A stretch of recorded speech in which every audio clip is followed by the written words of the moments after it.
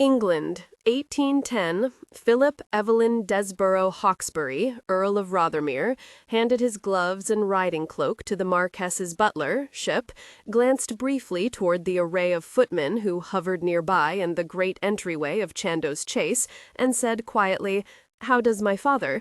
Ship, as tall as the young master, and blessed with a greater sense of his own worth, unbent slightly at the concern he saw in the Earl's eyes, and said, "His lordship is resting, my lord.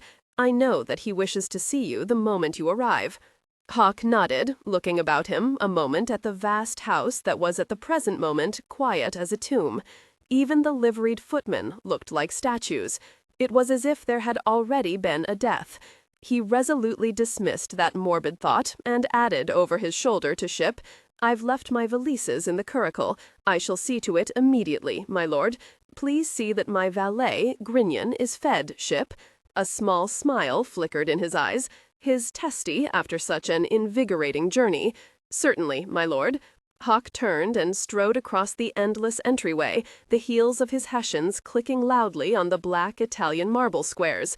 He took the wide oak staircase 2 steps at a time, remembering briefly how as a young boy he'd dashed up and down these stairs, falling once and breaking his right arm. His older brother, Neville, who'd been chasing him, had stood at the top and laughed. Hawk shook his head at the memory. There was no more Neville to laugh or do anything else. Neville was dead. "It is so quiet," he thought again, his eyes going briefly toward the dozen or so huge portraits of past Hawksburys that climbed the wall beside the staircase, all of them inhabitants of Chandos Chase, the seat of the Marquess of Chandos for more than 300 years. This was his first visit in more than 4 months, and his father was ill, possibly dying. He felt his heart rate quicken with fear. He turned at the top of the landing toward the east wing and quickly made his way down the immense carpeted corridor to the large double doors that opened onto his father's bedchamber. He raised a gloved hand to knock, shook his head at himself, and quietly let himself in. His father's bedchamber was vast, very warm, and in the early evening it was filled with long, dismal shadows. Gold brocade curtains were drawn over the windows, and for a moment Hawk felt his breathing quicken at the feeling of being closed in. His eyes went to the grandly ornate bed on its 3-foot dais. He could make out his father's form, but the dim candlelight shadowed his face. "My lord, you are here," said Trevor Conyon in a subdued voice, coming forward. Conyon was his father's longtime secretary, a man as rotund as his father was lean, a man blessed with a kind heart and an equally sharp mind.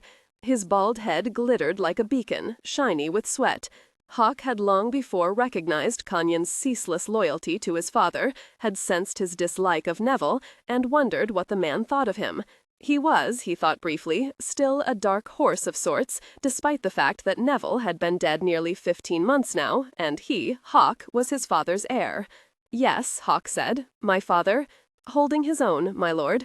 Hawk raised a black brow, and Conyon merely nodded toward the bed, saying nothing more. "Father," Hawk said, stepping onto the dais and leaning down to the quiet figure.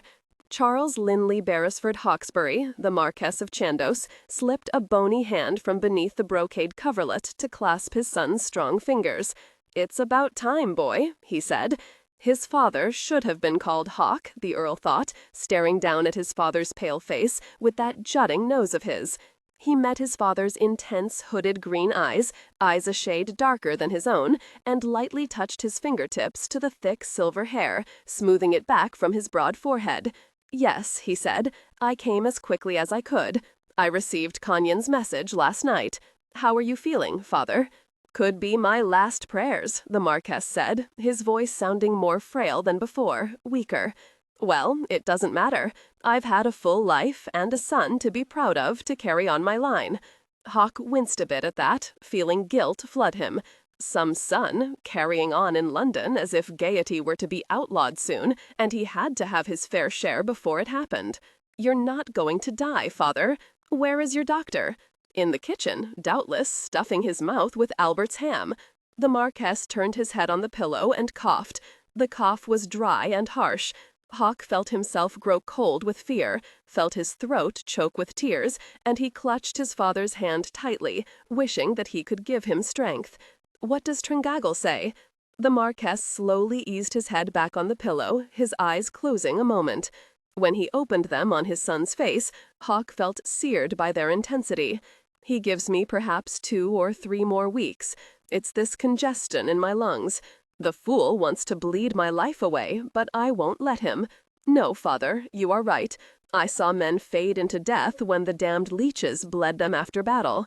The Marquess heard the deep pain in his son's voice, and said softly, "You saw too much, my boy. But you're strong, you survived. The horror of it will grow less, you will see. Now, I must speak to you, Hawk." "You're tired, father?" Hawk began. "No," the Marquess said firmly. "Listen to me. I will live to see your wife, see that you take that wife, as you promised to do." Hawk felt himself stiffen at those words. That damnable oath. Had forgotten, perhaps had wanted to forget about it. Hawk slowly seated himself on the edge of his father's bed. The time had come, and there was no way out of it, he knew. For nearly a year now he'd managed to escape the inevitable, throwing himself into the wildness and ceaseless gaiety of London, gambling, drinking, fighting, not whoring. He didn't do that for the simple reason that he didn't want the French pox. He's seen too many soldiers rot with that.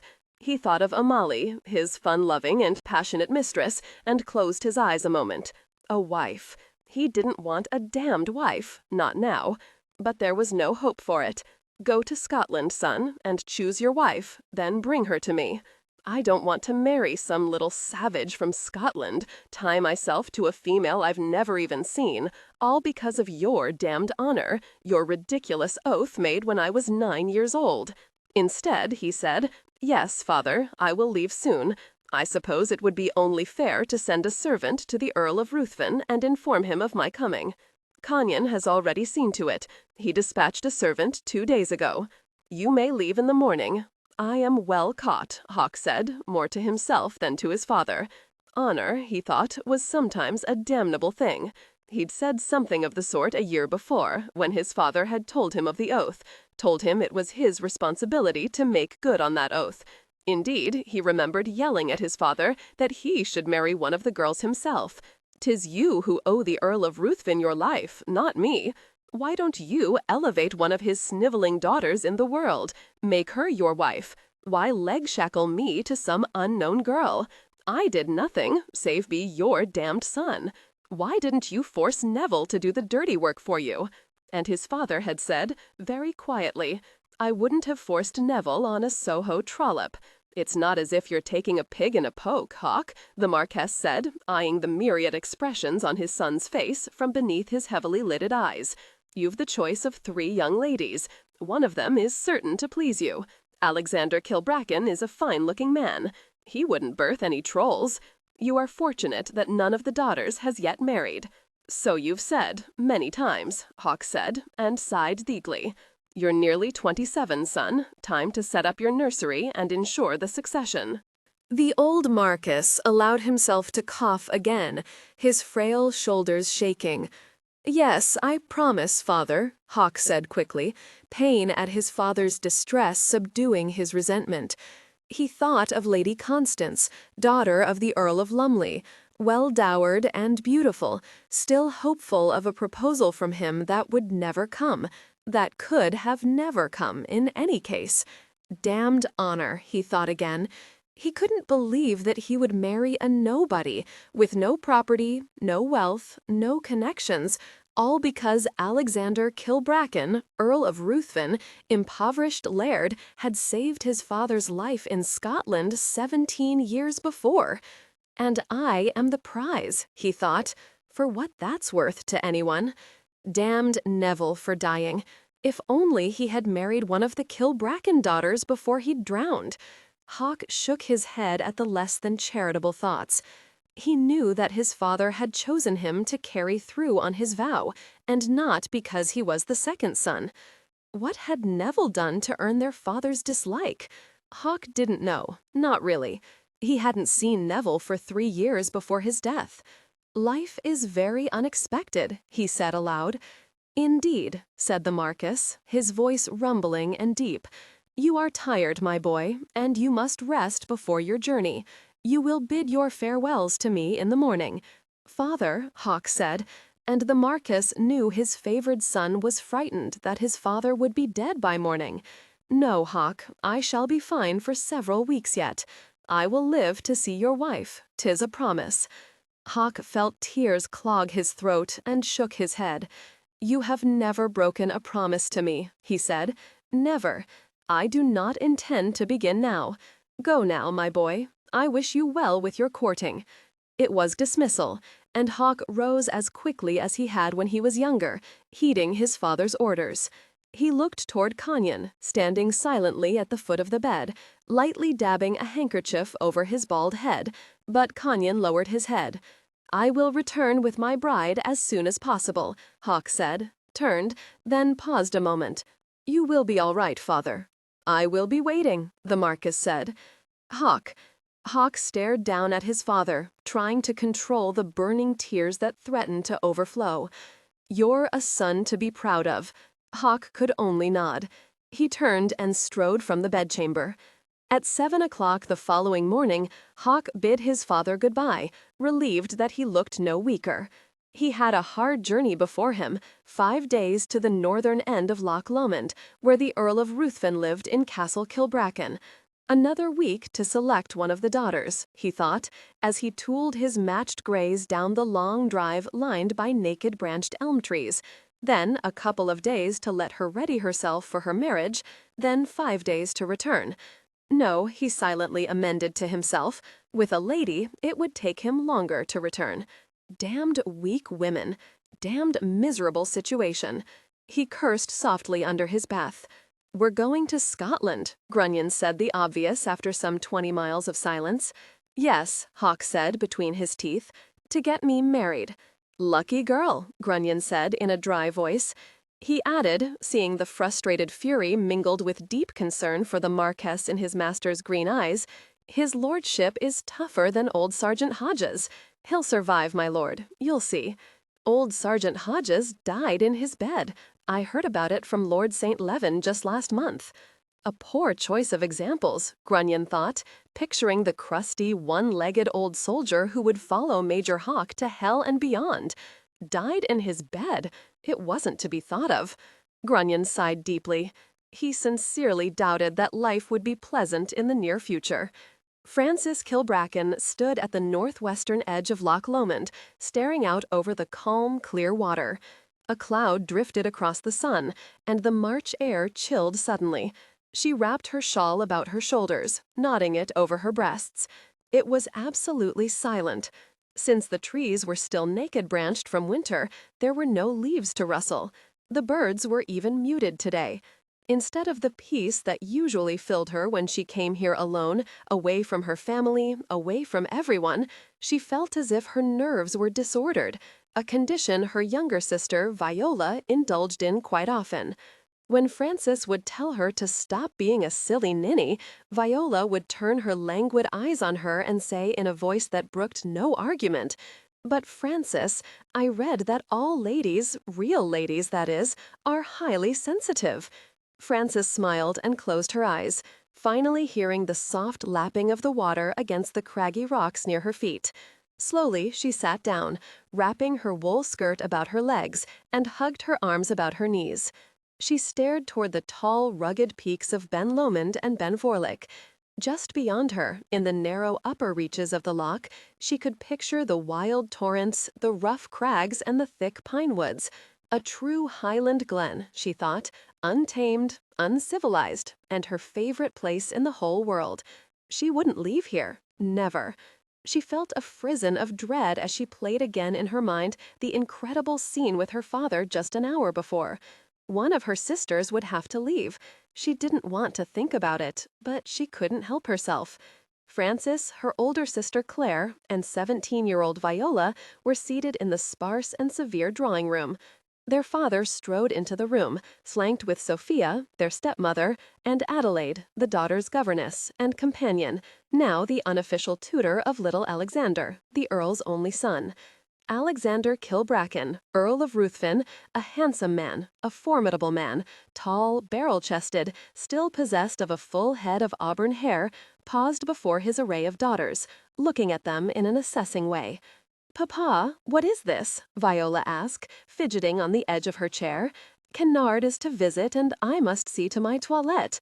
"I think," Frances said, studying her father's face, noting the barely suppressed excitement in his gray eyes the same color as hers, "that we are about to see enacted a family drama." A smile played about Ruthven's mouth at his daughter's tart voice and words. "Have you nothing to add, Claire?" he asked his eldest daughter, his voice bland. "No, Papa," Claire said in her calm, well-modulated voice. "I will lose the morning light, however." "You can dabble with your painting any time," Sophia said, her voice a bit sharp. Claire shrugged and fell silent. Frances was right, Claire thought, mildly interested. Something was going on. Ruthven walked with his light step to the fireplace and leaned his shoulders against the mantelpiece. "I have 3 very lovely daughters," he announced. "You, my dear Claire, are all of 21 now, ready to be a wife and a mother. Despite your occasional lapses into the artistic realm and your vagueness, you're a good soul." At this double-edged compliment, Claire started, staring at her father, but his attention was now fastened on Viola. "And you, child, are but 17, but a woman grown nonetheless. You are bright, vivacious, vain, probably too pretty for your own good, and spoiled. Papa!" "Aye, 'tis true, lass, and you know it. However, you too would make a passable wife, if your husband took the time to beat the foolishness out of you." "I'm ready," Frances said, grinning, and crossing her hands over her breast in a martyr's pose. "Bring out your finest artillery, Papa." "You, Frances Regina," Ruthven said, unperturbed, "are a handful. Willful, too independent, a mouth that won't be silenced, and a damned excellent animal healer. You would be sorely missed by our people were you selected." He didn't add that he would miss her the most. He didn't have to. She knew it. "Selected for what?" asked Viola. "Papa, please. Kennard will be here shortly, and I must—" "Marriage," Ruthven said, interrupting Viola. "One of you is shortly to be wed." There was a moment of stunned silence, then a volley of exclamations. "Whatever do you mean, father?" Claire said, her voice at attention. "Oh dear, what have I to wear?" Viola wailed, quickly reviewing her wardrobe. "This is an altogether ridiculous display," Frances said, cutting to the core. "The man who will make his selection is an English nobleman, the Earl of Rothermere to be exact. He will arrive shortly." There was another moment of shocked silence. Then Frances said, laughing, "What a plumber, Papa! What would a proud Sassenach have to do with us? Come, I wish to go riding. Finish your jest and be done with us." "Frances," Ruthven said with awful calm, "shut your mouth. Now, all of you will listen carefully. You all saw the servant that visited us, did you not?" "I liked his livery," Claire said, lapsing into her artistic musings. "The gold and red most impressive. I should like to paint him. His features were most interesting. The man was tired to death, not interesting." Ruthven clamped down on his impatience. Frances was right, he thought, mocking himself silently. He did enjoy a bit of drama now and again, and here was Claire taking all the fun out of his announcement. Paint a liveried servant, for God's sake! He cleared his throat, recalling all the wandering attention. "He won't be here long enough for you to paint him," Sophia said, inadvertently taking the wind out of her husband's sails once more. Ruthven cleared his throat again. "He is a servant of Lord Chandos, the Marquess of Chandos, to be more exact." "We now have 2 very exact gentlemen," Frances remarked. "Who is he, Papa?" Viola asked, cocking her head to one side. It was a pose she'd practiced before the mirror for many hours. She knew it made her thick hair tumble seductively over her right shoulder, showed off her slender neck. She would save her special pout for a more appropriate moment. "Is he a relation we didn't know of? How very odd." "No, not really, but he soon will be," said her father, not noticing her feminine efforts. Frances sat forward in her chair. "Tell us," she said, her voice suddenly tense, for she knew when her father was serious and when he was not. He meant what he said now, and she felt suddenly frightened. Ruthven responded to the seriousness of Frances' voice and said, "Listen well, all of you. It all began 17 years ago, just after your mamma died in childbed. I was in the Lowlands, visiting a friend near Lockerbie. More like you were raiding," Frances said, trying to break her awful uncertainty through jest. "Not that time," the Earl roared. He mopped his brow and continued more calmly. "I just left old Angus and was on my way home. It was late and a dark, moonless night, and had started to rain. I sought shelter. Instead, I found a villainous nest of bandits. They'd captured the Marquis of Chandos, planned to butcher him after they'd gotten some ransom money. In any case, I saved his skin. He was most grateful, as you can imagine. Couldn't believe that a Scot would save an Englishman, and all that. I told him I'd been educated at Oxford. The long and short of it was that he offered me anything. Money, most likely, was on his mind." Ruthven halted a moment, shooting a look toward Sophia. He cleared his throat again and ploughed forward. "I'd just lost your mother and was feeling like a miserable excuse for a man. Indeed, that was why I risked my hide for the fellow. I simply didn't care. In any case, I never intended at that time to remarry, and I had 3 daughters whose futures were uncertain at best. I told Chandos that I wanted a husband for one of my daughters. He agreed. And that, my dears, is that. That was a long time ago," Frances said sharply. "A very long time ago. I have difficulty believing that this Chandos would truly give up his son, particularly to a Scottish nobody. That is not the way marriages are made, particularly not in England, as Adelaide and Sophia have told us many times. Lord Chandos is a man of honour," Ruthven said, his voice a bit cold and formidable. He looked toward plump, serene Adelaide. "Why do you think she's been here for the past 16 years? For the first time, Adelaide spoke. "Why, sir," she said, her placid eyes twinkling just a bit, "you didn't want your daughters to speak with a brog as thick as the clouds at Ben Nevis." Frances had a brief bout of insight. Was that also why he had remarried an Englishwoman? Sophia was well-bred and educated, no matter that her father was an ironmonger in Newcastle. Was that the reason no soft brog was allowed out of the mouths of any of the Kilbracken children? It was a chilling thought. "True," said Ruthven. "Now, girls, have you any questions?" "Questions?" Frances jumped to her feet. "You've never said a word about any of this. Questions, indeed. This is ridiculous. Nary a man none of us has ever seen. What could you be thinking about? What if he is a toad, a wastrel? What if we all hate him? I can't imagine that he could possibly have any fondness for us." "Fondness has nothing to do with this," said Sophia sharply.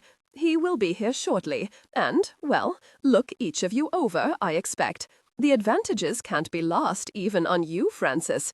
The Earl is wealthy, he is heir to his father's estates and title. The one he selects will be able to help the others. A season in London, new clothes, parties, eligible gentlemen, and all that." "It's barbaric!" Frances shouted. "Hush, Frances," Viola said, her green eyes narrowing in thought. "There are 3 of us. What makes you think the Earl would select you?" "Because Frances is beautiful, intelligent, loving, and only occasionally willful. She is more like me than any of you." Ruthven said nothing aloud, merely looked from one daughter to the next. "It's still conscienceless," Frances said. "Claire, you are appalled, aren't you?" "Claire," Sophia interrupted, "just like you, Frances, and you, Viola, will wed the Earl if he chooses her. I needn't tell you that we are living in impoverished splendour. Dear Alex will have little enough when he reaches his majority, not the way we are progressing, despite all your dear father's efforts. Indeed, it's true all over Scotland, as all of you well know." Sophia was silenced at a look from her husband. "We aren't all that impoverished," he was thinking. He would take care of his son, damn his mother's sharp tongue and her father's generous dowry. He said, "I have corresponded with Chandos over the years, as I told you. He has offered a settlement of £10,000. Yes, that's right, £10,000 upon the marriage. And there's another advantage. The sister the Earl selects will be able to help the other two. Sophia had already spoken volubly of this advantage, but he had seen the mulish set of Francis's mouth and said it all again. He is well placed, needless to say. A season in London would not be amiss, an opportunity for all of you to marry well. "What does the Earl look like, Papa?" Viola asked, cutting to the root of the matter. "A fine-looking young man, so Chandos has told me," Ruthven said. "He was the second son, but after his brother died over a year ago, he became the Marquess's heir. He was Lord Philip Hawksbury, but now is the Earl of Rothermere. He is about 27, and was a military man until the death of his older brother. Actually, Ruthven thought suddenly, Chandos had thought to marry his elder son to one of the girls until 4 or 5 years ago. Then he'd changed his mind, for whatever reason." Said Viola. "Have you a likeness of him, Papa?" "It's ridiculous," said Francis, "and I've heard all about likenesses. Adelaide told us about the supposed perfect portrait of Anne of Cleves, sent to Henry VIII. She turned out to be a squat myopic. I wonder if he's interesting enough to paint," said Claire in a wistful voice. "Do you know, Papa, what kind of lady he fancies?" Viola asked, trying another practised ploy of running her fingers through a lazy curl of dark red hair on her shoulder. Ruthven was quiet a moment, marvelling at the different tracks his daughters' minds took. He remembered the words from Chandos' last letter. "Yes, a bit," he said. "He evidently fancies ladies who are charming, witty, very gay, in fact, and, of course, beautiful." Viola laughed her gayest laugh. "Ah, how marvelous! All of you are pretty enough to attract his attention," Sophia added, "so we needn't concern ourselves about that. I'm sure it will be a simple matter of personal taste, and none of you girls, I repeat, none of you will be jealous of the one he picks." The questions had flowed on and on until Frances was ready to scream. She'd escaped Castle Kilbracken as quickly as possible, tugged on old walking boots, and made her way to the loch. She was not, she thought now, shivering again, so conceited as to believe that it would be she the Earl would pick to marry. Viola, although very young, was quite pretty, and as charming and gay as any man could wish. As for Claire, at 21, she still had the fresh innocence of youth and the softness of a compliant wife, despite her bouts of artistic endeavor.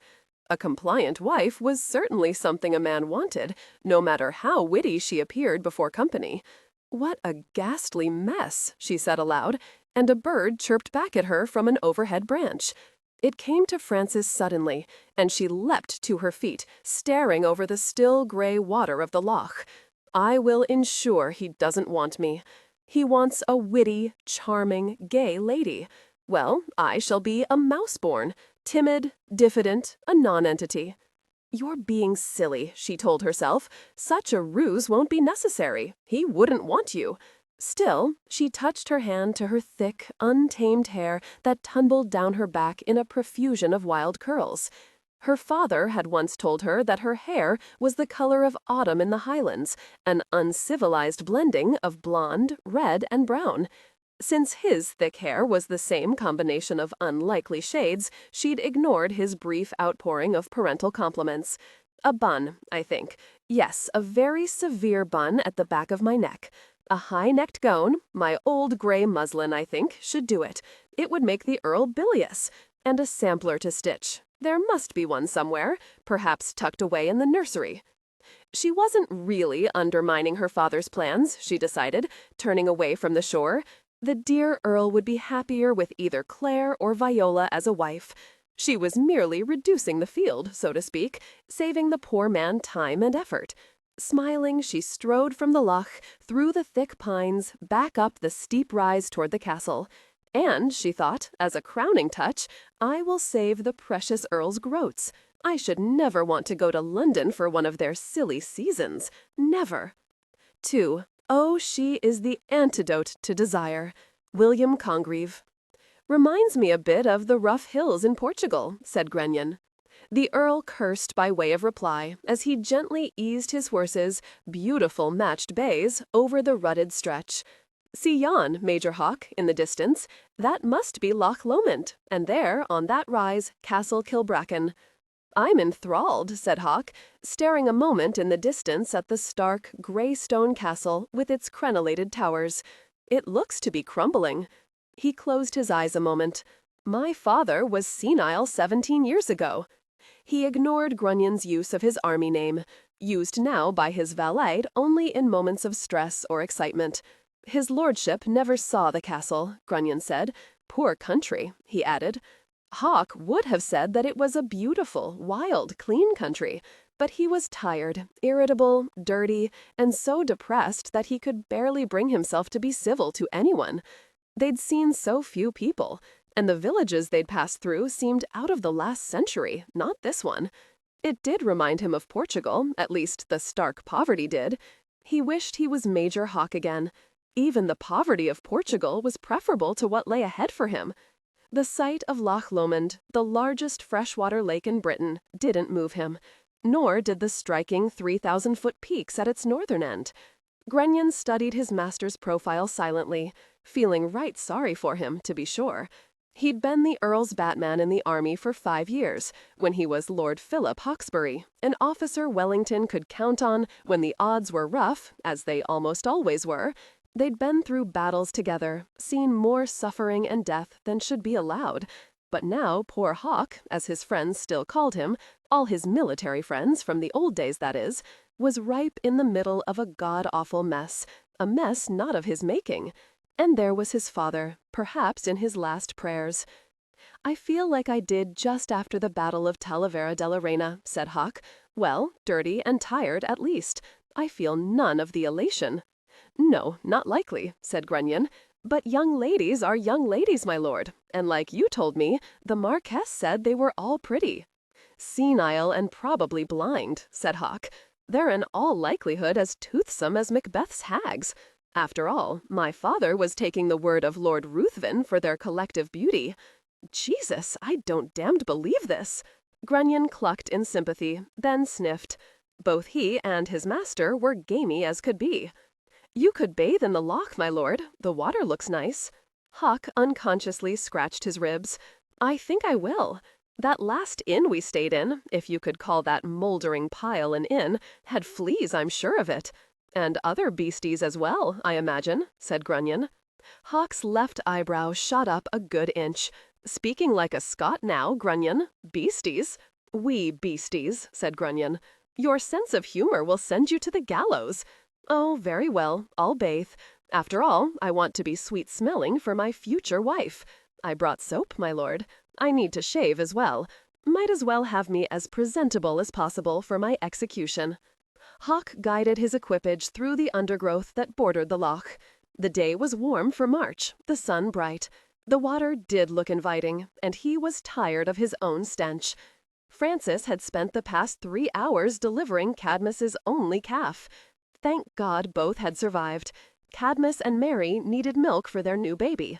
She was sweaty, the sleeve of her old gown rolled to nearly her shoulder, and there was still dried blood on her arm. She knelt beside the loch and bathed her arm. Sophia would have a fit were she to see her stepdaughter looking like a dirty peasant. Then, too, Francis thought, as she rolled down her sleeve, she was putting off her return to the castle. She sat back on her heels a moment, thinking about the changes in her sisters over the past 4 days. All through dinner the previous evening, Viola had carried on about her new gown, green velvet to match her eyes, hastily sewn over the past 2 days, and her eyes had sparkled with anticipation of the Earl's male reaction. Even Claire was looking a bit smug, patting her lovely blonde hair and speaking of the cucumber lotion she was using for her already perfect complexion. Thank God Claire no longer appeared to feel that Francis had betrayed her. It hadn't been Francis' fault that Ian Douglas had asked her to marry him, and not Claire. Well, she'd sent him to the right about quickly enough, and now his younger brother is sniffing after Viola. Of course, since their father's announcement, Viola had ceased talking about Kennard. Dinner had continued. Viola chattered and preened. Claire altered her vague look to one of wistful complacency. As for Frances, she'd kept her mouth shut, tightly shut, and stared back and forth between her sisters. Finally, she set down her fork. The haggis suddenly seemed the most unappetizing concoction in the world. "You really want to marry this man, this stranger? You want to leave Castle Kilbracken in Scotland?" she'd asked finally. Viola tossed her head, but she grinned impishly at her sister. "Yes," she said, "I shall marry him, Frances, and yes, I shall leave Scotland." "I shouldn't make all your plans now," said Sophia.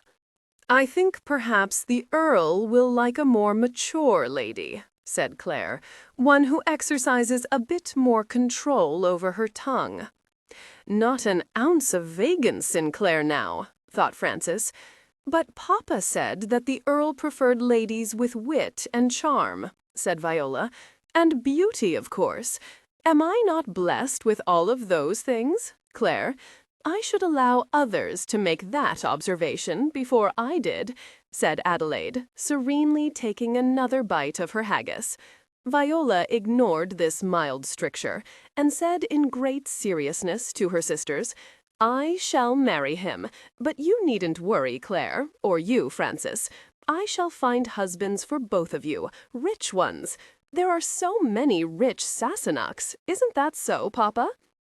"A good deal more than are in Scotland," said Ruthven, his eyes going toward Frances. She looked upset, and he was sorry for it. As for himself, he was torn.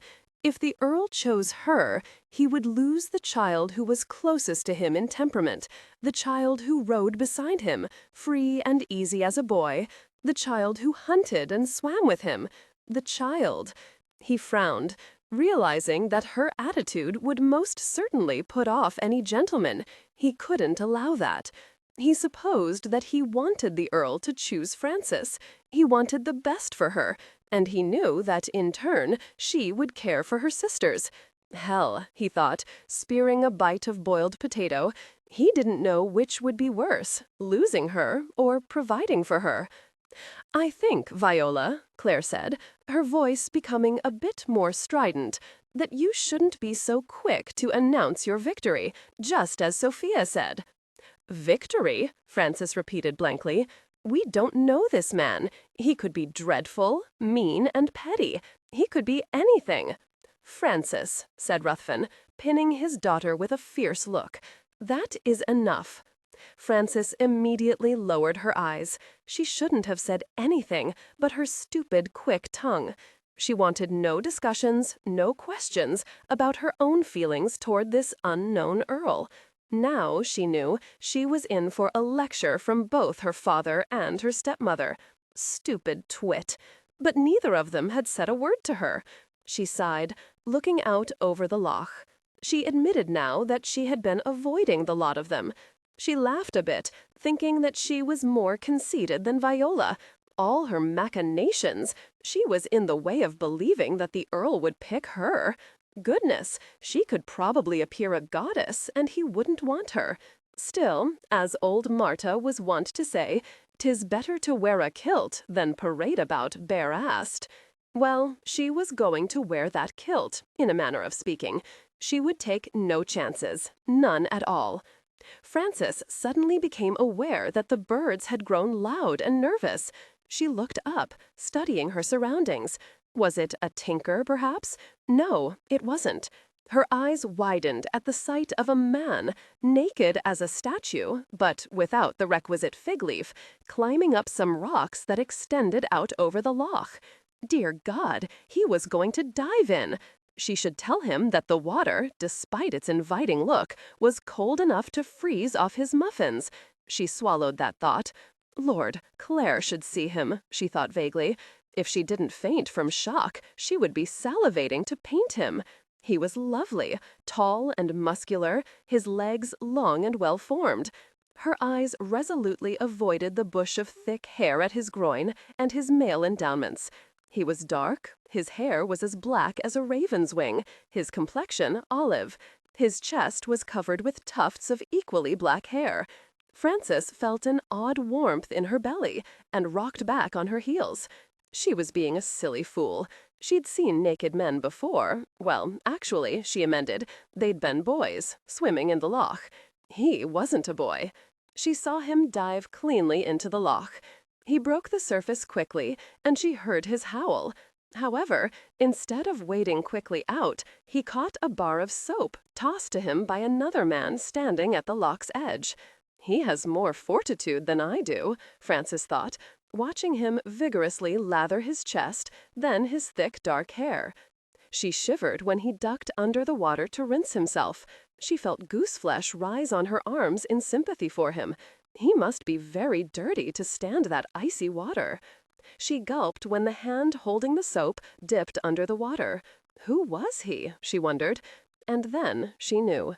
He turned his back at that moment and waded toward shore. She looked at the long, clean back, the sculpted buttocks. She heard him say something and saw a short, plump man standing on the shore, holding a towel. She heard him laugh, a rich, deep sound, filled with amusement at himself. The Earl of Rothermere had finally come. Her only thought as she sped back to the castle was that he wasn't a troll. Hawk and Grunion arrived at Castle Kilbracken an hour later. For the first time since he'd come out of that god-awful loch, Hawk felt warm. That kind of shock could kill a man, he thought, and again laughed at himself. Hawk pulled his tired horses to a halt in front of the grey stone castle and looked about for the stable. He saw a long, narrow building off to the side, whose slate roof looked dark red in the bright sunlight. A dozen or so chickens were squawking wildly at his intrusion. The 2 cows regarded him with mild interest at best, and the assortment of pigs snorted indignantly at the whipped-up dirt from his carriage wheels. As he climbed down from the carriage, he saw 2 women dressed in coarse woolen gowns eyeing him silently. Then one said something to the other behind her hand, and the other giggled. "See to the carriage, Grunion," Hawk said. "There doesn't appear to be a stable hand about, that I can see." Hell, he thought, there didn't appear to be anything civilized about.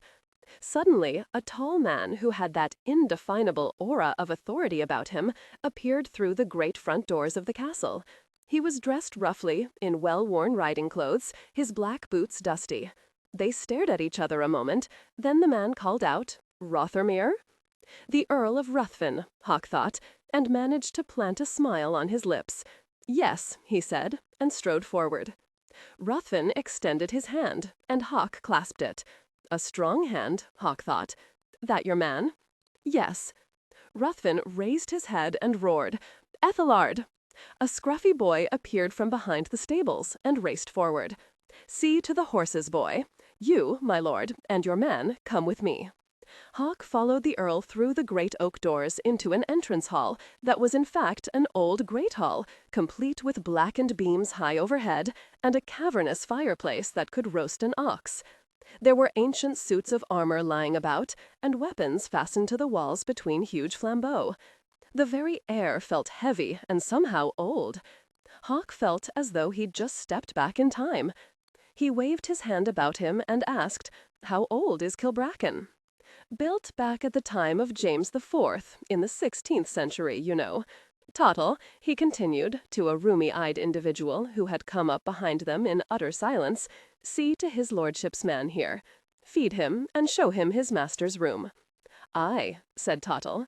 "Been drinking again, curse him," Ruthven said under his breath. "Come, my lord, the ladies are all in the drawing-room. Used to be the armory long ago, you know, but things change. English wives and all that." Hawk followed the Earl silently across the huge expanse of hall toward another set of double doors. He flung them open and said grandly, "The Earl of Rothermere." Hawk was aware of 3 sets of feminine eyes all trained on his person. One of the women rose and came forward, a smile on her face. "Hello, my lord. I am Lady Ruthven. Welcome to Castle Kilbracken and to Scotland." An English wife, Hawk thought, and hoped devoutly that all the daughters spoke with such clipped, clear English speech. He kissed her offered hand and murmured something polite.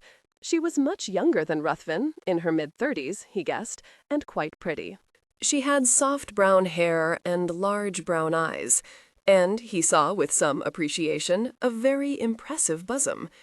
He was introduced to Claire and thought, "She's lovely." As for Claire, she felt a moment of alarm. He was a large man. His jaw, her artist's eyes noted, was stubborn, not an easy man, but handsome. "My lord," Claire said, giving him her slender hand, whiter now from all the cucumber lotion. Hawk, dutifully, kissed the hand. Hawk received a giggle when introduced to Viola, a little minx whose coloring was as lively as the gleam in her green eyes. "My lord," she said in a lilting voice, "I have awaited your coming with great interest. I wish to hear all about the ton." There, Viola thought, seeing that he was a bit taken aback, I have shown him that I am not a provincial nobody. He will realize that I will fit perfectly into his life. "I will tell you all that I can," said Hawk, grinning unwillingly at this charming confection of budding womanhood. "And here is Frances," said Sophia, turning to greet her middle stepdaughter, who had just slipped into the room. Her eyes widened, and she felt herself choke. She heard a snort from her husband, and felt for a moment an insane urge to laugh.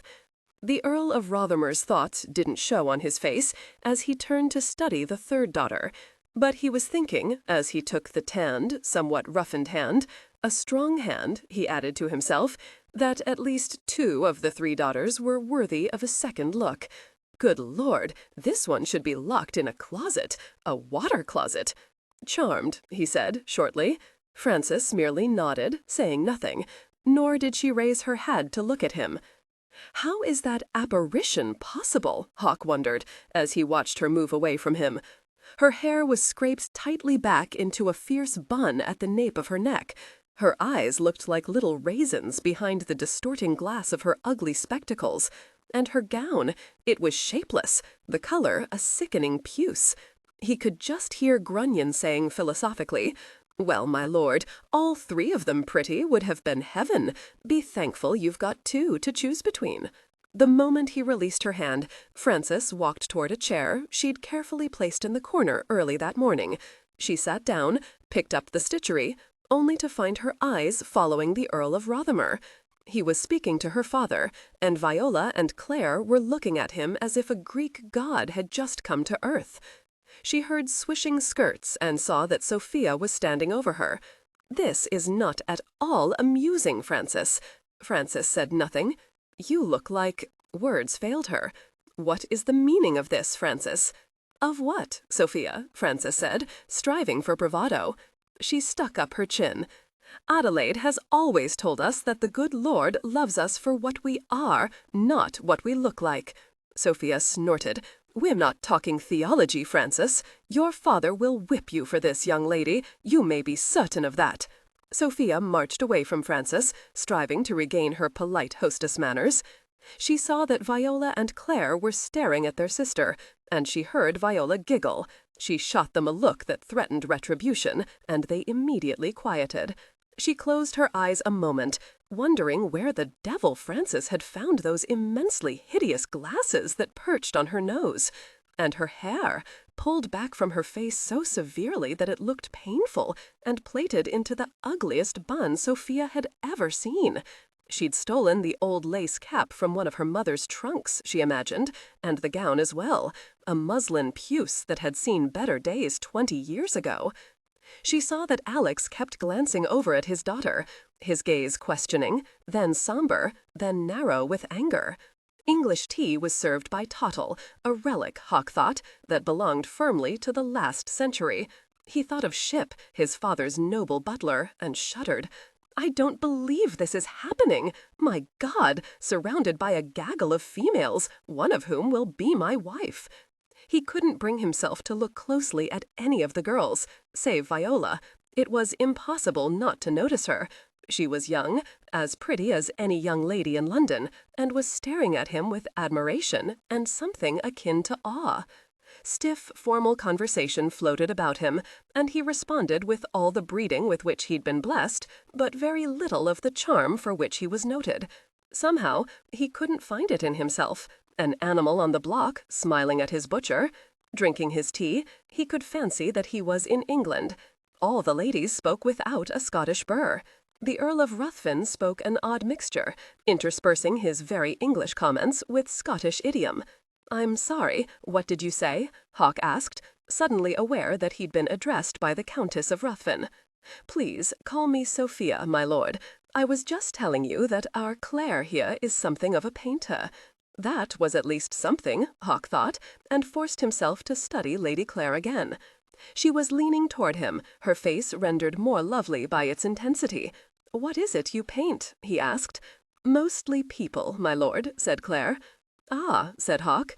Frances looked at him, but he was blurred by the wretched spectacles. She allowed them to slide down to the tip of her nose, and squinted. At that moment, his eyes slid toward her, and she saw him wince. "Good, you damned bounder," she thought, and squinted all the harder. She smiled to herself.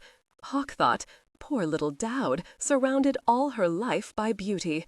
He had to admit to herself that Claire and Viola weren't at all difficult to look at. He felt sorry for Frances. "Tell us about his lordship," said Alexander. "He does well?" "No, sir," said Hawk, a glimmer of pain in his eyes. "He is quite ill at the moment." "Damn," said Ruthven, running his fingers through his thick head of hair. His eyes settled on Hawk's face for a long moment, and he nodded silently, realizing why the young man was here. The Marquess of Chandos wanted his debt of honor paid before he died. He frowned. Something was odd here, very odd. He rose and said to Sophia, "I shall show his lordship to his room now," and I promised Alex that he could meet him. Hawk rose with alacrity, and after murmuring his thanks to his hostess, and nodding to each of the daughters, followed the Earl of Ruthven from the drawing-room. Ruthven said without preamble as they climbed the stairs, "You're here to wed quickly?" "Yes," said Hawk. "My father wishes to see my bride before he dies. The wedding must take place as soon as possible." "Ah," said Ruthven, "it's sorry I am, my lord. I've a great fondness for your father." He frowned a moment, then said, "His illness came upon him quickly." "Very quickly. A congestion in his lungs." Ruthven said nothing more for a moment. The Chandos servant who had been here but 5 days before had said nothing about any illness, and the Marquess had merely written in his letter that his son would be in Scotland very soon. Yes, all of this was most odd. "You are fortunate that none of my daughters has wed, my lord." "Yes," said Hawk. "There was a nice boy, Ian Douglas, who wanted Frances, but she would have none of him." Hawk threw Ruthven an incredulous look. At his host's bland smile, he decided he'd said the wrong daughter's name. "So," Ruthven continued, "since your father is ill, you are in something of a hurry?" "I fear so," said Hawk. He drew a deep breath.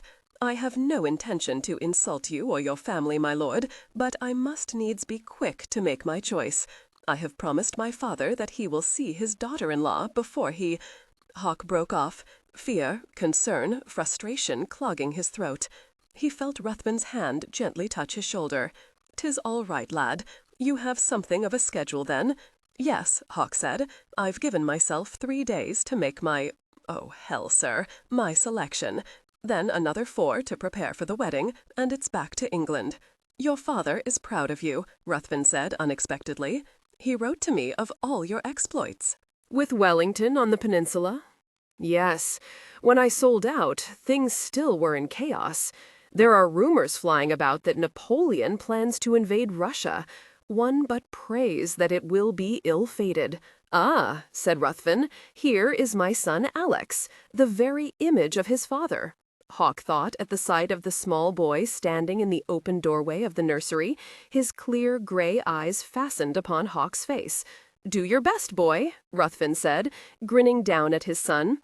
"How do you do?" said Alex, very formally, extending a small, somewhat grubby hand. "I survive, Alex," said Hawk, and gravely shook the boy's hand. Ruthven said, "I see that Adelaide hasn't cleaned you up, lad. Doubtless 'tis all the excitement with the girls." "Viola's gown nearly made Adelaide blind," said Alex with some disgust. "You should have heard Viola simpering and carrying on in front of her mirror. Such a ninny." "That will be enough, I think," said Ruthven. "Now, lad, off you go. Adelaide is most certainly ready for your lessons. You can get to know his lordship better after a while." "Aye," said Alex. Hawk watched the boy dash down the long, rather barren corridor. "You are lucky, sir," he said. "A fine boy." "Yes, he is," said Ruthven. "Now, Rothermere, here is your chamber. Marta cleaned it up quite nicely. Call me Hawk." Ruthven raised an eyebrow. "A name that has followed me from the army. Rothermere was my brother's name for so long, I can't accustom myself to it yet. Ah, yes, Neville. A pity." Ruthven strode into the chamber, standing aside for Hawk. It was a wonderful room, Hawk thought, staring about him at the dark wood-paneled walls, the blackened fireplace, and the majestic bed that sat in isolated splendor in the middle of the room. There was but an old armoire against one wall, and a winged chair in front of the fireplace. There was one red wool carpet on the floor, small and faded. "This is France's room," Ruthven said blandly, watching the Earl's reaction at this announcement. Hawk turned to look at his host in some amazement, a look that was not lost on Ruthven. There was no evidence at all that a young lady spent her time here. Of course, Hawk thought, Frances was such a pitiful, homely little thing, she probably didn't want any mirrors or dressing tables about to remind her of her looks. "I'll leave you and see that your man is sent up," said Ruthven. "Dinner is early here, 6 o'clock." He nodded and left the room. "I am going to kill Frances," Ruthven decided, striding back downstairs. "I am going to wring her neck, shake her until her teeth rattle, then I'm going to thrash her until she can't sit." Suddenly he laughed deeply. One never knew what to expect from Frances. At least she was never boring. Curse her. 3. Was ever woman in this humor won? Shakespeare. Frances was easing out of the kitchen door, freedom in sight, when she heard her father's roar. "Frances!" Her hand tightened on the doorframe, and one foot snaked past the step. "Frances, if you take one more step, I'll murder you." Angus, the Ruthven woodsman, and Donald, a half-witted boy whose job it was to muck out the stables and run errands for the cook, Doris, stared between master and daughter, saying nothing. No one said anything when the Earl flew into one of his occasional rages. Frances believed all their people were proud of her father's outbursts, and retold around peat fires in the winter how they had seen the Earl do this or say that. "Now," she thought, "I will be the subject of a story." Angus spit in the corner and shrugged, but Frances wasn't fooled. He was all attention. "Yes, Papa," Frances said at last, turning to face her father. "Did you wish something?" "Did you wish something?" Ruthven mimicked her, and strode forward. "Come with me, my girl." "Really, Papa, I—" "Shut your trap, Frances." He grasped her arm and pulled her through the door. She took double steps to keep up with him. At least, she thought, there would be no scene this time in front of Angus, who was the most garrulous servant at Kilbracken. They walked past the stables, past Randall and Penelope, their 2 goats, toward the hill behind Kilbracken that was just beginning to burst with bright purple heather. Ruthven released his daughter's arm and looked down at her in disgust. "What the hell do you think you're doing, you stupid girl?" He looked at her eyes through the disgusting spectacles and shuddered. Only the truth, Frances thought. She thrust her chin up and said, "I do not wish to marry this Sassenach, Papa. I will not marry him. I am merely ensuring that he won't give me another one of his arrogant looks." Arrogant? Rothermere? Why, the boy's fine, just fine. If he's a bit stiff, I can't say that I blame him. Like you, Frances, it was not his choice to come up here and take himself a wife. He's behaving quite properly. What's more, you stupid twit, the boy's father is gravely ill. How would you, feet warm and friendly and bursting with good spirits? Oh dear, Frances thought. She'd not known about Rothermere's father. Well, she was sorry, to be sure, but it had nothing to do with her. She raised her chin, and the spectacles slid down her nose. "Papa, I don't want to marry. I don't want to leave you or Kilbracken. I belong here. Please, Papa." That brought him up short, but just for a moment. Just what makes you believe that he'd give you a second look in any case? Talk about conceit, my girl. You're no better than Viola. "I know," said Frances. She sat down in the midst of a clump of heather. "But I simply don't want to take the chance." Ruthven was silent for a moment. Frances, uncomfortable with his silence, much preferring his rages, waved her hand about her. "Would you want to leave this, Papa?" "What I want," he said at last, "is what's best for you, Frances. "That man," she said in budding anger, "is certainly not it. Oh, he's well enough looking, I grant you that, but he's English, Papa. English? He probably thinks we're all savages, you know he does. With our proper British speech. Not likely, my girl. Frances, you're getting me off track.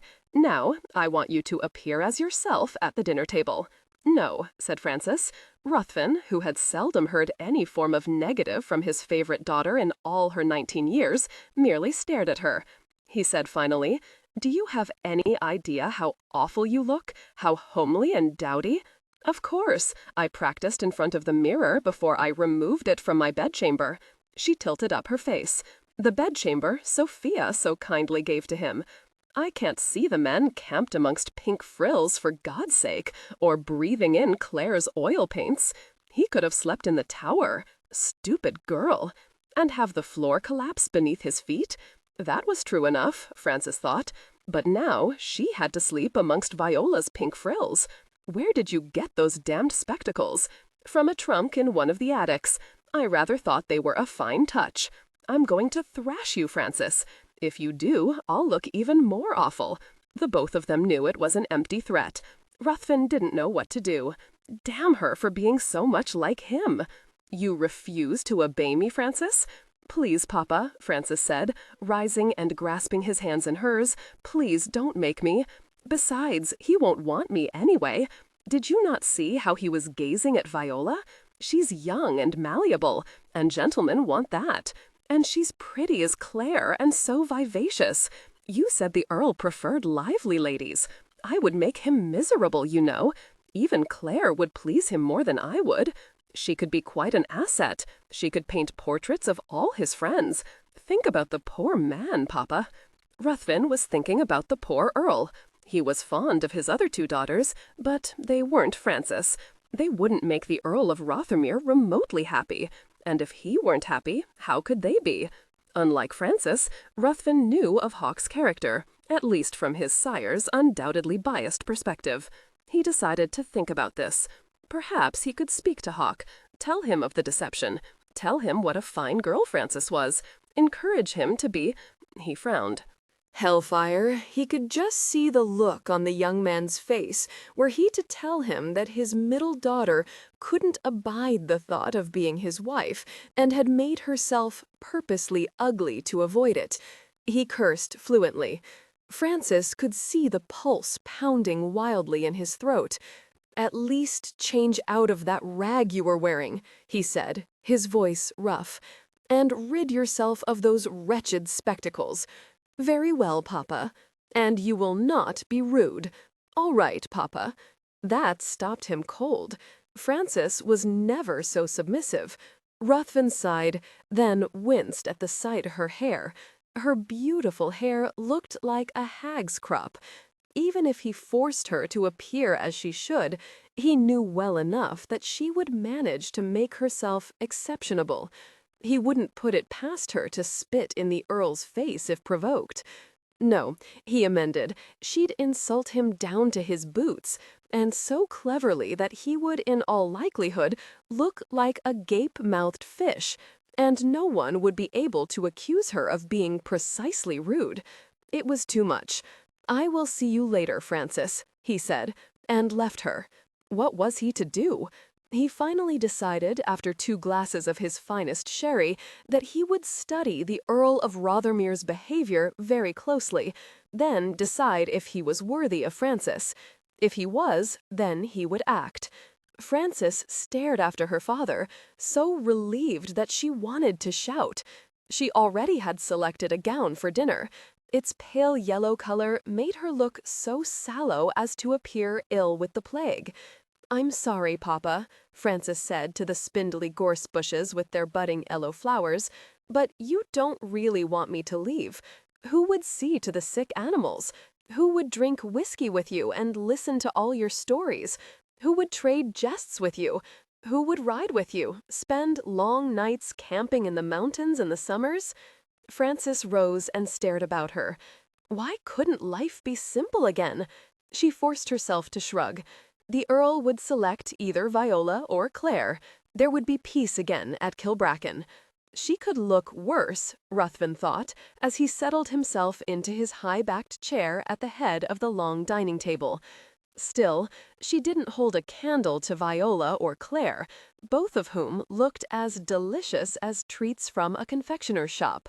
The Earl of Rothermere, even to Frances's jaundiced eye, was immensely handsome in his black evening clothes. She heard Viola suck in her breath at the sight of him, and Claire sat forward, thinking, in all likelihood, that it was in evening clothes that she wanted to paint him. If I could paint, I'd paint him naked, striding out of the lock. Stop it, you silly fool. No matter. He will leave soon and take either Claire or Viola with him. I'll remain here, safe and sound. Hawk was polite. He seated himself on Ruthven's right and regarded his dinner, silently served by Tottle. The butler's black sleeve, close to Hawk as he leaned over him, looked shiny and smelled musty. Did he normally wear a kilt? Was a man normally bare-assed under a kilt? Hawk wondered. Weren't kilts still outlawed? "'Tis parton brie, or crab soup," Sophia said brightly, as Tottle served a goodly amount into the Earl's bowl. "It looks delicious," said Hawk, dubiously eyeing the anchovies that floated darkly in the light stock. "It is not so tasty as your English dishes," Viola said. "Perhaps you can tell us some of the foods you enjoy." "Oh, shut up, Viola. From what Papa says of English cooking, it is unimaginative and boring." Frances toyed with her soup, not looking up, her lips a thin, flat line. "I doubt it," said Hawk somewhat obliquely. He turned to Ruthven. "I find your coat of arms most fascinating." He smiled upward at the colorful Ruthven shield and read slowly, "Vivit ast funera virtus." "Aye," said Ruthven. "A good motto. Virtue outlives the grave. Nonsense, of course, but our ancestors had noble causes and ideals. The fork-tongued lions guarding the crown, they look noble and strong enough, but there is our history to disprove it." A sticky subject, thought Hawk, and merely nodded. "What is your family's motto, my lord?" asked Claire. "With a strong hand. Manu forti." "Just like the English," said Frances under her breath. "More accurate would be, with a strong fist." "What did you say, Frances?" asked Ruthven, tickled that his daughter had finally opened her mouth. Frances didn't move a muscle, but continued to study her soup. "Nothing, Papa," she said in an emotionless voice. Hawk spared a glance at the girl. At least her nose was naked of the spectacles, but her hair looked a bird's nest beneath the ghastly cap. He wondered if she could even see her soup. He noticed that Adelaide was looking at Frances, her expression bemused and, he thought, wondering, a bit somewhat amused as well. He brought his attention back to his dinner, as he was served kippers with rice balls and something, thankfully, that he recognized, salmon. He knew that he should be studying the girls. He had set a time limit on his deliberations, and he had to get on with it. Beginning in the morning, he would meet with each daughter individually. Oh, hell, he thought, he might as well get started now. He asked Viola a question, something about her interests, and she regaled him with her domestic talents. Talk about outlandish stories for a winter's night, Frances thought. Hawk, all polite attention, then turned to Claire, and she too seemed all too ready to say anything that would please him. "I should like to see your painting," he said, and she agreed readily. I can't completely ignore her, Hawk thought, turned his eyes to Frances, and said politely, "What do you enjoy doing, Lady Frances?" Frances quivered a bit with anger. The arrogant, conceited pig was pitting sister against sister. "Nothing," she said, not looking at him. "That won't do, ninny," she heard her father say quickly. "Frances plays and sings beautifully." "Almost as well as a performing dog," she muttered, earning a glare from Sophia, who had heard her. "I should like to hear you perform, perhaps after dinner," Hawk said, wondering how he would hide his bored yawns. Lord, this was worse than a London season, with all its terrified little debutantes trying to make good impressions on the eligible gentleman. "An excellent idea," said Sophia, sending Frances a dagger's glance. The dinner drew to a close with a trifle. Poor Doris, in an excess of exuberance, had used too much sherry, and the cake was soggy. Hawk thought he would be ill. Ruthven saved him. Tuttle, remove the stuff if you please. If it is all right, Hawk, we will continue on to the drawing-room with the ladies. Hawk? However did he come by that nickname? Frances wondered. Claire brought out several of her paintings. They were quite good, and Hawk found he could praise her without deception. There was a charming rendition of Viola that must have been done recently. The girl was laughing, her lap filled with colorful flowers. There was no portrait of Frances, he realized, but added to himself that likely the oils would curdle if used for painting her. Viola amused him with a practiced series of local jests. Hawk laughed. The chit had wit and was droll. "Play for us now, Frances," Ruthven said, his voice so stern that Hawk stared at him. He watched Frances walk to the pianoforte, her head lowered, and seat herself on the stool. She hunched her shoulders forward, and he could see her shoulder blades. A most unappetizing female, he thought, then scolded himself. He had to be fair. In the next moment he had stiffened. Her voice was as wooden as the piano stool, and when it reached for several high notes, he fancied that any glasses present would shatter. She missed many notes. Ruthven glared at his daughter. He would thrash her, he thought. He met his wife's baleful eye and nodded toward her. When Frances finished, Hawk dutifully applauded. There was no applause from either Ruthven or Sophia. He heard Viola giggle. Claire was looking at her sister in the oddest way. No one requested an encore. The Hawk rose and said in an expressionless voice, "Thank you, Lady Frances, ma'am." He continued to Sophia, "I thank you for a charming evening and an excellent dinner. I fear I am rather fatigued from my long journey. I bid all of you good night." Escape. He mopped his brow as he strode up the stairs and down the draughty corridor toward his bedchamber. Grunion was waiting for him, his round face alight with curiosity. "An enjoyable evening, my lord?" "God-awful," said Hawk, and walked to the narrow windows. He pulled back the brocade drapery and stared out. What bit of moon there was didn't lighten the black landscape. He closed his eyes a moment. "I feel like a piece of meat on display at the butcher shop. Worse than that, I am to charm my butcher. I should say that the young ladies must feel the same way." "Bosh," said Hawk, turning around. "Oh, hell, ignore me, Grunion." He raked his fingers through his thick hair. "Two of them, I noted, are really quite lovely, and they speak English. Oh, yes, indeed they do. They would likely fit quite well into London society." Hawk paused the moment the words were out of his mouth. He stared thoughtfully at Grunion, but said no more. Frances pretended sleep, but it didn't work. Viola lit the candles on her dressing table, then carried the branch to the bed and set it on the small night table. "Come on, Frances. I know you're awake. Ah, here's Claire." Frances gave up and pulled herself to a sitting position as Claire quietly closed the bedchamber door behind her. "Papa is furious with you, Frances," said Claire, "and so is stepmamma. As for Adelaide, she just sits there and smiles." Both Viola and Claire arranged themselves on the bed, something they'd done as children, with cups of hot chocolate and Doris brownies. Now everything was different. Frances sighed. "Why did you do it, Frances?" Viola asked. Frances didn't immediately respond, and Viola said thoughtfully, "I don't understand you. The Earl is very handsome. Even with those wretched spectacles, you could see that." Frances drew her thick braid over her shoulder and began pulling it loose out of habit. "Yes," she said finally, "he is, but that has nothing to do with anything, Viola." Claire sat forward, drawing her dressing gown closer about her. "I know you were appalled when Papa told us about the debt of honor and all that, but I thought you would be reasonable about it."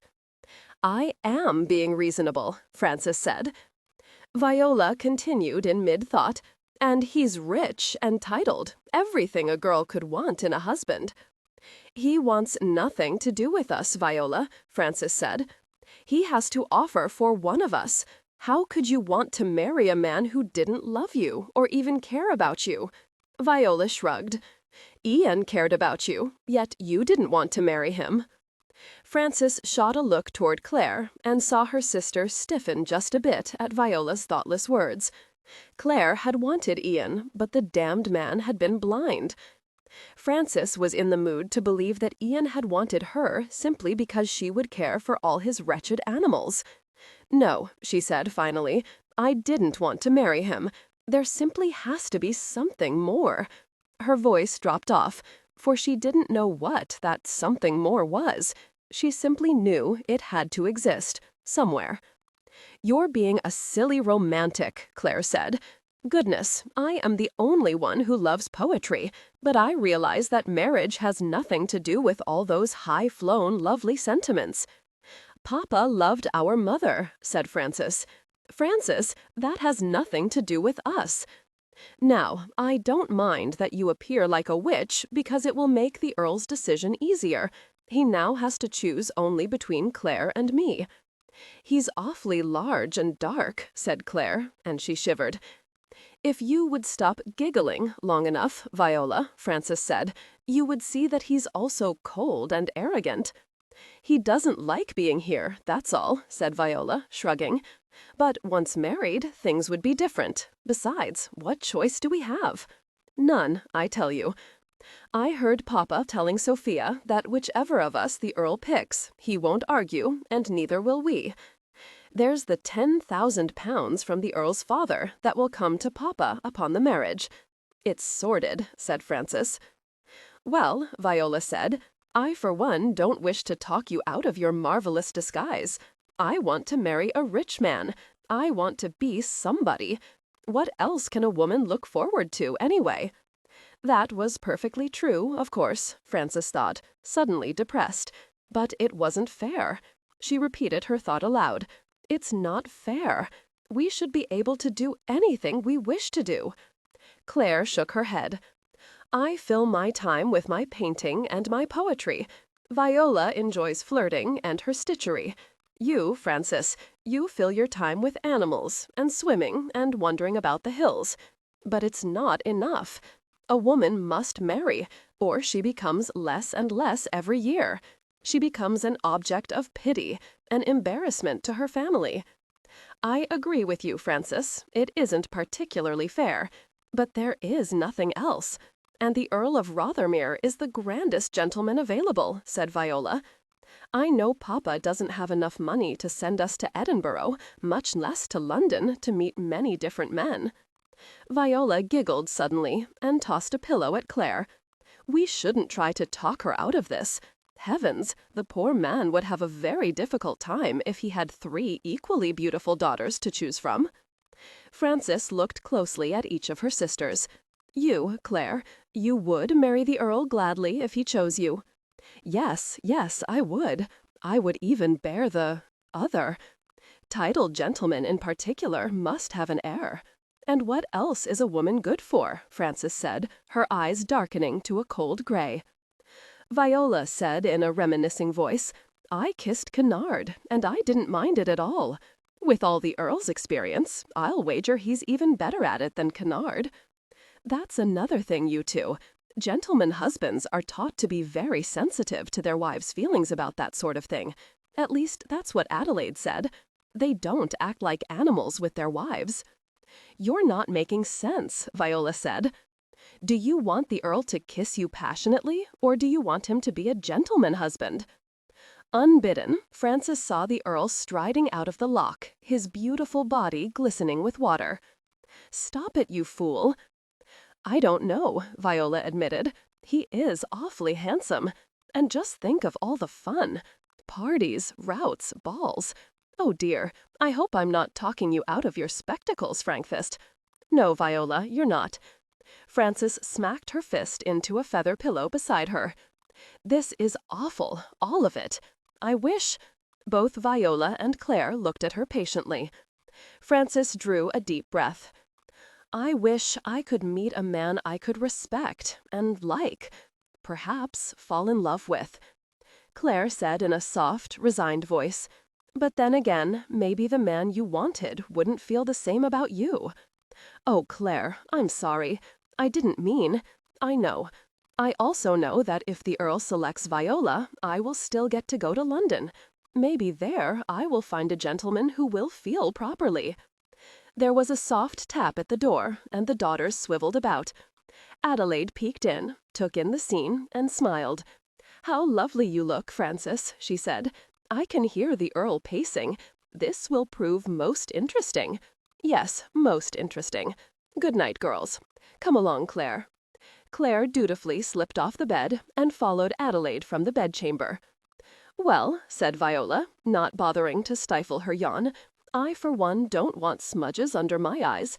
Let's go to sleep, Frances, and I'll thank you not to flail about during the night." And like the woman-child she was, Viola was breathing evenly within 5 minutes of dousing the candles.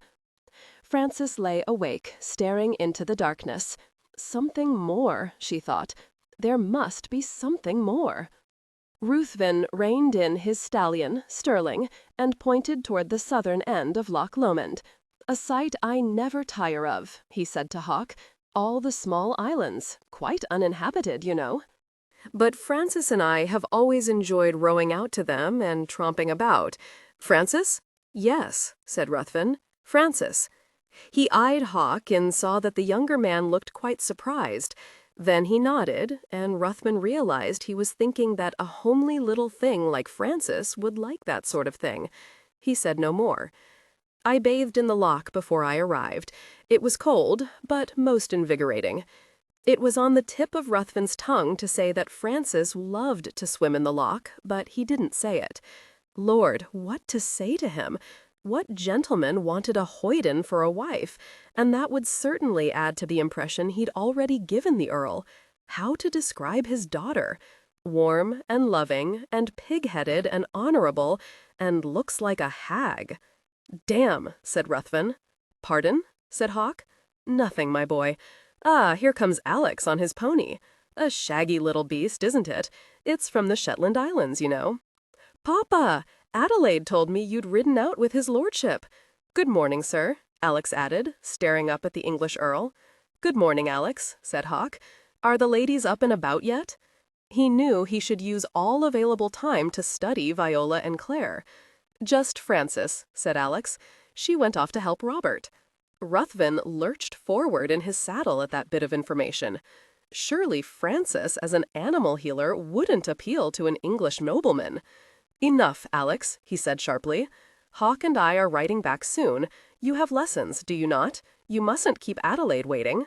Alex Carp then complained, but nonetheless, from the set expression on his father's face, knew it was no use. He clicked Dancer about and returned to the castle. Frances wasn't at the breakfast table, Ruthven saw immediately, and determined to take a strip off her hide. Damned little fool! He'd give her an ultimatum, he'd. "Alexander?" "What, my dear?"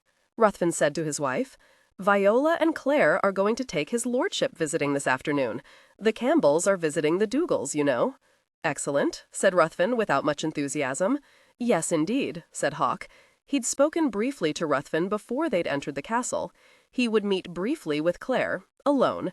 It was only fair that he meet with the eldest daughter first. Some 30 minutes later, Hawk was pacing the drawing-room waiting for Claire to appear. A damned interview, he thought. It was humiliating for him and for the ladies. But a wife was an immense responsibility, a lifelong responsibility. That brought another shudder. Something deep within him rebelled, but just as quickly he saw his father's pale face, heard that deep, hacking cough. He heard a swish of skirts and turned, planting a smile on his lips. "Lady Claire," he said, bowing slightly. "My lord," said Claire. He took her proffered hand in his large one. She is lovely, he thought. He was partial to blonde hair and fair-complexioned women, and she was endowed with both. He cleared his throat. "I realize that this situation is a bit difficult for the both of us. I understand, my lord.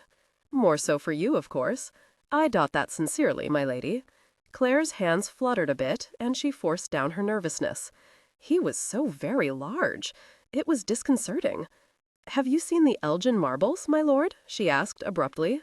Yes, Hawk said. He saw that she was leaning forward, her eyes wide with interest. Damned hunks of marble! Who cared? They came from Greece, he said inadequately, then proceeded to listen to Claire explain everything about their origins and current condition. At least it passed the next 15 minutes. He nearly collapsed with dread when she asked his opinion of George Gordon. He has become an overnight sensation, said Hawk of Lord Byron. The ladies are most enthusiastic about his poetry, I understand. As am I, my lord, Claire assured him. Have you read this passage, my lord? Earth, render back from out thy breast a remnant of our Spartan dead. Of the 300 grant but 3, to make a new Thermopylae. Hawk didn't know whether to applaud or bow his head. He was spared doing neither. I should like to paint him, Claire said. Indeed, my lord, I should like to paint all your family and your friends. It would perhaps be a bit difficult. Why? Shouldn't we live in London? Shouldn't we meet everyone? He suddenly pictured himself introducing Claire. This is my wife. She would like to paint you, after Lord Byron, of course. You are not family, but you are a friend, or at least an acquaintance. She will sing Lord Byron's praises to you whilst you sit there not moving a muscle. I am not certain, he said finally. Claire continued, and all the museums. How I should love to meet Mr. Turner. I do not like Mr. Turner's work, Hawk said, finally honest. Claire skittered to a mental halt. How odd, she said. But, of course, I am certain you are correct. Why would you think that? He asked. You are a man, my lord, a gentleman of learning. I am more a soldier than a scholar, Claire, Hawk said. Still, Claire said, softly insistent, Papa tells us that ladies should always be guided by their menfolk. I wonder, Hawk mused aloud, what Sophia has to say to that. Claire blushed. Sophia would, of course, pay lip service to that sentiment, but nothing more. My stepmother is most wise, Claire finally managed. Hawk stared at her. The last thing he wanted was to have a wife. The next to last thing was a wife who wanted to be guided by him. That meant dependence and proximity. Would that mean then that he would be responsible for Claire's happiness?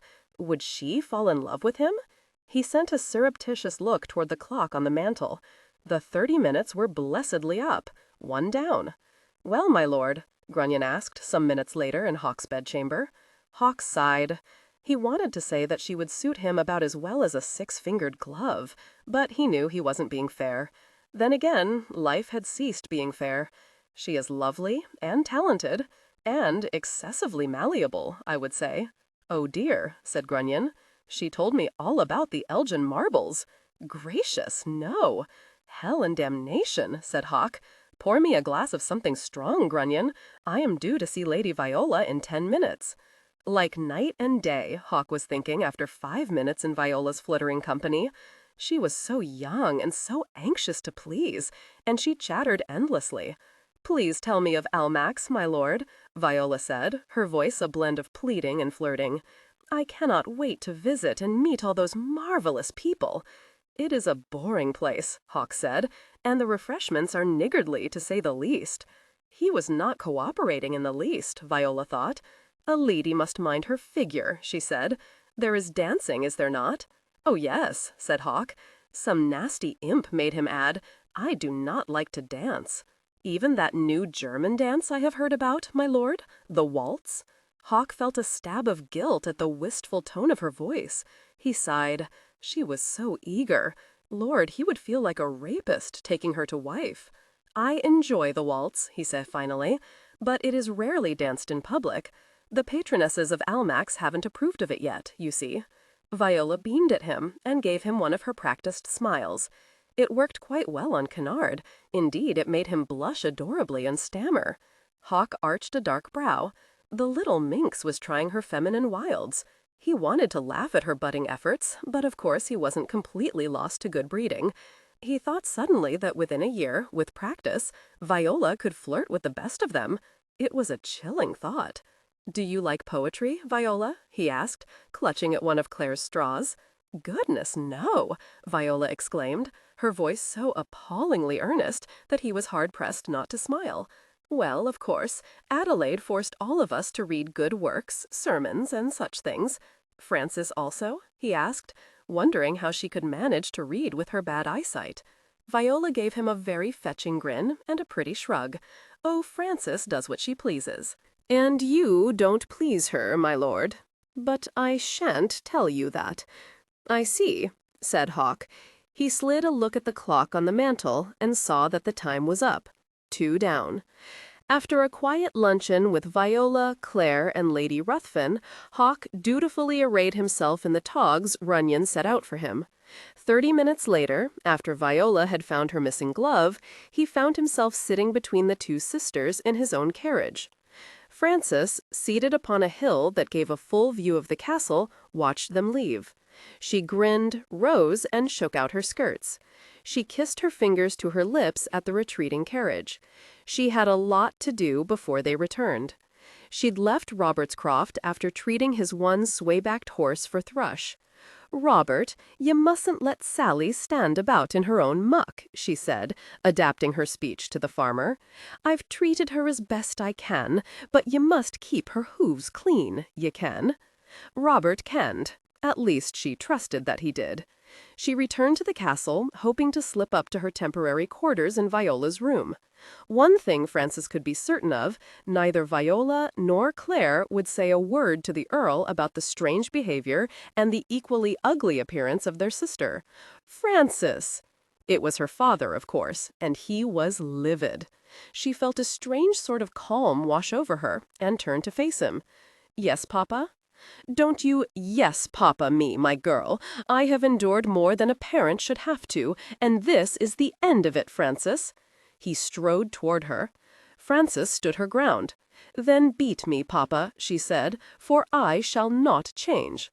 I will not leave Kilbracken, and that is that. Do as you wish.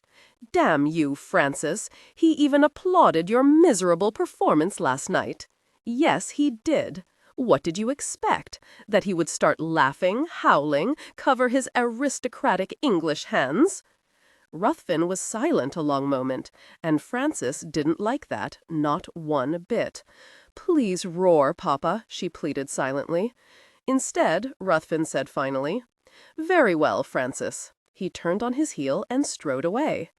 What, she wondered, worrying her lower lip, was he up to? 4. Was this the face that launched 1,000 ships? Christopher Marlowe. Good Lord, isn't that your sister? Hawk held back the curtain on the carriage window for Viola to look out. He felt her stiffen. Then she gave a trilling laugh. "Oh, no, that's not Frances. That's one of the Crofter women." He didn't see the quick glance that passed between the 2 sisters. Hawk said nothing, but he did gaze out the window one more time. It was Frances, he thought, not a Crofter woman. She looked a rumpled, filthy mess, and those were men's boots on her feet.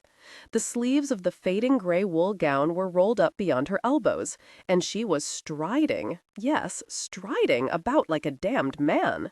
He leaned back, a frown puckering his brow. "Did you enjoy the Campbells, my lord?" Claire asked. Hawk wondered at the nervousness in her voice. As for Viola, he could have sworn that she was snickering.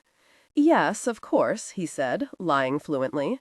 He had been so bored he'd believed death by slow torture would have been preferable, then decided that he'd had the torture. "We so enjoy visiting witty, charming people," said Viola. "And London, so many parties to attend. How thrilling it must certainly be." Hawk was suddenly blessed with a very clear vision of his future. Either Viola or Claire as his countess, his hostess for an endless series of boring routs and soirees and balls and dinners. Giggling, gossiping, demanding his time, flirting with his friends, or painting his friends and quoting Lord Byron. Life as he knew it would be over. It would die without a whimper. He wished at that moment that he'd never sold out, that he'd never left Wellington's command. Damn it, he wanted to be free, and that included freedom from a wife. He wanted his newly found life of the past 14 months to continue intact. He wanted to continue keeping Amali, wanted to see the sheen in her eyes when he came inside her, feel her fingers digging into his shoulders as she arched up against him. He remembered vividly St. Levin's words to him, said in his slow, lazy drawl. "My boy, you've harangued me about this damned oath your father made. A wife won't be a bad thing, you know." Then had paused, and a wolfish grin had curved his lips. "Incidentally, I've always found Amali very endearing. Will you continue to keep her?" "Yes," Hawk had said between gritted teeth. "Damn you, St. Leaven, yes, I will." In his 14 months in London, he'd realized that most gentlemen, married or not, kept mistresses. But how could he, with a wife dangling on his sleeve in London? He wouldn't embarrass a wife in that way. Neither little Viola nor well-meaning artistic Claire would understand it. Of that he was certain. And he knew as clearly as he could see that with a wife in London, discretion wouldn't be enough. There was a pronounced streak of maliciousness in the ladies of the ton. He cursed under his breath. "Oh, yes," he heard Claire say with great enthusiasm, drawing his thoughts away from a future that chilled him. "So much to see," said Viola. "To meet all your friends, all the famous ladies in London. I cannot wait." Hawk wanted to cry and howl at the moon. Frances was present at afternoon tea. She bore no resemblance at all to the frowsy woman he'd seen from the carriage window. She was neatly dressed, her hair in a severe knot at the back of her head, and looked so homely that he felt a spurt of pity for her. She said absolutely nothing.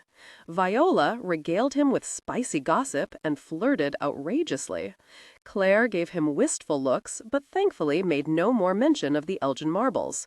Lady Ruthven refilled his teacup until he thought he would float away.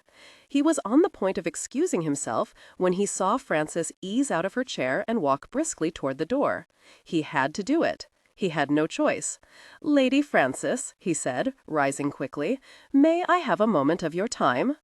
So, Frances thought, her back still toward him, it was her turn to be interviewed for the post of wife. Well, she had to admit, at least he was fair. "Very well," she said, turning slightly. "In the gun-room?" "Yes, that will be fine. I shall see you there, my lord, in 10 minutes." She slipped out of the room and headed toward the gun-room. She pulled the spectacles out of her pocket and onto her nose. A stray strand of hair had worked itself loose, and she left it hanging along the side of her face. She realized her heart was pounding. She couldn't be rude, not overtly. She had to be. "Lady Frances." She started, whirling about to see him standing in the open doorway.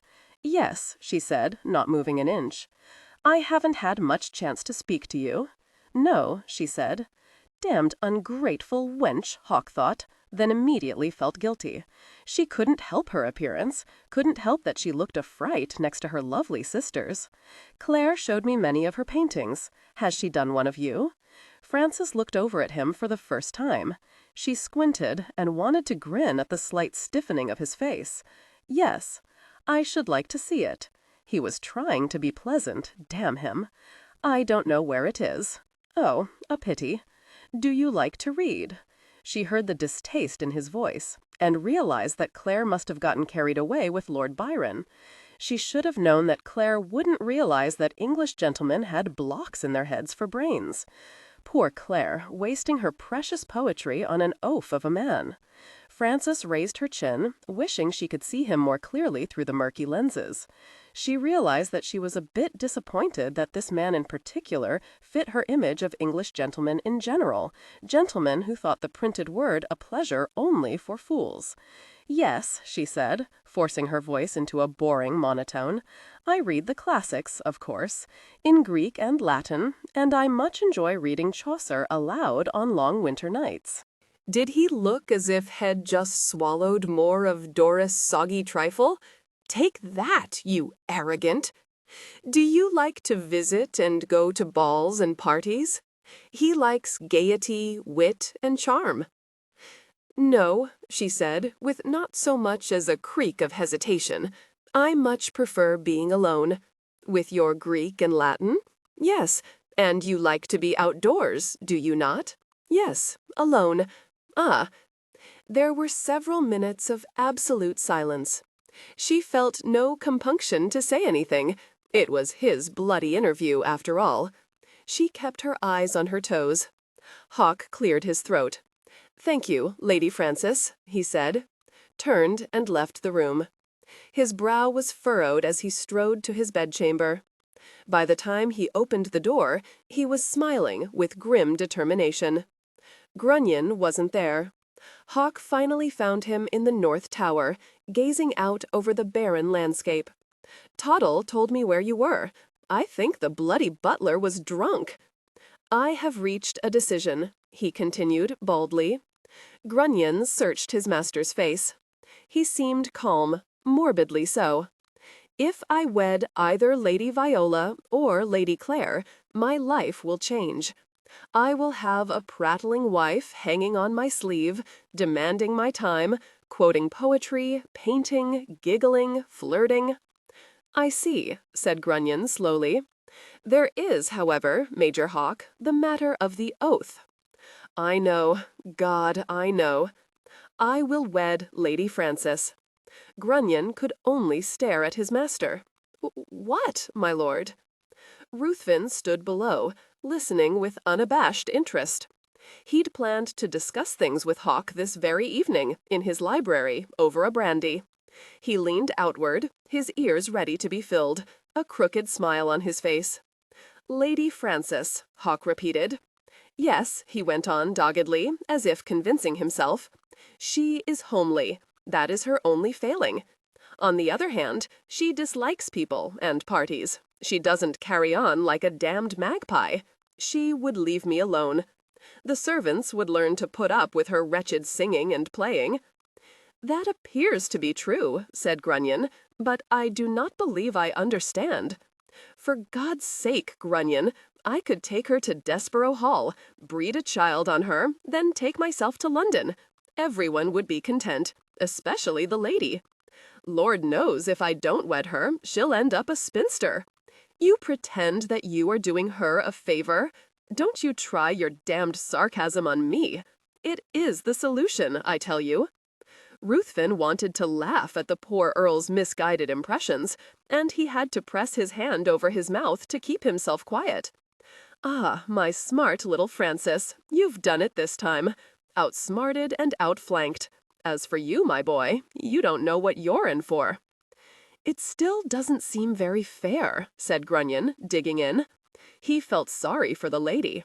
"Fair be damned. My father is responsible for this wretched debacle, not I. I am making the best of it. I wouldn't be a proper husband to either Viola or Clare. That is, I'd try to be, but it would be a misery. I would never be alone. I could no longer visit Amali. Lord, I'd probably have to make intelligent conversation over the breakfast table. As for Frances, you'll see, Grunion. She'll be happy as a lark in Yorkshire. The only thing missing is a loch and some heather. She can stride about on the moors to her heart's content, read Chaucer aloud to the servants, and do in essence what she does here." Ruthven very quietly left his post and wandered back into his bedchamber from the balcony. He was thoughtful, examining the consequences of the Earl's decision.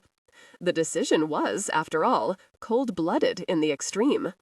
But Frances, his thinking continued, Frances wouldn't allow him to stay cold-blooded. She'd give him fits. His Frances wouldn't be able to keep her tongue quiet in her mouth for very long. "It will work out," Ruthven said to the empty bedchamber. "Ah, yes, it certainly will. I must write to the Marquess immediately." If he could have justified it to himself, he would have arranged the marriage between the Earl and Frances, but he'd realized he couldn't exclude Clare or Viola. Now the Earl had fallen in with Ruthven's wishes, for all the wrong reasons. He shrugged, then grinned widely, picturing the look on his daughter's face. He wanted to dance a jig. He saw Frances that evening before the family met in the drawing-room. She looked as awful as possible, and he smiled at her. "Good evening, my dear," he said. "How are you feeling?" Frances stared at her father. "What is wrong?" "Wrong? Don't be a fool, my girl. Why should there be anything wrong?" "You are not behaving as you should," Frances said slowly, studying his face.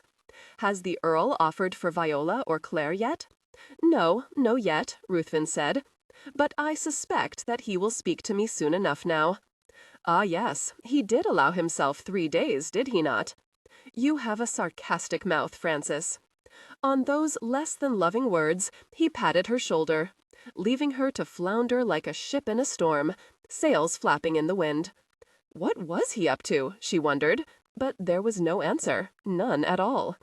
She squared her shoulders, then immediately hunched them roundly, and went forward into doughty battle. The mouse cometh, my Lord Earl, she thought, and laughed. She was pleased with her performance of the afternoon.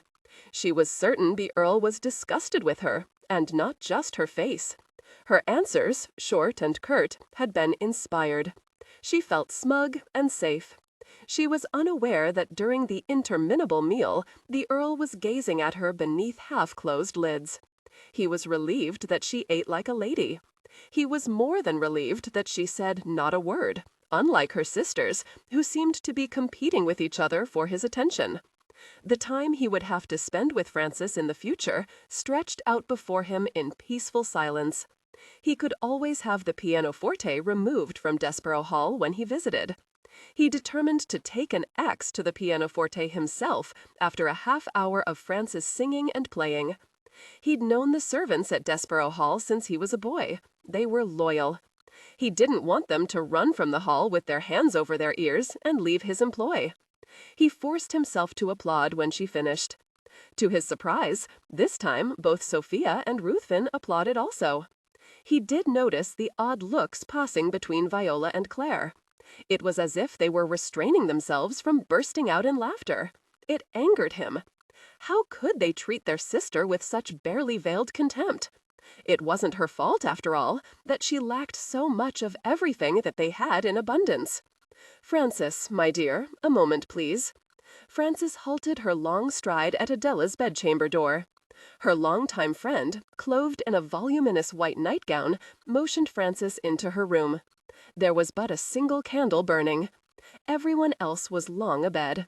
Frances had wanted to walk off her excess of energy before retiring. "Yes, Adelaide," Frances said, knowing what was to come.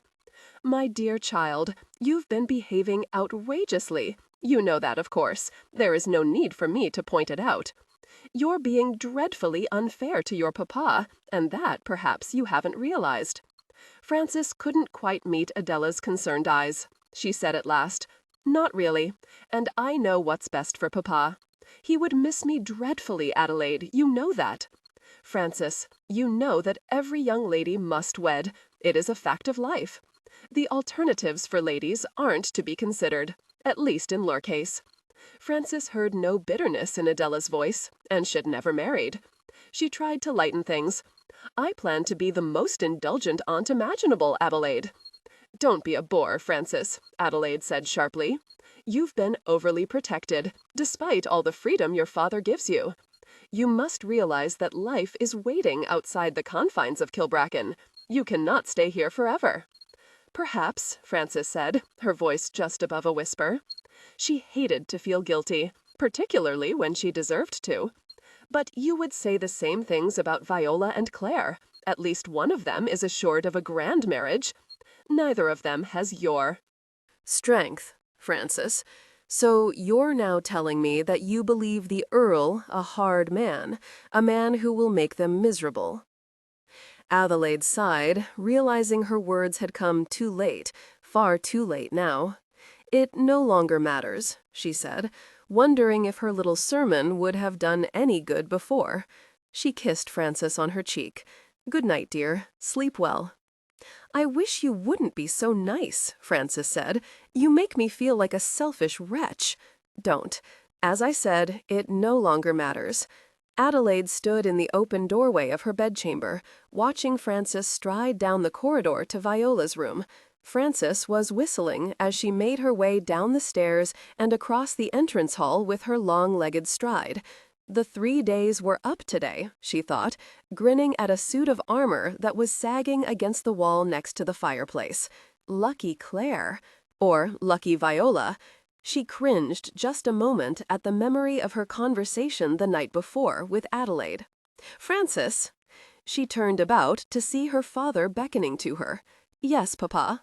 "Come here, child." She walked toward him, her expression wary, her head cocked to one side in silent question. He looked down at her, a gentle smile curving up the corners of his mouth. Suddenly, he drew her into her arms and hugged her to him. "I am very pleased, Frances. Now do me proud." Confused, Frances said automatically, "Why, of course, Papa. Why ever shouldn't I do you proud? Go into the gun room." "You wish me to repair one of your guns?" "No, no, I don't. Do not shame me, Frances. Go now." He gave her a gentle shove, and Frances, staring back at him, opened the door and slipped inside. Shame him? Why the devil would he say such a thing as that? She would kill for him. She would do anything for him. "Good morning, Lady Frances." Frances jumped at the sound of the Earl's voice. This is most bizarre, she thought, as she turned to face the Earl of Rothermere, her expression one of confusion. "Does one of your guns need repair?" she asked. "Papa sent me in here. Is there some problem?" "No," said Hawk. "Get it over with," he told himself, "before you lose your nerve." His eyes moved from the top of her head downward. The gown she was wearing was frumpy, too big, outmoded, and too short for her. But, he realized, her body wasn't all that bad. She was slender at least. He would be able to bring himself to bed her. Frances stiffened at his ill-disguised scrutiny. She quickly fished in the pocket of her gown for her spectacles. She slipped them on and squinted at him. The lecherous man was looking at her. Her hands curled into fists at her sides. She squinted all the harder. "What is it, you my lord?" "I have selected you, Lady Frances," Hawk said. She understood immediately, but could only gape at him. Was he blind, utterly without taste? And he was looking at her as if her very presence gave him pain. She said without thinking, her voice clipped and as cold as the loch in January, "Then unselect."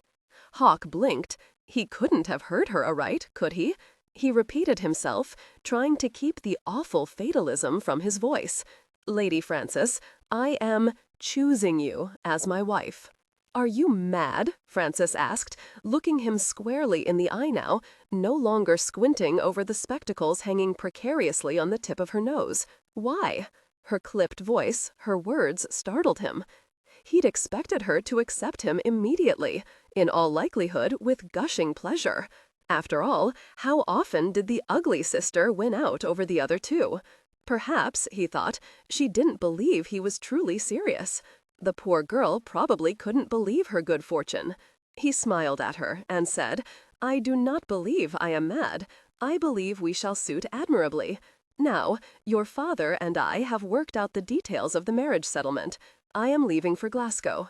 I will return on Friday for our wedding. As you know, my father is quite ill. We will leave immediately after the ceremony for England. Here, this is for you." He took 3 steps forward, clasped her hand, and shoved his grandmother's exquisite emerald ring upon her finger. She's speechless, overcome with disbelief, he thought, but that was fine. If she never spoke, he would be pleased. He forced himself to lightly kiss her forehead and look down into her face. She'd shoved her spectacles back up, and her eyes looked small and distorted behind the thick lenses. At least at night, in bed, he wouldn't have to see her. He'd allow no lamps to be lit. Otherwise, it was a strong possibility that he wouldn't be able to do his duty in the marriage bed. "I shall see you on Friday, Lady Frances," he said, and strode from the room. It didn't occur to him that she should have said at least a brief yes to his approval, expressed some opinion after he'd given him his very clipped, detailed plans. He closed the door of the gun-room behind him and strode through the great hall to the drawing-room where Ruthven awaited him. He thought he heard Frances say something, but the thick door muffled the sound. He kept going. Frances stood still as a stone, her mind numb, disbelieving of what had just happened. Then she looked at the ring and shouted, "No! This is ridiculous! No! There had to be some mistake. Lord, all he had to do was but look at her. What about Viola, Claire? The man was mad, she was certain of it. Well, she would just have to put a stop to it now. She jerked the door open and marched into the great hall. Sophia was coming from the drawing room, an odd look on her face. "Where is Papa?" Frances asked. "Where is that man?" "Come with me, Frances," said Sophia. "You've been well caught, my girl. Come." "No, I must speak to Papa," Frances said, her voice thin and shrill. "It's a mistake, Sophia, all a mistake." "I think so too," said Sophia, "but the Earl has made his decision, and you, my girl, will abide by it." She caught Frances' arm as she tried to pass her. "No, Sophia." Panic rose to choke her. "No, this can't happen." "You listen to me, Frances Kilbracken," Sophia said in a fierce whisper, tightening her grip on her stepdaughter's arm. "You thought you were being so very clever, didn't you? Appearing like a troll, a diffident little mouse. Well, for whatever reason, the Earl has picked you, not Viola, not Claire, and you devious creature, will abide by it." "It makes no sense," Frances said, "no sense at all." She tried to pull away. "I must see Papa. I won't do it, Sophia." "Oh, yes, you will. Look about you, you idiot. Yes, look at all the glory of Kilbracken. The castle is crumbling about us, Frances, and what will be left for your brother? Clumps of heather, that's what, and an empty title. You heard what your father said before the Earl arrived. The old Marquis is turning over £10,000 upon this marriage. £10,000, Frances. The Earl cannot be turned down. But what about Viola, Claire?" Frances felt herself sinking into deep waters, felt herself being dragged down, suffocating. Sophia looked at her, her eyes stern and commanding. "I wanted him to pick Viola, I will admit it to you. She is a lovely girl, and she deserves to be rich. She needs flattery and parties and masculine attention. As for Claire, well, the same holds true for her. But it is not to be. You will wed the Earl, my girl. Then you will see to providing for your sisters." She shook Frances' arm. "Do you understand me?" Frances stared down at her stepmother, her mouth working, but no sounds emerging. Well, no matter. Once you are the Countess of Rothermere, you will do all that is proper for your sisters. You will not fail me in that, Frances. Now, if you dare throw a tantrum in front of the Earl, your father will never speak to you again. Have I made myself clear?" Frances stumbled from the castle. It took her several minutes to realize that it was raining, a thick, muzzling rain that was as cold against her skin as she was inside. She ripped the spectacles off her nose and stuffed them in a pocket. The cap was the next to go. She watched it sink under the weight of the rain into a mud puddle. She started to shiver and began running toward the stable. Once inside, she climbed up into the loft and flung herself down upon the rotting hay. It was a disguise. What man would want a wife who obviously didn't want him? Had he seen through her disguise himself? She shook her head, remembering his look when his eyes had roved over her. He'd been disgusted, yet he had still selected her. It made no sense, none at all. How could it be true, particularly after he'd heard her sing and play? She could think of nothing until an off-handed remark of Viola's flitted through her mind. "I dare say the Earl is most popular with the ladies in London. He told Claire and me that he spends much of his time there. All the entertainments, I suppose. I'll wager he has a mistress. I wonder what I shall do about that. Certainly he will have to give her up, and then we will be very happy together." Oh, yes, the Earl of Rothermere was a handsome man, Frances thought objectively. And it was quite true that he must have ladies fawning all over him, and mistresses, and the last thing a gentleman like that would want is a vivacious, charming, demanding wife. "My God," Frances said, expelling her breath in a long, disbelieving sigh. "He couldn't. It is too vile, too outrageous a thought." She heard a nicker from one of the horses in the stall below. She refused to dismiss the idea. Could he have picked her because she wasn't any of those things? Had he chosen a dowdy mouse so that he could continue in his carefree, likely profligate ways? Frances had to know. She rose to her feet and shook her skirts free of the moldy hay. She paused in the doorway of the stable. It had stopped raining. To her consternation, she saw the Earl's man, Grunion, climb into the carriage. The Earl was driving, whipping up the horses now. She rushed out of the stable, waving and calling out, but it was no use. Muddy water splashed up from the wheels. The horses snorted. The Earl was paying no heed to anything except driving. Frances watched the carriage disappear down the winding road. How long had she stayed in the stable loft? Long enough so the bastard could escape. She squared her shoulders and marched back to the castle. 5. Marriage has many plains, but celibacy has no pleasures. Samuel Johnson. Put the ring back on, Frances. The heavy ring bounced and slid across the table. Frances made no move to retrieve it. Its weight was unconscionable on her finger. "No," she said. "I shan't, Papa." Ruthven prepared to give her the full blast of his temper when Viola and Claire burst into the gun-room, Sophia trailing behind them, her face a study of conflicting emotions. "I don't believe this!" Viola stamped her feet. "Oh, Viola," Frances wanted to yell at her sister, "you are still such a little girl. The Earl would make you utterly miserable." "What did you do, Frances?" demanded. "What did you promise him? Stepmama told us that the Earl has offered for you, but that's impossible. You look—" "That's enough!" Ruthven shouted over the female din. "I agree," said Frances, eyeing her two very furious sisters. "Listen, you two. I don't wish to marry the Earl any more than he wishes to marry me." "Then why?" Claire asked. "He could barely bring himself to look at you, just as you planned." "I think I know why," Frances said, keeping an eye firmly on her father's face. "The Earl selected me because I am a dowd, a miserable excuse for a female. He selected me because he didn't think he would have to change his life.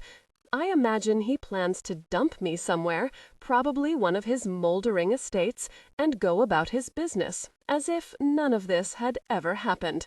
Ruthven couldn't help it. His eyes widened, and his fingers clutched the table edge until the knuckles were white. How could she have guessed so quickly? "So," Frances said, expelling a deep breath, "it is true, isn't it, Papa?" Bluster and rage, thought Ruthven, but he said nothing. "I don't understand," wailed Viola. Frances turned to face her sister. "Then allow me to explain it," she said.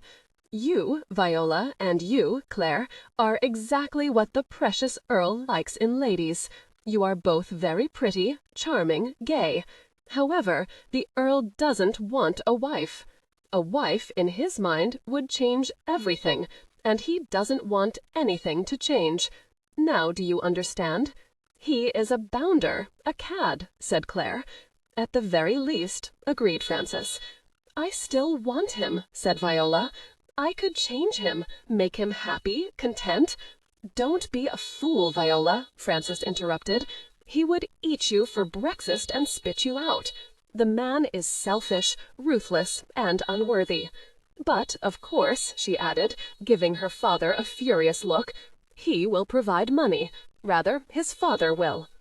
"Frances, you will not condemn a man simply because he is—" "To what, Papa?" Frances asked furiously, when her father faltered. "I am the one to be sacrificed." "Sacrificed? Ha!" Viola yelled. "You will be a countess, rich, all the clothes you want. What does it matter if your husband goes his own way? You know nothing about how ladies and gentlemen conduct their marriages. It is a marriage of convenience, as is proper. You, Frances, should be shot, hanged—" "That is quite enough," said Sophia briskly. "The die is cast, as it were. Now that all the drama is over, and everyone has vented his spleen, you will come with me, Frances. We have but 3 days to do something about a trousseau. The Earl returns early on the morning of your wedding. There is much to be done. You are sacrificing, Frances," Claire said clearly. "Sacrificing?" Sophia yelled. "You are a silly ninny. And you, Frances, you should be jumping for joy at your success." "Papa," Frances said very quietly, "One day you will thank me, my girl," Ruthven said. "Both of us will be long dead before that day comes, Papa." Frances turned, defeated. She followed Sophia out of the gun-room, promising to meet her in her bedchamber within the hour. Frances then stalked to her own bedchamber. It smelled like him, she thought, and she viciously ripped the sheets off the bed. She was standing in the middle of the room, the sheets in a white pool at her feet, when Adelaide slipped through the open doorway. "Goodness, my love," Adelaide said, "what an uproar you have caused." "I know. This is for the best, Frances." "Yes, I imagine that it is. At least I am saving Viola and Claire from unhappiness." It is difficult to be noble, she thought, so very difficult. A husband is a husband, my dear, and to my mind the Earl shows more promise than most. He was placed in a most awkward position. If he selected you for all the wrong reasons, well, he will soon see the error of his ways.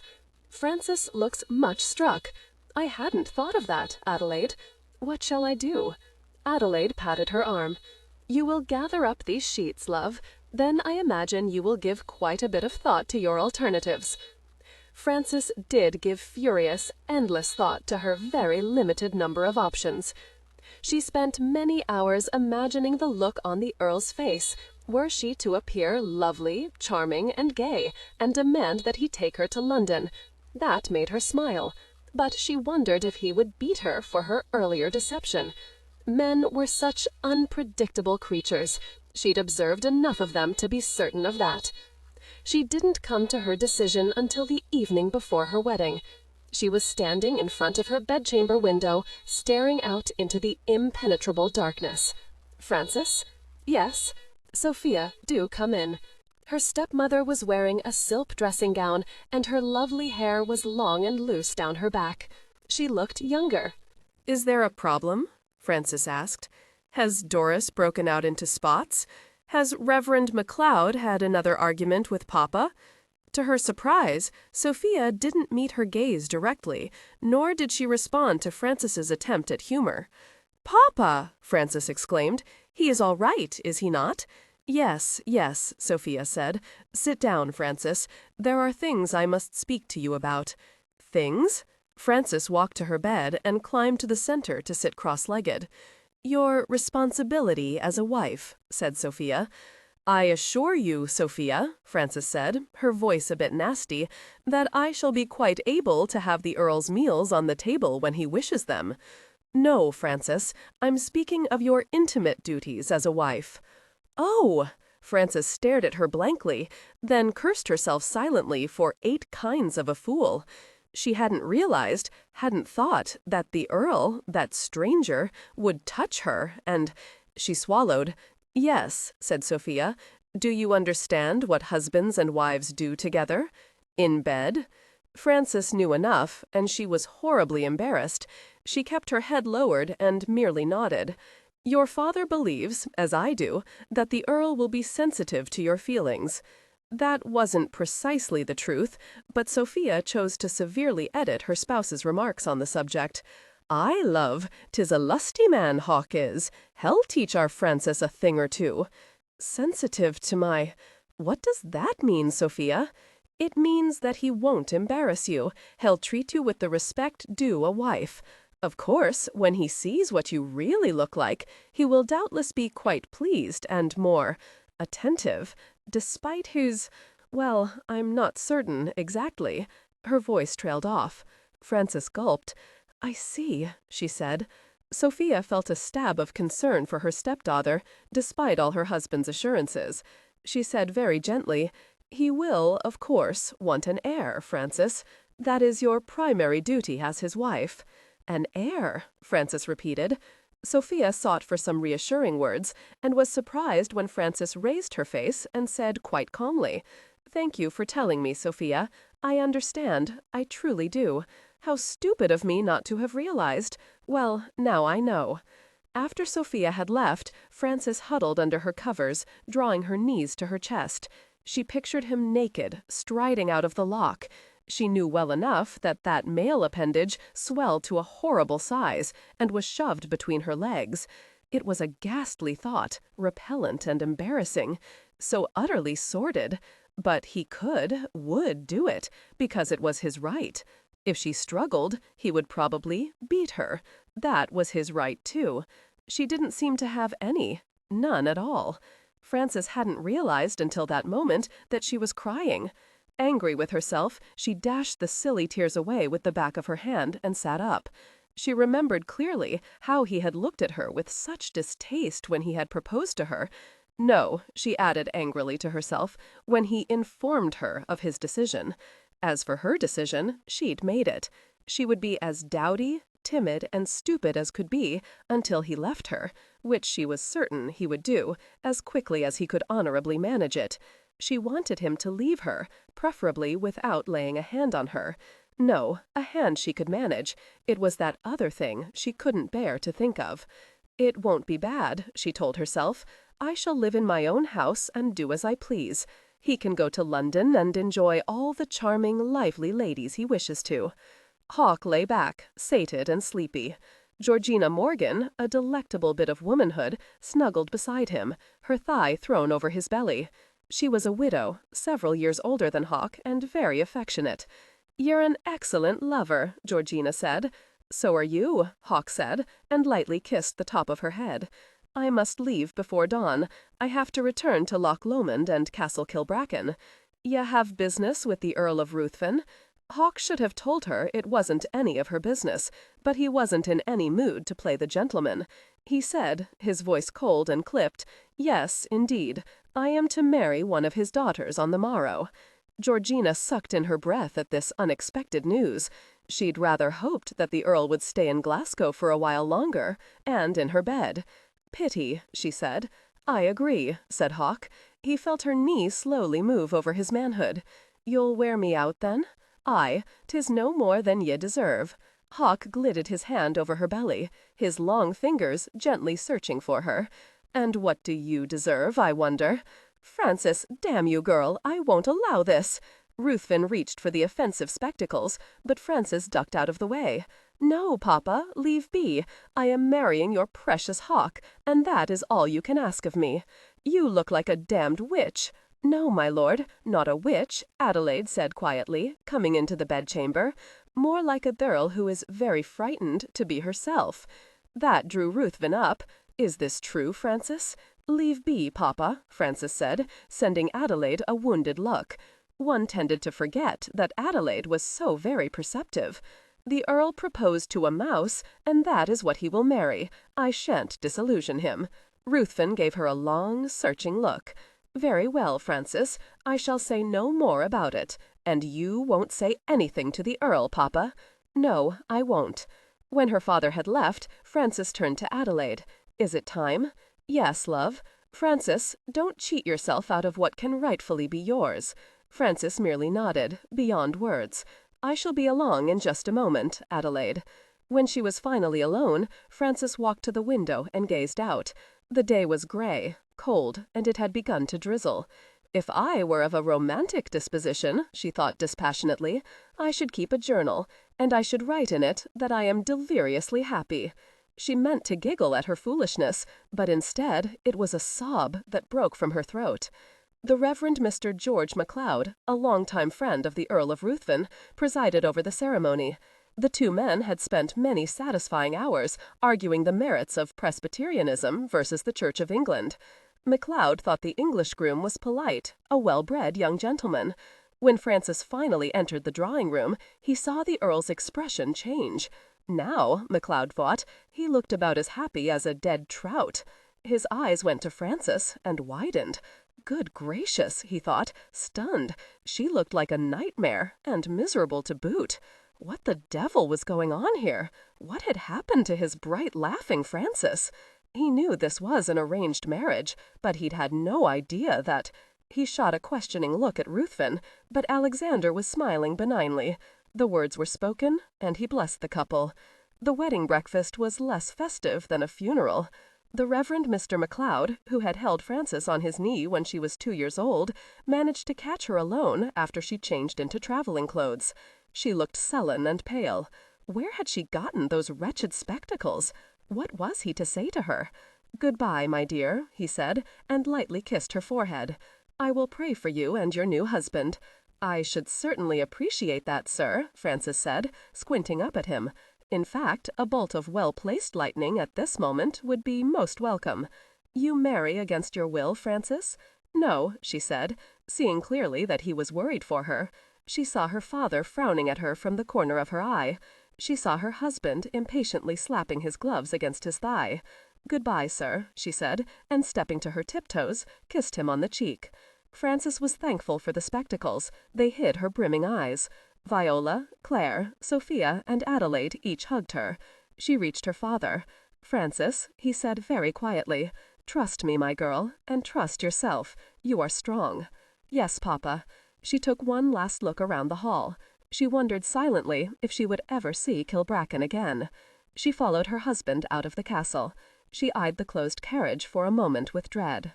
Then she turned and waved toward all the people she'd lived with for 19 years. Doris, who had baked her wedding cake, was dabbing her eyes with the corner of her apron. "Frances," Hawk said sharply, his hand on the open carriage door, "we must be on our way now." 6 claret is the liquor for boys, port for men, but he who aspires to be a hero must drink brandy. Samuel Johnson. Hawk raised his silver flask of brandy and drank deep. Instant warmth hit his stomach, and he didn't move for a long moment, savoring the feeling. He turned in the saddle and saw the lurching carriage coming nearer. His wife was inside that carriage. His wife. He closed his eyes a moment, still disbelieving that it was done. He didn't feel married, not even remotely. The Reverend Mr. McLeod's words had floated about his head, not really part of him, even though his responses had affirmed that they were. It was drizzling again. The sky was a moldering gray. The little foliage that clung for life among the barren rocks and crags looked sodden, limp, and ready to collapse from fatigue. The damned road was little more than a jagged path littered with rocks and deep mud puddles. There were occasional crofts to be seen, thready lines of smoke circling from chimneys, but no people. Only utter fools would show their faces on a dismal day like this. He accepted being an utter fool. Anything was preferable to sharing the carriage with her, Frances Hawksbury, Countess of Rothermere. He thought of his father, as he did many times every hour, an automatic prayer on his lips that the old autocrat still clung to life. Suddenly it occurred to him that his father might just take one look at Frances and keel over from the shock. He resolved that before he took his wife into his father's bedchamber, he would make her rid herself of the spectacles, perhaps remove the bilious cap she would probably be wearing. It didn't matter if she couldn't see his father clearly. It did matter that his father didn't keel over at seeing a living nightmare that was his daughter-in-law. He should have married Claire. No, he should have married Viola. Younger, more amenable, more pliable. I must have been insane to attach myself to Frances. He wasn't being fair, he knew it, but somehow it didn't make him feel more than a bit guilty. At least he'd spent the previous night burrowing himself into a lovely warm body. He didn't feel more than a bit guilty about that either. That brought his thinking to his wedding night. His hands tightened on Ebony's reins, and the stallion pranced to the side, his right front hoof coming down in a mud puddle. Hawk cursed as the thick brown muck splashed his boots. He heard Grunion shout and wheeled Ebony about. When he reached the carriage, he turned his stallion to face Grunion. "What is it, Grunion?" Grunion felt miserable and so cold that he believed his very bones were frozen. "It will be dark soon," he said. "I looked at a map. We should be nearing a town called Airdrie. There should be a decent inn there." Hawk vaguely remembered passing through Airdrie on his way to Kilbracken. It had seemed a quaint little town, but now he imagined it would look about as dismal as both he and Grunion felt. Hawk looked at the darkening sky overhead. He didn't want to stop, not yet. He wanted to keep going until they reached England. He wanted to keep going until he reached Greece. "I also want to relieve myself," Grunion said. He nodded back toward the carriage. "It seems likely, my lord, that your poor wife must be in a similar difficulty." Hawk, who had taken care of his natural functions more than an hour before, felt a surge of guilt. "Very well," he said finally. "Let us find a marvelous accommodation at Airdrie," he added, his voice filled with sarcasm. Frances leaned back against the comfortable squabs, her lips drawn in a thin, furious line. Miserable bastard! She was cold, hungry, and yes, she wanted to yell out the carriage window at her husband. She did need to relieve herself. The carriage lurched forward once again. Airdrie. She'd visited the small town the month before with her father to buy feed. There was an excellent inn there, the Devil's Lair. Fitting, she thought, very fitting. She wished she had some little beasties, the biting kind, to place in his bed. His bed? Oh dear, he wouldn't, would he? Frances squared her shoulders. No, he wouldn't. She wouldn't allow it. She found herself hoping her wretched husband caught a chill from his ride, then quickly reversed that thought. No, she wanted him to remain nauseatingly healthy. He would leave her all the sooner. It occurred to her that her anger at her husband was keeping her from feeling utterly wretched about leaving Kilbracken. The Devil's Lair looked about as inviting as an old abbey ruin in the dull, rainy evening light. Hawk dismounted and shouted for an ostler. A man the size of a stout oak barrel emerged from the inn and shouted, "What wish ye?" "Rooms, dinner, and a warm stable for my horses," Hawk called back, in a tone of voice that would have brought all his men to startling attention in his army days. "Assassinach," old Harmon grunted. "See ye to the gentleman's horses, Ennard," he told a gangly youth whose head was covered by an old tattered scarf. The carriage door opened, and Grunion smiled into the dim interior. "My lady." Frances, stiff-legged, cold, and in a foul humor, gave Grunion her gloved hand and descended the carriage steps. Hawk walked slowly toward the cloaked and hooded figure. "We will stay here," he said. Frances didn't look up. She'd forgotten to put her spectacles back on. "Excellent," she said, her voice just as clipped and cool as his. "I will see that your room is made ready for you." "Most gracious," said Frances. The tone was slightly acid, and Hawk frowned a bit. No, he thought, shaking his head as he strode into the inn, leaning over a bit to keep from hitting his head on the darkened oak beams. Not acid. She was diffident and shy. Her voice was weary, that was it. She was probably very fatigued. He sighed, resolving to be more amiable over dinner.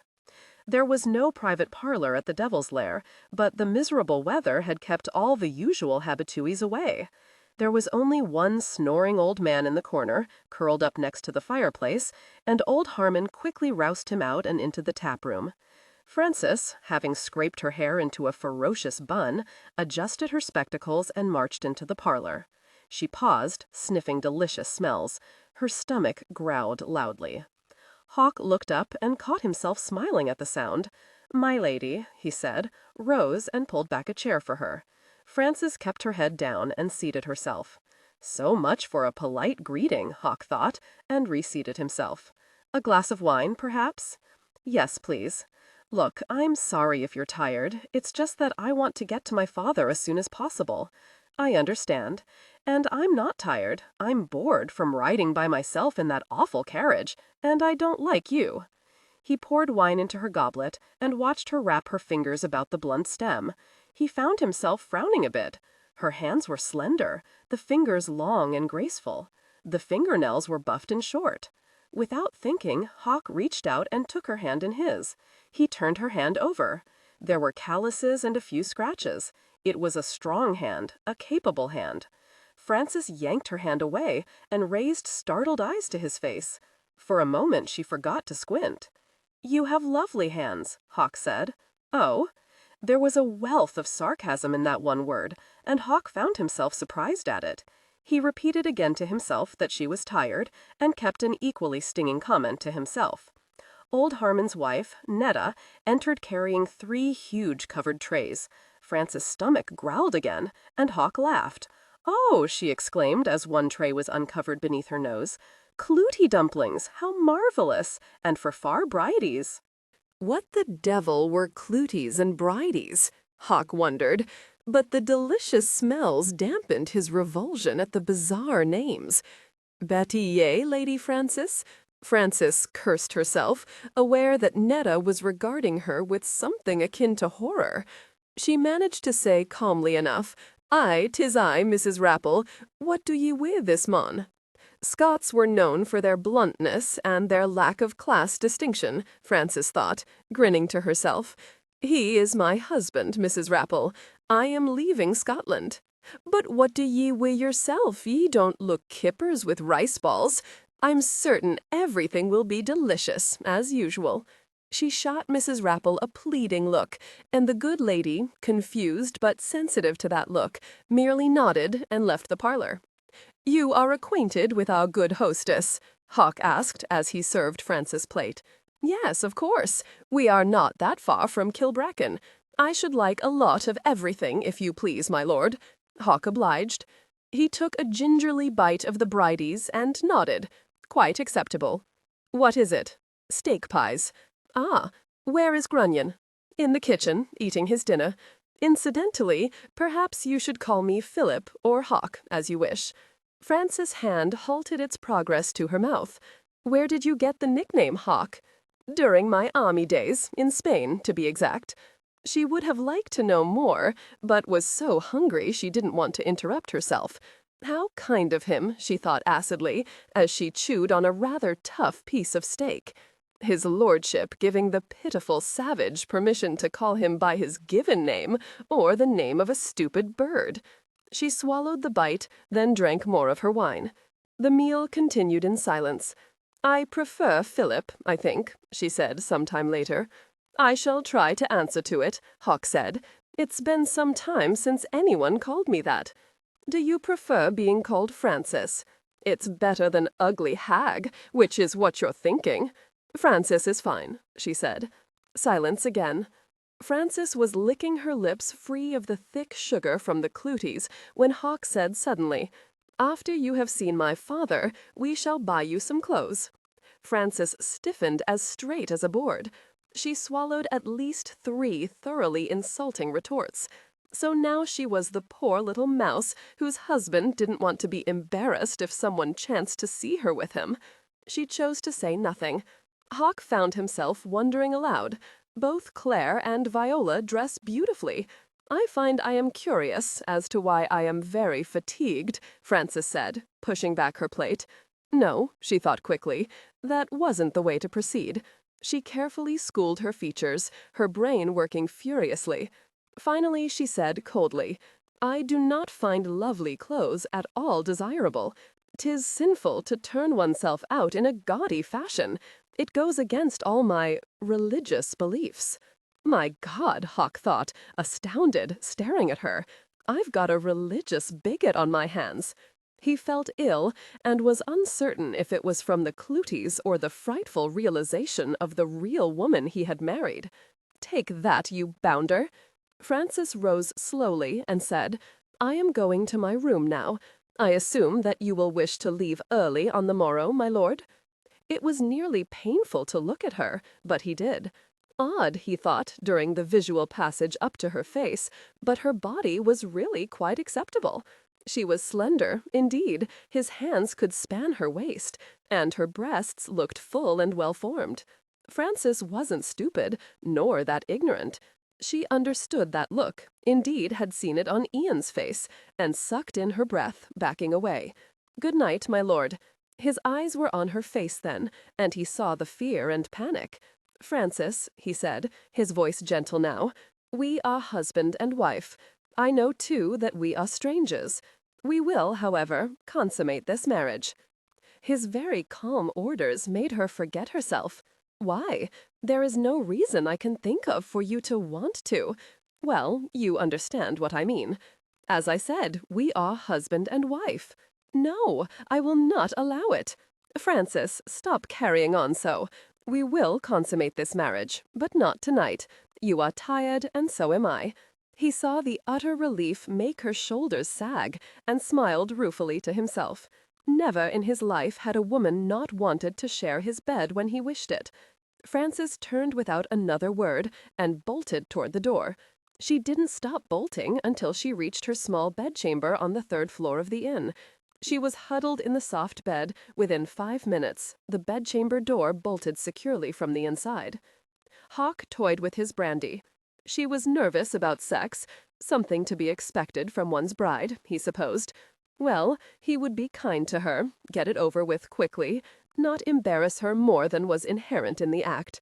He'd spoken to enough married gentlemen, and all of them agreed that wives, the wives who were true ladies, that is, were meant to be breached gently, not plowed with enthusiasm.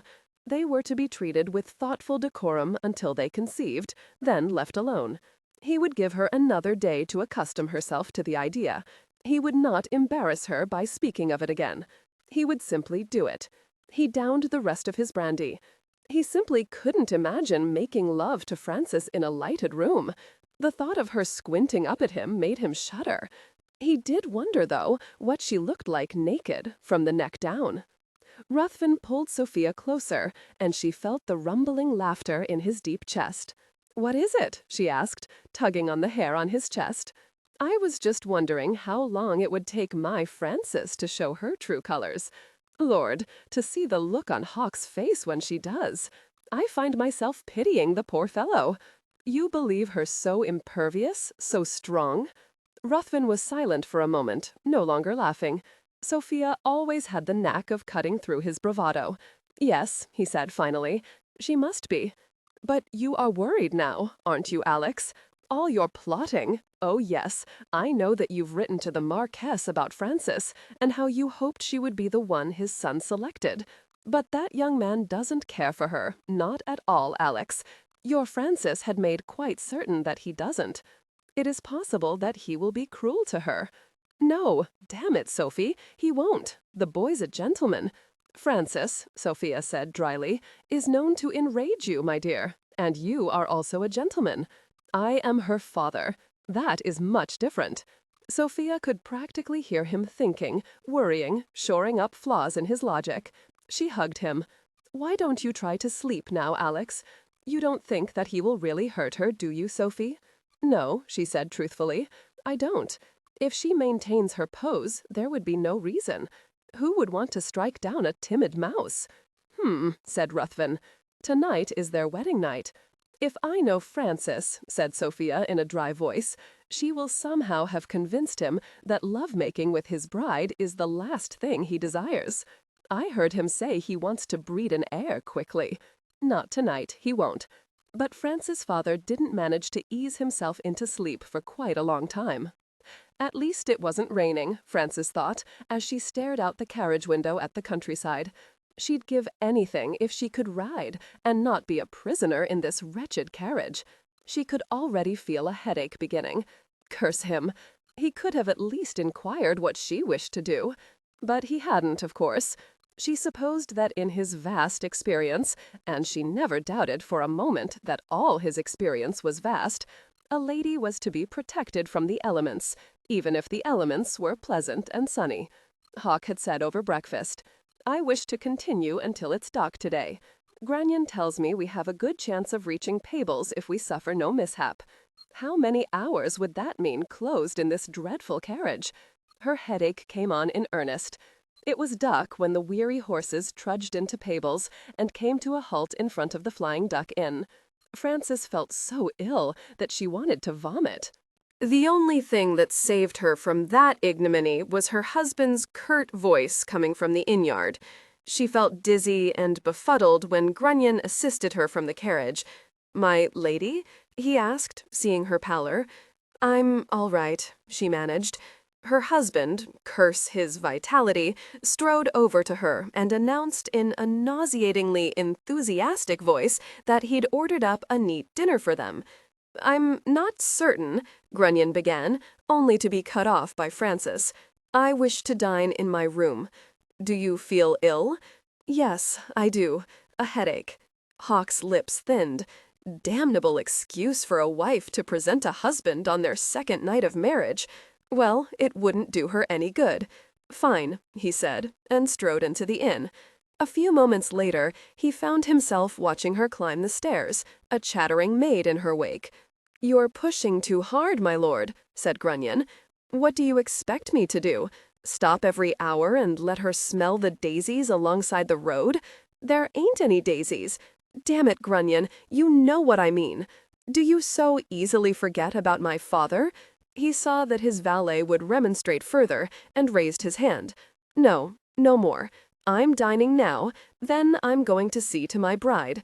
I fancy she doesn't know that her bedchamber is also mine."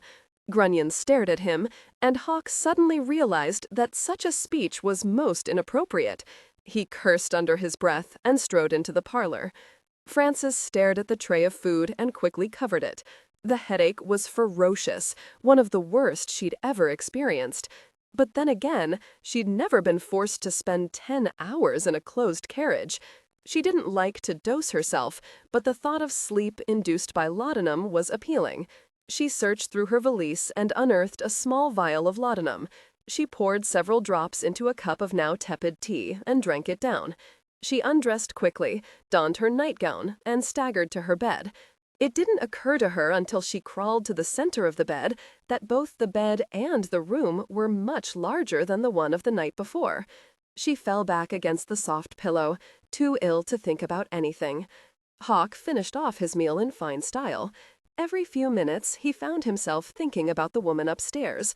He had to get it done tonight. He had no idea how many times one had to have sex to bring about conception, but he couldn't be so lucky to manage it the first time. No, he had to get started tonight and keep it up. He drank 3 more glasses of brandy. It was close to 10 o'clock when he finally made his way up the stairs toward his bedchamber. He was pleasantly drunk, but not too drunk to do his duty. And do his duty he would. He paused a moment outside the bedchamber, aware that there was a light coming from beneath the door. So, his bride was awake and waiting for him. He started to turn the knob and paused yet again. What the devil was that noise? He frowned, then resolutely turned the knob and pushed the door open. He stepped inside and came to an urgent, appalled halt. Frances was on the floor, on her knees, vomiting into the chamber pot. Her white nightgown flowed about her, and a thick braid fell over her shoulder perilously close to the chamber pot. He felt like a monster. Had believed her blasted headache all an act. "My God, what is the matter with you?" He strode toward her. 7, I was struck. All in a heap. Richard Sheridan. Frances heard his voice, but she felt too miserable and too ill to move, much less respond. "Frances," Hawk said, leaning down over her, "what is wrong?" She felt his hand on her shoulder, felt his fingers pull back her braid. "I'll be all right," she said between gritted teeth, and promptly proved herself wrong. Her body shuddered and heaved, but there was nothing left in her stomach. "Just a moment," Hawk said, now seriously worried. "I'll fetch Grunion." But Grunion was already standing in the open doorway, his face a study of appalled concern, his nightcap askew on his bald head. "My lord, she's ill. Can you help her?" "Leave me alone," Frances said. She managed to pull back from the chamber pot and come up on her knees. She sent a bleary look toward her husband, then a cramp seized her, and she moaned, wrapping her arms around her stomach. Grunion dropped to his knees beside her. "My lady, did you take anything? Any medicine for your headache?" Frances managed a nod. "What was it?" "Laudanum, I thought, but now I'm sure it was something else. I'm all right now. No, I want to die." She shot a brief look at her husband, who was standing quite close, his eyes narrowed with worry. "Just leave, please." "Don't be a fool," Hawk said shortly.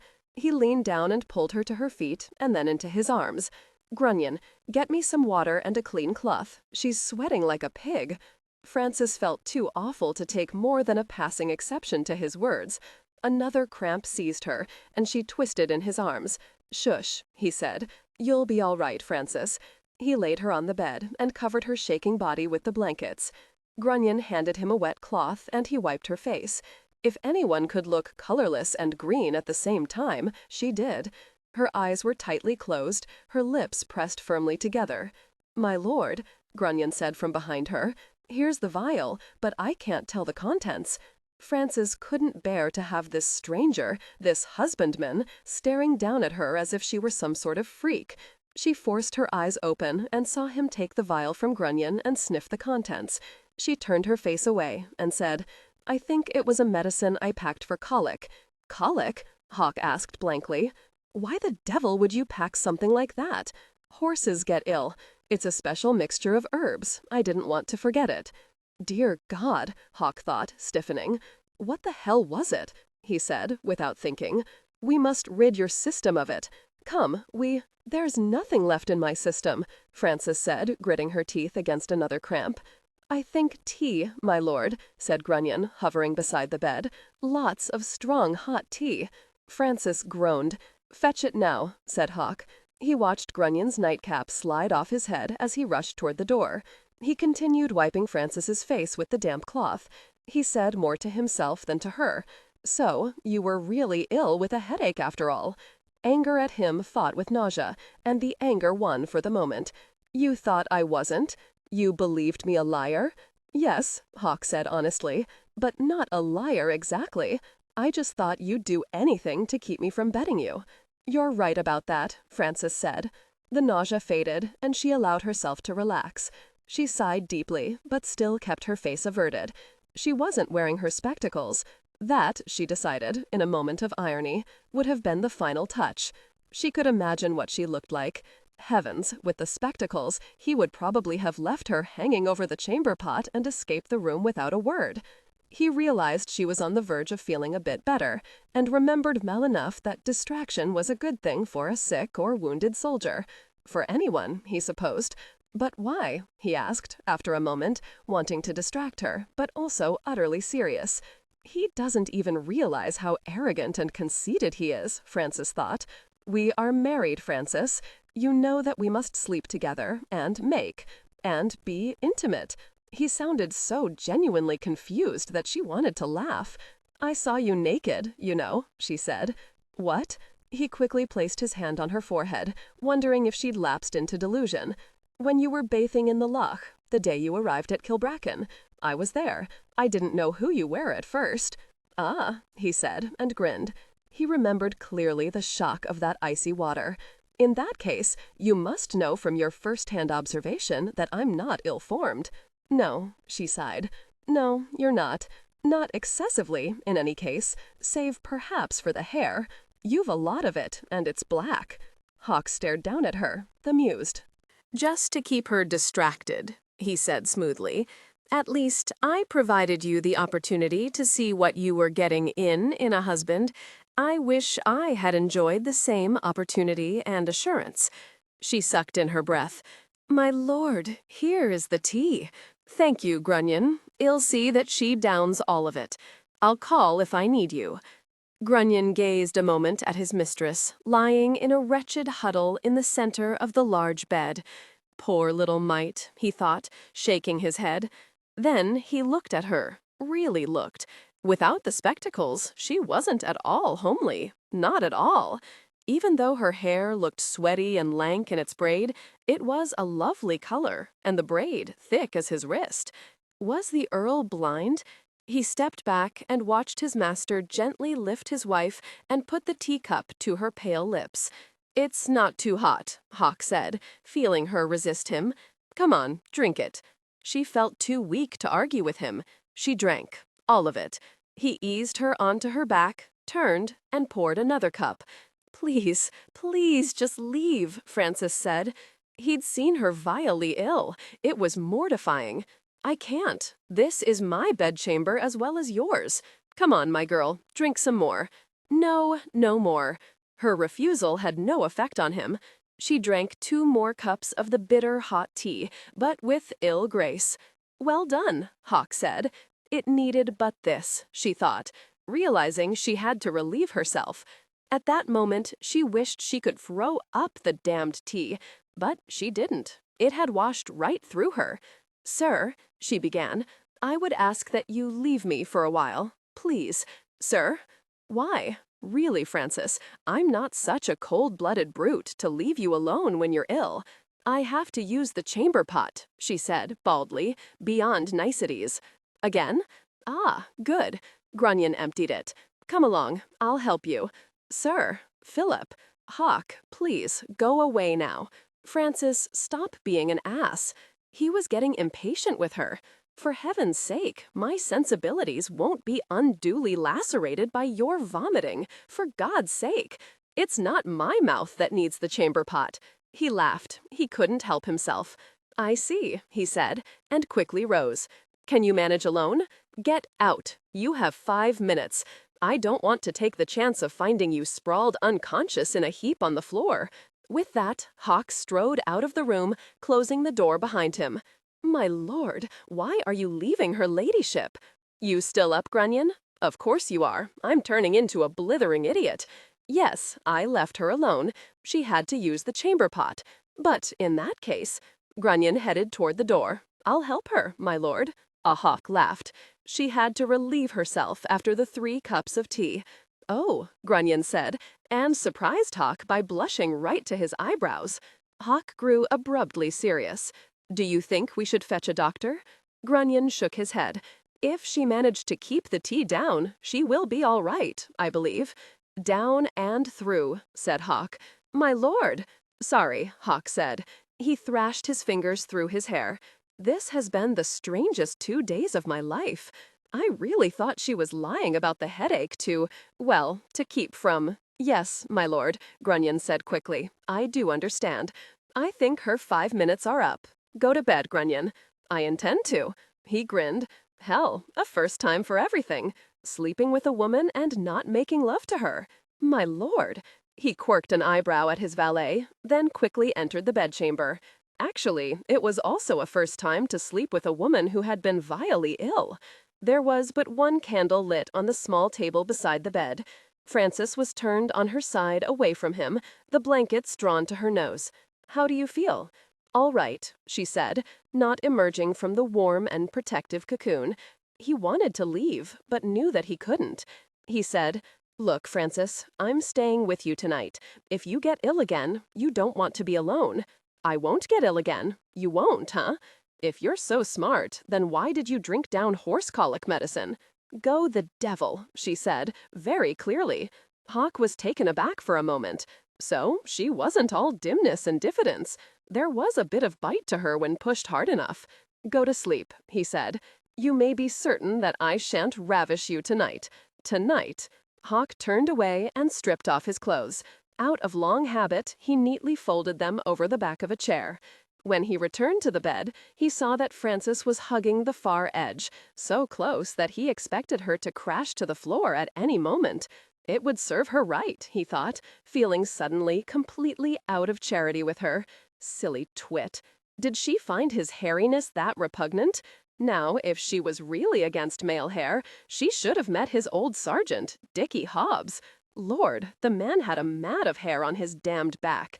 The jest among his men had been to the effect that woman could run her hands through Dickie's hair and never finish until she'd reached the soles of his feet. Frances felt the mattress give when he got into bed. She held her breath, but he stayed on his side. How odd, she managed to think some minutes later, finally secure in her belief that he would keep his word. She was lying in bed with a man. She was so nervous that it took her some minutes to realize that her stomach was back to normal and that her husband was asleep. He turned onto his stomach. He began to snore. Frances gritted her teeth and clamped the pillow around her ears. She awoke to find herself quite alone. She queried her body and found a neutral response. No more cramps, no more nausea. But the thought of another interminable day spent riding in that lurching carriage gave her considerable pause. At least her husband, in a spate of good manners, had dressed and left her alone. She glanced toward the small clock on the mantel. It was only 6 o'clock in the morning. She sat up in bed and sighed. He would want to leave, and very soon. I'm being a selfish ninny. His father is very ill, and he is anxious to see him. She found the basin of water he'd used the previous evening to bathe her face and quickly washed herself. She was dressed, her hair in a severe, dull bun, her spectacles in place, within 10 minutes. She came down the inn stairs, only to draw up at the sound of her husband's voice. I suppose it would be monstrous of me to ask her to get out of bed, Hawk said. Damn, I don't wish to waste another day. I can't see that there is a choice, my lord, came Grunion's voice. No, I suppose you're right. He could at least act a bit concerned, Frances thought, her lips tightening. Show some worry for me. She squared her shoulders and ascended the stairs. I should like a bit of breakfast before we leave, my lord. Frances, what the devil are you doing out of bed? I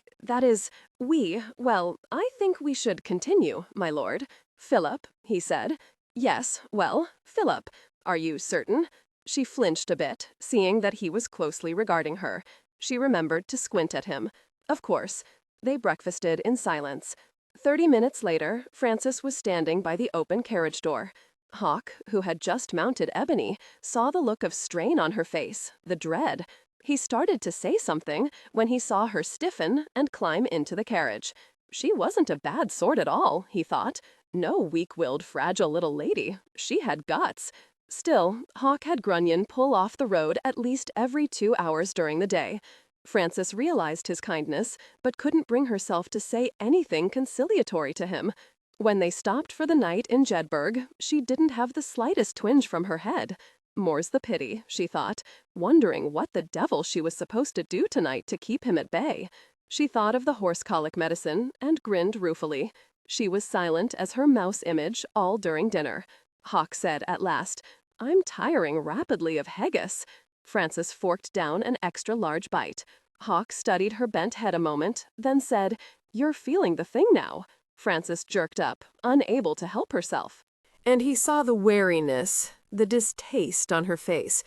She squinted at him, and he said, sharply, wondering even as he spoke if he would be able to bring himself up to performance snuff, "For God's sake, Frances, 'tis not a question designed to get me in your bed." "Yes," she said, eyeing her haggis with grave concentration, "I am feeling much better. Thank you for stopping during the day. I am not used to riding in a closed carriage." "What are you used to?" "Riding my own horse, of course, or walking."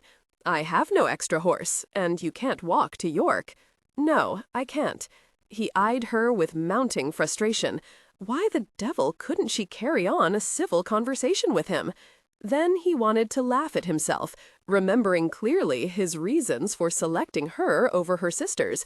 She didn't chatter. She was quiet and homely, as was Hawk. It was still a 15-mile trek to Desborough Hall. He wanted to push on, but knew he couldn't. Frances was so bored she wanted to scream, and she was ravenous. English fare, she thought, staring some 30 minutes later at the boiled beef and tasteless potatoes. But she ate. Hawk had made up his mind. He had let her be for the past 2 nights. Tonight, he thought, he had to consummate their union. The last thing he wanted was for his servants at Desborough Hall to find her virgin's blood on the sheets. They'd been married 5 days. It was time. "I will make her relax," he thought, and said, "Tomorrow, before luncheon, we'll arrive at my estate, Desborough Hall." Said Frances, not looking up. "It belonged to my older brother, Neville, you know." "Indeed. He was the Earl of Rothermere until his death some 15 months ago." "I am sorry," said Frances. "It was very odd," Hawk continued, speaking now for his own peace of mind rather than to her. "It was a yachting accident near to Southampton. He drowned. I've been to Desborough Hall only 3 times since I returned to England. Why? A woman, a few words." He fiddled with his brandy sniffer for a few moments, then shrugged. "I don't know. I suppose it's because Desborough Hall was never mine, never meant to belong to me. I suppose I'm still not used to being my father's heir and the Earl of Rothermere. It's a beautiful estate. So, Frances thought, now seeing the light clearly, this is where I'm to be immured. Well, it could certainly be worse. Gentlemen in London will call me Rothermere, and I won't respond. I feel like an interloper, I guess. As I mentioned to you, most people call me Hawk." He grinned, and she noted with dissatisfaction that he had very straight, very white teeth. Thank God for the number of army friends. They got it started, you see. The Hawk part, that is. He was sounding positively human, and it made Frances uncomfortable. As long as he acted arrogant and conceited, she could keep him in excellent perspective. She managed a sound that gave him the impression that she was listening, and he continued, "I'd always assumed that the army would be my life. I found it somewhat difficult to adjust to the demands of a gentleman of leisure." "Ah, but you have adjusted, haven't you? Beautifully." She merely nodded this time, biting her tongue to keep her sarcastic words behind her teeth. "You will like Desborough Hall," Hawk continued, after he'd cracked a walnut between his long fingers. "It is a well-run estate." Does he believe me utterly stupid, she wondered. She wanted to tell him that she knew his intentions well enough. "We will stay but one day.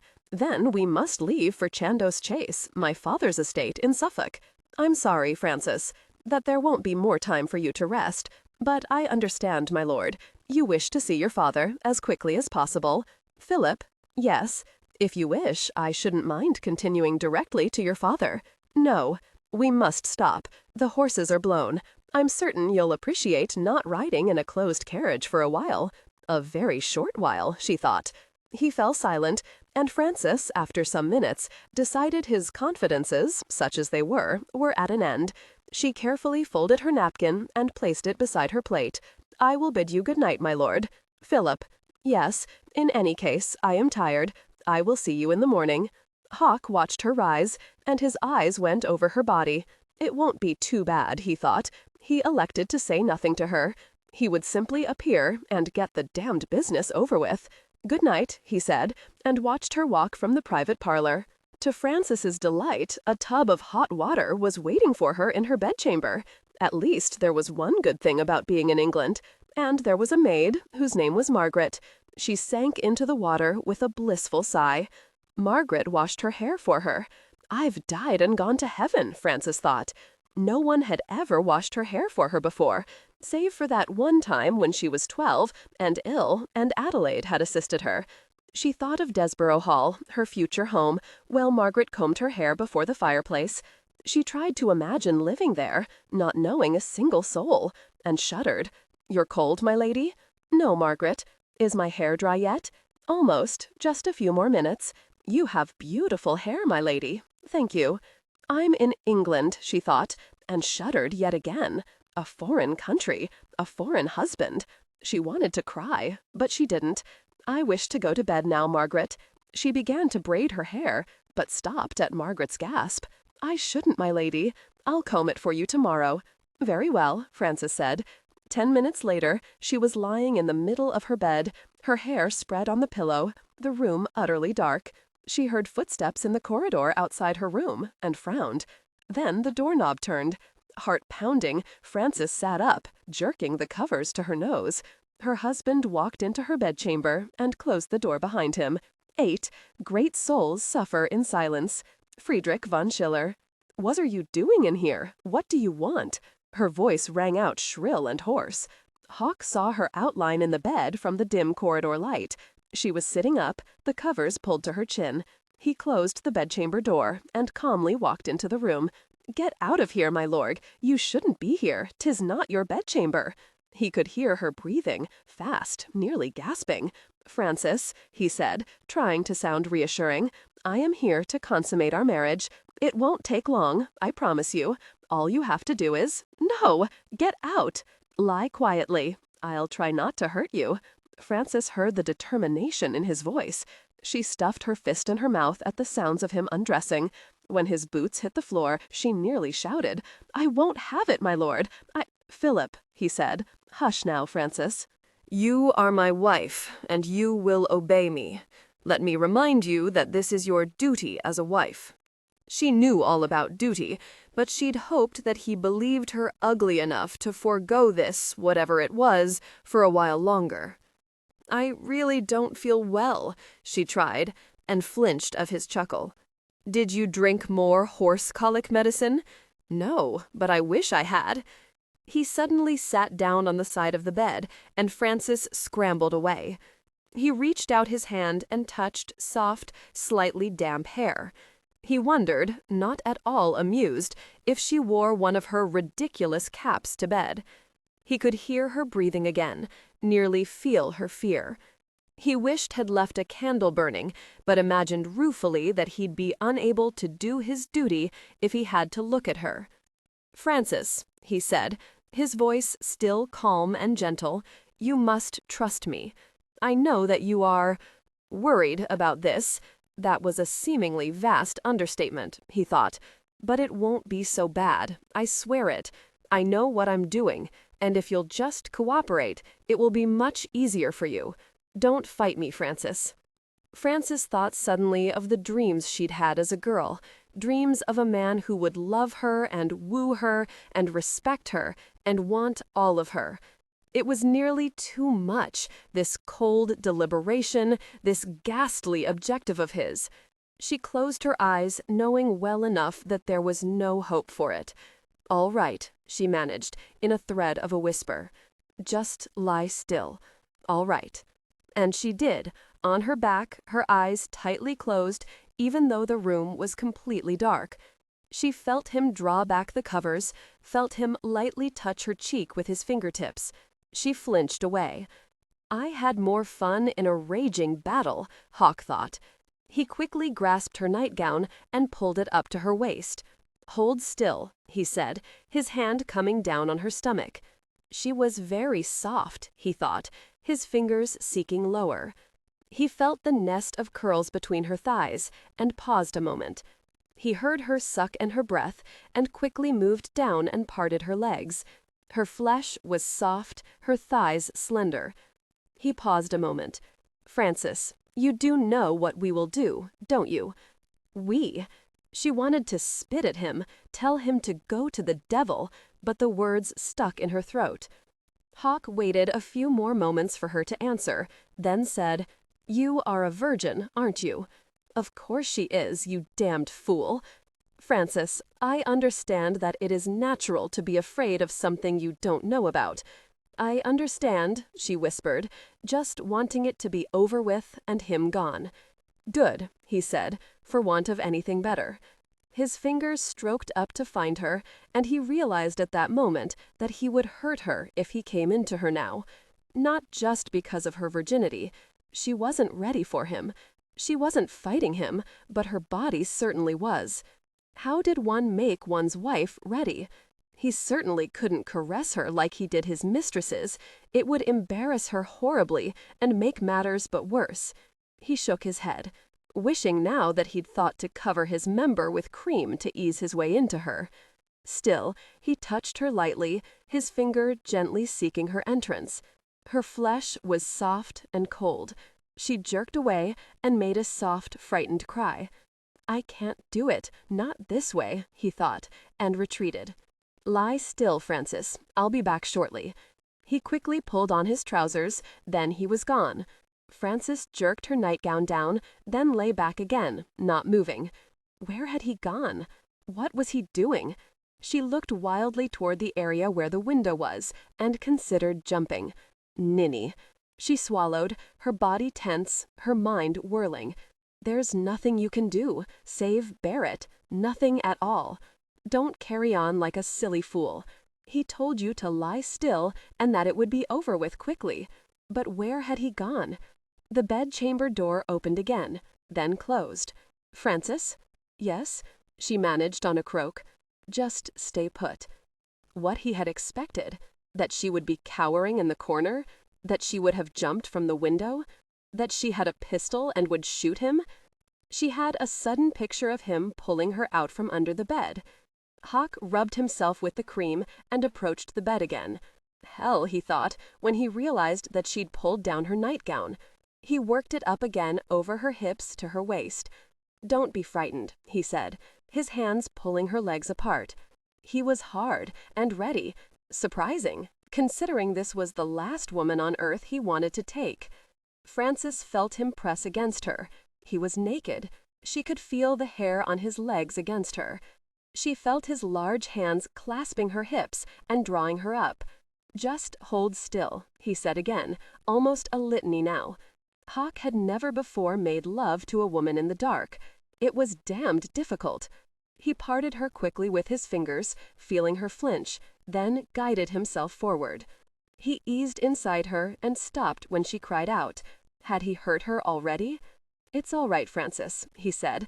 "I'll go slowly." And he did, just a bit at a time. He felt how small she was, how she was stretching to accommodate him. He wanted suddenly to thrust deep, but kept himself in check. Taking a virgin was a heady thing. No, not just a virgin, for God's sake, he told himself. She was a lady and his wife, and she deserved to be handled as gently as he could manage. He was glad had gotten the cream. He'd been thoughtful and spared her unnecessary pain. Why did he want to drive into her, fill her with himself? He bit down on his lower lip. He was doing just as he ought, and he would continue to. Slowly, very slowly, no sudden movements. Frances felt frozen and tense, her hands fisping the sheet at her sides. She didn't feel any sharp pain, just a tremendous fullness and stretching. But he's inside your body. Then she felt a jolt of pain. He butted against her maidenhead. "Frances," he said, wishing yet again he could see her to judge if he were hurting her. Hell, she couldn't wear her spectacles to bed, could she? Yes? She sounded calm enough, resigned, in fact. "You're going to feel a bit of discomfort. It's your maidenhead, and I've got to get through it. Just relax, all right?" "No," she said very clearly. "No, please stop. Please just go away." "I can't," he said. And before she could catch her breath, he tore through the small barrier. She screamed at the sudden tearing pain, her body bucking wildly to be rid of him. He came down on top of her to hold her still with his weight. "Hush," he said, his face pressed against hers. "The rest won't be so bad, I promise." She hurt, deep inside, raw hurt, and he was the cause of the hurt, and he was inside her, so deep.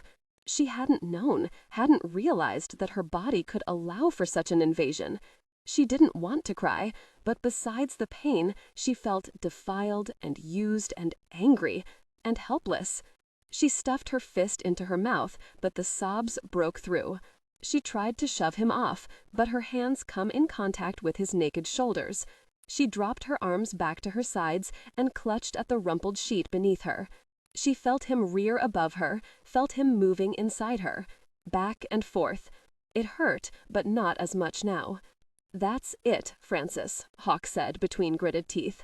He felt himself ready to burst, and because there was no reason to draw out this damnable encounter, he thrust deep, letting himself go, spewing inside her.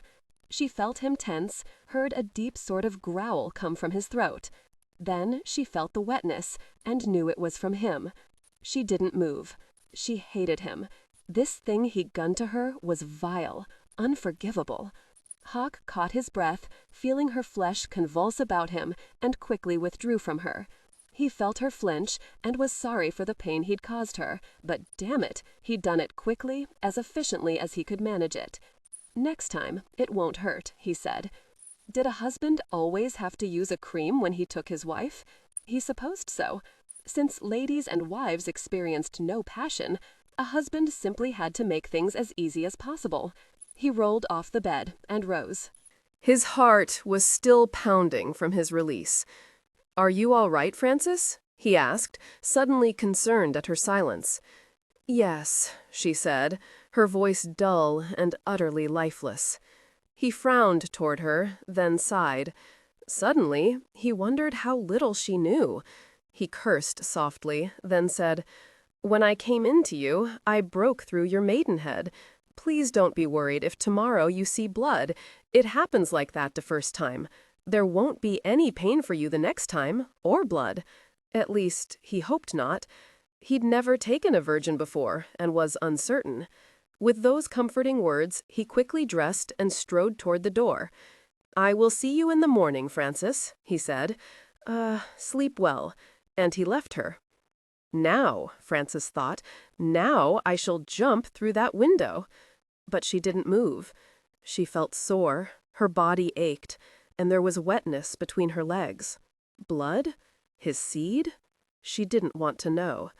"There won't be any pain for you the next time." Next time? How long did it take to make a child? For surely that was his only reason for doing this to her. How many times would she have to put up with being used like an animal?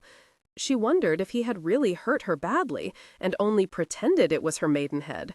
She pictured herself as a castle being breached by a huge battering ram. She didn't smile at the image. She was angry with herself when she tasted salty tears on her lips. I hate you, she whispered into the darkness. She wasn't certain whether it was her husband she hated or herself. She rose slowly and padded to the basin atop the commode. She didn't want to see anything, and quickly pressed the wet cloth against herself. Once in his own bed, Hawk stretched his arms over his head. All in all, he was pleased with himself. He'd treated his wife with all the respect she was due. He had hurt her, but it was to be expected that first time. She'd been very small. He frowned as his body reacted to the image of thrusting inside her. He'd leave her alone for a couple of nights. She would probably be very sore. After all, he was a man, and large, and she was unused to sex. But did she have to act as if he were killing her? Abusing her for God's sake? I can't face him, Frances thought, her hand on the knob of her bedchamber door. I simply can't. What are you going to do then, ninny? Stay like a coward in this ridiculous room? She drew a deep breath and opened the door. She cannoned into the corridor while she still felt courageous. She cannoned right into her husband. Frances! His hand clasped her upper arms. Are you all right? God, no, I'm not. She said nothing.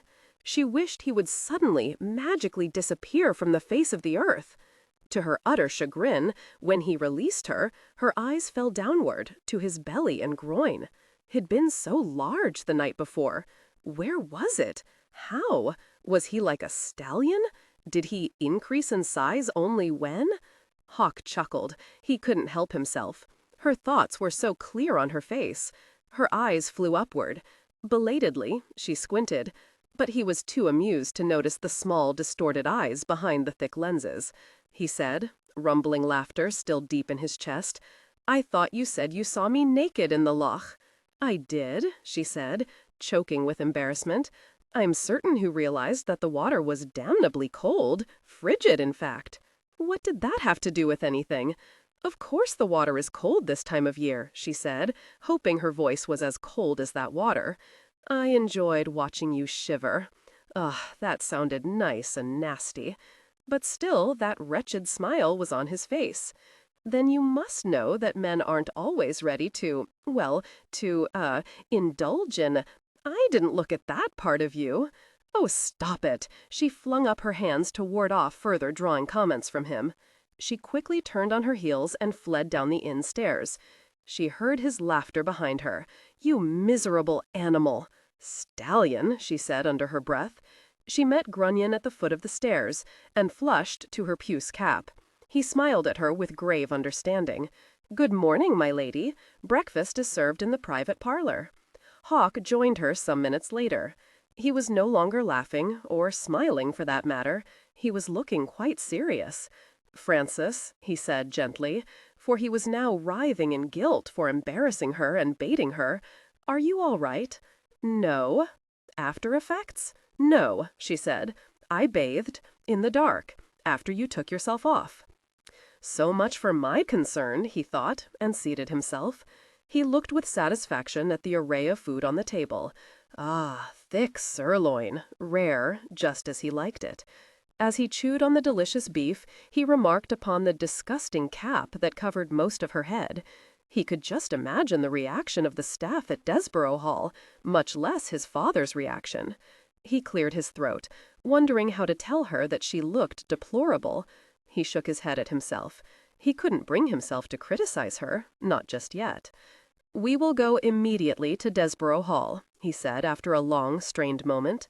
Soon I will bring you back to York. It's a lovely city, and boasts many sights you would enjoy. She said nothing, merely spread her scrambled eggs about her plate. He forged ahead, taking her silence as a positive sign. There are, very nice shops here. You know what I mean. The modists are excellent. Frances silently vowed to wear this gown until it rotted off her body. It's also very probable that there are competent medical men here. Perhaps we could see to your getting some more, new spectacles. Is your eyesight very bad? She gave him a particularly vicious squint. Yes, she said. Terrible. Hawk eyed her with growing impatience. Didn't she realize how very kind he had been to her? He'd spared her all the embarrassment he could. Well, he amended to himself, he had been a bit rough with her this morning in the corridor, but damn her, why didn't she say something, anything, to show that she was at least thinking? Couldn't she at least be a bit civil? He downed some excellent English ale, then slammed down his mug. "Are you ready?" he asked, his voice curt. "Certainly," Frances said. She wished she had something to bang on the table. Frances didn't realize that ladies and gentlemen of the English tongue viewed northern England, this county in particular, as the wilds of Yorkshire. It was beautiful, she thought, rough and wild, with rolling hills, untamed, like Scotland, like home. She felt tears sting the back of her eyes and quickly sniffed them back. They traveled due south, close to a winding river, the River Ouse, Grunion told her when they stopped for a rest near Naburn Moor. The moor fascinated her. It was desolate, so unlike the neat farmlands that surrounded it. Desborough Hall, Hawk continued to her, is near Stillingfleet, east, to be exact, quite close to the river. Our closest town is Acaster Selby. They rode another 30 minutes through farming country and several small villages. Then Desborough Hall came into view. Frances' jaw dropped as the carriage wended its way down the long tree-lined drive. It was a stud. She saw the huge stables, their red slate roofs gleaming in the late morning sun. Not only a stud, she thought, but racing stables as well. There were huge paddocks, enclosed with white fences for exercising and training. For the first time since she'd left home, Frances felt a spurt of excitement. She'd heard that northern England was renowned for its studs and racing stables, but hadn't thought to ask if Desborough Hall was amongst them. Why the devil hadn't her precious husband mentioned it to her? Well, she decided, craning her neck to see the hall, if she had to be dumped somewhere, this was the place to be dumped. 9. There is a wicked inclination in most people to suppose an old man decayed in his intellects. Samuel Johnson. "Father, what are you doing here? You're ill. You're supposed to be." Hawk broke off in speechless confusion. The Marquess beamed down at his disconcerted, gape-mouthed son from the steps of the hall. "Glad you're home, my boy," he said, and bounded down the deeply indented marble steps to the drive. He clapped Hawk on the shoulder. Hawk managed to grit out, "You're the picture of health. You're positively blooming." "You sound disappointed, son." A thick white eyebrow soared upward. "Did you expect me to have cocked up my toes? No, couldn't do that. Too much to be done, you know. Of course I'm not disappointed. I'm happy, I'm ecstatic and astonished. That's a relief, Hawk. Now, where's your bride?" Grunion was letting down the carriage steps. Frances emerged to see an older version of her husband striding toward her. No, she quickly amended, not all that exact a copy. His nose was a veritable beak. He was the one who deserved the name Hawk. His hair was white and very thick, just as, she imagined, her husband's would be in the years to come. And his very sharp, piercing eyes were just a shade or two darker than his son's. He was built on more slender lines, not big-boned and massive like Hawk. "It's Frances, isn't it?" said the Marquess, stepping forward to hug her close. "Yes, my lord, I am Frances Kilbracken." "Nay, lass," said the Marquess, in a broad Scottish brogue, his eyes twinkling down at her. "You're the Countess of Rothermere, Frances Hawksbury. I trust you left your father, that rascal, quite up to snuff?" "Father is up to it, sir, as well as takes it," Frances said. How did he know who she was? What the devil was going on here? Her husband had told her his father was gravely ill. Just an hour before, when they'd stopped for a few minutes, he'd informed her again, his voice low and worried, that they would leave at first light on the morrow to Chandos Chase. "I don't understand, sir," she said. "I do," said Hawk, his voice grim. "Oh, indeed, I'm beginning to understand quite well." Frances's eyes swung to her husband. He sounded utterly furious. He sounded almost betrayed. If a man could be said to gnash his teeth, Hawk was doing it. The Marquess ignored his son and wrapped his arm about Frances' shoulders, giving her another affectionate hug. "All the staff is waiting to meet you, my dear. Come along, you too, Hawk. I hope the staff hasn't forgotten who you are. Here only 3 times in the past year, isn't that all? Grunion, don't strain your back. Here is Ralph to assist you with the luggage." Indeed, Frances saw with a sinking heart, there were at least 20 servants lined up in front of the great double doors of Desborough Hall, the women on one side, the men on the other. She saw vaguely the Hawksbury crest above the door, and remembered the motto, "With a strong hand," and her snide remark about a strong fist.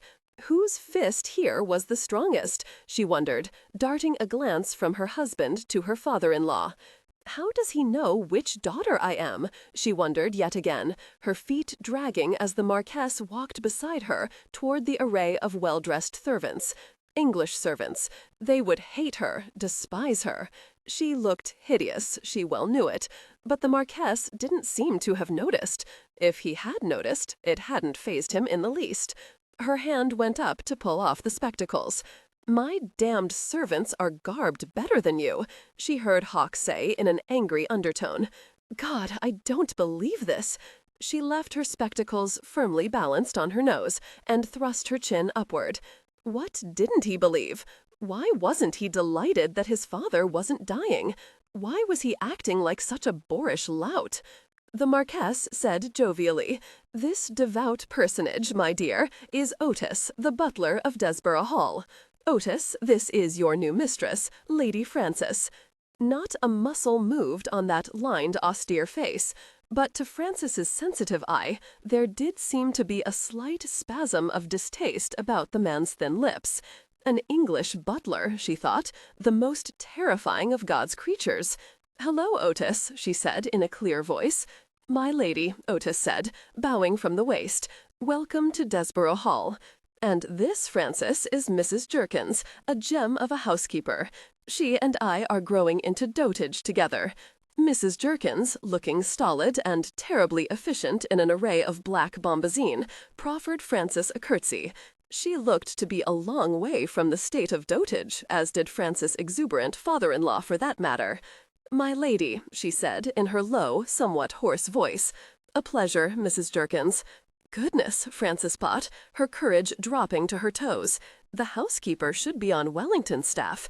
She looked formidable, her will iron. "I will introduce you to the staff tomorrow, my lady," said Mrs. Jerkins, and clapped her hands. Like magic, the long line of women faded away. Otis, taking his cue from the Marquess's nod, dismissed the men. "Don't know why we use the Mrs.," the Marquess whispered in Frances's ear. "Never been married. I suppose she added it for dignity's sake. Must have been decades ago." Hawk suddenly cleared his throat. He was furious, so furious he wanted to spit. And here his damned father was introducing Frances to his servants, as if Desborough Hall belonged to him. "Otis," he said in an overly loud voice, "have another footman assist Ralph with the luggage." "Yes, my lord," said Otis, and snapped his fingers. "He," Frances said, looking briefly over at her husband, "did not tell me that Desborough Hall was a stud. It is also a racing stable, isn't it, sir?" "Yes, indeed," said the Marquess. "At least it was until Neville died. Hawk, more's the pity, has no interest in it. It's falling to bits now. Well, my dear, what do you think of your new home? The old Hall, called the Grange, was gutted back under Queen Anne. The present hall dates from about 1715, not old at all, built by a fellow called Sir John Vanbrugh. All that classical nonsense, you'll see. Palladian, I believe it's called. Don't have the foggiest idea what that means, though." "Palladian," said Hawk, in a ferociously calm voice, "refers to the classical Rome style of Palladio." The Marquess shrugged good-naturedly. "Nonsense," he said, winking at Frances. "Who was Palladio?" Frances asked. "An Italian architect," said Hawk curtly. "16th century," Grunion said, as he trudged by them with a heavy valise. "I don't believe this is happening," Frances thought, so confused that she wanted to yell. She felt as though she were sitting on a very narrow fence and a battle was raging on either side of her. "Fellow should be forgotten," said the Marquess. "He stuck his spoon in the wall long enough ago. Come along, Francis. I'll show you a bit of Desborough Hall. Then you must rest." He sent a rueful glance toward his glowering son. "I imagine that your journey here from Loch Lomond was a bit hurried." "At the very least," said Hawk. "Going, staying, and coming back." "The name Desborough Hall harks back to Queen Anne's time again," the Marquess said, ignoring his son. "Charlotte Desborough was a great heiress. She brought this magnificent house with her as a dowry." "I didn't even bring a sou," Francis thought, staring up at the huge 2-story rectangular edifice. "It always belongs to the eldest son. The second-generation son started the stud and racing stables. The Desborough stud has been revered and quite famous for many years, not to mention the famous racehorses produced here. I'll never forget Fortune, a great stallion who swept all other horses off the tracks. Yes, it was back in 1785, as I recall. Nothing to match him at Newmarket. Not to compare to the famous Eclipse, of course, but no racer compared to him. Fortune was bred off a thoroughbred dam and a barb sire. Strong as the devil he was." Frances was certain now that she heard Hawk grinding his teeth again. She was led into the grand entrance hall, actually an elaborate drawing-room, its ceiling the full height of the mansion, with a fireplace and balconies guarded by wrought iron gratings. White columns soared everywhere.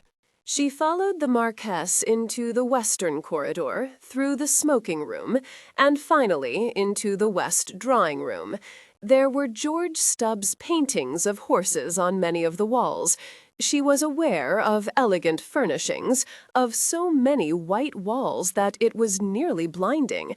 "Look closely at the pilasters," the Marquess said, and Francis, thankful that he was pointing to something, realized that it meant the innumerable sculptured columns. "And of course the arcadings are famous, you know. Arches," Francis thought, "pure and simple arches." Cornices, she knew, grateful that she knew something, comprised all the ornamental moldings at the tops of the walls. For someone who said nonsense about Palladian, the Marquess certainly seemed to know his architecture. Frances murmured again and again, her voice becoming more dazed by the moment. "So elegant, my lord, so very exquisite, so very, nice." She was most aware of her husband's furious silence. The Marquess came to a sudden halt. "Frances, my dear, you are ready to rest now, are you not?" At her silent nod, he continued, "I have asked Mrs. Jerkins to assign a maid to you."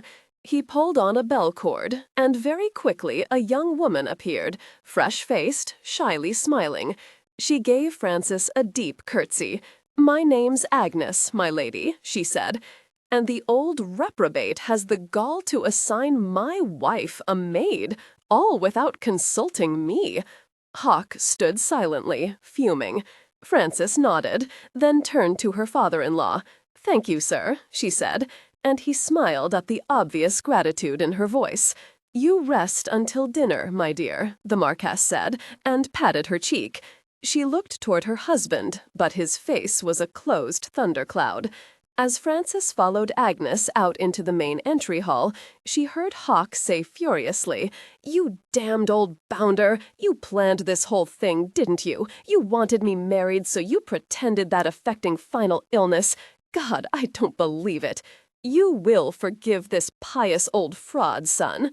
Frances stiffened, Hawk's words flowing through her, but she continued to follow Agnes up the wide staircase toward the vast eastern corridor. "Your rooms? Well, they're called Lady Donny's rooms, and of course they adjoin the Earl's suite." "Marvelous," Frances said under her breath. She felt as though she'd wandered into Bedlam, and now she was, willy-nilly, one of the inmates. At least Agnes didn't give her a lecture on pediments and pilasters. In the smoking room, Hawk was still raging in fine form. "Well, it's the truth, isn't it? All that damned illness of yours was just an act, a ruse." "A son should never underestimate his father," said the Marquess, not visibly moved by his son's tirade. "Now, you cite me a damnable platitude." "Not really. I just made it up. But perhaps it is worthy of being remarked upon in future generations. Now, Hawk, there's no reason for you to get so riled. Really, my boy, no reason." Hawk thrust his hands into his pockets and began to pace the length of the room. His father regarded his progress with mild interest. "You manipulated me." "Well, yes, I suppose you could say that," the Marquess conceded. "In a more felicitous manner, perhaps. But it was time, Hawk, time for you to marry and set up your nursery. You're not getting any younger, you know. I'm 26. Not exactly in my dotage with you and Mrs. Jerkins. Nearly 27, the Marquess said. Another thing, Hawk said. How the hell did you know that she was Frances? There were 3 daughters. No one ordered me to marry any one of them in particular." "Now," the Marquess thought silently, studying his son's flushed face, "I have set myself a problem by making her so warmly welcome." He said slowly, "Well, I knew that Frances was Ruthven's favorite daughter. I imagined, well, perhaps Ruthven pressed a bit in her direction. Like hell he did. Didn't you see her? My godfather, she looks a fright, a hag. I was worried that when I brought her to meet you, on your deathbed, of course, that you would have spasm at the very sight of her. Indeed, in deference to you, I was going to make her remove those ghastly spectacles." The Marquess wondered if he should tell his son that he'd seen a miniature of Frances, painted only a year before. He'd hoped desperately that Hawk would select her from among the sisters. Interesting, he thought. Why had Frances donned the guise of a hag? For that was indeed how she appeared, and Hawk hadn't seen through it. Most odd, the entire situation. "Why did you marry her if she repels you?" he asked. He hoped, at least, his son's part of the puzzle would solve itself. Hawk fidgeted with a fleck of dust on his blue sleeve. He flushed and was furious with himself for doing it, for his father, that old dog, had the keenest eyesight imaginable. "Why, Hawk?" the Marquess asked again. Hawk cursed and flung his hands out before him. "All right, I'll tell you. Her sisters, Claire and Viola, were both quite lovely, as a matter of fact, and witty and charming, and they wanted, nay, expected, that if I married them, I'd introduce them into London society and allow them to hang on my sleeve. I just happen, father, to like my life the way it is. Frances, for all her wretched appearance, was preferable. She is quite shy and timid. She doesn't chatter. Can't you just imagine beautiful silence at the breakfast table?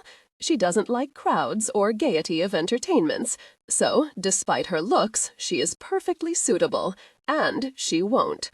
Hawk faltered, and his father said in the driest voice, "And you expect to leave her here, don't you, and continue with your ways in London?"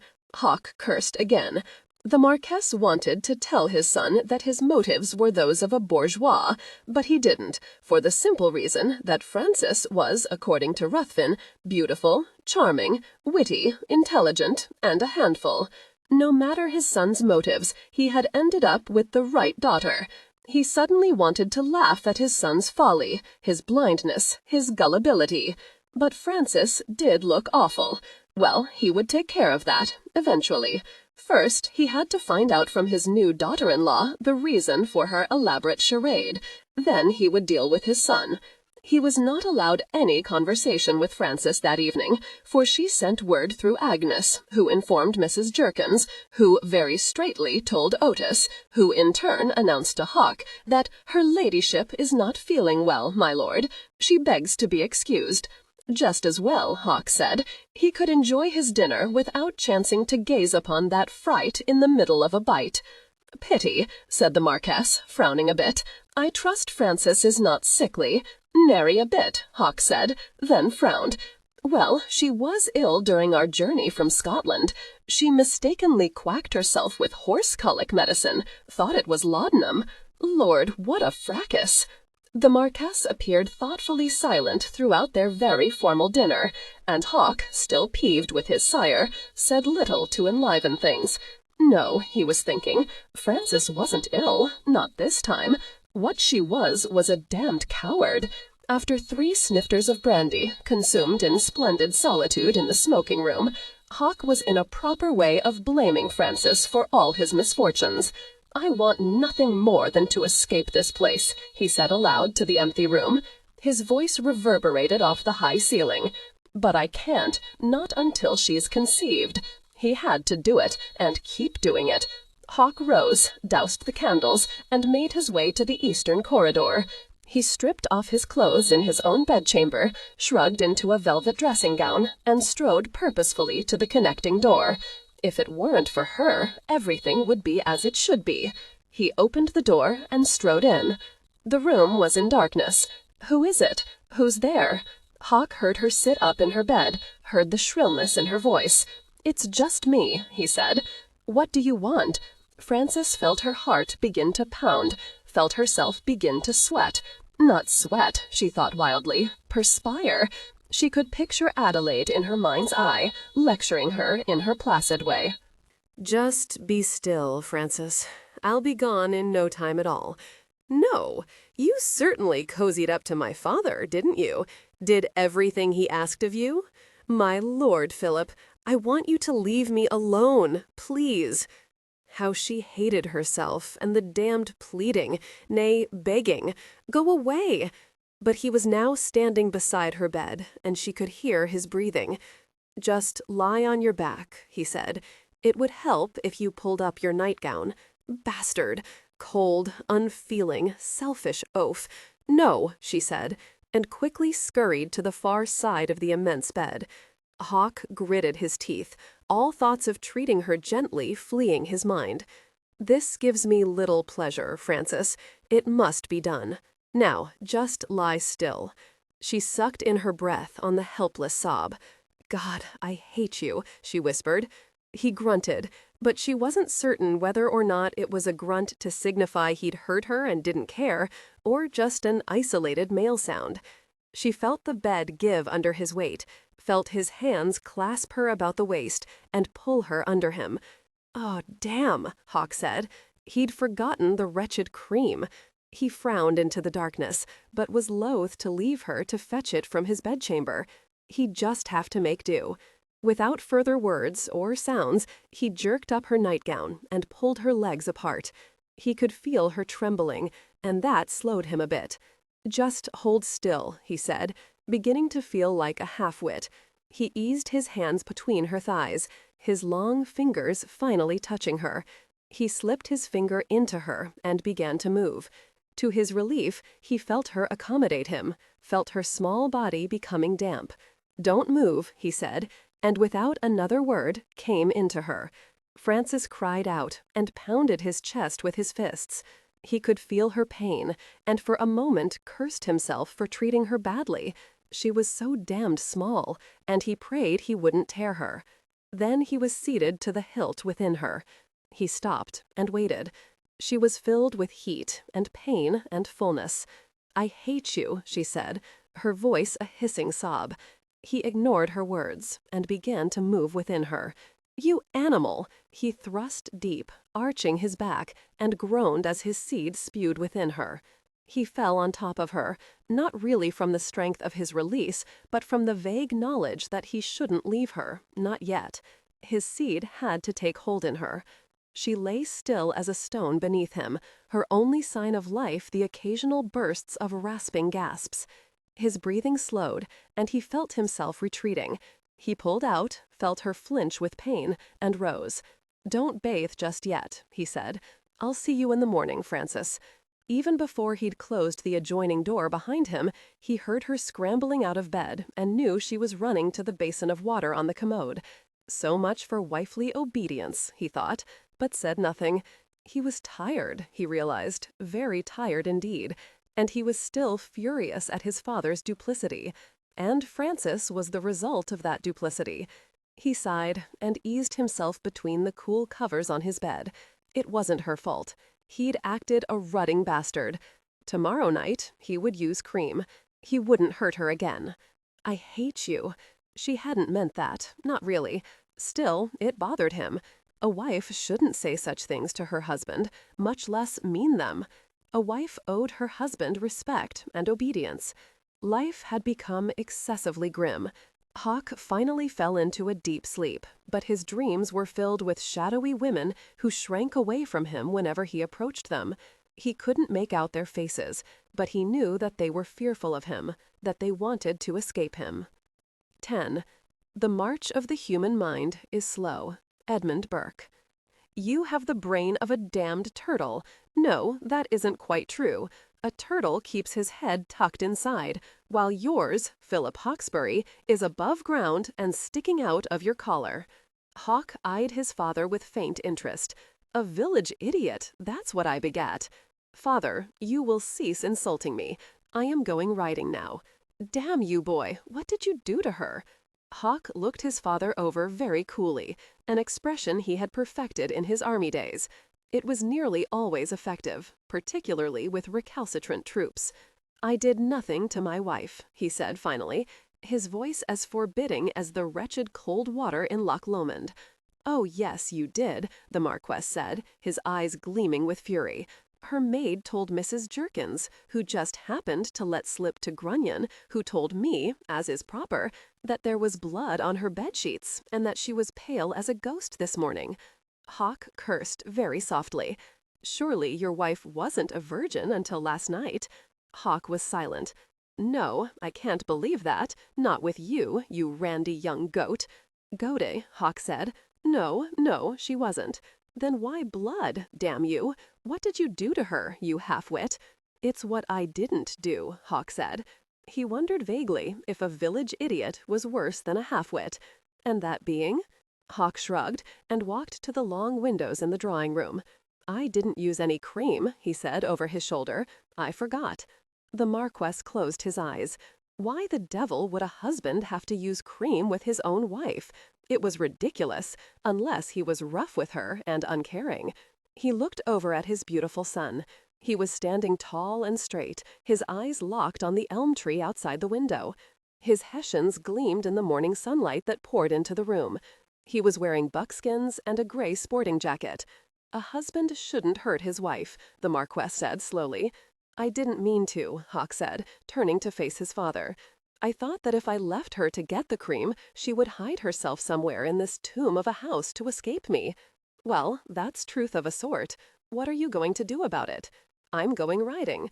The Marquess frowned, his most baleful frown, and Hawk suddenly realized that his own practiced expression came from his father.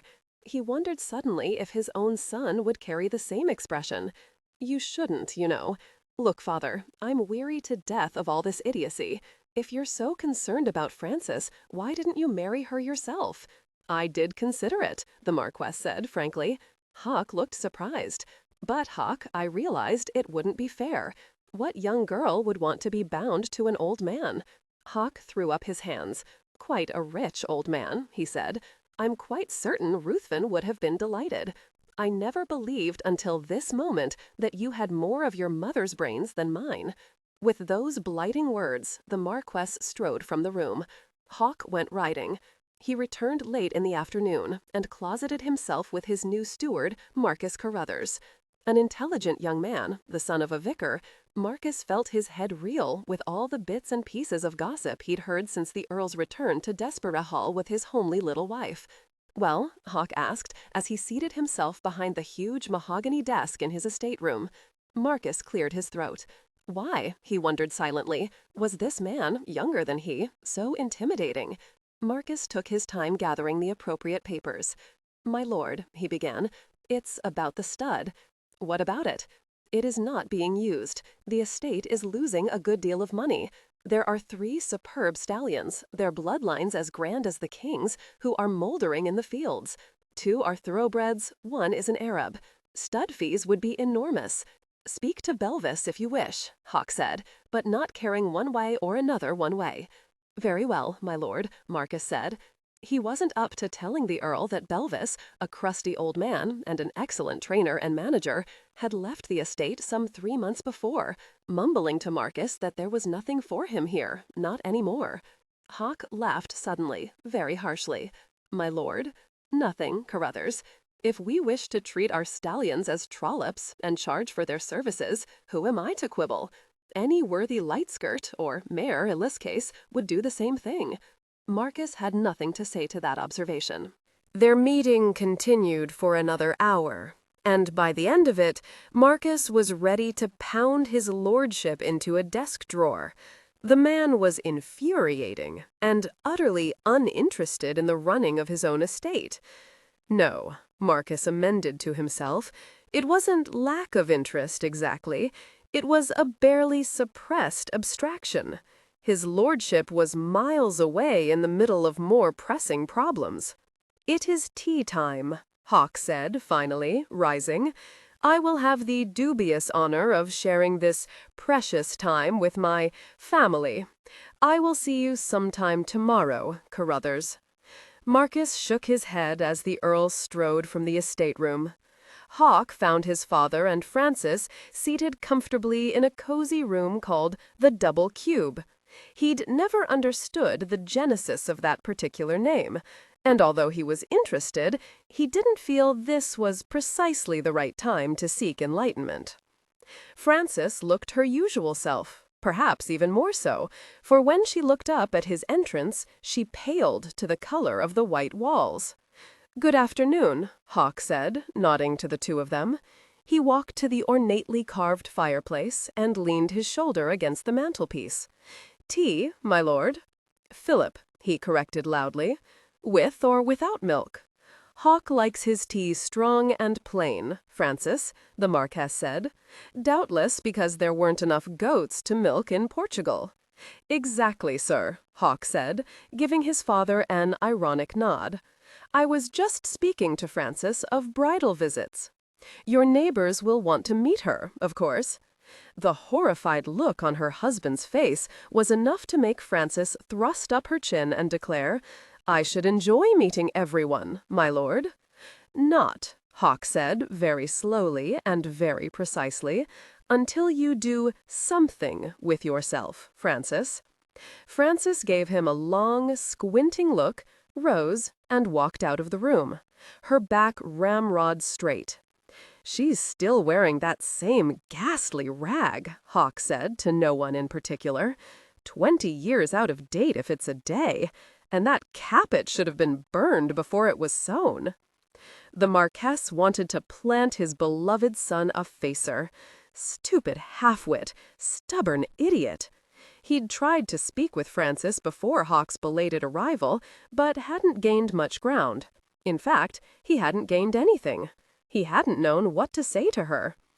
"What do you plan to do, Hawk?" he asked, finally, waving a cup of tea toward his son. Hawk walked to his father, took the tea, and downed it in one gulp. "Do, father? Why, I plan to get my wife pregnant as quickly as possible. And then? I will return to London, where I belong." "That is what you said yesterday," the Marquess said, more or less. "Yes," said Hawk, pouring himself another cup. "Belvis is gone, left some months ago." Hawk blinked at his father. "Marcus didn't tell me." "You probably had the poor young man quaking in his shoes." "I told you because nothing you do or say makes me quake." "I suppose not. Belvis is not someone to lose lightly." Hawk shrugged. "I told Marcus to do what he wished about the stud. If he wishes Belvis back, he can fetch him." The Marquess rose. He was a meddler. He freely admitted it to himself. He wondered if it wouldn't be for the best if he left the two of them alone and returned to Chandos Chase. No, he couldn't do it. He had to get the truth out of Frances first. Frances pulled her shawl more closely about her shoulders and escaped through the garden door off the immensely intimidating library. It would take 3 lifetimes to read all those vellum tomes.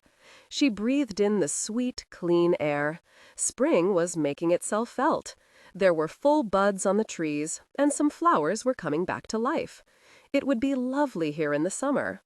She tried quite successfully for the next 10 minutes to extol the virtues of the estate. After all, it was now her home. She felt a wave of homesickness and sank down under a very old, gnarled oak tree, leaning back against the rough bark. She closed her eyes and saw her husband, and her hateful words play over and over in her mind. "Well, what he said is only the truth. You look ghastly. Do you expect that he'll want to introduce you as his wife?" She was on the point of pulling off her spectacles and taking the cap from her head when she saw Hawk striding toward the small ornamental lake. His head was lowered, and he appeared lost in thought. His thick black hair glistened under the afternoon sun. She let her eyes rove down his body, looking at him with complete objectivity. He was a handsome man, a powerfully built man. There, she thought, she would allow him that, but nothing more. It was as if he sensed her presence, for in the next moment he whipped about and stared at her. "Frances," he said. "My lord," she said. "Philip." "Yes. It is a lovely prospect, is it not? Do you know when the lake was built?" "In the early part of the last century. One of my late, unlamented ancestors, with a head filled with foolishness." He paused a moment, raking his fingers through his hair. "Look, Frances, I apologize for what I said to you. It wasn't fair of me. After all, it's not your fault that you—" "Yes?" she pressed in a very sweet voice. "Well, quite a bit of it is your fault. I should say that it is all my fault. But it matters not, at least to me." "I don't understand," Hawk said slowly. Frances shrugged, not looking up at him. "Look, Frances, I'm sorry about last night. I won't do that again." She shot him a look of undiluted relief. "You won't touch me again? You're leaving Desborough Hall, then?" "Not just yet. What I meant to say was that I won't ever approach you again without some cream. I did not mean to hurt you." Cream, she thought dully. She found herself looking at his firm mouth for a moment. He had never kissed her. "Should you like to go riding with me tomorrow morning?" "An olive branch." "Yes, I should like that, my lord." "Philip, I don't have a riding habit." Hawk paused at that daunting bit of news. Then he said, "Tomorrow evening Lord and Lady Bircher are coming to dinner. As I recall, Alicia is about your size. Perhaps she would lend you a riding habit until you can have several made. We will just have to postpone your ride for a day or two. I will go see Alicia and John now and borrow one for you." "There are guests coming tomorrow evening? To dinner?" Hawk frowned at the sound of her set voice. "Why not? They've been friends of mine since we were children. I suppose you should meet with Mrs. Jerkins and plan the menu." He didn't tell her that this damned dinner hadn't been his idea. His father had taken the liberty of doing the inviting. "Yes," Frances said, coming gracefully to her feet. "Yes, I suppose I should. Another wifely duty." "You will come down to dinner this evening, will you not?" she said over her shoulder. Hawk watched her stride back toward the house like a damned man, he thought. Not a feminine bone in that body of hers. But her body was very soft, her skin sweet and smelling. He clearly remembered the feel of her thighs, their slenderness, their long, graceful shape, and the softness of her between her thighs. He found himself wondering about her breasts. Tonight, he thought, he would satisfy his curiosity on that score. Frances, knowing she had no choice, dutifully rang for Mrs. Jerkins when she returned to the house. "Yes, my lady," came the formidable response. "Mrs. Jerkins, my husband informs me that we will have 2 guests for dinner tomorrow evening." "Yes, my lady. His lordship, that is, the Earl's father, informed me of the invitation. Here it is." So, she thought, the Marquess had done it. She was surprised that her husband hadn't pleaded a vile illness to keep his friends from coming. She lowered her eyes to the paper. It was the first time she'd tried to read with her spectacles on. The words blurred. She couldn't make them out. She shot Mrs. Jerkins a look, but knew it would be odd in the extreme to that intimidating woman if she were to remove her spectacles in order to read. She sighed, forced her eyes over the blurred words, then said, "This is fine, Mrs. Jerkins. Thank you." Mrs. Agatha Jerkins nodded and took back the paper. She didn't realize until she had left her new mistress that she hadn't given her the menu. She'd given her a list of the linens that needed to be replaced. She told Otis, "'Tis exceeding odd, James. Do you suppose that in Scotland they don't teach people how to read?" "It is a brutish, uncivilized country," said Otis. "Our poor master," she said, shaking her gray head, to be tied to such as her. Mrs. Jerkins broke off suddenly, quite aware that it was not at all acceptable to speak thus of her betters, particularly to Otis, the stiff-necked old goat. "I shall contrive," she said, and hastened away. That evening at dinner, Frances said not a word. She listened to the Marquess relating tales from bygone days, scandals of this lord or that lady, fortunes won or lost at the gaming tables. When she'd come into the drawing-room, Hawk had taken one look at her and become as silent as she. The Marquess carried on manfully. He wasn't a military man like his son, but he knew well enough when the battle was well lost. Frances excused herself at the first moment possible and returned to her room. Agnes was seated next to the fireplace, stitching one of Frances's impossible gowns. "That won't be necessary, Agnes. You may go now." Agnes brightened. "You are expecting new gowns, my lady?" "No," said Frances. "Please, Agnes, go to bed." Frances was wide awake when she heard the adjoining door open some 2 hours later. "Frances?" "Yes," she said. "Just a moment, my lord. Allow me to raise my nightgown for you. There." Hawk felt a frisson at those empty, dull words. He plowed his fingers through his hair. "Frances, look, I quite understand, my lord. You wish me to conceive. I am ready. Please, just get it over with." He did. He didn't hurt her, for the cream eased his way. She didn't move, nor did she say another word. He finished quickly and returned to his own rooms. He realized later, as he lay in his own bed, that he hadn't touched her breasts. The small dinner party with Lord and Lady Bourchier from Sandbury Hall could have been worse, Hawk thought. Alicia, bless her sweet heart, had been most kind to Frances, once she'd gotten over her shock. As for John, he was a man who could charm termites out of walls if he so chose. The Marquess had been in fine form. Frances had been so quiet and reserved that she might as well have not been present. Hawk found himself wondering during the lengthy meal how Claire or Viola would have responded.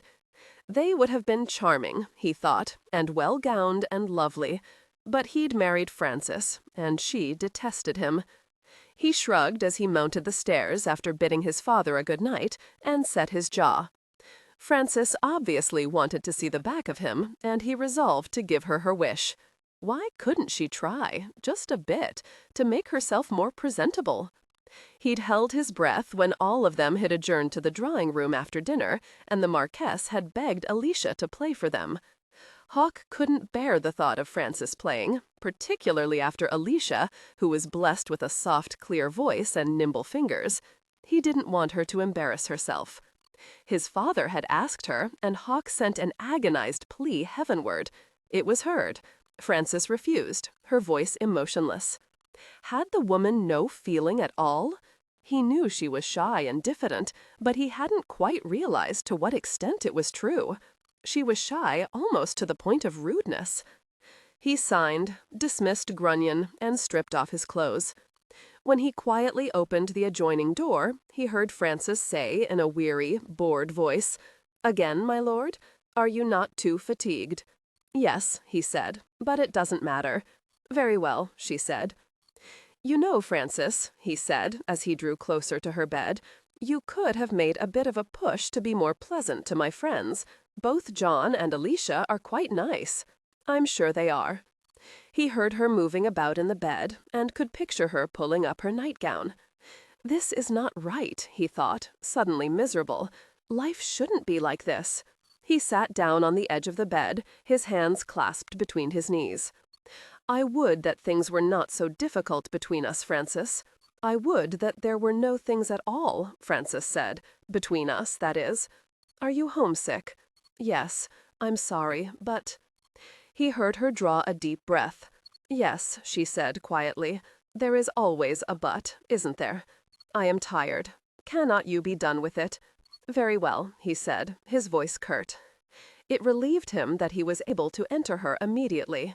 He had an awful fear of impotence with her. That would demolish him utterly. When he spewed his seed deep inside her, he heard a muffled sob, and froze. He closed his eyes, even though the room was in complete darkness. He hadn't hurt her, had he? She was very small, and he had thrust deeply into her, repeatedly. He started to ask her if she were all right, but he couldn't bring himself to. He could just hear her flat, emotionless voice telling him a lie. He pulled out of her quickly, feeling her flinch as he did so. Frances didn't move. She heard him stride quickly from her room, heard him firmly close the adjoining door behind him. It isn't so very bad, she thought, lying very still. It doesn't hurt. But it was so empty, so cold and inhuman. She suddenly saw her life laid out before her. It was all loneliness and darkness. It was a man who was her husband, who would visit her when he was forced to. She rolled over and buried her face into the soft pillow. She wanted desperately to go home.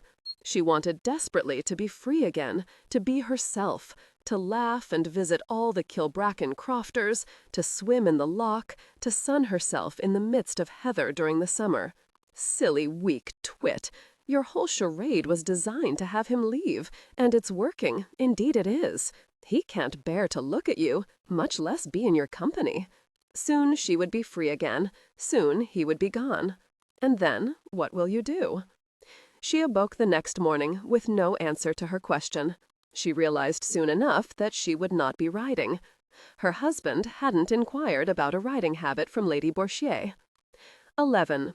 Brevity is the soul of wit. Shakespeare. No, Hawk said. What? Nothing else to say? You proffer this rackety reason, unbelievable, and you know it, and then say no? Correct, Hawk said.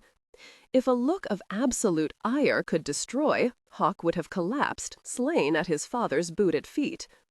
This is all nonsense, my boy, the Marquess said, after a moment in which he'd failed to reduce his son to filial obedience. See your man of business in London. Absurd. He had to beg you to pay him a call after you returned to England. I tell you, Hawk, I forbid you to leave now. Not now, at dawn, Hawk said. And just what does your wife think about this? Does she even know that you plan to leave her? No, not yet. I will speak to her when I find her, which is difficult, since she hides whenever I am in the vicinity. Except at night, the Marquess said with lowered brows. That is right. The Marquess threw up his hands. I'm going to breakfast now. To Hawk's surprise, Frances was seated at the breakfast table when he and his father entered the small breakfast room. She was wearing what he now recognized as the ugliest of her 3 gowns, a dull brown wool that could have had no style the day it was conceived. On her head sat a cap of bilious yellow. She looked up briefly, nodded, then lowered her head again to her plate of eggs. The Marquess looked from one to the other and announced, I think I shall breakfast a bit later. He left, a brief prayer on his lips that his son would bend one way and Frances would not run. She looked like a pinched, pale, very homely shadow, Hawk thought, except for those awful spectacles that brought everything into sharp focus. He suppressed the unacceptable feeling of guilt and set himself to his trencher. When Otis retreated from the room, taking the serving-maid, Rosie, with him, Hawk sat back in his chair and folded his arms over his chest. Good morning, Frances. Good morning, Philip. I am pleased with your verbal progress. Thank you. He wanted to shake her until her teeth rattled.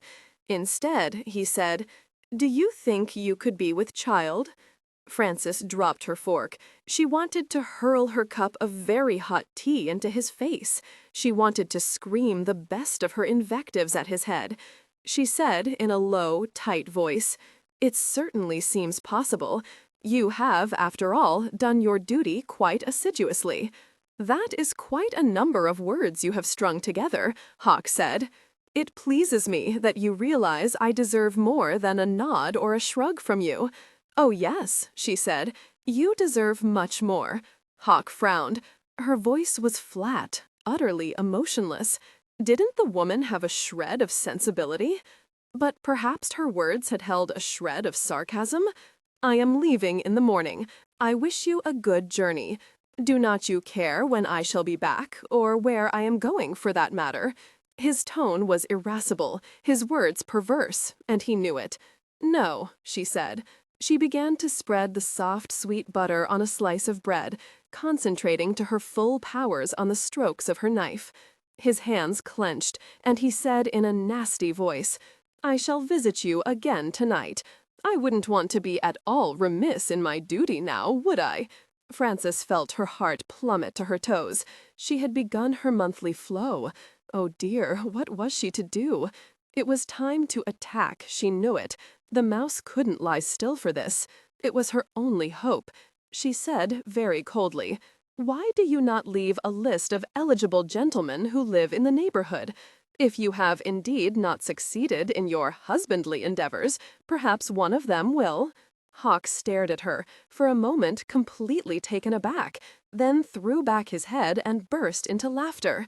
"Look, Frances," he said at last, seeing her sitting there rigid as a statue, "even if one of the gentlemen could be induced to bed you, he wouldn't treat you with as much, respect as I do. Lord, he might even expect, nay, insist on seeing your body, perhaps thrust his tongue in your mouth. You would detect that, wouldn't you? He would, I venture to point out, even force you to touch him. A ghastly prospect, wouldn't you say? All that disgusting hair?" It was difficult, but Frances maintained a hold on herself. He was a conceited, selfish beast, a bounder, "Why do you not leave today, my lord? The weather is quite acceptable for travel, I think." Hawk regarded her in thoughtful silence.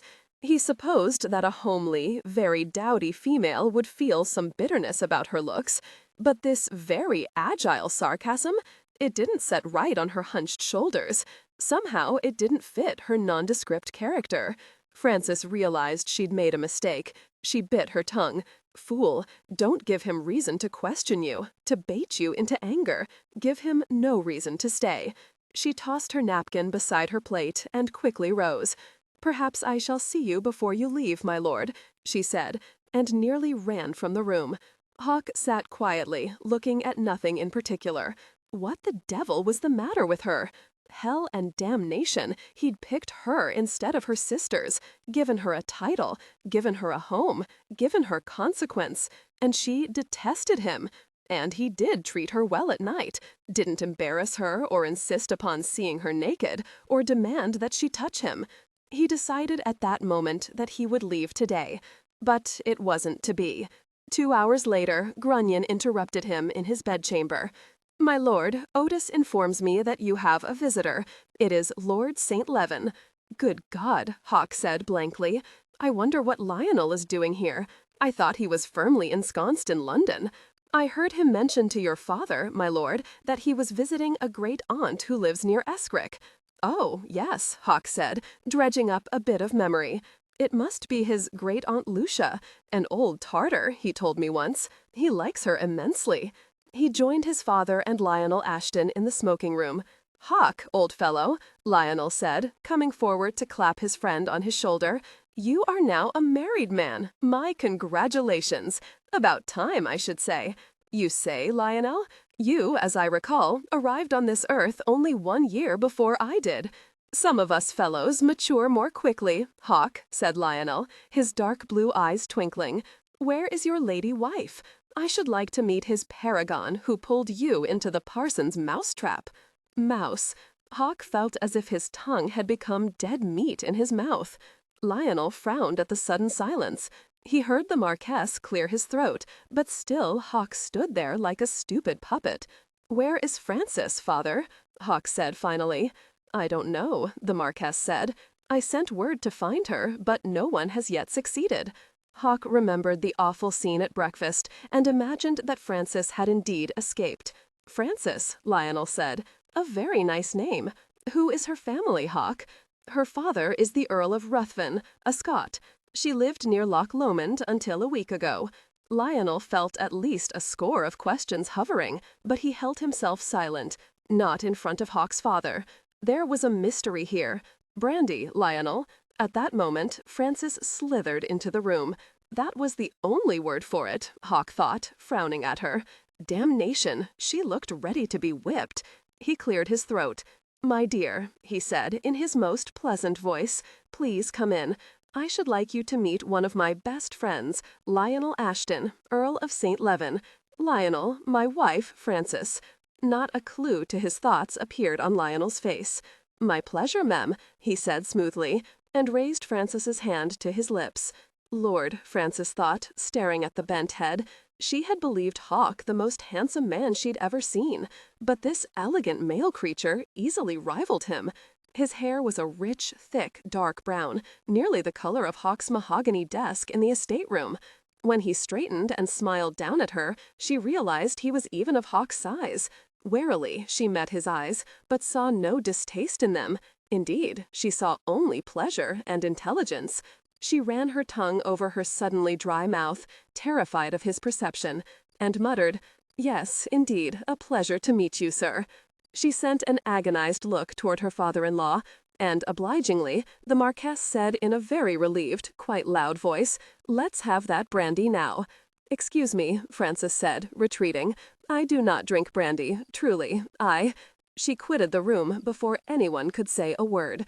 Lionel said thoughtfully, when the Marquess handed him the snifter, "Let us drink to your marriage, Hawk." They did. It was close to 30 minutes later before the Marquess left the two longtime friends alone. Lionel sat back in the comfortable leather chair and stretched his long legs before him. "This is all most interesting, Hawk." "Go to the devil," Hawk said, always brief and to the point. "I am blessed in my friends. How is your sainted great-aunt Lucia? She bastes me with her ire as thoroughly as the cook bastes the Christmas ham. She is in rare good form, healthy as a stoat, her tongue whirling faster than your carriage wheels. I had looked forward to seeing you in London. Ah, soon? You will introduce your bride to the ton? No, Frances stays here. That is, she wishes to stay here, in the country. She is more comfortable here, you know." "I see," said Lionel. He waited, but there seemed to be nothing more forthcoming. "I suppose you will confide in me when it pleases you." "There is nothing to confide," Hawk said. "Probably nothing of interest," Lionel agreed, his deep voice sounding lazy and bored. "How long do you intend to stay?" "I have but just arrived, Hawk." Hawk gritted his teeth. "You know what I mean, Lionel." "Ah, now we're back to the animal world. My father never approved of that particular nickname, you know. Believed it undignified, not at all worthy of Viscount Beresford." "You will recall, old fellow, that was what I was called before my father's unfortunate demise last. It is not a love match. Curse you," Hawk said harshly, breaking into this fascinating blather on Lion's ancestries. "You aren't blind. You met her. You looked at her." Lionel shot him an odd look, then said mildly, "Then I would suppose that she is a great heiress." "Nary a bit. Not £20,000 a year. Not a bloody sow. I brought a valise, Hawk. I had intended to spend the night, but if you wish, I shall take to my heels and endure Lucius' insults. Poor woman, she thought she'd seen the last of me for a while. Stay, we can return to London together tomorrow, if it is convenient with your plans. That will be pleasing, no doubt. I trust, dear boy, that you have sent an announcement of your marriage to the Gazette. I imagine that my father has done that. I wonder," Lionel said, his voice a lazy drawl, "what the fair Constance will make of it." "I would never have married her," Hawk said, "even if I had wanted to. Well, yes, I understand. You're Scottish, lass. As for your Amelie, she is certain to be devastated. No, I dare say she won't be. Why should she be, after all? It is like that, is it?" Lionel said easily. "Odd, but I have always believed that when I marry, if I ever find a woman to bear up with me, that I should show my mistress to the door. Of course, Amelie is a charmer." He paused a moment, seeing Hawk eye him with frank surprise. "I've said something that your intellect can't grasp," Hawk said slowly. "I have never believed that any gentleman would forego his pleasures for the sake of a wife, particularly if the wife in question is merely a duty." "Perhaps that is true of many of our acquaintances," Lionel agreed. "I imagine, though, that there are some love matches. I hope I shall be so lucky." Hawk said something quite crude. "Then a gentleman wouldn't be inclined to poach elsewhere," Lionel finished. Not for a 12-month, in any case, Hawk said, his voice as cynical as his raised eyebrow. If that is your belief, my friend, then wouldn't the same thing apply to a wife? Lady Constance, well, she has a great deal of self-consequence, as well as stunning looks. She is also an accomplished flirt. I am certain her flirting wouldn't go to the bedchamber until she'd provided an heir for her husband. But then, Lionel shrugged elaborately. I suppose you have excellent reason for cynicism. Sometimes I find myself wishing that. Well, no matter. Here I am carrying on like a gabble-seed. Come, old fellow, let me show you my new cattle. My bays will beat your greys to flinders, and your great-aunt Lucia will become mute. You know I got those greys from Kimball when he went all to pieces, the damned fool. Nothing can beat them. Frances was standing by the window of a small sewing room that faced the drive. She saw the two men stroll companionably toward the stable, both large, powerful men, both filled with all the confidence only a man of title and wealth could possess. But appearances could be deceiving, she knew. She could imagine how the Earl of St. Leven would treat her if he had to suffer looking at her a second time. Surely he couldn't hide his true feelings again. But he had looked at her so very oddly. Would she have to suffer another night of Hawk's amorous bouts? Amorous? Ha! Husbandly bouts was more like it. Duty bouts. Heir bouts. Damn him. She saw Lord St. Leven throw back his head and laugh at something her husband said. Had her husband made a jest about her? No, he couldn't be that great a bounder. She turned away from the small window, her shoulders hunched. She pleaded an indisposition that evening and stayed safe in her room. Agnes, eyeing her when she brought her a tray, wondered just what this indisposition was. Her mistress was pacing about, looking alternately flushed with anger, then pale as the gravy that swamped the veal on the beautiful gold-edged plate. I will not let him do it, not again, Frances said aloud to her empty room several hours later. Enough is enough. It was more than that, she knew. If she stayed and he visited her, she would have to tell him that she was far from pregnant. She would have to tell him about her monthly flow. The consequences of such a confession left her mind blank. She molded a fat bolster under the covers of her bed and made her way to the small sewing room. When Hawk quietly entered her bedchamber 3 hours later, he was more drunk than he cared to admit, but his determination was profound. It took him several moments to realize that the bolster wasn't a woman. He stared down in the darkness, his hands feeling the damned bolster as if it were a woman's leg. Then he felt utterly enraged. He'd asked nothing of her, damn her. He'd given her everything any woman could possibly want. His sexual demands required but 10 minutes of her precious time, and she didn't have to do anything save lie there like a damned log while he did all the work. He realized vaguely that he'd been through all his logic several times before, but it didn't matter. He was certain the list of her shortcomings would continue to grow. The roar of anger was building in his throat when he realized that Lionel and his father were in the house. It would cause the most ridiculous scene. He could just hear Lionel's lazy drawl. "How very odd, Hawk, old man. You say you mistook a bolster for your wife? She's hidden from you, you say?" He swallowed. He would leave her to wallow in her own dowdy stupidity. Selfish, silly twit. It didn't occur to him until he was lying in his own bed, the room spinning dizzily when he closed his eyes, that it was indeed probable that she had unwittingly spared him male embarrassment. He felt dead, all of him, not even a twinge. Both men left the following morning, each nurturing a hangover that would dog their heels to Nottingham. Hawk didn't bid his wife goodbye. She was nowhere to be found. Frances watched their leave-taking from her post in the sewing room. Good riddance, she thought, twitching the lace curtain back into place. Her father-in-law was waiting for her at the foot of the stairs. "Good morning, Frances," he said, quite pleasantly. "Sir," she said. "Did you sleep well, Frances, in your hidey-hole?" How did he know? She elevated her chin. "Yes, sir, indeed I did. Hawk is gone, Lionel with him. Yes, I watched them leave. And that is why you finally are showing yourself. I am hungry, and something of a coward also. Come here a moment, my dear. I have something to show you." Francis shot him a wary look, but obligingly trailed after him into the library. He quietly closed the door, then turned to face her. "Look at this, Francis." She took the small miniature from his outstretched hand. She stared down into her smiling face. "My father. Why did he send you this? I assume he did send you this." "Yes, he did," said the Marquess. "He hoped I would be seeing a painting of my future daughter-in-law. He devoutly hoped that Hawk would select her." He pointed at the lovely, happy face. "But instead, my son selected you. Now, don't mistake me, Francis. I am not a doddering old fool, and I know well enough why Hawk picked you over your sisters. He is incapable of lying to me. His cheek always twitched whenever he tried, as a boy. He hasn't tried as a man. No, my dear, my question is, why your elaborate charade? I gather that Hawk met you as you are now." Frances, at the end of her tether, waved her fist at him and shouted, "It is all your fault. If you hadn't been so foolish as to get yourself captured by bandits and rescued by my damnable father, none of this would have happened.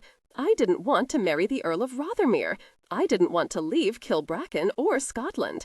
I didn't want your precious son to even look at me." "It appears that he hasn't looked at you, that is," the Marquess said mildly, pleased by this very Ruthven show of passion. "I begin to understand you, Francis." "But I still wonder why you simply don't show your true self when he asked you to marry him. He left. Curse him. He ran away as quickly as he could for Glasgow. I told my father I wouldn't have him, but my father said that I had no choice. It was all a matter of money, as you well know, since you're the one providing that cursed £10,000. The Marquess absently rubbed his chin. What an interesting and amusing coil this was. "I gather then, my dear, that you maintained the facade in order to nauseate Hawk enough so that he would leave you quickly." "Exactly," she said in an acid voice, "and it worked." Suddenly she crumpled, lowered her face in her hands, and began to sob. "Francis, oh, be quiet," she cried, rubbing her eyes with the back of her hand. "He has indeed left, and here I am stuck in a foreign country, surrounded by servants who believe me an utter fool and unworthy of my vaunted new position, and I hate it. There is no beautiful loch, no heather, oh, I don't know what to do." "Of course you do, my dear," he said very gently. Frances pulled off the offending spectacles and glared at him. "Yes, that is a start. Well," she demanded. "You, my dear Frances, are the Countess of Rothermere. There is no one to gainsay you, not a mother nor a father. You are mistress here. This is your home. These are your servants. You can, as a matter of fact, do exactly as you please." She stared at him a moment, his very calm words sinking into her befuddled brain. She said very slowly, her brow knit in thought, "You are quite right. I can do exactly as I please, can I not?" "Most assuredly," said the Marquess, hope flaring. Frances gave him a quite dazzling, beautiful smile. She pulled the cap off her hair and flung it to the floor. She stumped on it. She next pulled the pins from the severe bun and shook out her thick hair. She burst into merry laughter. "I believe, my lord, that the dowdy mouse has just died behind the wainscoting." She threw the spectacles into the air, and when they landed, she ground her heel into the lenses. "My lord, do you know of any acceptable modistes in York?"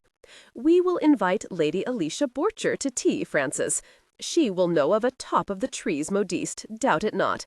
As for funds, as the mistress here, you have all you need. Now, my dear, I know of a trunk that holds some of Neville's clothing. Perhaps we can find a pair of trousers for you. You would like to go riding, would you not?" Frances threw her arms around the Marquess's neck. "You are a wicked old man, sir. And you, my dear daughter, are a minx." Frances laughed gleefully, and didn't hear the Marquess add under his breath, "My poor son, you haven't a chance, not now." He wondered, as he rode beside a laughing, carefree Frances, how long he should allow Hawk to absent himself. Well, he would just wait and see how Frances settled in. Then he would decide how to bring his son about.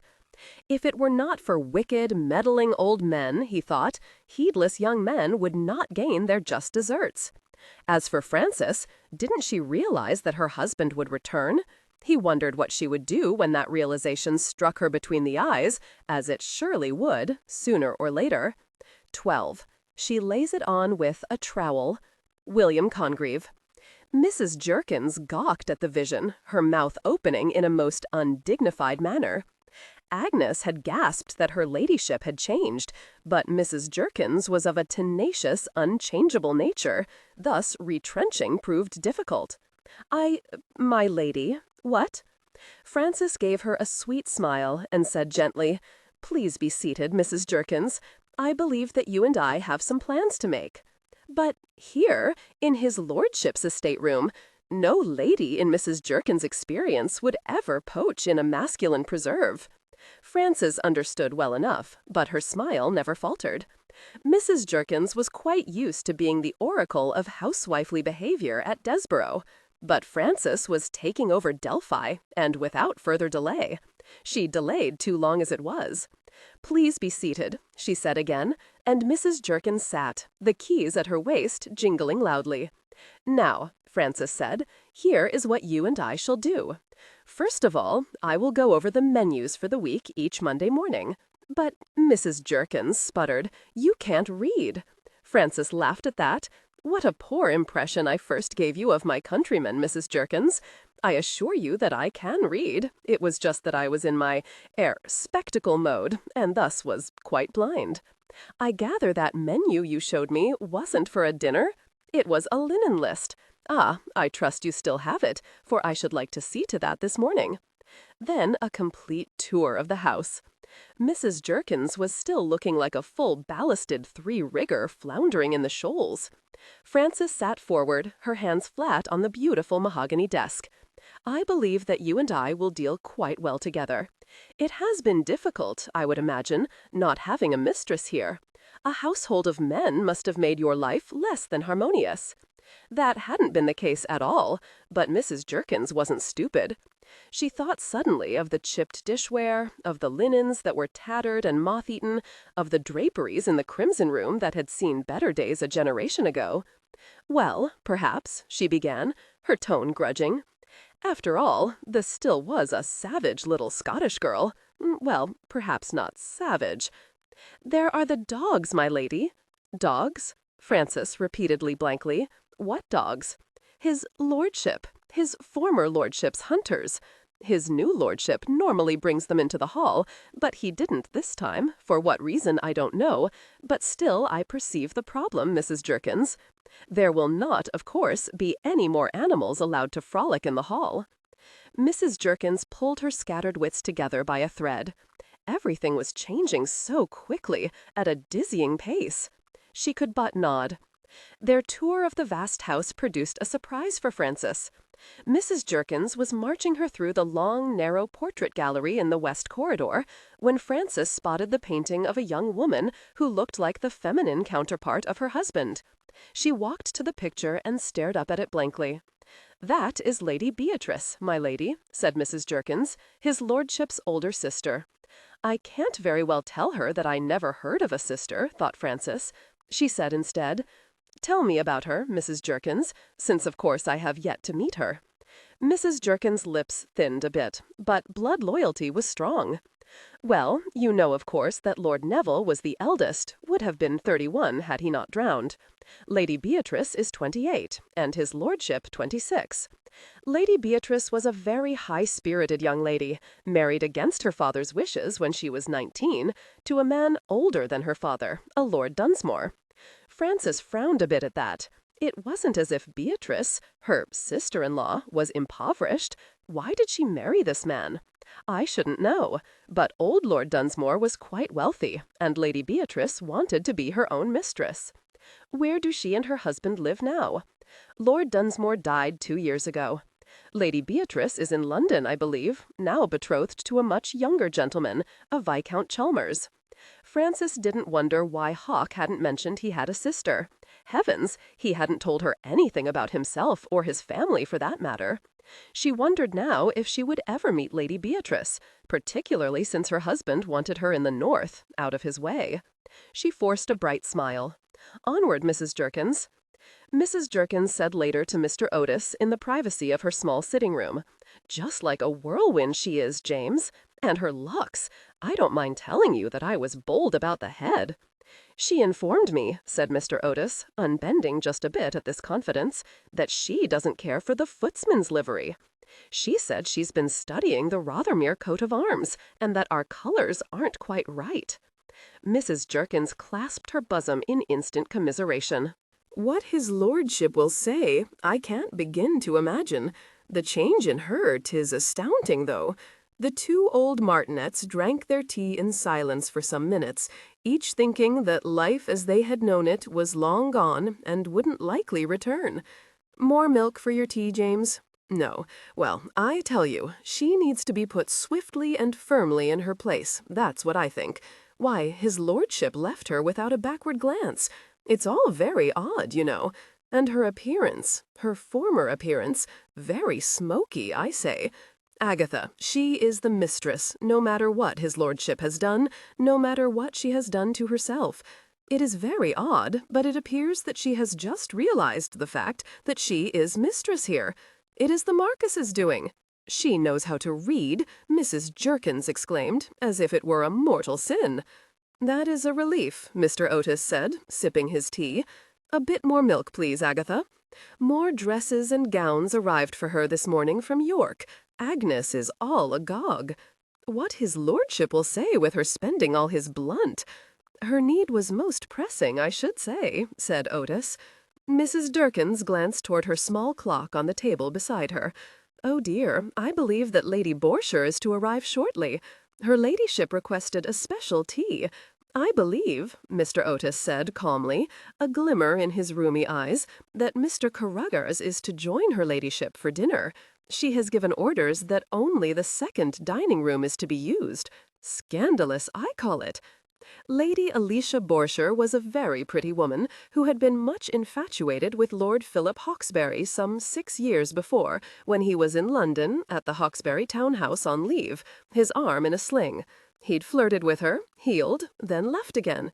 She'd met her childhood friend John again after a distance of 2 years, fallen in love, and now felt only an occasional twinge of regret when thoughts of the handsome Philip took her unawares. She looked over her teacup at Philip's wife. She had felt so sorry for him upon her first meeting with Frances. Perhaps, she thought ruefully, she should feel more sorry for him now. "So, Alicia, you must come see the rest of my new wardrobe when we finish our tea. I do thank you for all your help. Ah, I must tell Mrs. Jerkins that the tea is much too weak. Frances," Alicia said suddenly, "I really do not understand, you know. It doesn't matter, truly, and to be frank, I do not wish to discuss it. Now, you haven't told me what you think of this gown." "You look beautiful," Alicia said quite honestly. Indeed, she did, Alicia thought to herself. It was a round dress of thin jaconet muslin over a lemon-colored sarcenet step. The bodice was trimmed with a triple fall of lace at the throat, the hem flounced with matching rows of like lace. The fitted bodice, though quite modest, did nothing to deceive the viewer of the abundant bosom beneath. Frances was elegant, there was no other word for it, Alicia admitted to herself, from the tip of her glossy chestnut curls. Or was her hair more auburn, or perhaps blonde? She couldn't decide. She realized for the first time that she was Frances' elder by at least 3 years. It was a daunting thought, and one that she tried earnestly to dismiss. She wanted to be Frances' friend, after all, for Philip's sake. Even though she was from Scotland, even though she was Philip's wife. How had she attracted him in the first place? Why had she played the shy dud? It was a mystery Alicia did not despair of unraveling, in time. She said brightly, "Have you heard from Philip?" "No," Frances said, sounding not at all downcast. "But it's been nearly 2 weeks, Frances. Whatever is he doing in London?" Frances shrugged, a glimmer of a smile playing about her mobile mouth. "I am fairly certain that he amuses himself." "I shouldn't approve of that if I were you." Frances said very gently. "But you are not me, Alicia." "Ah, here are my dear father-in-law and Marcus. Come in, gentlemen, and make your bows." Amenities were the order for the next few minutes. "You've a letter from your father, Frances," the Marquis said, handing her a rather disreputable, wrinkled envelope. "Thank you, sir. Now, here is your tea. Marcus, you like milk, do you not?" "Yes, my lady," Marcus Carruthers said. He felt still in something of a state of shock. The new countess had turned from a toad into a prince, or something along that order, he amended to himself, and she was charming to him. She'd requested his assistance for the following day. He didn't yet know what to make of it. Frances saw that her father-in-law was gazing pointedly at the letter she'd laid on the tea-table. "I shall get to it later, sir," she said. "All outright lies and jests and advice I shall pass on to you, you may be certain." The Marquis nodded. "I like the gown, Frances. It suits you quite nicely." That was an understatement, thought Marcus. "Thank you," Frances said in a very demure voice, but there were demons dancing in her gray eyes. "Incidentally, sir, I saw a portrait of Lady Beatrice in the gallery. She is quite lovely." The Marquis said nothing for a long moment. Then he shrugged. "That's as may be," he said obliquely, and Frances' left brow arched upward. "I haven't seen Beatrice for a goodly number of years," said Alicia. "She goes well, sir?" At his nod, she continued to Frances, "She is recently betrothed to Edmund Lacey, a quite charming gentleman, from all I hear. He was a good friend of Neville's, and now a friend of Philip's. He owns quite a respectable stud and racing stable. Isn't it in Devonshire, sir?" "So I hear," the Marquis said. Frances wasn't blind. She saw that the Marquis was discomforted by this talk, and though she didn't understand why, she took pity on him and quickly changed the topic. "I was just on the point of asking Alicia how one goes about meeting all our neighbors. I believe I am ready for the assault." "Indeed you are," said Alicia. "Now, we must have your visiting cards made up. Mr. Crocker in York is quite accomplished. Something simple yet elegant, I think." "An excellent combination," said Frances, thinking that she'd been through the simple, and now elegant was the order of the day. "But I shall spread the word that you are now receiving. You do not need the cards until you wish to visit." "Yes, I know," said Frances. "I wasn't raised completely bereft of proper social behavior." "No, of course not." Frances grinned at her. It had begun to drizzle by the time Alicia left Desborough Hall, and Frances, concerned, said, "Should you wish to remain to dinner, Alicia? I could send a footman to tell John." But Alicia refused. Frances, rather than returning to the drawing-room, sought out Otis. "Tomorrow, Otis, I should like you to accompany me to York. I wish your assistance in choosing new livery for the men." Otis was stunned by such an invitation. He felt immensely flattered, and his impassive features showed it. "I should be delighted to assist you, my lady," he said. His opinion, without his conscious realization, had just shifted markedly.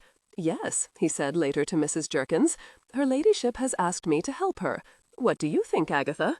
Shall it be wool or broadcloth? Perhaps both. Her ladyship does not stent. I rather fancy her color selection. The crimson and blue will be most elegant. Yes, indeed, most elegant." Agatha was jealous as could be, until Frances summoned her and asked her advice on new linens. "You know, we need to do quite a bit of refurbishing, Mrs. Jerkins. You have done so well all this time, but now it is appropriate to lay out the funds. I trust your experience in this matter."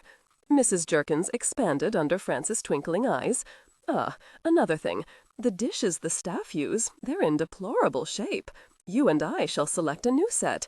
Something that is sturdy and will last a while, but also something nice. What do you think? Tomorrow, Frances thought, I shall beard you, Mr. Carruthers, in your den." She returned her wandering attention to Mrs. Jerkins' excited suggestions. The woman was actually smiling at her for the first time. "Let us have wine and women, mirth and laughter, sermons and soda water the day after. Lord Byron." Hawk smiled down at Lady Constance, pulling her just a bit closer as he twirled her about the ballroom. He'd forgotten how lovely she was, how her breasts pushed so seductively against his chest, how her fingers tightened on his shoulder. But she was in the devil of a snit. He supposed he couldn't blame her. "I would speak to you, my lord," she said, in a throbbing voice that gave him pause. "Continue," Hawk said. "I am at your service." "Apparently not.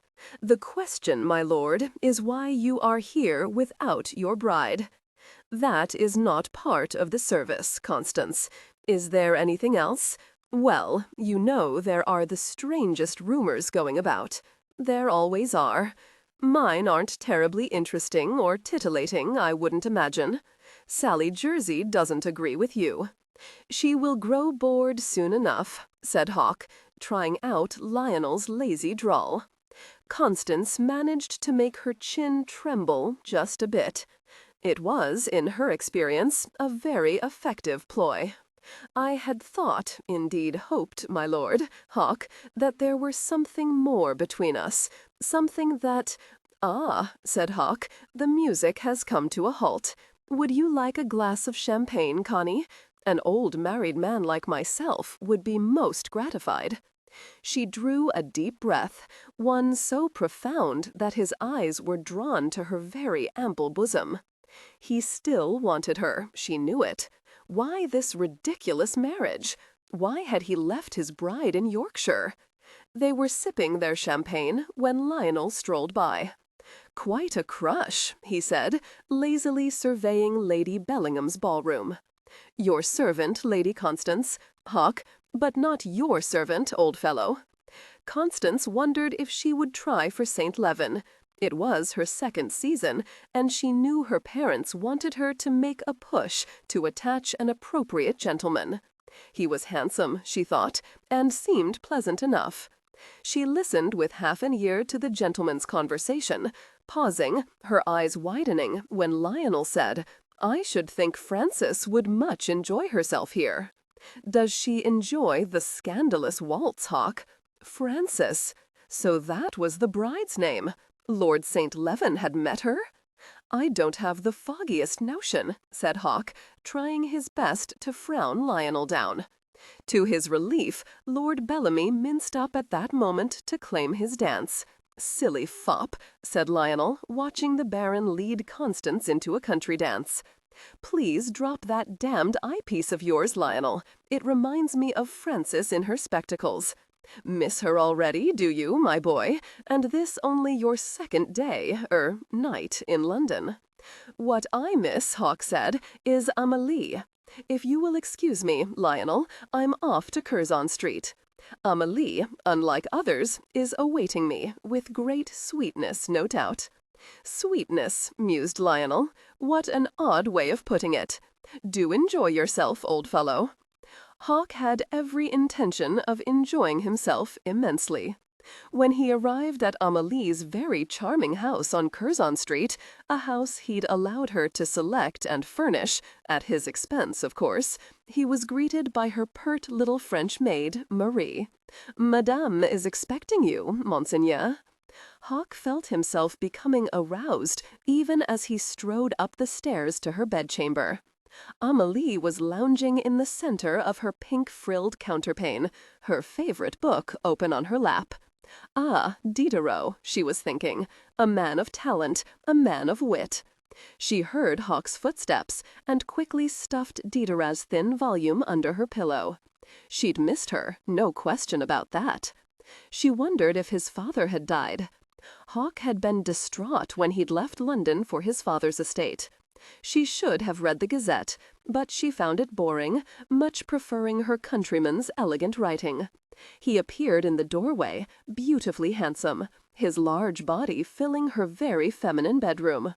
"Mon faucon!" Amélie cried, and jumped off her bed. She was immediately enfolded in his strong arms, her face pressed against his shoulder. "I never get used to being a hawk in French, Amélie," he said, his hands moving down her back to her hips. He breathed in the sweet scent of her female and attar of roses, a heady combination. "I want you, now," he said, his voice deepening. She moved against him and felt his hard manhood straining at his breeches. "You do indeed, mon amour," she whispered, and stood on her tiptoes to kiss him. "And you, Amélie, do you want me?" That made her cock her head to the side. What a question! Ridicule! She felt his hand slip inside her peignoir, his deft fingers stroking down her belly until he touched her intimately. "Ah, how nice," Hawk said, feeling her warmth, her wetness. "What do you expect, Montfaucon? Coldness? I don't know," he said, and lifted her easily into his arms. Francis would have been cold and dry and stiff. He was undressed so quickly that Amélie had little chance to admire his beautiful body.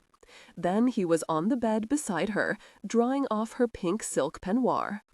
"God, I've missed you," he said, burying his face in her breasts. "And I you," she whispered, gently clasping him to her. "I fear I cannot wait, Amélie," Hawk said, so tense that it was almost pain. "You can see to my pleasure later," Amélie said, and shifted her body to receive him. She closed her eyes when he thrust deeply into her. "Ah, yes," she said, arching her hips upward. Hawk felt her thighs close about his flanks, felt her hands grasp his buttocks, and he was gone in the next instant, his head thrown back, gasps of pleasure erupting from his throat. He fell against her, his head beside hers on the pillow. She smiled as she gently stroked his head. "I give you 30 minutes, my Hawk, then you must become my lover again." "And not your husband," he muttered, aware of that damned niggling guilt. "I do not understand," Amélie said. "Later," Hawk said. "Your father?" "Healthy as you, my dear, more so, in fact." "Ah, good." Hawk fell asleep sprawled atop his mistress's body. Amélie stroked her back very lightly, her brow furrowed in thought. How to tell this beautiful man that she wished to return to Grenoble, that she had a marriage proposal from a man she'd known for years, now a prosperous farmer. She had sufficient funds to buy all the books she craved, and she wanted to settle down.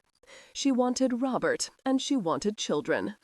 Ah, but it was a difficult thing to decide. There would be no more luxury, not like this. Robert would make vigorous love to her, of that she was quite certain, but he wouldn't be a lover, not like Hawk. But there would be respectability, and Amélie's French soul wanted respectability more than anything. And Robert Gravinier need never know that she had been any man's mistress. Hawk awoke with a start some 2 hours later.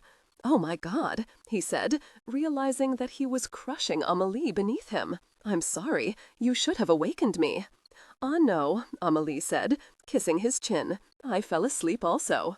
It wasn't true. She'd finished readying the next chapter in Diderot's Encyclopedia, and her body was quite numb. Hawk rolled off her and rose. She watched him stretch, and immediate yearnings for the respectable Rogert faded. "You are magnificent," she said. "It has been too long." "Allow me to bathe myself, Amélie, then I will pleasure you until you scream." "I should like that," she said, her dark eyes twinkling at him in anticipation. Hawk loved a woman's pleasure. It made him feel immense satisfaction when a woman made those breathy little cries, and her body tensed and convulsed. A woman, not a wife, he thought to himself, as he spread kisses down Amélie's soft belly. When his mouth found her, she lurched up, reaching her pleasure very quickly. He raised his head and gave her a lazy smile. He slid into her warm body and felt her close tightly around him. He stretched over her, kissing her deeply, his tongue foraging in her mouth just as his manhood thrust in her belly. It was near to 2 o'clock in the morning.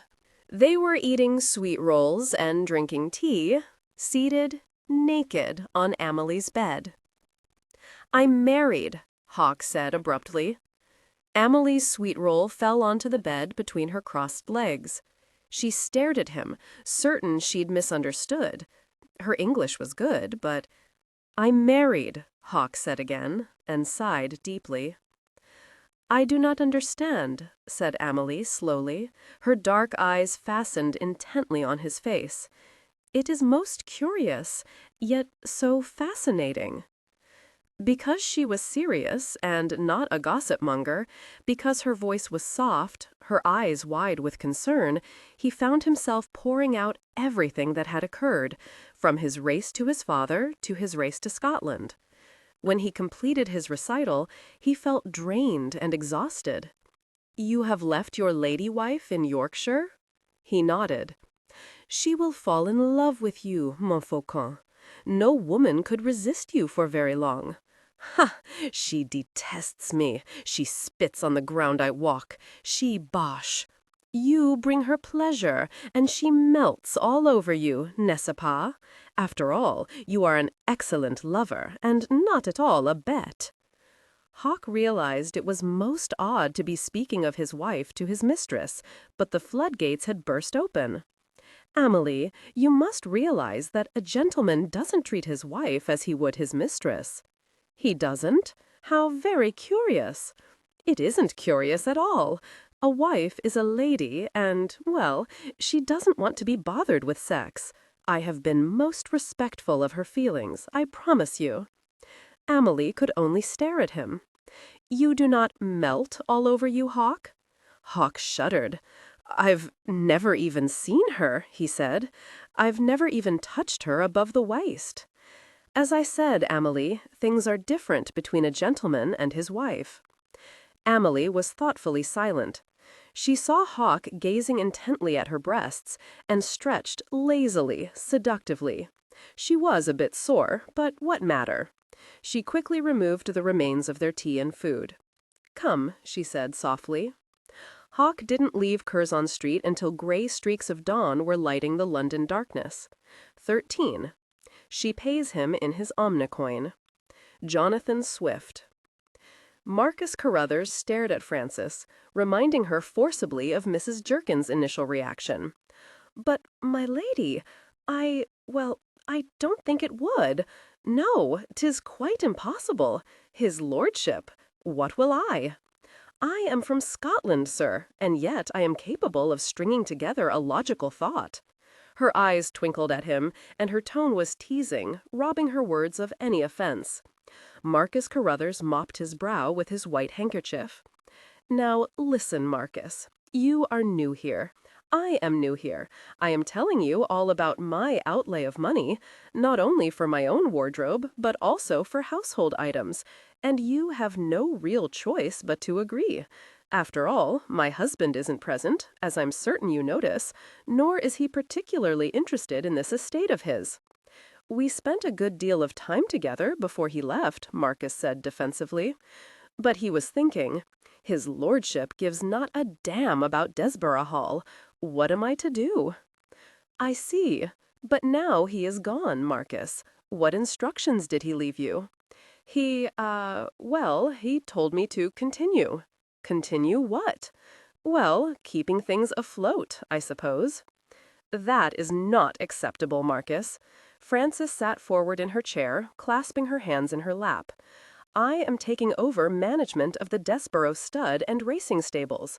I have spoken at length with my father-in-law. I have learned of the former grandeur of Desborough. Indeed, his lordship's brother, Neville, kept up the tradition until his death. Things are now in utter disarray. It is outrageous, and I will not allow it to continue." She drew to a temporary halt and stared at Marcus Carruthers. "But you are a lady," he began. "Thank you for remarking on that, Marcus.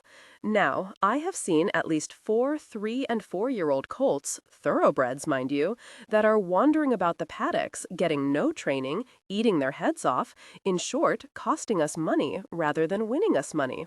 For heaven's sake, the stable boys ride them for sport. Thoroughbreds!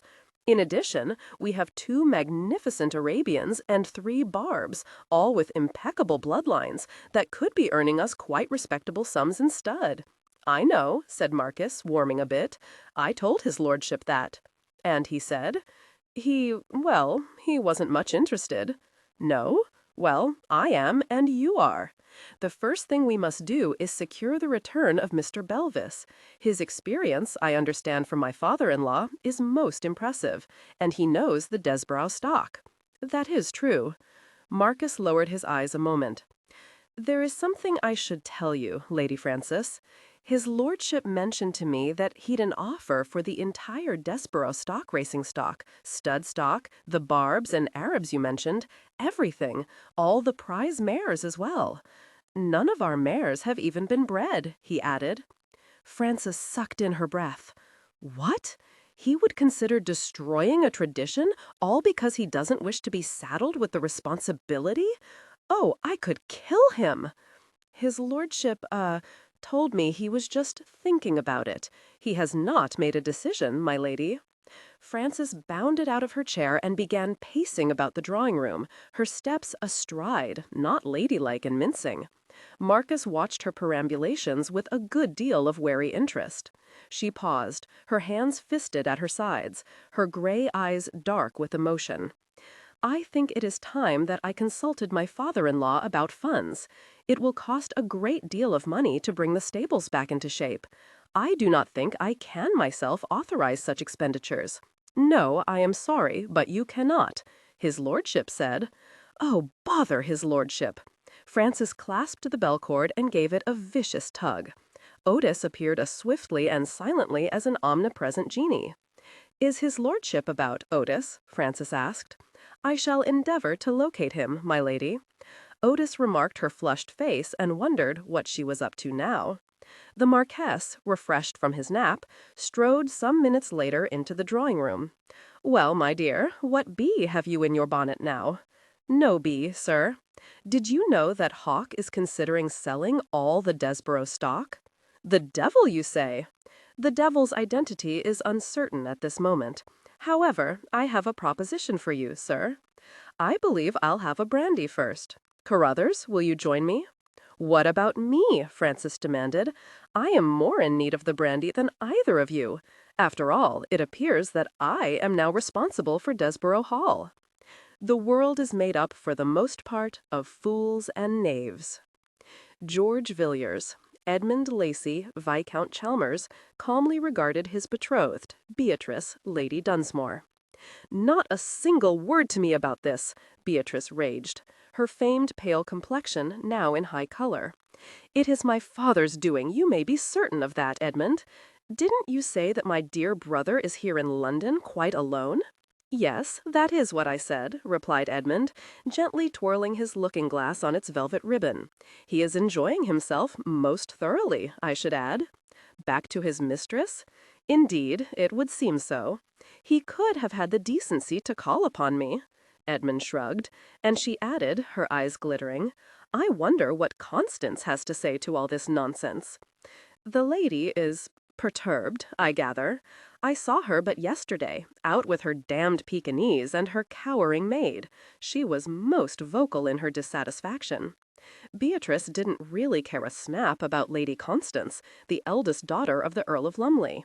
The girl was something of a bore, really, at least in the company of ladies. But for Hawk to get himself married, and to a stranger none of them knew anything about? And they were so close, so very close to gaining her heart's desire.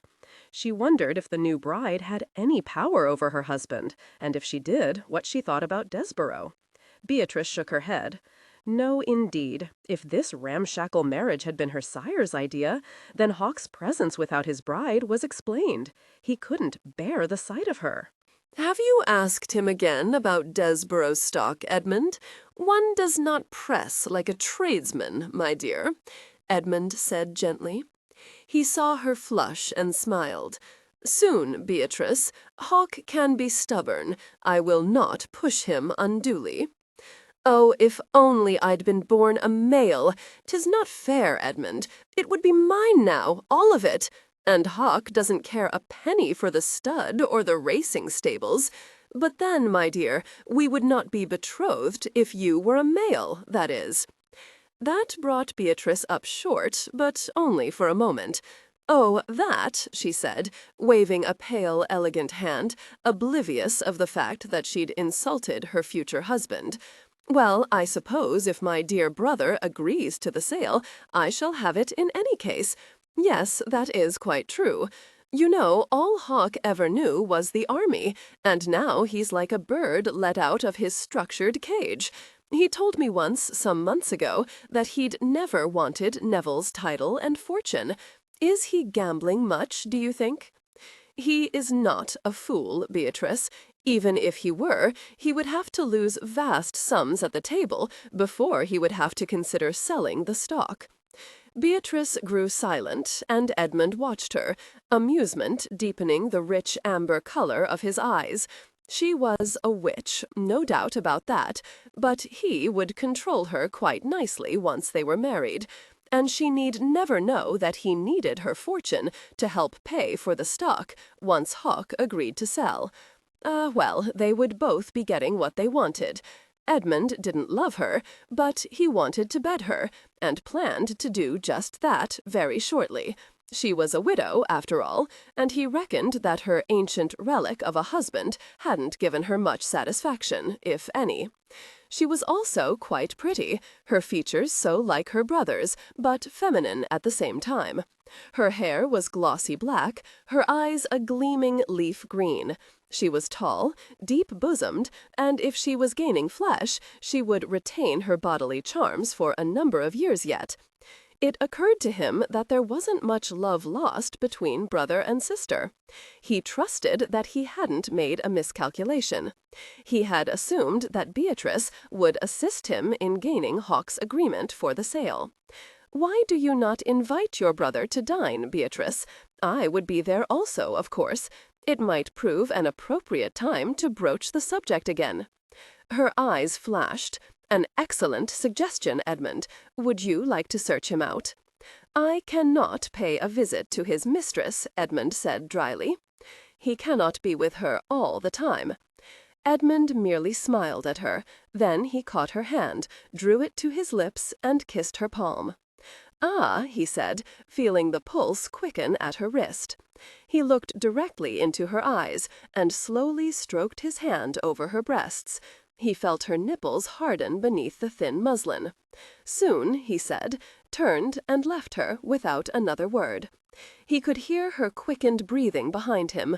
She was a witch, he thought again, but she would be such a passionate witch in bed. Edmund Lacey tracked his future brother-in-law down at White's, not in the gaming room, but in the immense reading room, whose usual inhabitants were 2 generations removed from him. The silence was disconcerting. There was only an occasional rustling of paper, an occasional snore. "Hawk," Edmund said quietly, lightly touching his shoulder. Hawk was reading the war news in the Gazette, his brow furrowed. "Not going well at all," he muttered under his breath. "Oh, Edmund, how are you? How is Bee?" "She is well, as am I. In fact, I am here as her emissary. Would you care to dine with us this evening at Dunsmore House?" More damned impertinent questions about my marriage, Hawk thought, but his face remained impassive.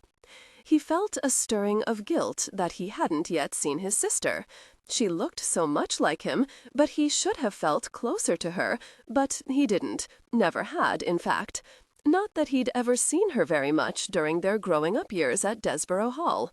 Then, when his grandfather had died, and his father had moved his family to Chandos Chase, he saw even less of her, for he was off at Sandhurst. He realized suddenly that he hadn't replied, and quickly said, "I should be delighted, Edmund." They chatted amiably about the war, and Hawk found himself impressed by his future brother-in-law's knowledge. Neither an empty-headed fribble nor a fool was Edmund Lacey. When Edmund rose finally to take his leave, he said gently, "Incidentally, Hawk, you needn't worry that Beatrice will quiz you about your marriage. I have assured her that it is none of her affair, nor, of course, is it any of mine." "What courage you possess," Hawk remarked, grinning. "I have heard it said that poor old Lord Dunsmore cocked up his toes as his last and only independent act." "Hawk," Edmund chided, "what a thing to say about your sister. She is high-spirited, 'tis all. You cannot imagine, old boy, that she would drive me to a similar fate." Hawk laughed, only to close his mouth at the snorting sounds of disapproval from one of the ancient members of White's. He obligingly shook his head, sat back in the high-cushioned leather chair, and watched Edmund Lacey leave the room. A fine specimen of a man, Hawk thought, not a flabby macaroni nor a pompous idiot. Fashionable, yes, but he didn't carry on with excessive rings and fobs. He was trim, his features well formed. He would make Beatrice a good husband, keep her in her proper place. Frances. Oh, hell, he thought, rising, disgusted with himself. He didn't want to think of her. He wondered, as he strolled out onto St. James, if his father were still at Desborough Hall. He probably was, Hawk thought, holding her little hand and trying to make the servants regard her as something of a mistress. Perhaps his father would encourage her to buy some new gowns. Perhaps he would encourage her not to cower and hide. Hawk decided he should write her a letter. Yes, he would do that. He returned to the Hawksbury townhouse in Portland Square. There were only 2 servants in residence besides Grunion, but it didn't matter, since he never dined there in any case. Rolland, his major domo, was older than Otis at Desborough Hall, and made Ship at Chandos Chase look like a frisky young pup. He managed to answer the door-knocker, but other duties beyond that were, at the very least, a decade behind him. Thus it was Grunion who brought him a quill and paper in the library. "Is Rolland still breathing?" Hawk asked, grinning at his valet. "After a fashion," said Grunion. "I'd put him out to pasture, but he has no relatives. Lord, he's outlived the lot of them, and he was, as I hear my father tell, the 9th of 12 children. A case of longevity," said Grunion.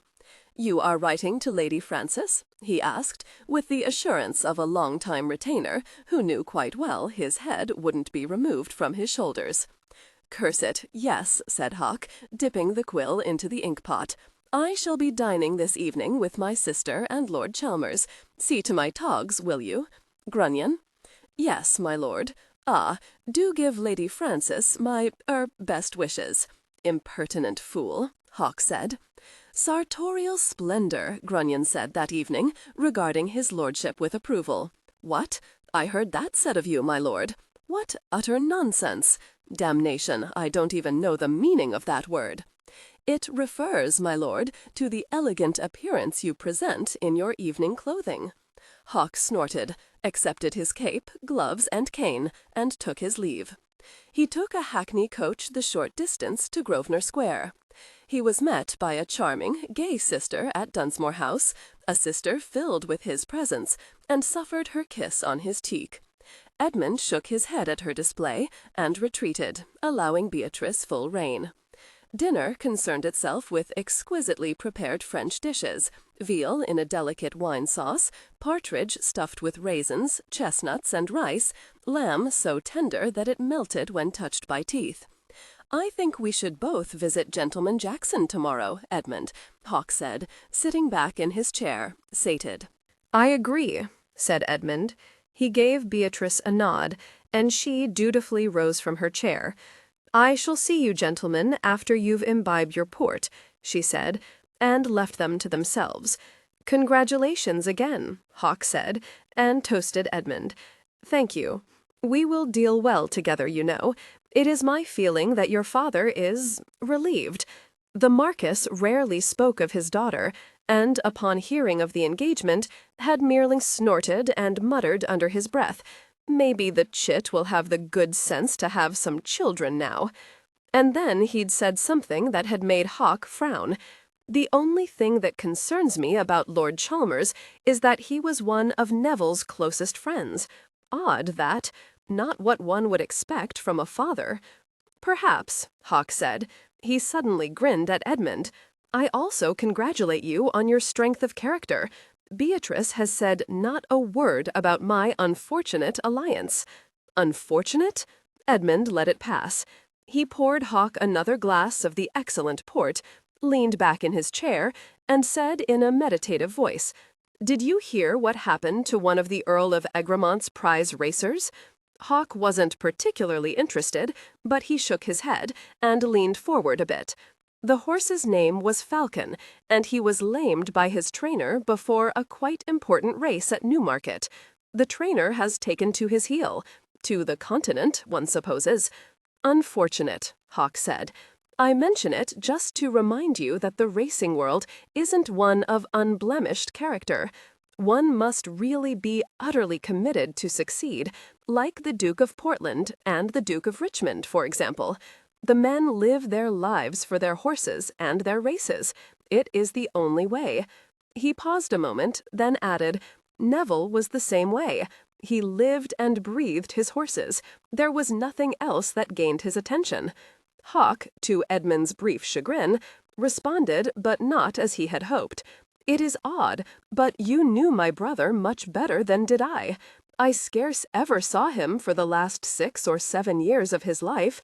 Was he successful at Newmarket and Ascot? It was on the tip of Edmund's tongue to say that his racing stock wasn't of the best, but then that wouldn't make logical sense. For if that were the case, then why would he, Edmund, wish to buy all the stock? Yes, Edmund said, he was. And you, I take it, are an avid racer? Edmund nodded, searching frantically for the right opening, the right thing to say. That is why I would like to breed your stock with mine. It is my fondest ambition, I suppose you would say. Incidentally, your sister is also absorbed with racing. She also shares my ambition. Ah, Hawk realized that he wasn't as eager about selling off Desborough stock as he had been but 2 months before. He was now a married man, and a married man, normally, in the course of events, was blessed with children. What would his son think if he were to be informed that his father had sold his legacy? It was a startling, rather unwelcome thought, at least at the moment. He liked Edmund, and he didn't wish to deal him such a disappointment. He chose instead to persevere. I am still considering it.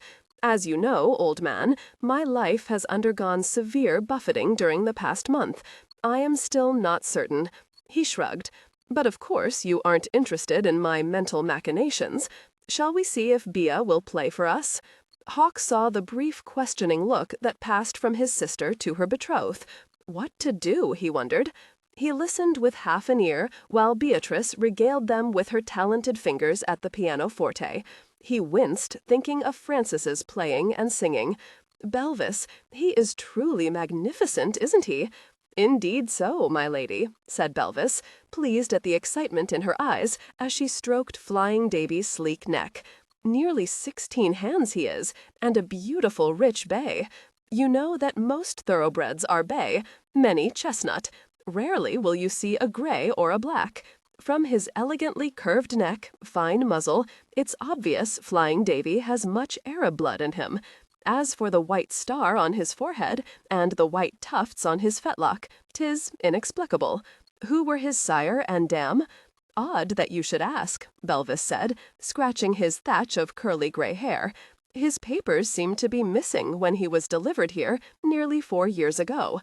But he's a winner. You have but to look at him to know it. He didn't add that Flying Davy didn't appear in any of the stud books, due, he supposed, to the former Earl's forgetful habits. Why didn't his owner replace the papers? Frances asked, feeling the stallion's hot breath as he nibbled a carrot from her hand. The owner had left for India, died there, from what I understand, from his former lordship. Frances wiped her hands on her old wool skirt. Will you come back, Belvis? I'm not as young as I used to be, he hedged. None of us is. Have the years taken your knowledge and skills? Certainly not. Ah, Frances thought, he's weakening. Before she could press him further, he said, but you know, my lady, the reason I left was that his lordship has no interest. Indeed, he mentioned to me that he just might sell everything. He won't, Frances said firmly, her fingers crossed at her sides.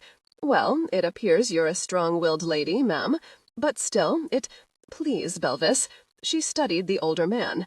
He must be over 60, but he appeared as healthy as she. His face was leathery and deeply seamed from his long years out of doors. He was short, lean, of a wiry build, but his arms were immensely strong. His eyes were a faded blue, as if the harsh sun had bleached away the color. And the horses seemed to know him and to trust him. He was what her father had called a natural. Frances raised her chin. So was she, a natural, that is. She drew a deep breath and blurted out, I shall pay you £300 a year, Belvis. His eyes widened at that. Then he began to laugh, a rusty sound. He stopped just as suddenly as he'd begun and wiped his eyes with his sleeve. Tommy tells me that you cured a bruised back leg on Springer, and that he's now in excellent condition. He no longer even limps, said Francis. Well, I spent my growing-up years in Scotland learning about horses, about taking care of them. I have even delivered calves and foals.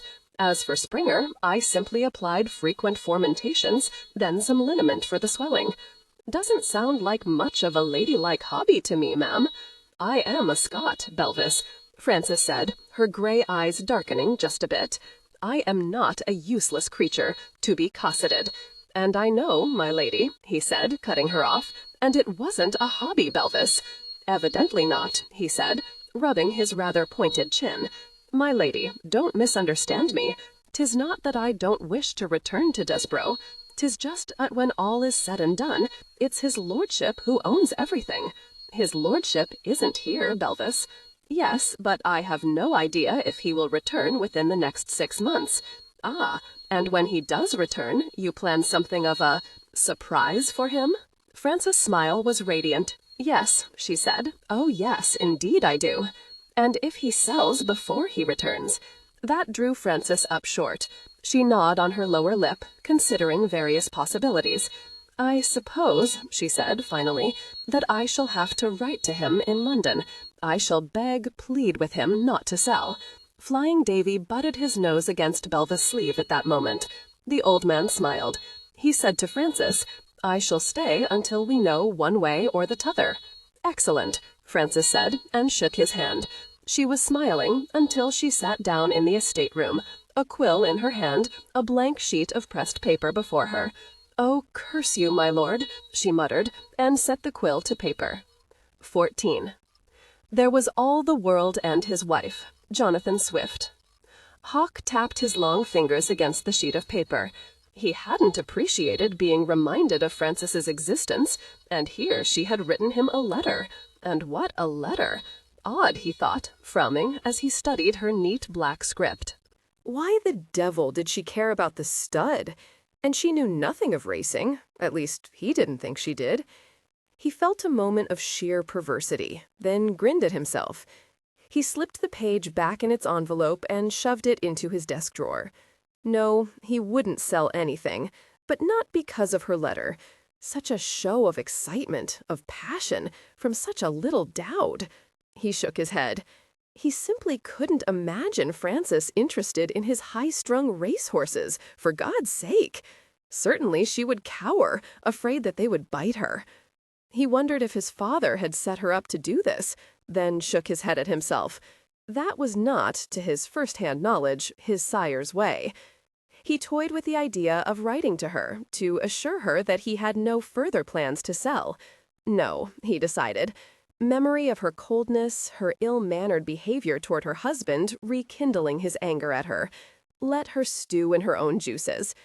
He took himself off to another ball that evening, danced with Constance and a multitude of other ladies, flirted shamelessly with his hostess, Aurelia Markham, and left at 11 o'clock. He thought to go to White's, but changed his mind. He needed Amelie. Amelie was ensconced in her favorite chair in her small drawing room, reading Voltaire's Candide. She was laughing in delight when she heard the door knocker. Hawk, she thought, and quickly stuffed the volume beneath the chair cushion. Marie was in bed in her small bedchamber. Amelie opened the door, her smile welcoming. Bonsoir, mon faucon, she said, and opened her arms to him. I'm a horny goat, Hawk said by way of greeting, and began to nibble her earlobe. You are always that randy animal, she agreed, and lovingly stroked her hand over the ready bulge in his trousers. He was also a randy animal husband, and that bothered Amelie. She wanted to laugh at herself for this most odd display of principle. Because he was an exquisite lover, Hawk brought her pleasure first, even though his own need was urgent. Most acceptable for a goat, Amelie said, rubbing her hands over his strong, smooth back. He was still breathing heavily, his face beside hers on the pillow. Thank you, said dryly, heaving himself off her. He lay on his back, pillowing his head on his arms, and stared at nothing in particular. Something has happened to disturb you?" He started at that, but shook his head vehemently. "Come, mon cher," she said gently, speaking before her mind had censored her thoughts. "You know very well that what the famous Corneille says is quite true.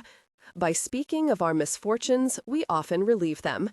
"Corneille?" he repeated in some astonishment. He turned to look at her closely and saw that she was flushing, actually flushing. He grinned and ran his fingertip over her full lips. "A blue-stocking mistress? How very delightful!" "I am not this blue-stocking," she said, frowning at him. "I am no ignorant person, that is all." That drew him up short yet again. A person! He had always been fond of Amelie. She was pretty, she was gay, and she pandered to his every wish. She wasn't rapacious or greedy, she was loving. She'd feigned pleasure with him once, but never again. Oh no, he hadn't allowed that. But she was a mistress, for God's sake. Had he been so very blind to her? "And there is another thing," Amelie said, her lips tightening at what she thought was her lover's amusement. "Voltaire says that we should cultivate our garden. A noble sentiment. And you, my lord, have left your garden in the north. Well, untended." "The devil, you say," Hawk said slowly. "This is incredible. A mistress championing a wife." She continued frowning at him. "Done in by a damned Frenchman," he said, running his fingers through his hair. "Look, Amelie, let's not speak of her, all right? Indeed, I don't want to speak at all this moment." She saw the gleam in his beautiful green eyes and felt her heart quicken despite her principles. "All right," she said, and arched upward to kiss him and press her breasts against his furred chest. Hawk wasn't feeling particularly urgent now and took his time. He wanted the woman, his mistress, back, not the person. When his mouth caressed her belly and his fingers found her and stroked her so expertly, so completely, Amelie sighed. Then she said abruptly, "You should do that to your wife." His tongue became as still as his mind. He lifted his head to look up the length of her body to her face. "My God, I haven't even kissed my wife." "I told you that. One doesn't do this to a wife, for God's sake." He dropped a quick kiss on her damp curls. She would faint. She would have galloping hysterics. She would expire of lacerated sensibilities on the spot. "Bosh," said Amelie. "What a ridiculous notion you men have of women. Is your wife fashioned differently from me?" "I wouldn't know," Hawk said acidly. "I haven't seen her body." "So it is your gentleman's belief that a wife, a lady born and bred, hates the thought of coupling?" "Your English is improving by leaps and bounds," he said in the most sarcastic voice he could muster. His desire was as dead as 3-day-old ashes in the grate. "Of course, I told you I am not ignorant. Listen, Montfaucon, how can you be so stupid? I am not being stupid, thank you. I have treated her with the utmost respect. I have—" "Stupid," Amelie repeated firmly, warming to her subject. "You are not an ugly man. You have skill in giving a woman pleasure, and that should include a wife." "She is ugly, however," he said. "She is fat?" "No, quite slender, as a matter of fact. But her spectacles, her hair, her clothing—" "So, mon cher, the fact is that you don't wish to pleasure her, as you do me.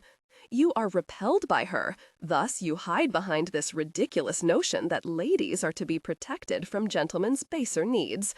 "A damned philosopher," he growled at her. "I don't need you to preach at me, Amelie." "Spectacles can be removed," she said gently, "and clothing can be removed as well. But her hair?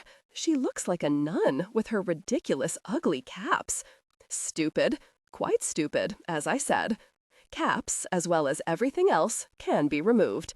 Hawk heard himself saying, most inappropriately, "I have wondered about her breasts. Oh, God, look at what you've brought me to." "Just shut up. I wish to tend this particular garden, if you don't mind." He cupped his palm over the curls between her white thighs. He brought both of them to pleasure again, but Amelie knew that he was abstracted. A mistress taking a husband to task! She wished she could laugh. It would feel so good, but of course it would enrage him. Men were such sensitive creatures. Still, "Hawk," she said softly, knowing he wasn't yet asleep, "you shouldn't treat her like this nun you speak about." "You, Amelie," he said, impatient now, "I don't wish to talk of her. She dislikes me heartily. She wouldn't want me to touch her, even if I could bring myself to. That sounds not right, mon cher. You can, when you wish, charm even that fat man, that regent, n'est-ce pas? And you have told me about that Brummel person, and how you made him smile at one of your jests. You do not wish to spend your life with one who dislikes you. A wife, enough," he roared, rolling off her. "It is your duty, Amelie, to see to my pleasure, to make me happy, not carry on like some sort of fishwife. Mistress!" He rose, hands on his lean hips, and stared down at her. Suddenly his eyes narrowed thoughtfully on her face. "Why, Amelie?" Amelie eased herself up, pulling the light coverlet over her body. "It is not right," she said finally, not meeting his eyes. He could only stare at her. "I think," he said slowly, weariness overtaking him, "that I shall leave you now." She watched him dress, watched the firelight cast intriguing shadows on his golden body, playing over his smooth man's flesh, the planes and angles of chest and belly. She sighed softly to herself. He said nothing more until he was fully clothed. He walked to the bed, bent down and kissed her, then straightened. "Hawk," she said very softly, "you are a good man." "Thank you," he said, his voice utterly emotionless. "I shall see you soon, Amelie. Good night." She murmured good night after him. She heard his steps in the corridor, heard him take the stairs 2 at a time, heard the door close behind him. Life, she thought vaguely, feeling drowsiness tug at her, life was not simple. Hawk walked down St. James Street, nodding automatically to acquaintances, speaking only when it would be rude not to. He felt at odds with himself, a state he was neither accustomed to nor relished. When he saw Constance waving to him from her landau, he winced to himself. He now found her attractions dubious, and that surprised him. He'd known he would never marry her, even if his father hadn't made that ridiculous oath that had landed squarely on his shoulders, but still he had enjoyed her. She was an accomplished flirt. "My lord," she called to him, motioning to her coachman to halt beside him. "Good morning, Constance," he said calmly, strolling to her carriage. "You are shopping?" He eyed the mound of packages strewn over her maid, and for a brief instant the maid looked at him. What he saw in that look made him wince again. It was ineffable weariness, a sort of dulled acceptance. He forced himself to smile up at Constance. "Yes, as you can see. Teresa, don't let that package fall into the street, you stupid girl. Ah, Hawk, will you be at Lady Esterhazy's ball this evening?" He didn't want to go to another bloody ball. "I am not certain," he hedged. "You are looking lovely as ever, Connie, but unfortunately I must forego this pleasure. I have an appointment." It was a lie, but he was desperate. He tipped his head and felt Constance's anger flow toward him. "I shall look forward to dancing with you," she said, her voice shrill. He watched the landau pull away, his brow furrowed. Traffic was as thick as usual, and it took some time for the coachman to ease into the flow. All those moments he was pinned under Constance's fixed smile. Finally he was free, and he continued his meanderings. "Well, old fellow, you look a thunderclouds that doesn't know whether to rain or hail." "St. Leven," Hawk said, forcing a smile. "Yes, I believe so," Lionel said, cocking an eyebrow at his friend. "I am off to Jackson's. Do you wish to come with me?" Hawk's eyes glittered. Yes, he wanted violence. He wanted to pound someone or something. It would keep him from thinking. Hawk readily accepted a challenge from young Canterley, a loud-mouthed bully from Suffolk, who spent most of his time at Jackson's, taking all comers and killing them. Within minutes, he was stripped and in the ring. The sight of Canterley's bulging muscles didn't faze him. Hawk was strong, well-coordinated, and his undefined rage made him formidable. His powerful body was glistening with sweat within minutes. He was destroying young Canterley. "My lord, hold!" He pulled back, panting. Gentleman Jackson was regarding him with some surprise. He looked at Canterley and saw blood streaming from his nose. He shook his head. "I say, Hawk, well done," shouted Sir Peter Graven. "I had 5 guineas on you." "Come," St. Levan said, his voice very quiet and gentle. "I can safely say that you've nipped that odious bully in the bud," Lionel said after they'd bathed and dressed again. "Do you feel better?" Hawk rubbed an abstracted hand over his ribs. "He scored once, and it hurts." "When are you leaving?" Lionel asked abruptly. Hawk stared at him. "What the devil does that mean?" "I mean that you've been in London for nearly 2 months. When are you returning to Yorkshire?" "I have no intention of going back there." But he did. He simply hadn't realized it until Lionel had pointed out the obvious. "No, damn it. There is no reason for me. There is nothing there. You're a miserably unhappy bastard," Lionel said, interrupting him smoothly. "I wasn't until quite recently. I'll thank you to keep your tongue in your mouth, St. Levan. Friends should be good for something," Lionel said, brushing a fleck of non-existent dirt from his elegant sleeve. "You do have a wife now, you know. Why the devil is everyone so concerned about Frances? You saw her, Lion. Christ, would you return to that?" "Yes," Lionel said very quietly. "Quite clearly, as a matter of fact." "Just what does that cryptic bit of wit mean?" Lionel shrugged. "Go home, Hawk. That's all I meant." He expected his friend to rage at him, perhaps plant his fist in his face, but Hawk did nothing. They strolled through Piccadilly in silence. "It is going to rain soon," Lionel remarked, glancing up at the darkening sky. Hawk grunted. He kicked a stone out of his path. "Have you heard anything from your father?" "Not a blessed word," Hawk said, then frowned. That in itself was odd, most odd. His father should be urging him to return, piling recriminations on his head, but there had been no word from that wily old autocrat. The Marquess was playing a deep game, Lionel thought. "All right," Hawk said, finally, and there was a measure of relief in his voice. "All right what?" asked Lionel. "I shall leave in the morning, and I will court my damned ugly wife and take off her glasses and her ugly cap and her clothes. I'll kiss her and see her breasts and—" He shook himself. "She doesn't like me, you know," he said, more to himself than to Lionel. "No, probably not," Lionel agreed. "But, my friend—" Hawk threw up his hands. "No, don't say it. Amelie says I can charm even the fat person known as the Regent." "All right, I won't say another word," Lionel said agreeably. "However, this person is a trifle different from the Regent. I trust she is still at Desborough Hall? Where else would she be?" Lionel shrugged. "Who knows? Back in Scotland?" "No. If she had shuttled the pike, my father would have sent me a message so quickly your head would twirl on your shoulders. I have much to do, Lion, and it looks about ready to rain." "Does it really?" Lionel asked, seemingly startled by this bit of information. "Go easy, Hawk," he added, shook his friend's hand, and strolled off, a slight smile on his lips. Go easy, Hawk thought with some disgust. What did Lionel expect him to do?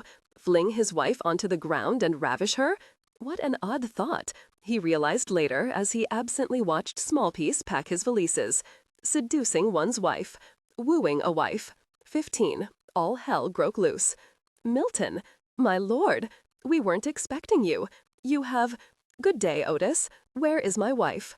Hawk was slapping his fine gray leather gloves against his left hand, waiting for a response. There wasn't an immediate one, and he looked intently at his butler's unbelievably distraught face. "Well, my lord," Otis began, wishing he could wipe the sudden perspiration from his brow. "Yes, Otis. What was going on here? Otis sweating?" Otis pulled himself together. "I believe, my lord, that Lady Frances is in the estate room. A state-room? How strange. Well, no matter. See to my things, will you, Otis?" What the devil was Frances doing in his estate room? Was she hiding from his staff? Had she taken over the small chamber as a refuge? Why was Otis acting so particularly?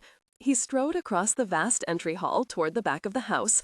He was vaguely aware that fresh flowers filled every vase on every surface. Their sweet scent permeated the air. It was spring, he thought, then dismissed it. The door to the estate room was closed.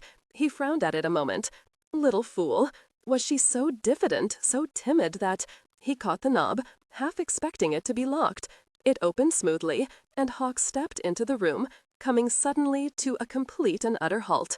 He stared, his mouth dropping open. There was a woman seated behind his desk, a beautiful woman, and Marcus Carruthers was standing beside her, speaking quietly, his finger pointing to a piece of paper on the desk in front of her. Hawk blinked, not understanding, completely at sea. The woman, her hair was a rich streaked chestnut, with delicate wisps trailing down her graceful neck. Her gown was exquisite, a pale lemon yellow, fitted perfectly to her lovely bosom. Oh my God, Frances, intent on Marcus's explanation, looked up to see her husband standing inside the door, a look of utter confusion and chagrined disbelief on his face. He had to come back sooner or later, she thought, drawing on a thin thread of poise. She had wished, devoutly prayed, that he would give her warning. But then Hawk never did the expected. "Oh, heavens," she said in a calm voice. "Good day, my lord. You have just arrived?" "Frances?" "Yes, my lord." Hawk continued to stare at her, stunned. "Where are your spectacles?" he asked stupidly. She shrugged and gave him a small smile. At that moment, Hawk became completely aware of Marcus Carruthers. He had managed to move a bit closer to Frances, as if protecting her. His look, his posture, looked intimate. Hawk felt rage rise in him. What the devil is going on here? Frances blinked at his outburst. A jealous husband's outburst? It was all too absurd. Very slowly she rose. "Nothing at all untoward, I assure you, my lord. Marcus, thank you very much. We will make a decision on this matter a bit later." Marcus Carruthers saw the incredulous expression on the Earl's face, and for a moment he was very afraid of the man. But he was more concerned about Lady Frances. Did he dare leave her alone with him? Fool, he reminded himself. The Earl was her husband. He cleared his throat. "Welcome home, my lord," he managed on a croak. "I will see you later," he added, but neither party knew exactly to whom this was addressed. He slipped out of the room, noting as he walked past the Earl that his hands were fists at his sides. Reinforcements, he thought. He needed to bring reinforcements. "As I said, welcome home, my lord," Frances repeated, her mind a whirling morass of stray thoughts. She didn't move from her post behind the desk. "Where is my father?" "He left for Chandos Chase last week." She added silently that he had waited until she was well in control of everything at Desborough Hall before taking his leave. She wished he were here now. Her errant husband was the only thing, the only creature she couldn't control. "I believe, Frances, that you owe me an explanation." His voice was very soft, gentle almost, but Frances wasn't fooled, not for a minute.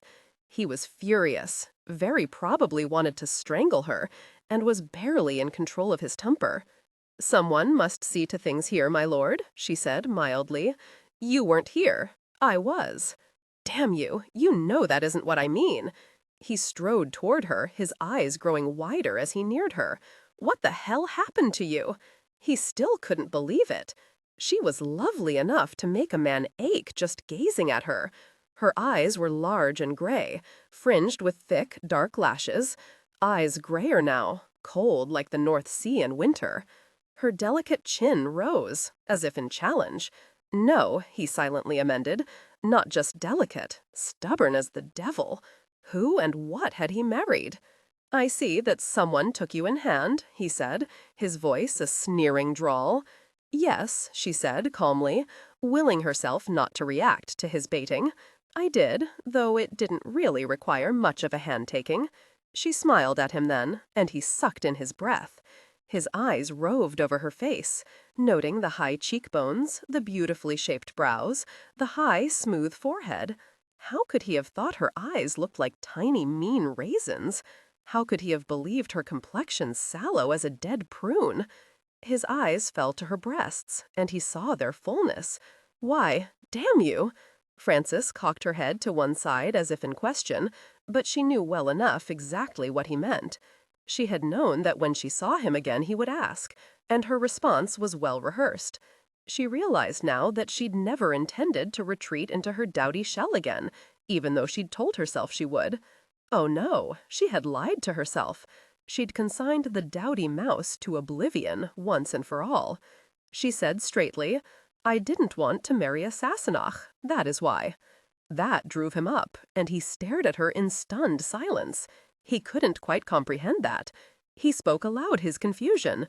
"But I am an English nobleman. I am not a pauper. I am neither old nor ugly, and I have all my teeth. There could be no woman who wouldn't want my hand in marriage." Frances laughed. She couldn't help herself. "You have an excellent opinion of yourself, my lord. Not that I ever doubted it for a moment." "Philip," he said, his voice filling with rage. "Well, yes, as you wish," she said. "You are correct. You have excellent teeth, very white and straight." She smiled, an ironic smile, showing him her own very white, straight teeth. "What was Carruthers doing hanging all over you? Is he your damned lover?" That was straight talking, but no more than wounded male vanity, of which he had more than his fair endowment. "No," she said, the smile still fixed, her eyes now a lighter gray, mocking him. "You have made a fool of me, Francis." There, had said it, said what he really thought. He felt enraged, so angry that he wanted to spit nails. It wasn't difficult, she said, enraging him all the more. He took a step toward her, and she took a quick step back. He saw the length of her now, and his face paled even more with anger. God, had he seen her in London as she was now, he would have been sniffing after her like a rutting stoat, along with all the other gentlemen of his acquaintance. "You didn't want to see anything more than I presented," she said quickly, alarmed by the steely narrowing of his eyes. "Yes, I saw her." That was what Lionel had said. "Damn you," he said aloud, "no woman has played me false." "I told you that Marcus Carruthers wasn't my lover," she said, a bit of a sneer in her voice. "And you're no timid little mouse, are you? Not a diffident bone in that body. Did you build a bonfire, Francis? Did all your ugly gowns and caps go up in flames? Were you laughing at me as you did it?" "No, actually, I donated all those gowns to the rector. He was most grateful, I assure you." "I am not a blind man," he said, knowing that he had been, knowing that he'd not only been blind, he'd been an abject fool. "No, I am certain you are not, at least not in the normal course of events," Francis said, willing to be a bit conciliatory now. "Your being forced to come to Kilbracken wasn't at all normal. But you see," she continued, only to break off abruptly when Otis appeared in the doorway. "My lady, is there anything you wish? Tea, perhaps?" Hawk swung around to see Otis, standing tall and unintimidated in the doorway, his eyes fixed on Francis. Francis smiled. "That would be quite nice, thank you, Otis. My lord, should you like tea now?" Hawk couldn't believe it. There was his butler, looking as stolid as a rock, speaking to her, protecting her. "Yes," he nearly roared, then said more quietly, despising himself for allowing this ridiculous situation to rile him. "Yes, I should. In the drawing-room, Otis." To his further chagrin, Otis looked toward Francis. He saw her nod. The damned butler, his damned butler, was looking at her for her approval. He never should have left, he never. "In the drawing-room," Hawk said again, his voice as icy as a winter Yorkshire frost. "Very well," Otis said, and withdrew with all his dignity still intact. Hawk's dignity was in tatters, and he knew it. Suddenly he smiled, an evil smile. "Come here, wife," he said, very quietly. Frances froze, her eyes widening. She didn't move a muscle. "I said to come here, now." "No," she said, backing up another step. "However, I will have tea with you now, if you wish. Before I have tea, I wish to look more closely at my wife. Come here, Francis." She began to walk toward him, then at the last moment ducked away, and nearly ran from the room. He whirled about, but she was too fast. His hand caught air, not her arm. "Francis!" he roared, but she was gone. He heard the rustling of her skirts and the clicking of her slippers in the corridor. He strode from the estate room toward the drawing-room. He came to a disconcerted halt when he stepped into the room. Both Otis and Mrs. Jerkins were flanking his wife. He suddenly felt as though he'd stepped onto the stage of a very bad comedy. The blind fool of a husband, and he didn't know his lines. "My lord, welcome home," said Mrs. Jerkins, a tight smile on her lips. "Tea is ready, my lord. Won't you sit down?" "If the general will dismiss her soldiers," Hawk said acidly, and saw Frances stifle a smile. She said in that damned calm voice that infuriated him to the point of insensibility, "Thank you, Otis, Mrs. Jerkins. I will serve his lordship." Both old retainers took their blessed time leaving the drawing-room. Otis didn't close the doors. Hawk strode to the doors and pulled them closed with a snap. He turned to see Frances calmly pouring tea. "The scones are quite tasty," she said, all her concentration on the teacups. "Cook has got them just right. There is sweet strawberry jam I believe you will enjoy." Frances, shut up. "Very well," she said, not looking at him, as if she didn't have a single bloody care in the world. She simply stuck out the cup of tea in its saucer, and he took it, out of habit. He sat down opposite her, his long legs stretched out in front of him. He sipped the tea, getting a hold on himself. He said, "I didn't want a beautiful, frivolous wife." "I know you didn't. That is what I was on the point of telling you when Otis, my general, interrupted me. Had you had the courtesy to give me warning, I would have appeared as you expected. You said you gave your clothes to the rector. I lied." She shook her head ruefully, and his eyes were drawn to her quite beautiful ears, with the soft tendrils of hair caressing them. "Well, I did lie, but not about that. I didn't want to go back to the diffident Dowd, as you called me. However, I would have preferred warning of your arrival. Then I should have thought about it. You will not put on those damned spectacles ever again." "No, I shan't." Poor Mrs. Jerkins believed I couldn't read, for I truly was unable to see clearly with them perched on my nose. As I said, I didn't want your kind of wife. "My kind?" She arched a brow at him. "You know damned well what I mean, Frances." "Oh, yes, I guess I do. You didn't want to be leg-shackled to a woman who would demand your time, your attention, indeed, venture to London with you and ruin all your pleasures. But I didn't, my lord, venture to London and spoil all your pleasures, that is. I detest liars and frauds, and I detest conceited, arrogant, bullying idiots." She rose jerkily to her feet and began pacing the room. Hawk's eyes followed her progress. Very nice, trim ankles, he thought. Long, elegant legs. She whirled about to face him. "As I said, my lord, I know you didn't, but I didn't realize it until it was too late. So your whole charade backfired on you, eh?" "I should say so, yes. And yours too, of course. I would have told you the truth of the matter, but you rushed from Kilbracken as if the very devil were on your heels, so I didn't have the opportunity. Then my father and Sophia wouldn't allow me to say a single word. Why did you continue the charade? Because, as I told you, I didn't want to marry a Sassenach. I didn't want to leave my home, or Scotland. Since I couldn't avoid it, I knew you would leave me alone as soon as possible if I appeared the ugly Dowd. And, of course, you did." Hawk was silent for many moments. He stretched his arms over his head and lounged back in his chair. He looked indolent and in perfect control. She felt a frisson of alarm. What was the wretched man thinking now? Something evil, no doubt. He said finally, "You are quite beautiful. Thank you. And you are everything I didn't want in a wife. You, my Lord Philip," he said mildly, "you are everything I don't want in a husband. Then it appears we are even. I imagine that you had a difficult time keeping that sharp tongue of yours in your mouth when I was about. A very difficult time, you are quite right about that. I got the sister who was the worst, didn't I? Worst? I beg you to define that."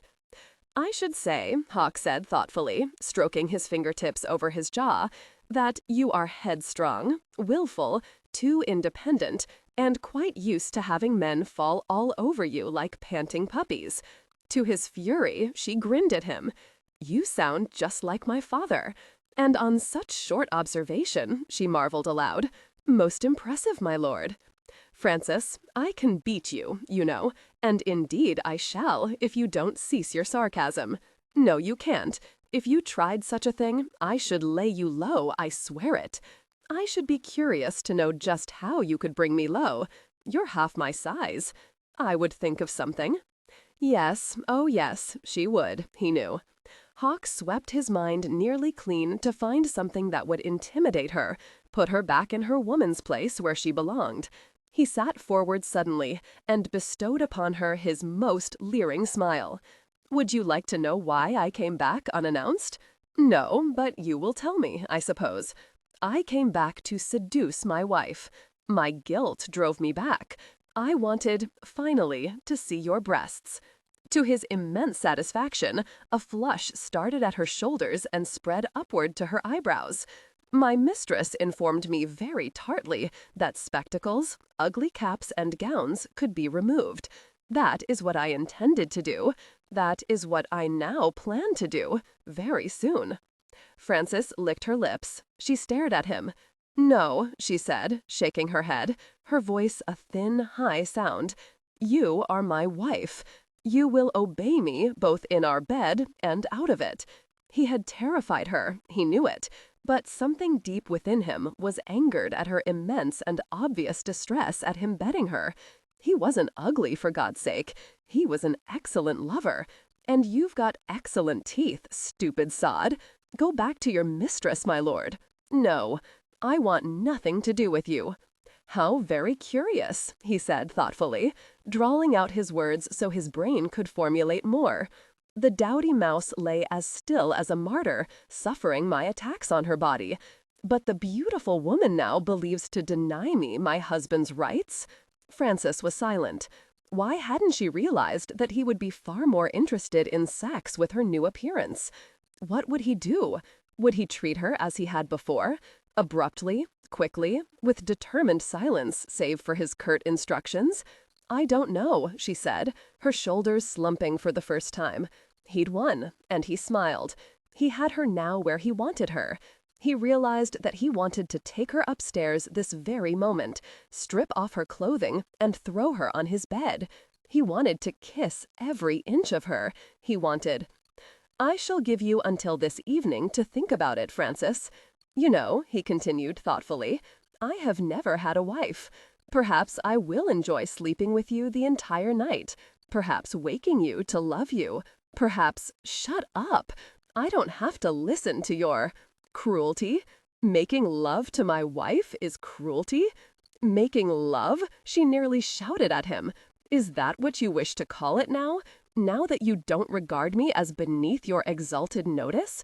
Now that you don't believe you'll become ill touching me? You, my lord, are a despicable animal. I suppose you are a bit justified in saying that. All save that final insult, of course. Frances saw that he would rise, and quickly retreated. I have much to do. You will excuse me, my lord. We have guests for dinner.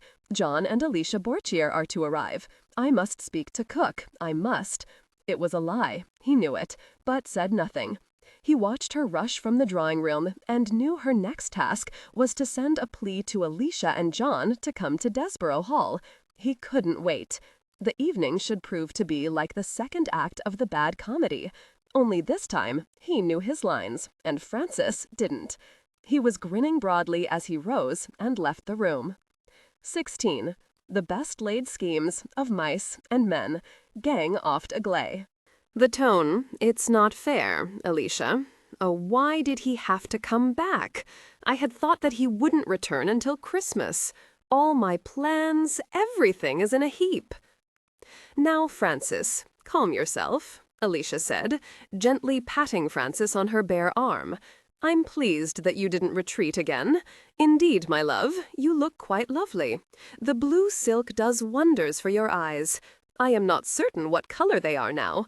I am almost persuaded to be jealous of you. John looks at you like he does at a lovely dessert. So will Hawk, said Frances, her voice sounding as dispirited as she felt. She banged her fist against her dressing table, and her hairbrush jumped and slid onto the carpet.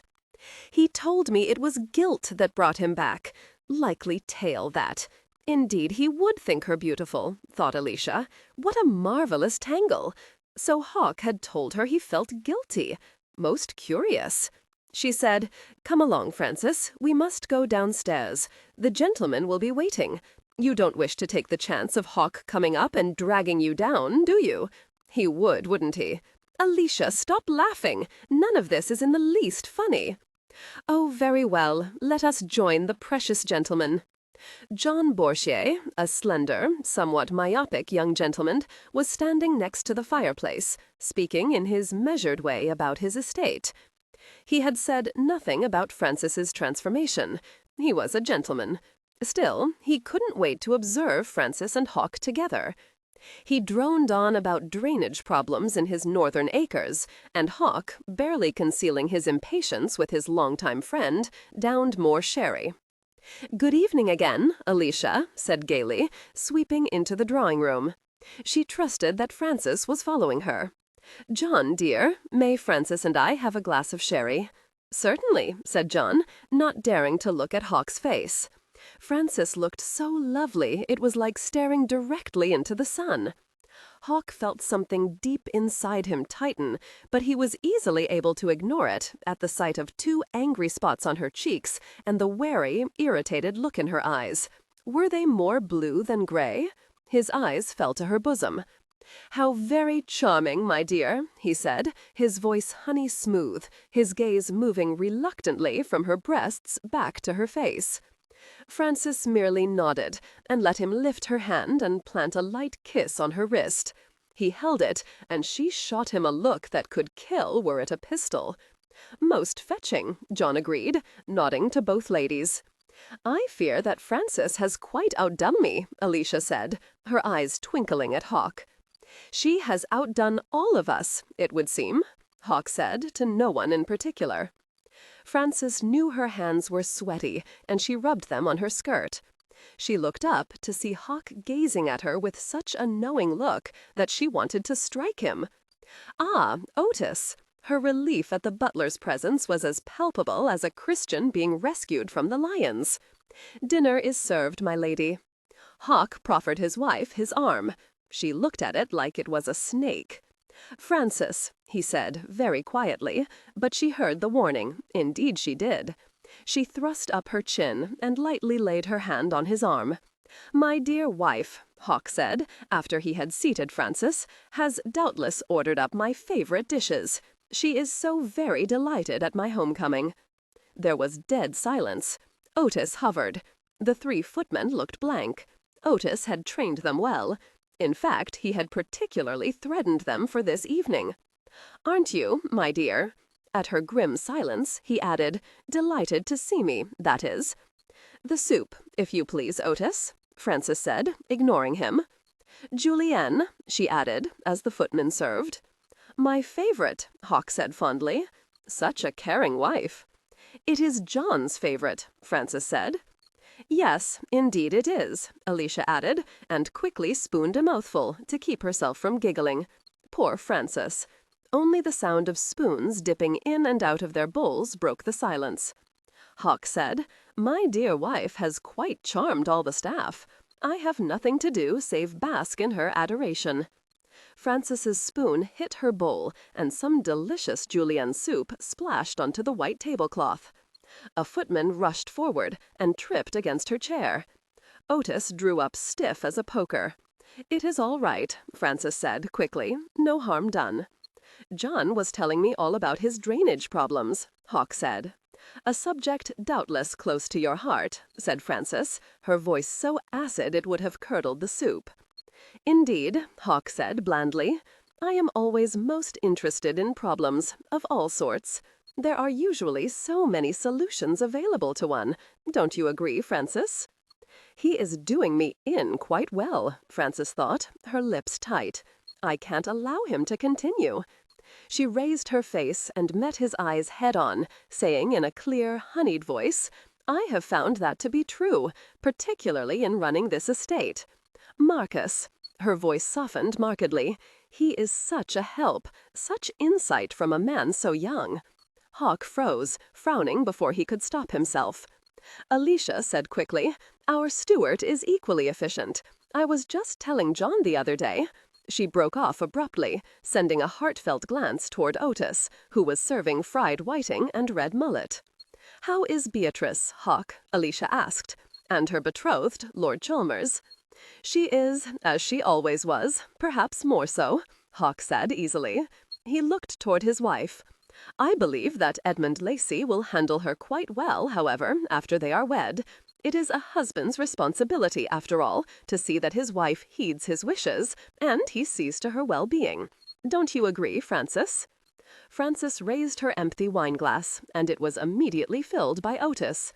"Frances," his voice soft, almost intimate, "I believe, Frances," her voice hard and impersonal, "that husbands are—" She broke off, realizing that she had to curb her tongue, at least in front of the servants and John and Alicia. "Yes, my dear. Husbands are husbands. Ah, an indictment or a compliment, I wonder." John, quite aware of the footman's rampant interest, turned the topic neatly back to his drainage ditches. Once Otis had directed the footman to serve up the lamb cutlets, rissoles, roast ribs of beef, neck of veal in bechamel, and the multitude of vegetables, Hawk gave him a dismissing nod. Hawk's jaw tightened when Otis looked toward Frances.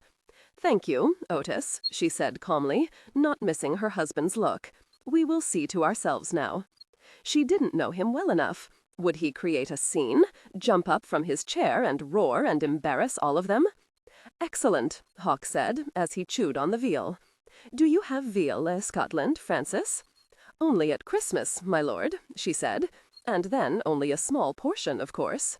"How very odd," Alicia said. "Doesn't veal grow in Scotland?" John laughed. "A city-bred wife," he said, patting her hand. "Veal is not like potatoes, my dear. Young cow, you know." Alicia's eyes twinkled. "Really, dear? You see how informative husbands can be, Frances," Hawk said. "We can be most useful, I assure you, in many areas." Frances's beef could have been the buttered potatoes for all she could taste. It was too soon for her to rise and leave the gentlemen to their port, and if she did rise, Hawk would in all likelihood leap across the table and strangle her. Damn Alicia, she thought. She was enjoying herself immensely. Frances was well-bred. Good manners had been pounded into her by Adelaide since she was 12 years old. But this situation called for drastic action. She couldn't allow Hawk to continue with his veiled innuendos. He was not being a gentleman. There was no reason for her to be a lady. "I have heard so much about the pleasures of London," she said to the table at large. "I am most excited about visiting with you, my lord." She saw him scowl and grinned at her buttered peas. "Just think of all the balls, the soirees, the roots. Isn't that what they are called, my lord?" "Yes," Hawk said. Damned little minx. Trying to turn the tables on him, was she? My father-in-law told me all about Hawksbury House. I am most anxious to refurbish the house and hire more servants, settle in for the remainder of the season. And of course, my lord, I want to meet all your friends. Lionel sends his regards, Hawk said. Such a charming gentleman, Alicia said. Frances told me he visited just before you left, Hawk. It appears, Hawk said, that Lionel saw a good deal more than did I. He was most surprised by Frances, and doubtless wondered about her ridiculous charade. As a gentleman, I don't suppose he would remark on it, said Frances. No, he didn't. About traveling to London, my dear Frances, perhaps your health won't allow for it. John looked up from his plate, clearly startled. Why, Frances, I had no idea you weren't feeling up to snuff. I am quite well, John. But her eyes were wary on her husband's face. Hawk said in a tender, most solicitous voice, My dear, you are not overly ill yet in the mornings. Alicia cried out in excitement, Frances, you didn't tell me. How very marvelous! Frances gritted her teeth. I am not with child, Alicia. My husband doubtless refers to the Scottish fever I occasionally suffer. Do I? Not with child, my dear. How depressing. As I said, a husband has so many duties and responsibilities. John sent his wife an agonized glance. He was acutely uncomfortable. He wanted only to leave and let the two of them fight it out. Alicia had been gleeful about the evening. Even she looked doubtful now. John wondered briefly if Frances would leap out of her chair and plant her husband to face her. As for Frances, she had had quite enough. Alicia, shall we retire now? The lemon pudding and the rhubarb tarts aren't to your liking, I know, but they are his lordship's favorites, as I'm certain he'll tell you. Gentlemen, excuse us. There was no footman and no Otis to pull out her chair. John quickly rose from his chair to assist his wife. Hawk merely stared at Frances down the length of the table. His look promised full retribution, but she tossed her head and marched in full-blown regal manner from the dining room. "My lady!" Otis stared at her aghast. She forced a smile at her ally. "See to the gentleman, please, Otis. Lady Alicia and I will be in the drawing-room." My," said Alicia. "Hawk is in a rare taking." "He is an objectionable brute," said Frances, so furious that she could barely gather her woefully scattered thoughts together. "You did deceive him, Frances," said Alicia in a very tentative voice. Frances looked positively fierce. "I hope he chokes on the pudding.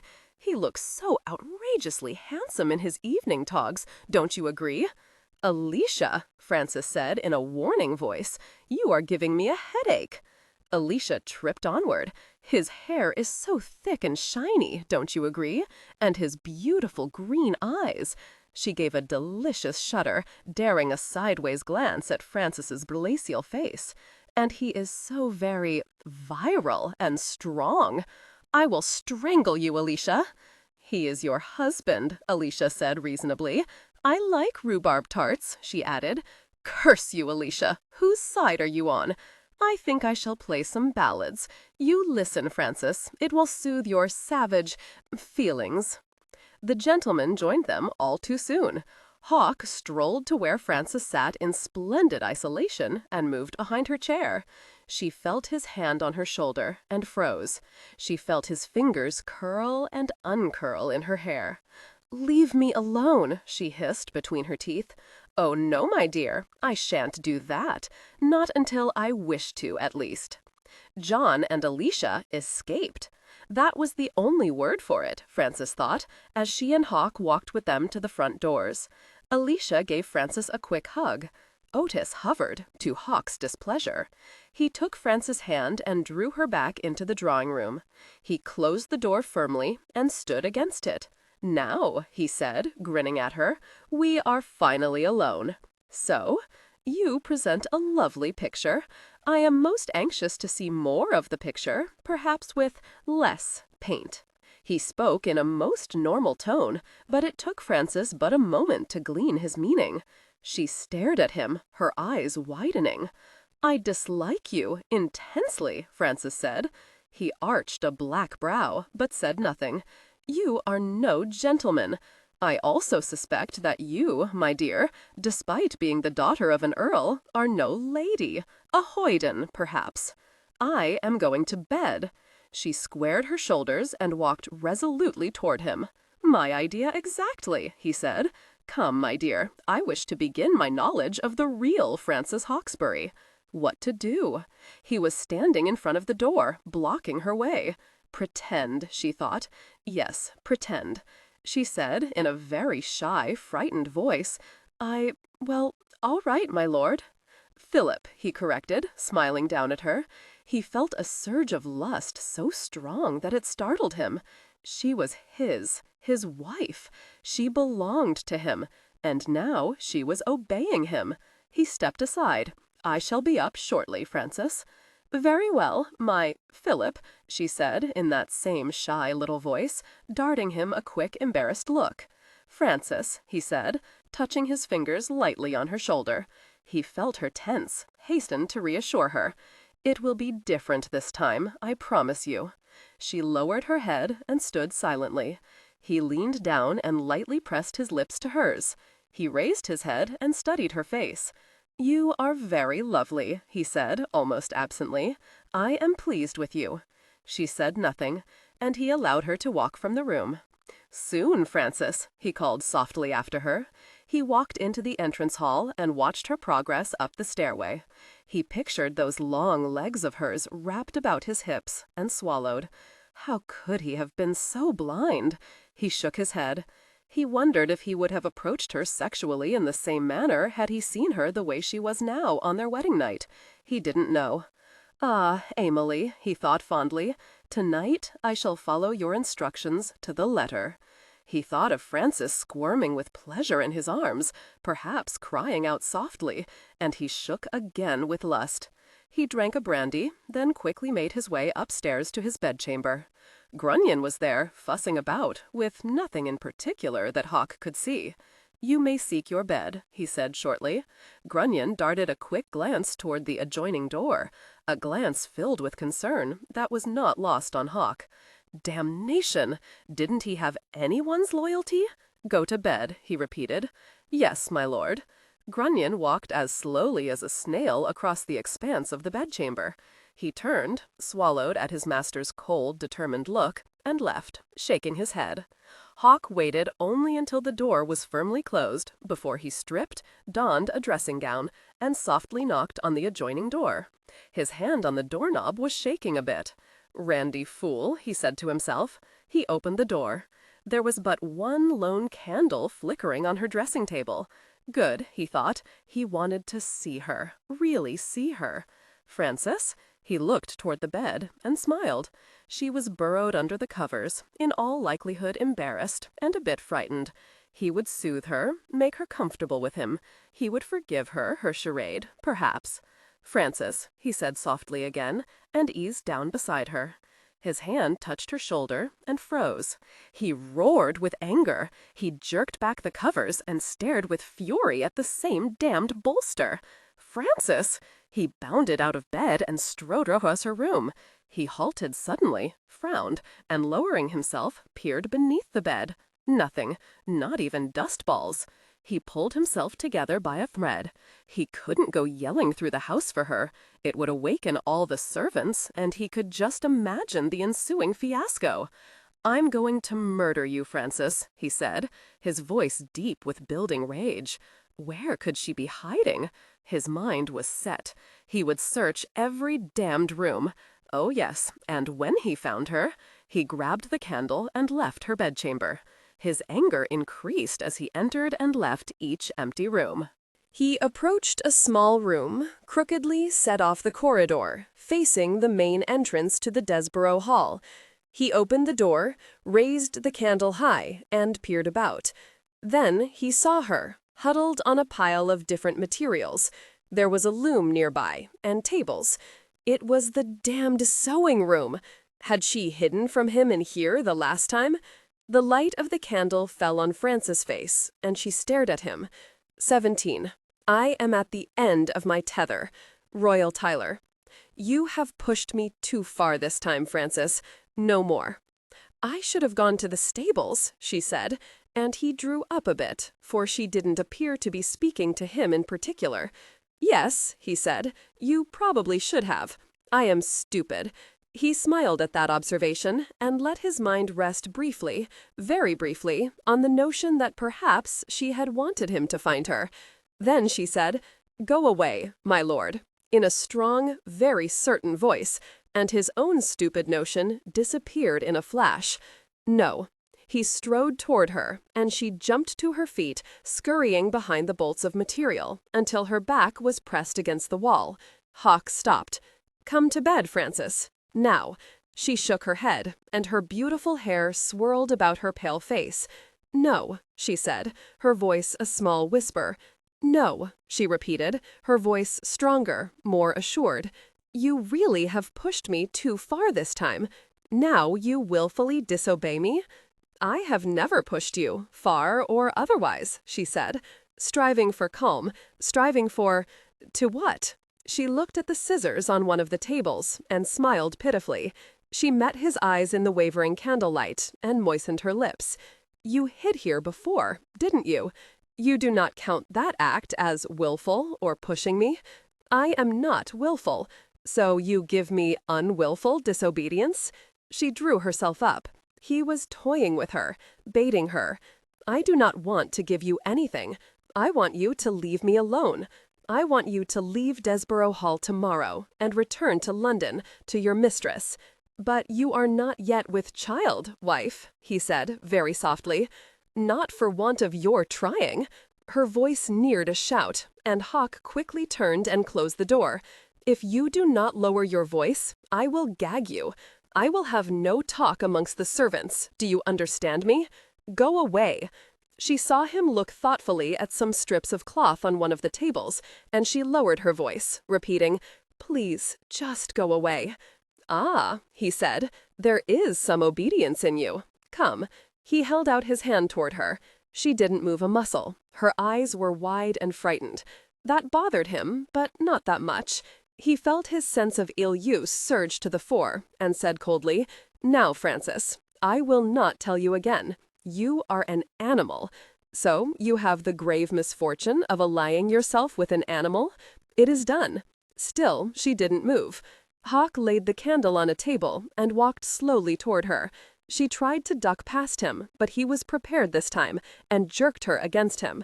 He felt her fists pounding against his chest, and he shook her until her head snapped back on her neck. "Stop it." He tried to calm his anger at her, but it was difficult. "Do you want me to gag you?" She shook her head against his shoulder. In one quick motion, Hawk blew out the candle, hoisted Frances over his shoulder, and left the sewing room. He took her to his bedchamber. She was shaking. With fear or fury, he wondered. He said nothing more, merely kicked his bedchamber door shut behind him and carried her to his bed. He dropped her onto her back. She was still dressed in her beautiful blue gown. "Take off your clothes," he said, staring down at her. "Now." She hesitated, and he added coldly, "I shall rip them off you if you do not obey me." But she couldn't manage the long row of buttons. He pulled her to her feet, turned her about, and she felt his deft fingers quickly releasing her from the gown. She felt him pull the gown over her breasts. "Please," she said, would you please douse the candles?" "I want to see you," he said shortly. "You may finish," he said, and backed away from her. It was too much. Her low-cut lace chemise barely covered her breasts. It was very nearly transparent, and she saw his eyes roving over her. She grabbed her gown over her, quickly doused the candle, throwing the room into darkness, and made a dash toward the adjoining door. He caught her in 3 strides. "All right," he said, his anger overcoming all other emotions. "It will be as you demand." Hawk pulled her back to the bed, held her with one arm, and quickly stripped off her clothing. When she was naked, he picked her up and tossed her on the bed. He had set himself a problem, he realized, his breathing coming quickly now. If he tried to light the candles, she would probably try to escape him again. He shrugged. He pulled off his dressing gown and came down over her. Her smooth, very soft body beneath him made his mind go blank with desire. Her breasts were heaving, full and soft against his chest. There was no hope for it, Frances realized. She had been a fool. Such a fool. Had she really expected him to shrug and forget about her? An idiot, that's what she was. She said, "I shall lie still. Do as you please. Just be done with it." She matched words to action. Hawk was thoroughly enraged.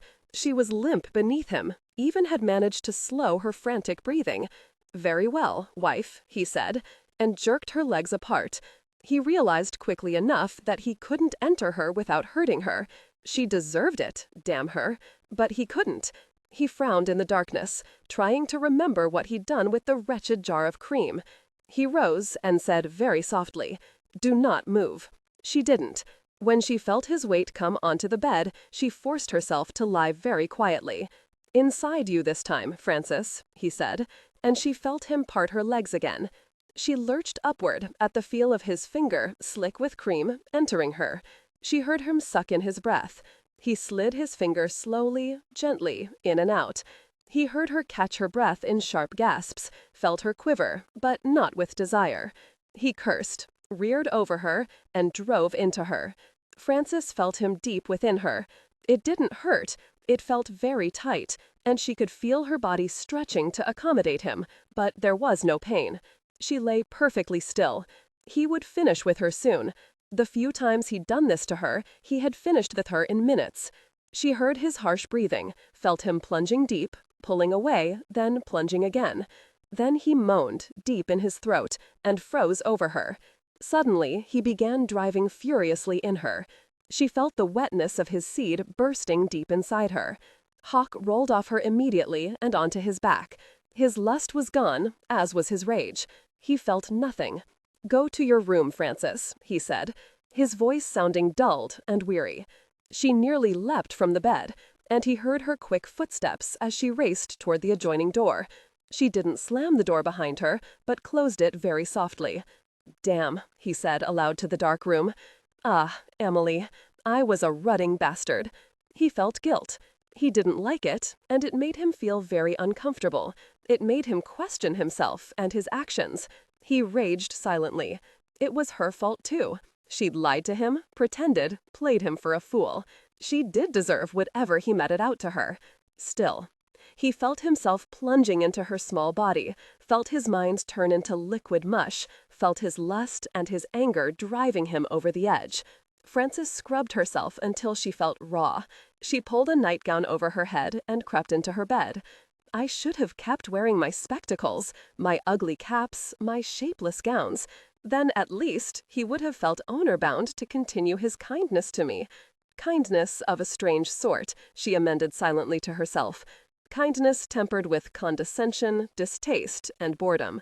She drew her knees up to her chest and buried her face into her soft pillow. He hadn't touched her. Not her. She was safe from him. If he wished to plant his seed in her, there was nothing she could do about it. She'd been a fool to try to escape him. She should have accepted him, as she'd done the other few times. She realized well enough that her behavior had infuriated him, and she supposed, logically, that what he had done was but to be expected. He hadn't hurt her, after all. He'd gotten the cream. She shuddered at that, drawing her legs even closer to her chest. He'd put his finger inside her. Why had he done that? To humiliate her for having tried to escape him? Frances shook her head against the pillow. He was a man, and men did as they pleased. Men got their way. Her father always did. She found herself wondering, appalled at herself for even thinking it, if her father did that to Sophia, and Sophia bore it in silence and patience. The picture created in her mind made her extremely uncomfortable and embarrassed. Surely her father wouldn't, not now that he was older. He already had a son, so there was no reason to continue doing such distasteful things. Frances resolutely shut her husband out. She would deal with him. Oh, indeed she would. She even managed a small, smug laugh. She said aloud to her pillow, "I'll see you to the devil before I allow you to touch me." Her eyes narrowed. "Never," she said softly, "never will you touch me." Hawk came to an abrupt halt when he entered the breakfast room the following morning. Frances was seated at the table, calmly eating her breakfast, perusing the Gazette. She looked quite lovely, he thought, eyeing her objectively. She was wearing a muslin gown of pale green with a matching ribbon threaded through her hair. What had he expected? The return of the Dowd? No, he thought, frowning a bit. He supposed he really expected that she would hide from him, avoid him at all costs. He felt an appalling surge of lust for her and was furious with himself. The devil, a husband shouldn't feel such things for his wife. It was nonsensical, ridiculous. "Why, good morning, my lord," Frances said, smiling at him as she folded the paper. Smiling as if she hadn't a bloody care in the world? His eyes narrowed on her guileless face. What game was she playing with him now? "Good morning, wife," he said, and seated himself at the head of the table. Rosie, the breakfast maid, quickly began to serve him. When his plate was as he wished, he nodded dismissal. But Rosie didn't take herself out of the room. Hawk watched with narrowed eyes as she smiled toward Frances and said, "Is there anything else you wish, my lady?" "No, Rosie, that will be fine, thank you. You may go now." He watched Rosie bob a curtsy and finally remove herself from the breakfast room. It occurred to him then that Francis's very warm wifely behavior was due to Rosie's presence. He soon was disabused of that notion. "Is the sirloin as you wish it, my lord?" Lord, she sounded so damned cheerful. "I haven't even taken a bite yet, so I wouldn't know." "Ah, then I shall hold my tongue." She picked up the Gazette again and buried herself behind it. "I am most gratified that the servants treat you as their mistress," he said, after some minutes of grating silence. "Indeed, most gratifying," Frances agreed, not emerging from her paper. "What are you reading that interests you so much?" She started a moment at that. Actually, she wasn't reading anything, nothing at all. She was striving with all her effort to maintain her cheerful indifference to him. She would much have preferred to throw the thick sirloin at his head. She laughed, a charming, soft laugh. "I am reading all the Ton gossip, of course. It is so fascinating. Why, it says here that a Lady H was seen conversing in the park with Lord R, and Lady H's husband was but a short distance away. So very titillating, isn't it?" He ground his teeth. "I don't know any Lady H," he said. Frances didn't either. She had just manufactured the entire tale. "You are acquainted with everyone then, my lord. How very knowledgeable you are, to be sure." Hawk set his fork down very slowly and carefully. "Frances," he said, "you will cease calling me my lord. My name is Philip, or Hawk. You may take your pick, but no more lording." "As you wish," she said, and shrugged. She set down the paper, glanced at the clock on the sideboard, and said, "Oh dear, how the time gets away from one. 'Tis nearly 8 o'clock. You will excuse me, won't you?" "Where are you going?" "Why, there are so many things to do. Desborough Hall doesn't run by itself, you know." It did. "Oh no," she said, giving him a patronizing smile. "It merely maintained itself." With that, she was gone. He noticed, as he left the breakfast room a few minutes later, that she hadn't eaten much of her breakfast. Hawk found himself at loose ends. He considered riding off his ill humor, then changed his mind. He was here. He might as well see to estate business. He strode to the estate room, saw that the door was open, and stepped inside. He came to an abrupt halt. There was Frances again, seated at his desk, with Marcus Carruthers seated beside her. "I don't know, Marcus," Frances said, her brow furrowed in thought. "I do agree with you that John's approach just might work here, but the funds involved in clearing the timber away—" "What timber?" Hawk said sharply. Frances froze, but just for an instant. She raised a guilelessly smiling face to her husband. "Hello," she said kindly. "Marcus and I were just discussing our need for fencing, and the cost of lumber is so very high at present, you know, and we do have an excessive wooded area just to the east of us, and I do not, with any trees to be cut. And since you don't want the trees cut," Frances continued serenely, "of course they shan't be cut. Now, Marcus, if that is all, I have other matters to attend to." Marcus hadn't uttered a word. He wasn't blind. His lordship was in a royal snit. He wished he could escape with Lady Frances. He watched her walk past her husband, toss him a sweet, totally false smile, and leave the estate room. Leave him alone.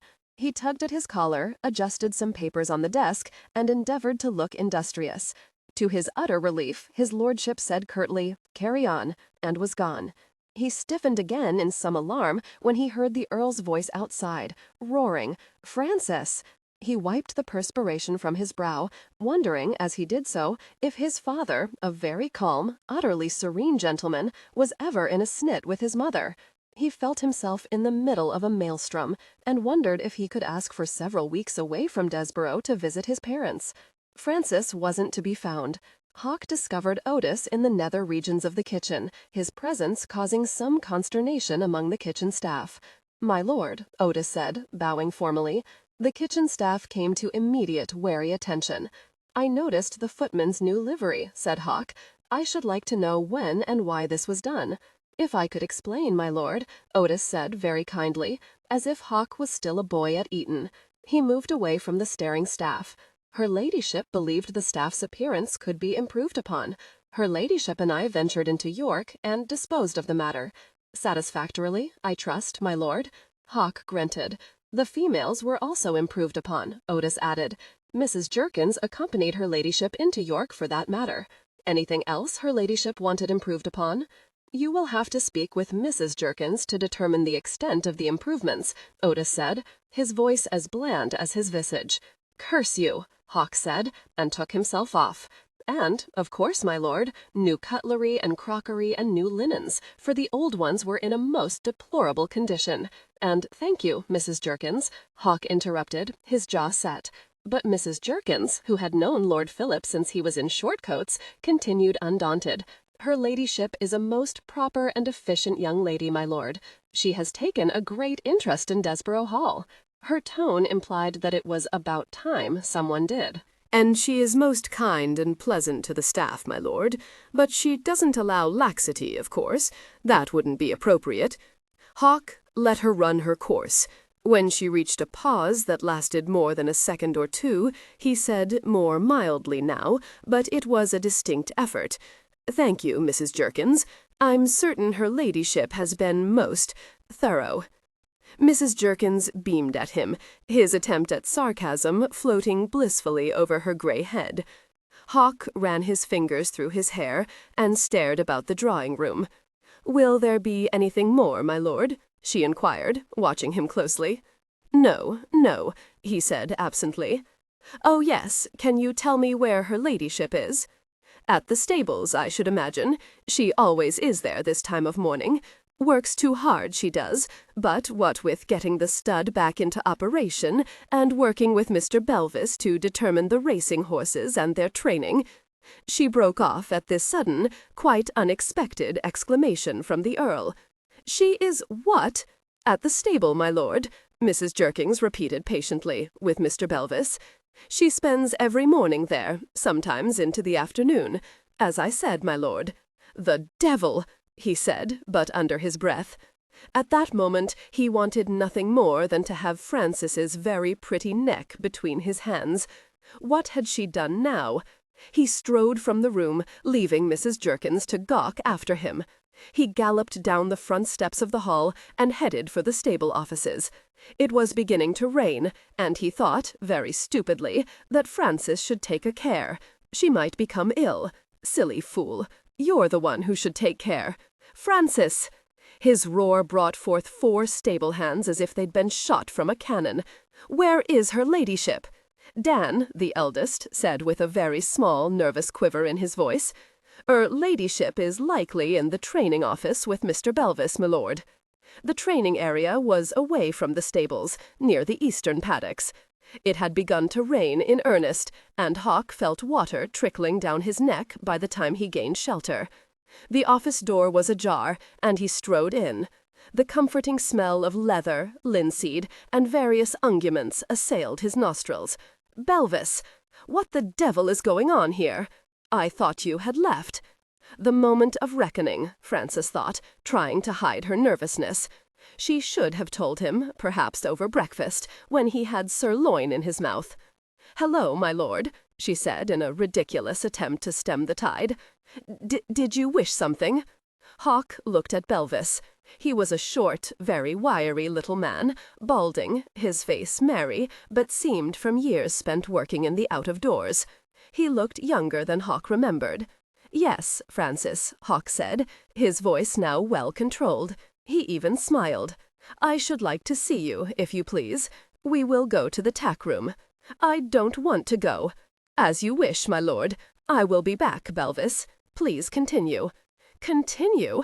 Hawk wanted to demand, but he held his tongue. The tack-room wasn't at all as Hawk remembered it. It was, first of all, spanking clean. All the harnesses, bridles, saddles were shiny with care and fastened neatly in their proper places. Hawk pointed to an old chair. "Sit," he said curtly. Frances sat. "Now, madam, you will tell me what the devil is going on here." His legs were planted apart, his arms crossed over his chest. He was, she realized, spoiling for a fight. "Yes, Frances?" he asked, his voice silky. 18. My sentence is for open war. Milton. Frances felt as though she was in an open field, and the enemy was charging toward her, bayonets at the ready. There was no retreat, of course. She said, pleased at the steadiness of her voice, the reasonableness of her tone, Desborough Hall is a very respected racing stable and stud, my Hawk. I managed to talk Belvis into returning, as you saw, so that we could bring things up to where they were before your brother died. Did Carruthers clear the money for this ambitious project of yours?" Francis felt a surge of relief. It was an obvious inquiry, and he'd asked it in a very calm voice. Perhaps she'd been wrong about the bayonets. "No, of course not," she assured him. "I would do nothing so improper as that, and neither would Marcus agree to such a thing." She slanted him a wary look, then forged ahead. "I borrowed the money from your father." "You what?" So much for calm and reason, she thought. "Your father lent me the money," she said again. Hawk wanted to roar, but he managed to contain it, and said with his patented sneer, "I suppose my precious sire also lent you the money for all the wasted expenditures in the house? Crockery, linens, uniforms. My God, madam, how much blunt do I now owe my father?" "Of course not. That is, I did not borrow money from your father for the household. Why, as household expenditures, I assumed, and Marcus agreed with me, that such decisions were mine to make. The household is, after all, my responsibility. How much money did he give you to start things up again?" He waved his hand about. Frances gulped. She looked down at her hands, stared over at a bridle, at the harness beside it. £5,000, she said to the floor. He cursed, quite fluently. He calmed and then sneered onward. "I suppose you feel that the racing stock and the stud are also your blessed responsibility." She flushed a bit at that.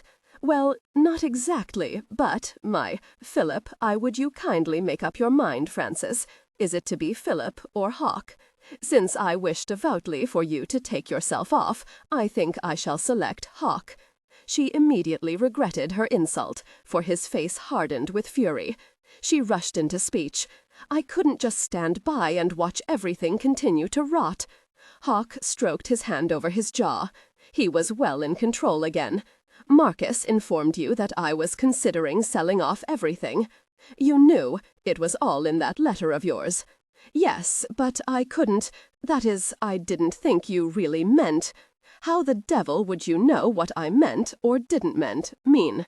She stared stonily at the toes of her stout walking shoes. "You have taken much onto yourself, Francis." "Someone had to," she said, still unable to meet his gaze. "Then you now take it upon yourself to inform Belvis that his services are no longer necessary." Francis swallowed. "I have already spent the £5,000. On what? New uniforms for the horses, new troughs for their endless eating. What, may I ask, do you, a woman, know about anything?" She bounded to her feet and shook her fist at him. "I know much more than you do, and I care, unlike you, who only wish to waste your time and your inheritance on your damned pleasures in London. Back to my mistress again, are we? Back, yes, that is where I wish you to be." His eyes fell to her heaving breasts, and she saw his eyes falling. She backed away. To her misfortune, she stumbled over a saddle that was in the process of being repaired. She tumbled over it, onto her back, her skirts flying up. "Francis," Hawk began, rushing toward her. He stopped, seeing she was quite all right, and said in a leering voice, "How lovely! Do you wish to seduce me here, of all places? Can you not wait until this evening?" Frances slapped her skirts down, as if they were bees to bite her. She came up to her knees, then to her feet. The unmended saddle was between them. She had to try a different tack, she knew. She drew on almost non-existent patience, and said, "Please, Philip, it means a lot to me. I know we can bring Desborough back to its respected position. If you are not interested in it, please let me continue. I can make money, I know it. Your father knows it. Please, please don't sell out." "You make money? I beg to differ with you, Francis. To date, all you've done is spend it, waste it. I have not. It is to be considered an investment. As for the household expenditures, I had to do something. Do you know that it is my sister and her betrothed, Lord Chalmers, who have offered to buy? No, I didn't know." What does that possibly have to do with anything? Hawk didn't know, but he didn't say so. He continued rubbing his thumb along his jaw. To Frances' surprise, he asked, "What do you know about horses?" She brightened, and her eyes grew intense with ill-suppressed excitement. "I grew up with horses. I have. Well, I seem to have an affinity, a natural ability to sense if anything is wrong with them. I also know how to care for them when they are ill. I am not stupid, Hawk." He said nothing to that. So he thought he was to be Hawk again. Did she hope he would fly off if she kept calling him that? "How have you spent the £5,000? 3 new trainers, new equipment, Belvis, repair of the paddocks, I see," he said, interrupting her. He turned away from her and pretended a concentrated study of a saddle. "Did you know," he said thoughtfully, "that a woman shouldn't hunt?" She frowned at that, ready to take exception to his ridiculous male pronouncement. "A side saddle allows no control," he continued. "A woman can't bring her legs to bear. She is effectively controlled herself, not the horse. It is dangerous, as a matter of fact. I hunt, and I have never before used a side saddle. My father wouldn't allow it." He raised his head and smiled at her, just a bit. "Odd, isn't it, that doesn't surprise me? At least now, knowing you as you really are, it doesn't surprise me. Hawk, what will you do?" The wind was out of her sails now, he thought vaguely. He disliked the pleading tone in her voice. "My sister, Beatrice, is a smashing rider. At least she was in the old days. She refused to use a side saddle after she'd been tossed in a hunt. It was she who pointed out the danger of them to me. I couldn't have been more than 10 years old at the time. Hawk, of course, my father, being of the older generation, raised a bit of a ruckus, but Neville talked him around. Hawk," he turned full face toward her. "Very well, let us return to the business at hand. Why are you still here? I told you to speak to Belvis. His services are not required." All thoughts of conciliation fled her mind, and she saw red. You bastard!" She grabbed up the unmended saddle and heaved it at him. It landed short, and Hawk simply stared down at the saddle, then at his wife. He laughed. "I am fortunate that women are not allowed in the army. Had you been firing the cannon, the enemy would have been toasting you with champagne." She looked madly about for something else to hurl at him. "You also wrecked your own protective castle wall, didn't you? Not, of course, that I couldn't have easily scaled that saddle to get to you, but now you are saving me energy." He strode toward her, and Frances, seeing the gleam in his green eyes, turning them brilliant as emeralds, tried to dart around him. He caught her arm and jerked her against him. "Now," he said, holding her firmly, "what will you give me, wife, to keep Belvis here and your precious project intact?" She opened her mouth to yell at him, and in the next instant his mouth covered hers. It was the first time he had kissed her, and it was a revelation. Her lips were soft, parted, her breath sweet and warm. He felt her struggling wildly against him, but he didn't want to release her. He gentled his kiss, his tongue lightly stroking her lower lip. He allowed his tongue to enter her mouth, only to retreat with great rapidity as her teeth bit down. His desire for her was powerful, even though he realized she would willingly have removed the tip of his tongue had he not been quicker. He continued kissing her until she finally quieted. He raised his head and stared down at her. "Have you never been kissed before, Frances?" he asked quietly. "No. Damn you. I don't like it. It's wet and disgusting and degrading." He kissed her again, drew away, and pressed his head against the back of her head, drawing her cheek to his shoulder. He simply held her like that, listening to her harsh breathing. He released her, and she jumped back, swiping the back of her hand across her mouth. "Shouldn't you speak to Belvis, my dear?" His hand dropped. "No, you can't, Hawk. And, Frances, you will accustom yourself to my kissing you. Tonight, I fully intend to kiss every inch of you." She stared at him aghast, all thoughts of the stud fleeing her mind.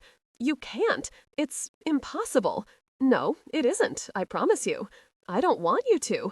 Hawk, I swear that I won't fight you again or hide. I will lie quietly and allow you to. Well, you can do as you wish. And very quickly.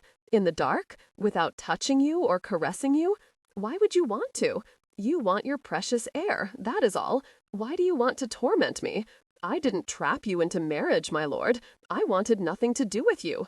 And you still don't, is that right? No, I mean, yes, I don't want you. There won't be any further need of the cream either, he continued, his voice deep and certain. The red flush started at her knees, she knew, and traveled quickly to her hairline. Unless, of course, my dear, you much enjoyed my finger inside you, stroking you, easing you, stretching you for my— Stop it! You are disgusting, hateful. He laughed. Would you like to know why we won't need the cream anymore, Frances? But she was dashing toward the tack-room door. He was ahead of her, his hand smashed flat against the door above her head. Her hand clutched uselessly at the door handle. As I was saying, Frances, we won't need the blessed cream. Why? I'm sure you want to ask me. Well, my dear, we won't because when I finally come into you, you will be quite ready for me, wet, warm, and quite wild for me.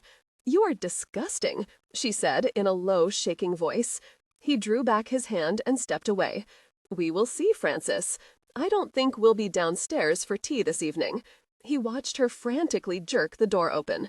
Frances, he called after her, don't invite any more of our neighbors to dinner.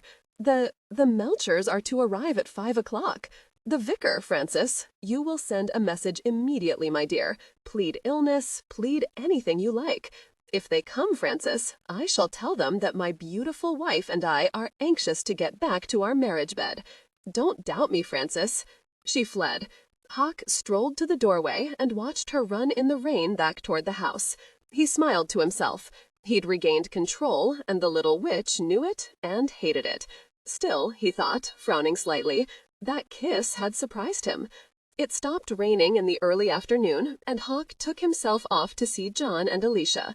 If he remained at Desborough Hall, he feared he would be sorely tempted to attack his wife on the floor of the drawing-room. Alicia, John told him proudly, raising a glass of sherry in salute, was with child. Hawk felt something deep and wonderful clutch at his insides.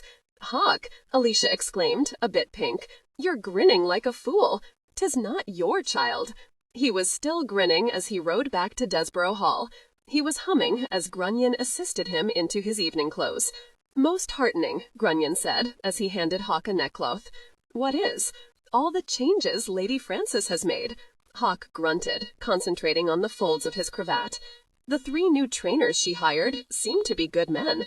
Not all that experienced, of course, but willing and eager. Hawk said nothing, but his jaw tightened. Ah, indeed, Grunion continued, as if he hadn't a worry in the world. It is about time that Desborough Hall had a mistress, and one who cares about everything. Why, I was speaking to Mr. Carruthers, a most excellent young man, incidentally, and he was telling me I don't give a farthing for what that excellent young man has to say. I believe, my lord, Grunion continued, unperturbed, that you must file down that nail. It's just a bit ragged. Hawk looked at the fingernail on the 3rd finger of his left hand. He blinked, suddenly afraid that the nail had been jagged the night before. That was the finger he'd covered with cream and eased into his wife. Had he hurt her? Bring me the file, he said. When he entered the drawing-room, his step was light, his face filled with anticipation. The room was empty. Otis! The damned man walked like a shadow, Hawk thought, when Otis glided in but a moment later. Where is Lady Frances? Otis felt a brief shiver of foreboding. He wanted to glide out of the drawing-room and go directly to his room and bolt the door. Ah, my lord, she left this afternoon for York. She had dealings, and I believe that she and Agnes accompanied her, of course, as well as a footman, were spending the night there. She will return on the morrow, my lord, as you should know, my lord.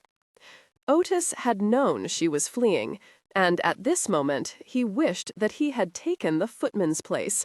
He had assumed, more fool he, that she had told his lordship. The Earl looked brutal, which was odd, Otis reflected motionlessly, because he hadn't moved a muscle. Hawk asked very calmly, his voice genial, "Where is she staying, Otis?" Otis wished he could ease himself behind the wainscoting. Instead, he drew a deep breath. "I don't know, my lord." "How many inns are there in York, do you think, Otis?" "I couldn't hazard a guess, my lord." "A great many, I should suppose."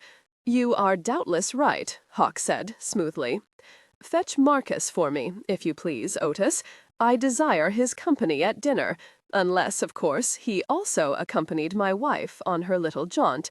No, my lord, Mr. Carruthers is here. He, planned to dine with you, my lord." "Instructions from Lady Frances?" "I believe so, my lord." Marcus didn't like it, not one bit. He wondered if the Earl would ask him to remove himself immediately from Desborough Hall. To his intense surprise and relief, the Earl greeted him graciously enough, remarking blandly, after they were seated at the dining table, "Such a pity that Frances must needs be gone this evening." "Yes, my lord," said Marcus. A footman served the vermicelli soup, and Marcus grabbed his spoon. "I believe," said Hawk, after a moment, eyeing his steward's shaking hand, "that we are to be blessed with a fricandeau of veal and lobster cutlets this evening." "Most delightful, my lord," said Marcus, wishing he could taste the doubtless delicious soup. It slithered down his throat. Hawk raised his wine-glass, twirled it between long fingers, and said in an interested voice, "Her ladyship has told me of all your plans, Marcus. Is my father charging me interest for the £5,000? The soup suddenly slithered down the wrong way, and Marcus coughed. "No, my lord, not to my knowledge. He was, most enthusiastic about it all." "I see," said Hawk, still twirling his wine, seemingly intent on the deep red liquid. "Her ladyship told me of all her expenditures, repair of the paddocks, the new trainers. I seem to forget the other expenses." Solid ground, Marcus thought with vast relief. He listed each expenditure, slowly and precisely. When he paused, the Earl merely nodded to him to continue. And, of course, Lady Frances decided to place advertisement about the stud, and the wine scum shattered. She what? "Not in the Gazette or any local newspapers, my lord," Marcus added quickly, staring at the blood-red wine spreading its stain over the white tablecloth. A footman had started forward, only to come to an abrupt halt at the sight of the Earl's face. "In the racing calendar! And the turf— My God, I don't believe it!" Hawk interrupted, his voice so filled with rage that the footman took a hasty step back. "She has reduced me, Desborough Hall, to a bloody tradesman." He slammed his fist on the table, and a sauced slice of veal jumped off its platter. Hawk roared to his feet, nearly upsetting his chair. He drew up suddenly, realizing that there was a servant present. He cursed softly under his breath, then drew himself stiff as a poker at the entrance of Otis. "Otis," he said pleasantly, "you and the footman may remove yourselves. I will ring when we need you." "Yes, my lord," Otis said, casting a pitying look toward poor Marcus Carruthers. The footman nearly raced Otis to the door. "Now," said Hawk, leaning over the table, his palms flat, "will you tell me that you endeavored to talk her out of this nonsense?" Marcus licked his lips. He felt a sudden pain in his belly. "Actually, my lord," he managed finally, clutching, thankfully, at a sop, "Lord Danvers is due on the morrow with his mare. He wishes to put her to stud with Gentleman Dan. It is a fee of £200, my lord," he added hopefully. He wrote to Lady Frances immediately upon learning that Desborough was again a stud. He was most delightful, my lord. I believe Lady Frances has received other inquiries as well in the past 2 weeks. "I see," said Hawk. He stared off into space for many moments, saying nothing more. Then, suddenly, he said in a meditative voice, "I wonder if I would truly go to the gallows if I murdered her. My lord? Yes, Marcus. Lady Frances is a very gracious lady. She truly cares, and, well, my lord, she is—" "You, my dear Marcus," Hawk interrupted his effusions smoothly, "don't have the blessed opportunity of being leg-shackled to the lady. Perhaps, he continued, in the same thoughtfully considering voice, I could poison her tea, or perhaps her scones. She is most fond of scones, you know. My lord, surely I jest? I wonder. I suppose I could strangle her and pretend she took a toss from a horse. No, that would leave telling bruises on her throat, wouldn't it? Ah, there is much to consider here. Marcus wondered wildly if the Earl were truly serious. He saw the determined gleam in his lordship's eyes, and decided at that moment that he was quite grateful not to be in her ladyship's slippers. Yes, Hawk said after a moment, she will return on the morrow. Then I shall see. 19. Who can refute a sneer? Reverend William Paley. Why, good morning, Francis.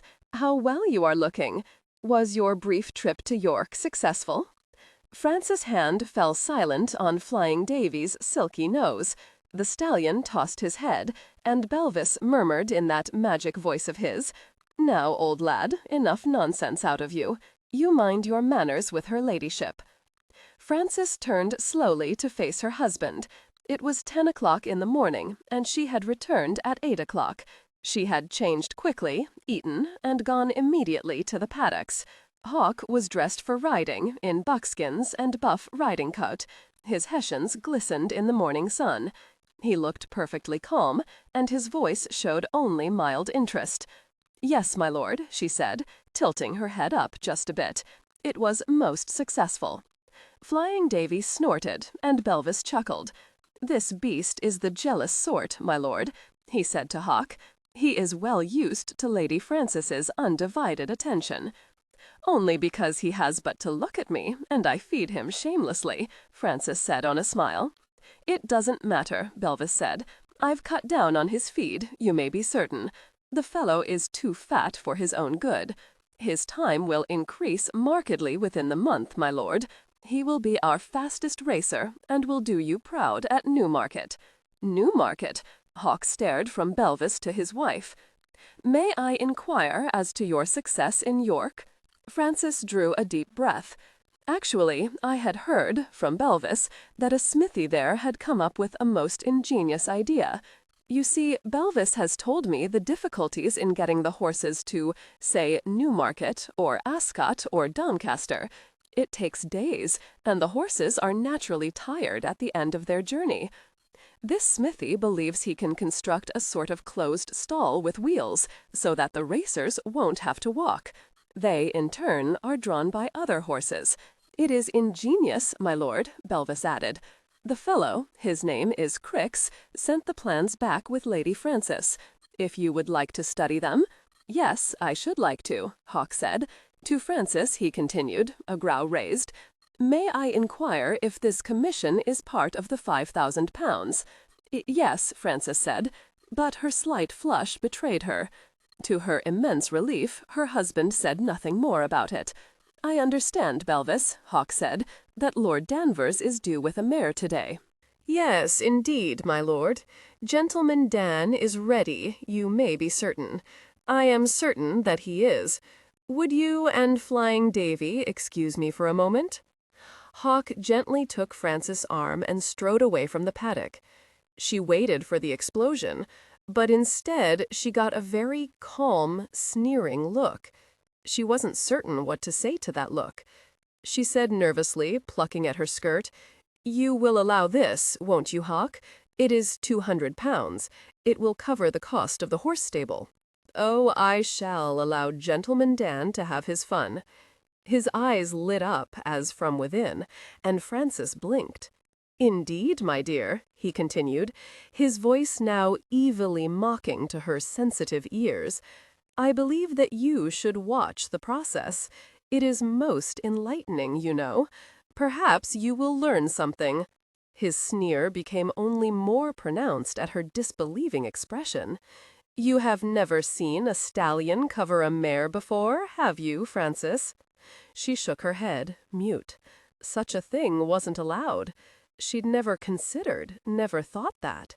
"You will be present, my dear." "I can't, you know that. It isn't proper. Only men should—" Why, my dear wife, I thought you were intensely interested in every facet of this enterprise. It doesn't bother you that only men watch a stallion mount a mare? Such insensitive brutes. The men and the stallion, of course. Perhaps you could demand that the stallion cover the mare in the dark. Spare the poor mare's sensibilities and all that. Stop it, Hawk. His voice hardened. You will be present, my dear, and I will stand right beside you. If you have questions, I will be delighted to answer them for you. For example, you might wonder what the stallion uses to impregnate the mare. I will point out all his endowments. Perhaps you will notice some slight parallel, who knows? Her face was washed clean of color. It wasn't done. She couldn't imagine, standing, watching, with men about, knowing that. I can't, she said. Her chin went up. I won't. He was fairly amiable now. If you refuse me, I shall tie you up and bring you here. Then I wonder what the men will think. This is my punishment, she said slowly, looking toward the paddock. A lesson, certainly. When is our mare to arrive for her, experience? Soon, said Francis, very soon. Lord Danvers will remain the night, of course. He wishes the mare to remain until— Her voice dropped off as a stone from a high sheer cliff. Until she is impregnated. Of course, the mare is willing to be impregnated, and even if she weren't willing, she would be forced to accept the stallion. She would be held quite securely so he could mount her. And men, of course, do the holding, and the guiding, as it were. Frances realized there was no hope for it. She couldn't begin to imagine what Lord Danvers would think. It was a humiliating thought. Perhaps he would protest? Perhaps he would force Hawk to allow her to leave? No, that wouldn't happen. Usually well, you will observe firsthand, won't you, my dear? He didn't expect an answer.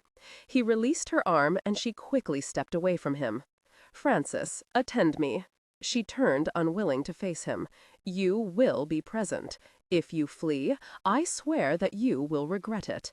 Do you understand me? I understand, she said. She added under her breath, You miserable bastard. Hawk laughed.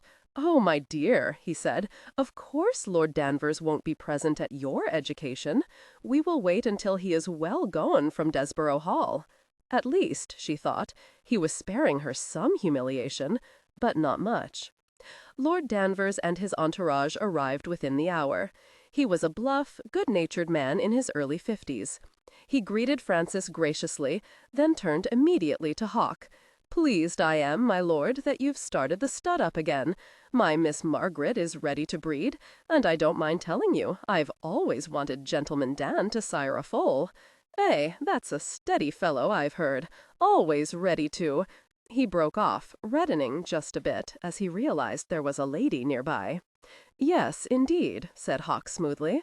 Allow Otis to show you to your room, my lord, he continued after a moment. Then we will have luncheon. Is your mare ready to continue this afternoon? Always ready, you know, said Lord Danvers in a low but very carrying voice. After Otis had escorted Lord Danvers from the drawing-room, Hawk said to his wife, We will journey to the attic now. She stared at him. In preparation for tomorrow. Come, Francis, I cannot allow you to appear as a woman. You must realize that. I fancy, though, that Neville and I have some of our boys' clothing in the trunks. You, my dear, may garb yourself as a male. A cap also, he added, studying her hair. Frances didn't tell him that she and her father-in-law had already visited the attic and found her boys' clothes. Unfortunately, there was still quite a selection. Frances said little at luncheon and ate less. She heard the men carrying on about breeding and racing and hunting. So amiable! She stayed in the house the entire afternoon. She wouldn't have ventured out even if the drawing-room had caught on fire. The Melchers arrived for dinner. Nathan, the vicar, was a serious, rather narrow-shouldered man whose wife, Rosalie, was blessed with a large bosom, a lively sense of humor, and 6 children. She pandered shamelessly to Lord Danvers. Frances was aware of her husband's gaze throughout the meal. There was no escape, not tonight, she knew, as she took a bit of cabinet pudding, one of Cook's specialties. She imagined he couldn't wait to taunt her with details of the horses' coupling. Sneering wretch! Frances liked Rosalie. She'd never before known a motherly flirt. When she rose from the dinner table, Rosalie smiled broadly at all the gentlemen and followed her. The gentlemen didn't join them for a good hour. They were, in all likelihood, Frances thought, jesting about Gentleman Dan's prowess. As Hawk strolled across the broad entrance hall toward the drawing-room, Lord Danvers beside him, talking non-stop about all the damned chicanery in the racing world, he blinked, hearing the pianoforte.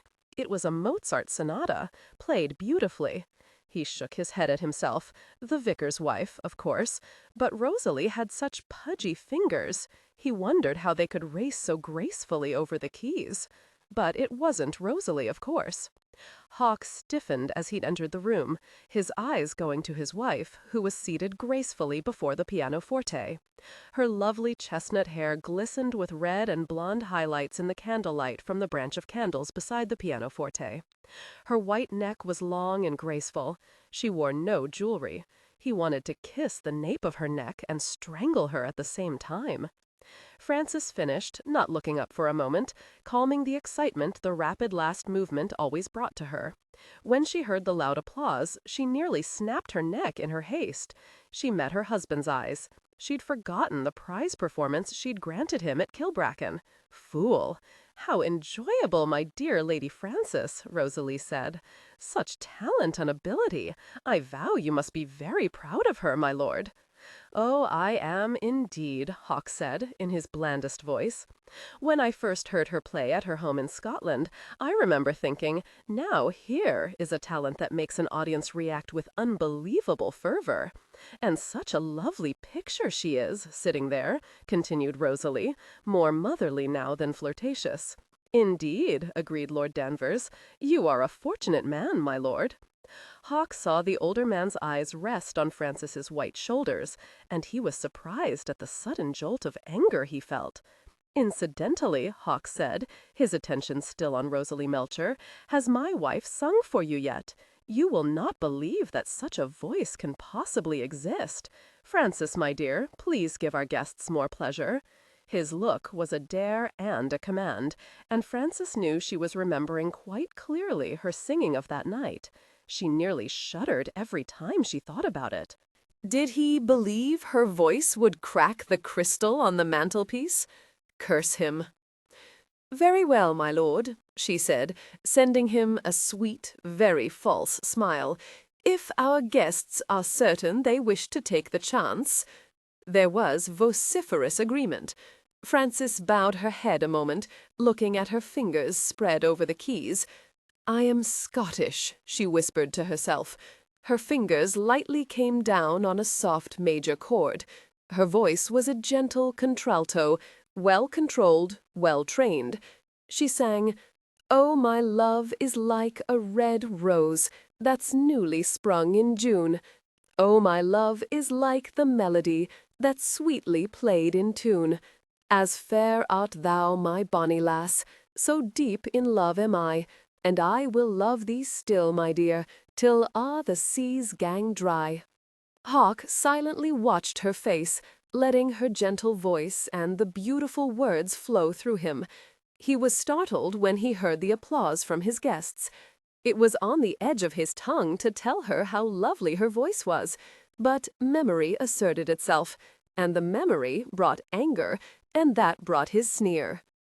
"How well you adapt, my dear," he said softly. "Like a chameleon you are, to be sure. Why is it I expect you next to become a snake and strike where I will least expect it?" Only Frances heard his baiting words. The others were talking, encouraging her to play another song. Slowly she raised her hands from the keys and laid her hands in her lap. She looked up at her husband and said quietly, "I am not a snake, but if I were, I should wish to be a very poisonous one." His eyes glistened, and he smiled, offering her his hand.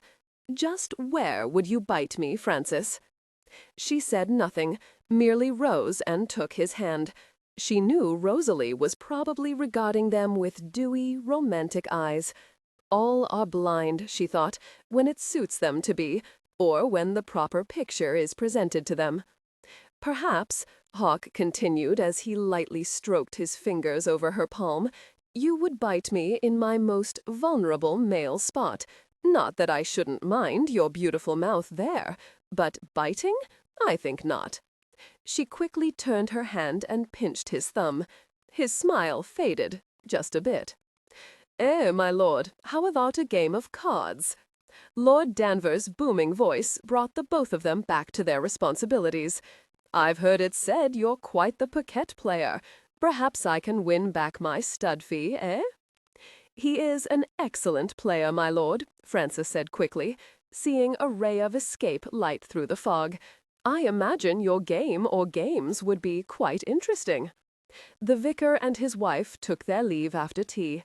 Lord Danvers neatly trapped Hawk, and Frances, trying desperately not to grin and triumph at her husband, merely nodded and took her leave. She lay in her bed, stiff as a stone, until finally she fell asleep, her dreams of snorting stallions and whinnying mares, and her husband's face. It was near 1 o'clock in the morning when Hawk quietly entered his wife's bedchamber. He walked to her bed, lifted his candle, and stared down at her sleeping face. He reached out his hand, then very slowly drew it back. No, he thought. He would wait. It would be worth it. Indeed it would. He smiled. Lord Danvers took his leave the following morning after breakfast.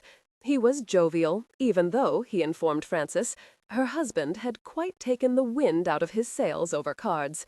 A damned shock, my lady, that's what he is. Frances smiled pleasantly. I have thought similar things about him upon occasion, she said. Hawk and Frances stood on the front steps and waved Lord Danvers on his way. Frances said to her husband, I see that it is profitable for you to spend so much time in London. How much of the poor man's money did you win? £500, said Hawk absently. He was regarding her closely, and Frances felt herself stiffening, drawing away.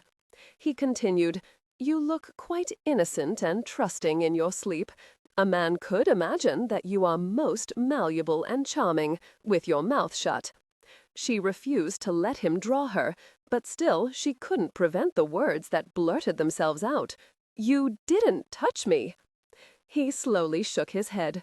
No, I am sorry to disappoint you, Frances, but I was rather tired, you know. I decided to wait. You didn't disappoint me. You know nothing yet, my dear, about disappointment. He shrugged. This afternoon, Frances, you will be at the stables at precisely 2 o'clock. He saw that she would protest and added, I also remember seeing you striding about in Scotland. I was riding in a carriage with your sisters at the time. I trust you can manage a believable stride today in your boy's clothes. I shall, Frances said.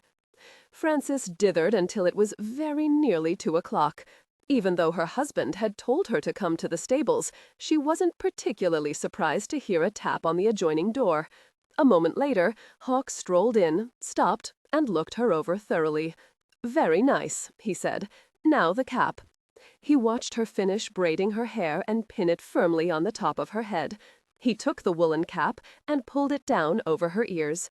Very nice indeed. You will behave, I trust, else I just might gain the reputation of a pederast. What is that, pray? A man who prefers boys to ladies. Oh, that is disgusting. I have always thought so. He stepped away from her and studied her. The pants were a bit loose, thank God, but her long, slender legs were quite evident to him. Her shirt was covered with an equally loose jacket. If one didn't look closely at her beautiful, quite feminine face, she would escape detection. He grinned at her. Well, Frances, are you ready for your education? She said nothing, for her tongue was dead in her mouth. He gave a final tug to her cap, bringing it nearly down to her eyebrows. Excellent. Just keep your mouth closed, and no one will guess what really lies beneath that gob. Even if anybody does guess, no one would dare say a word. 20. Between two horses, which doth bear him best? Shakespeare. Frances stared. Two trainers, Henry and Tully, held the mare, Miss Margaret, firmly by her halter. The mare was whinnying and snorting, her flanks quivering, her beautiful bay coat covered with sweat. Gentleman Dan could barely be restrained. His eyes rolled in his head at the sight of the mare, and the 4 men who held him strained for control. Hawk watched Frances' face as the stallion was guided behind the mare. He heard Belvis give a sharp command. This was the tricky part.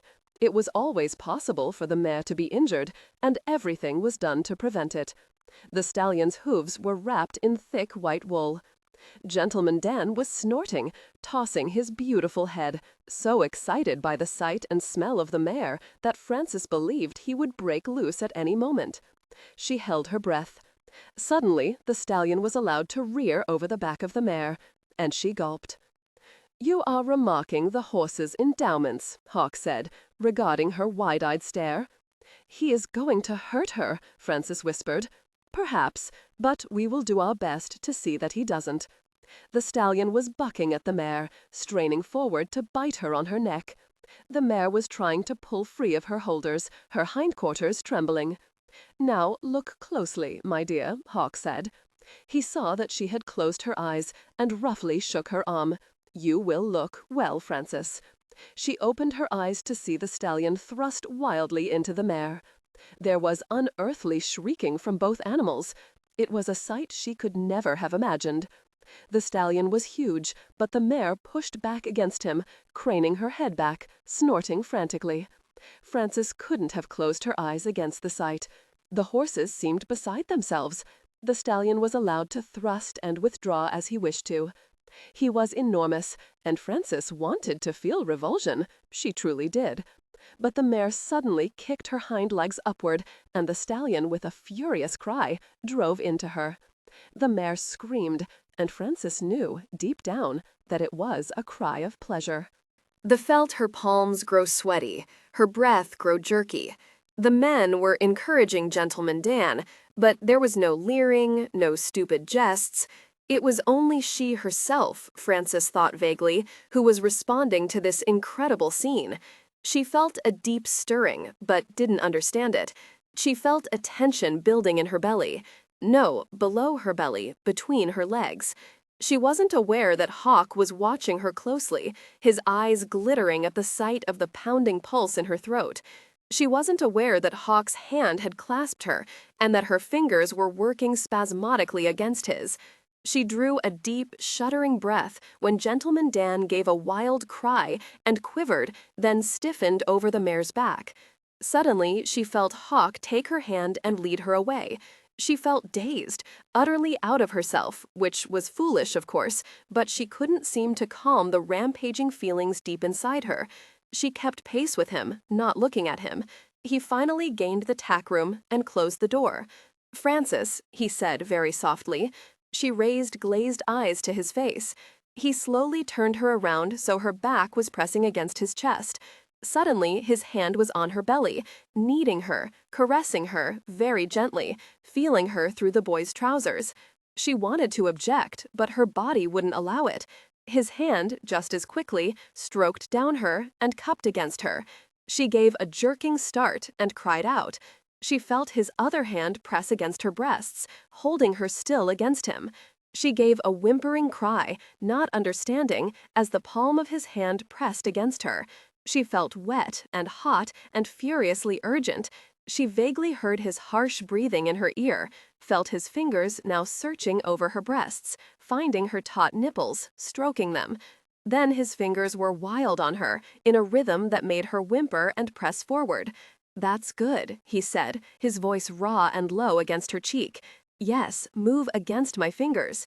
She saw the mare thrusting back against the stallion, and as she pressed her hips against him, his fingers followed. She felt blood pounding in her head, felt herself opening and tensing at the same time. His fingers quickened, and she cried out, wanting more, wanting so much.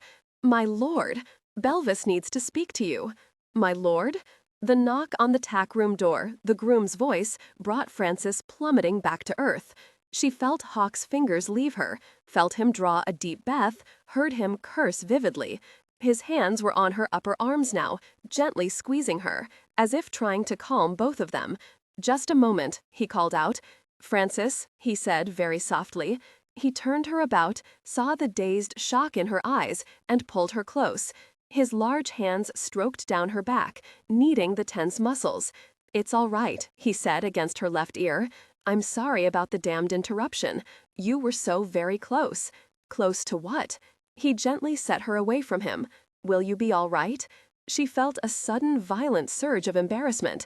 She couldn't bring herself to look at him, to see the look in his eyes. She managed to nod, her head bowed. Hawk cursed again. "I must go," he said, his voice taut and angry. "You remain here until you are feeling more yourself." Frances couldn't have moved in any case. She watched him pause a moment at the door, shake his head, and quickly leave the room. She sank slowly to the floor, her eyes closed. What happened to me? She wondered. Why did I react like that? For an instant, she felt his fingers probing against her and shuddered. She had wanted him to continue, wanted him to make that odd, so strange pressure build within her. Tentatively, she slid her hand down her belly to lightly touch herself. She felt dampness and pounding heat and jerked her hand away. She moaned softly, not understanding. She felt weak and tight as a bowstring, all at the same time. "What is wrong with me?" she asked the empty room. She rolled into a small ball, holding her knees, waiting for her breathing to slow. She didn't move for many minutes. Frances faced her husband at the dinner table. It had required all her resolution not to plead an awful illness, anything, not to have to face him. He had had the absolute nerve to send her a message saying he would join her in her room for dinner if she didn't come down. She had come down. She fully expected nastiness from him, brazen innuendos, baiting, but as yet he had said nothing. "Would you like some crimped salmon, Frances?" he asked, his voice as smooth as honey. She shook her head. She didn't want anything, be it crimped, broiled, baked, or raw. "Some boiled capon?" "Yes," she said finally, knowing something had to join the vegetables on her plate. A footman rushed to serve her. Of course, she thought. He couldn't bait her until they were alone, but he didn't dismiss the servants. Otis hovered. Hawk spoke of his long association with the Melchers, a most unexceptionable topic, to the point of boredom. When he took a final bit of plum pudding, he shoved his chair back and regarded her. "I don't believe I will drink any port. Shall we go to the drawing room, Frances?" There was no hope for it. At least he hadn't demanded she go with him to his bedchamber. Otis helped her with her chair. She gave him a shy thank you and walked beside her husband to the drawing room. Frances seated herself close to the fireplace. It had grown cool, and there was a small fire burning. She clasped her hands in her lap and stared at the orange flames. "How do you feel?" he asked abruptly. She quivered at those particular words. "Get a hold of yourself, ninny." She managed to say with credible calm, "I am quite all right, my lord, quite myself again." "A pity," Hawk said, his voice still smooth. Her eyes met his, and she saw irony in his, and something else she didn't understand. "Would you play for me, Frances?" He was offering her escape. She nearly leapt to her feet. "Yes, certainly," she said, her voice so pitifully uncertain that Hawk was hard-pressed not to smile. She launched immediately into a very difficult Haydn sonata, only to discover that her fingers had no intention of obeying her. She slaughtered several measures, then, with a grimace, lifted her hands from the keys. Hawk said gently, "I should prefer something more gentle, perhaps. Another Scottish ballad?" He was standing behind her. He felt his warm breath against the top of her head. "I don't know if I can," she blurted out, so mortified that she wanted to scream and cry at the same time. Hawk smiled down at her, a painful smile. He looked at her white shoulders and wanted more than anything to touch her, caress her, ease his hands over her shoulders and downward to her full breasts. He'd been so close this afternoon, so very close. He closed his eyes a moment, his fingers curling at the memory of her exquisite response to him. It had been in those few moments that he had realized that Amelie was quite right. A wife could be seduced. A wife could experience as much pleasure as a man's mistress. He realized suddenly that he'd been silent too long and quickly said, "Why don't we play piquet instead? Should you like that?" Piquet? She was an excellent player, for her father had drummed rules and strategy into her head at the age of 10. She wondered briefly if she would be able to tell the difference between a king and a jack. Yes, she said, I should like that. Why was he being so nice, so very unmenacing? Frances watched silently as a footman brought in a card table, Otis behind him, holding 2 decks of new cards. After Frances was seated, Hawk dismissed the servants. He said to Otis, "Take yourself to bed, Otis. I shall ensure that all the candles are doused in here." "As you will, my lord." Otis paused a moment, his eyes on Frances. She was behaving very oddly this evening, saying next to nothing, eating less, and her face was pale. He said very gently, "My lady."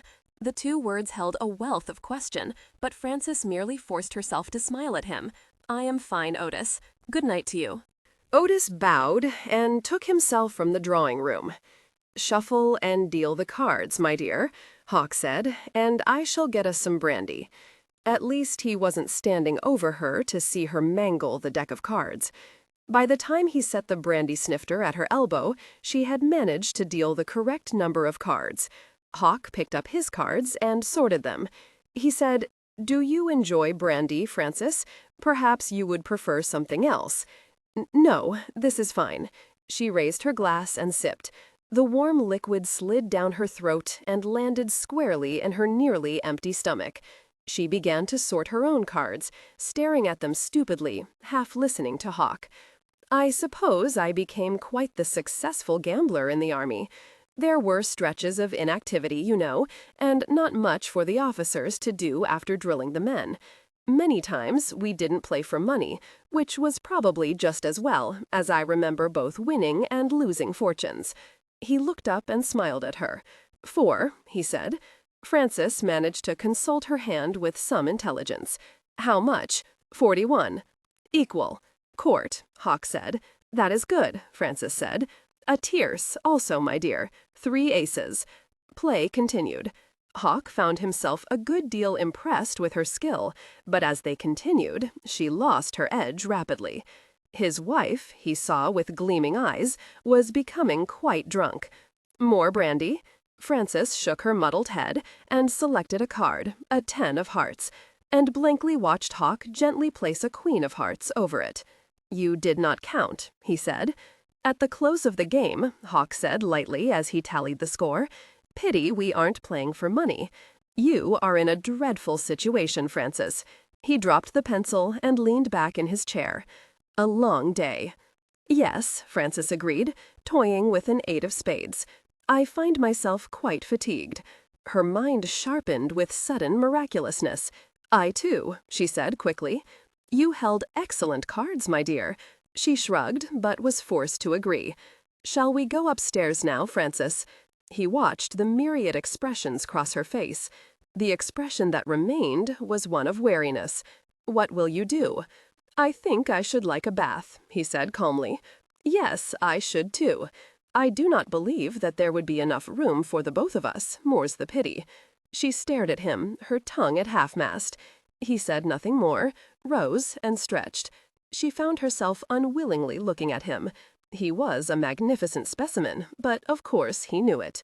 Her eyes dropped to her hands, but she saw him with blinding clarity, striding out of the lock, his muscular body dripping water. She gulped. He was her husband. There could be no more running away. She would bear it. "Will you visit me?" she asked. That brought him up short, and he blinked. A direct assault, he thought, smiling to himself.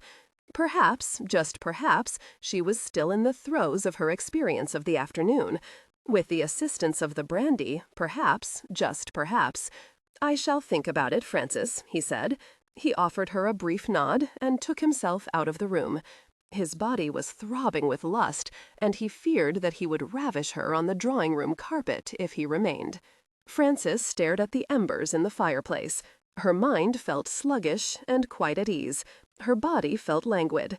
She rose, doused the candles, keeping but one to take upstairs. Agnes had her bath prepared, and steaming, scented heat reached Frances' nose as she came into her bedchamber. "His lordship told me you'd want a bath, my lady," Agnes said matter-of-factly. "How kind of him," Frances said vaguely. It didn't take Agnes many moments to realize that her mistress was tipsy. She smiled, thinking that her ladyship was going to enjoy herself this night. She gave a delicious little shudder, remembering the gleam in the Earl's eyes when he had given her instructions. She frowned a bit, seeing that Frances was on the point of sleep in the bathtub. "My lady," she said softly, gently shaking her mistress' shoulder. "Am I become a prune yet?" Frances said, grinning hazily up at her maid. "Very nearly. Come now, let me dry you off." Frances was a pliant creature, but when Agnes refused to braid her hair, she merely giggled. "I lost at piquet," she said. "No wonder," said Agnes in a starchy voice. "I did not play as I usually play," Frances continued, frowning down at her bare toes. "Probably not, my lady," said Agnes. "Come, let me help you into bed." Frances was on the point of climbing into her bed when she stopped and spun about. "I am hungry, Agnes." Agnes sent her eyes heavenward. "Yes," continued Frances thoughtfully, her greed growing, "I believe I shall visit the kitchen. Surely cook has left something about." Agnes sent an agonized look toward the adjoining door. She temporized. "If you wish, I can have something sent up to you, my lady." "No," Frances announced, searching for her slippers. "I wish to forage for my own food." To Agnes's utter relief, there came a light knock on the adjoining door. She rushed to open it, saying when she saw the Earl, "Her ladyship is hungry." Hawk grinned at his wife, who was endeavoring with great concentration to put her right slipper on her left foot. He nodded dismissal to Agnes. "I shall see to her," he said, and didn't move until Agnes closed the bedchamber door behind her. "I understand from Agnes, my dear, that you are hungry," he asked, coming toward her. "Why won't this idiot slipper do what it's supposed to?" He watched her sit on the floor, stick her foot out, and try to fit the recalcitrant slipper. "There," she said, with triumphant. "But it looks so very odd. My toes are in the wrong direction." He wanted to laugh, but for a moment he didn't. He was breathing too hard. Her nightgown was spread about her, and her glorious hair hung loose down her back. He looked at the slender ankle, and the foot with its toes in the wrong direction. "Let me help you," he said, and dropped to the floor in front of her. "Thank you," she said with great seriousness. Hawk took the slipper and tossed it over his shoulder. Then he picked up her foot and kissed the tip of each toe. She stared at him, befuddled. Then she started to giggle. She wiggled her toes in his face and giggled all the harder. Hawk bit her little toe. Frances fell on her back, hugging her sides as she burst into merry laughter. Hawk stared at her for a moment, then grinned unwillingly. After all, it had been he who had encouraged her to down the damned brandy. His fingers began sliding up her leg. "That tickles," Frances cried, and tried to pull her leg away from him. Hawk held her leg firmly, and with his other hand pushed up her nightgown. He had a sudden view, a very close view, of two long white legs. Slender ankles and calves, he saw, and beautiful thighs. Lord, even her knees were lovely. Suddenly, Frances, still in the throes of drunken giggles, lifted her other leg and thrust her foot into his chest. It took him off guard, and he landed on his rear, still holding her ankle. He pulled her toward him, grabbing her other ankle. Her nightgown rose higher as he brought her closer. He held her legs apart, enjoying her wriggling and the ever-increasing view. Her nightgown bunched about her waist, and he felt himself perilously close to the edge of his control. He swallowed. "Frances," he said on a gulp. She tried to sit up, and he released her ankles. She balanced herself on her open palms and stared at him owlishly, her legs widespread, her nightgown tangled about her hips. "Are you ticklish?" she demanded, her eyes sparkling with mischief. Well." He got no farther. Frances lurched to her knees and dived for him. She smashed him onto his back, laughed down at his stunned face, and sent her fingers flying toward his ribs. Hawk was very ticklish, and her fingers found his most vulnerable spots in a matter of seconds. His laughter burst forth, for the moment easing his nearly painful desire. He finally managed to catch her hands, holding them away from him. He became instantly aware that she was between his spread legs, and that his dressing gown was parted. She was naked against him to the waist. He looked up into her laughing face. "Frances," he said, very softly, clamped his hands about her arms, and brought her face down to his. "Kiss me," he said, and moved his hands to the back of her head, pressing her down. "All right," she said, agreeably, and pursed her lips. "Not quite like that," he said, smiling despite his growing urgency. He lowered his hand and lightly parted her lips with his fingertip. "Keep your mouth open, but don't talk. That's the way it's done, you know." She obeyed him, and he thought he would leap out of his skin when her lips touched his. He wrapped his arms around her back and pulled her tightly against his chest. Suddenly, she raised her head and asked with grave seriousness, "Now what do we do? The kissing part is easy." He said, gently fiddling with a long curl that fell onto his face. "You want to do something else besides kissing now?"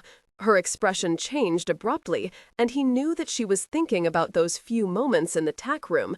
Her pupils darkened. Hell, so was he. His hips thrust upward without his conscious instruction, and he saw that she felt him, hard and demanding against her belly. "Hawk," she said, her voice suddenly uncertain. "Yes? This is all very odd, I think." "Not odd at all, I promise you. Come to bed now, Frances." Her eyes looked troubled, uncertain, but she was grinning. "Ah, the benefits of brandy," he thought as he rolled over, bringing her with him. He grasped her under her arms and brought her to her feet. He grinned as she had obvious trouble in holding up her own weight. He hoisted her over his shoulder, lightly patting her bottom with the palm of his hand. When he eased her onto her back, she said in the most worried voice he had ever heard, "Where is the cream?" He blinked down at her. "I really don't believe that we will have need of it." "Well," she began, thoughtfully, troubled, "perhaps you're right. I feel very odd, you know." To his utter surprise, her hips squirmed. "Frances," he said, and gulped. 21. In vino veritas. Latin proverb. Frances felt her head spinning, and she shook her head back and forth, trying to clear her mind. "Frances," Hawk said gently, "hold still." He quickly divested himself of his dressing gown and eased himself down over her. "I saw you," she said very clearly, staring up into his beautiful face. "You are not nearly so grand as Gentleman Dan." "Lucky for you, I am not," he said, and tweaked the end of her nose. "However," Frances continued, her words so lilting with a Scottish brogue that he could scarce understand her, "however, you are very inviting. Thank you. Now, if you don't mind, I should like to remove this damned nightgown of yours." "All right," she said, and helped him ease it up. When the thin lawn was covering her face on its journey upward, she giggled again and said, "You look so terribly serious, Hawk, even through my Salome's veil. It's because I want you so badly I'm going to embarrass myself." "So you have finally decided to make me Hawk?" he said as he tossed her nightgown to the floor. "I'm beginning to believe that a hawk is a very nice bird," she said, and to his utter amazement, she lurched up, grabbed his face between her palms, and kissed him soundly. "Can I look at you, Hawk?" He blinked, so confused at this new Frances that he couldn't gather his wits together. "Please, lie down." He complied, feeling very peculiar. He should be easing her, caressing her, whispering encouragement to her. He spread himself on his back. Frances came up on her knees and proceeded to give him serious study, from his eyebrows to his toes. In his turn, he gazed at her, the intent expression in her gray eyes, the taut, dark rose nipples on her full breasts almost too full for her slender torso, her supple waist. He thought he couldn't control himself when his eyes fell to her thighs and the nest of chestnut curls. He forced his eyes back to her face and jerked when he saw she was staring at his enthusiastic manhood. "Hawk," she said, her voice suddenly uncertain. "Yes? This is all very odd, I think." "Not odd at all, I promise you.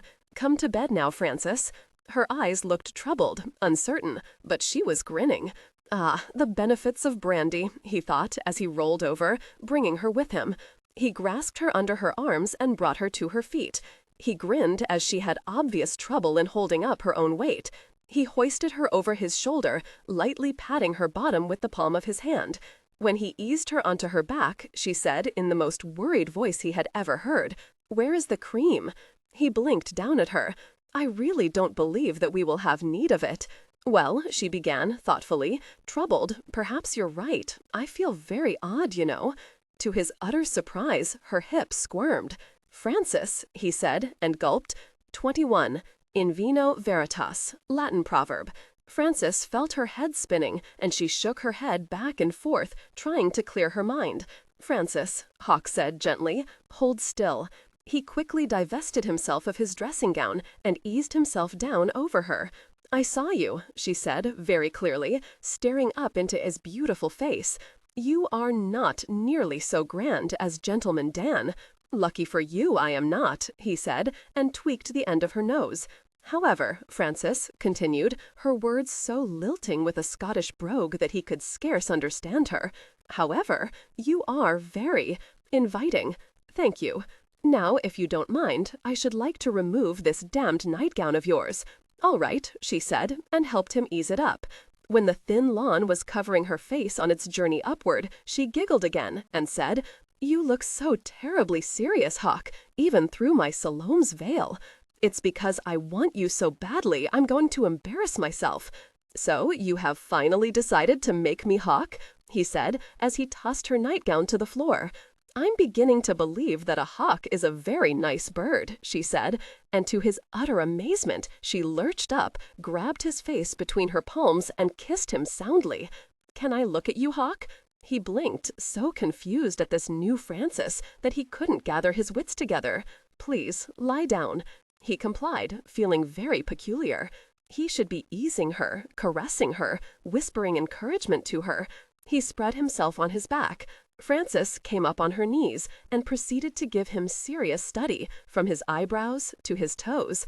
In his turn, he gazed at her, the intent expression in her gray eyes, the taut, dark rose nipples on her full breasts almost too full for her slender torso, her supple waist.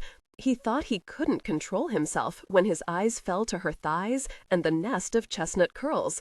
He forced his eyes back to her face and jerked when he saw she was staring at his enthusiastic manhood. He watched her flutter her hand above him, then very slowly descend until she was slightly touching him.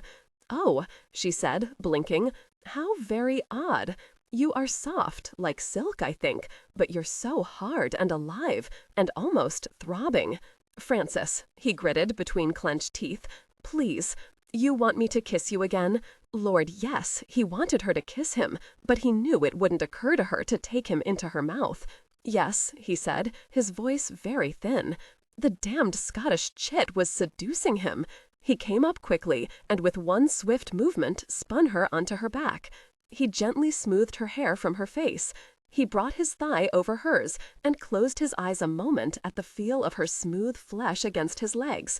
He thought he would burst from want, but then she giggled again, so he was forced to laugh at himself. He had to get control again. He said very deliberately, cupping his hand over her, Remember this afternoon, my dear? Do you remember how you felt when I did this? His palm pressed against her, and she looked profoundly worried. Yes, she said, I remember. Now give me your hand. She didn't move, merely stared at the befuddled expression. He took her hand and brought it down, and laid it beneath his, lightly pressing her fingers against herself. Do you feel how moist you are?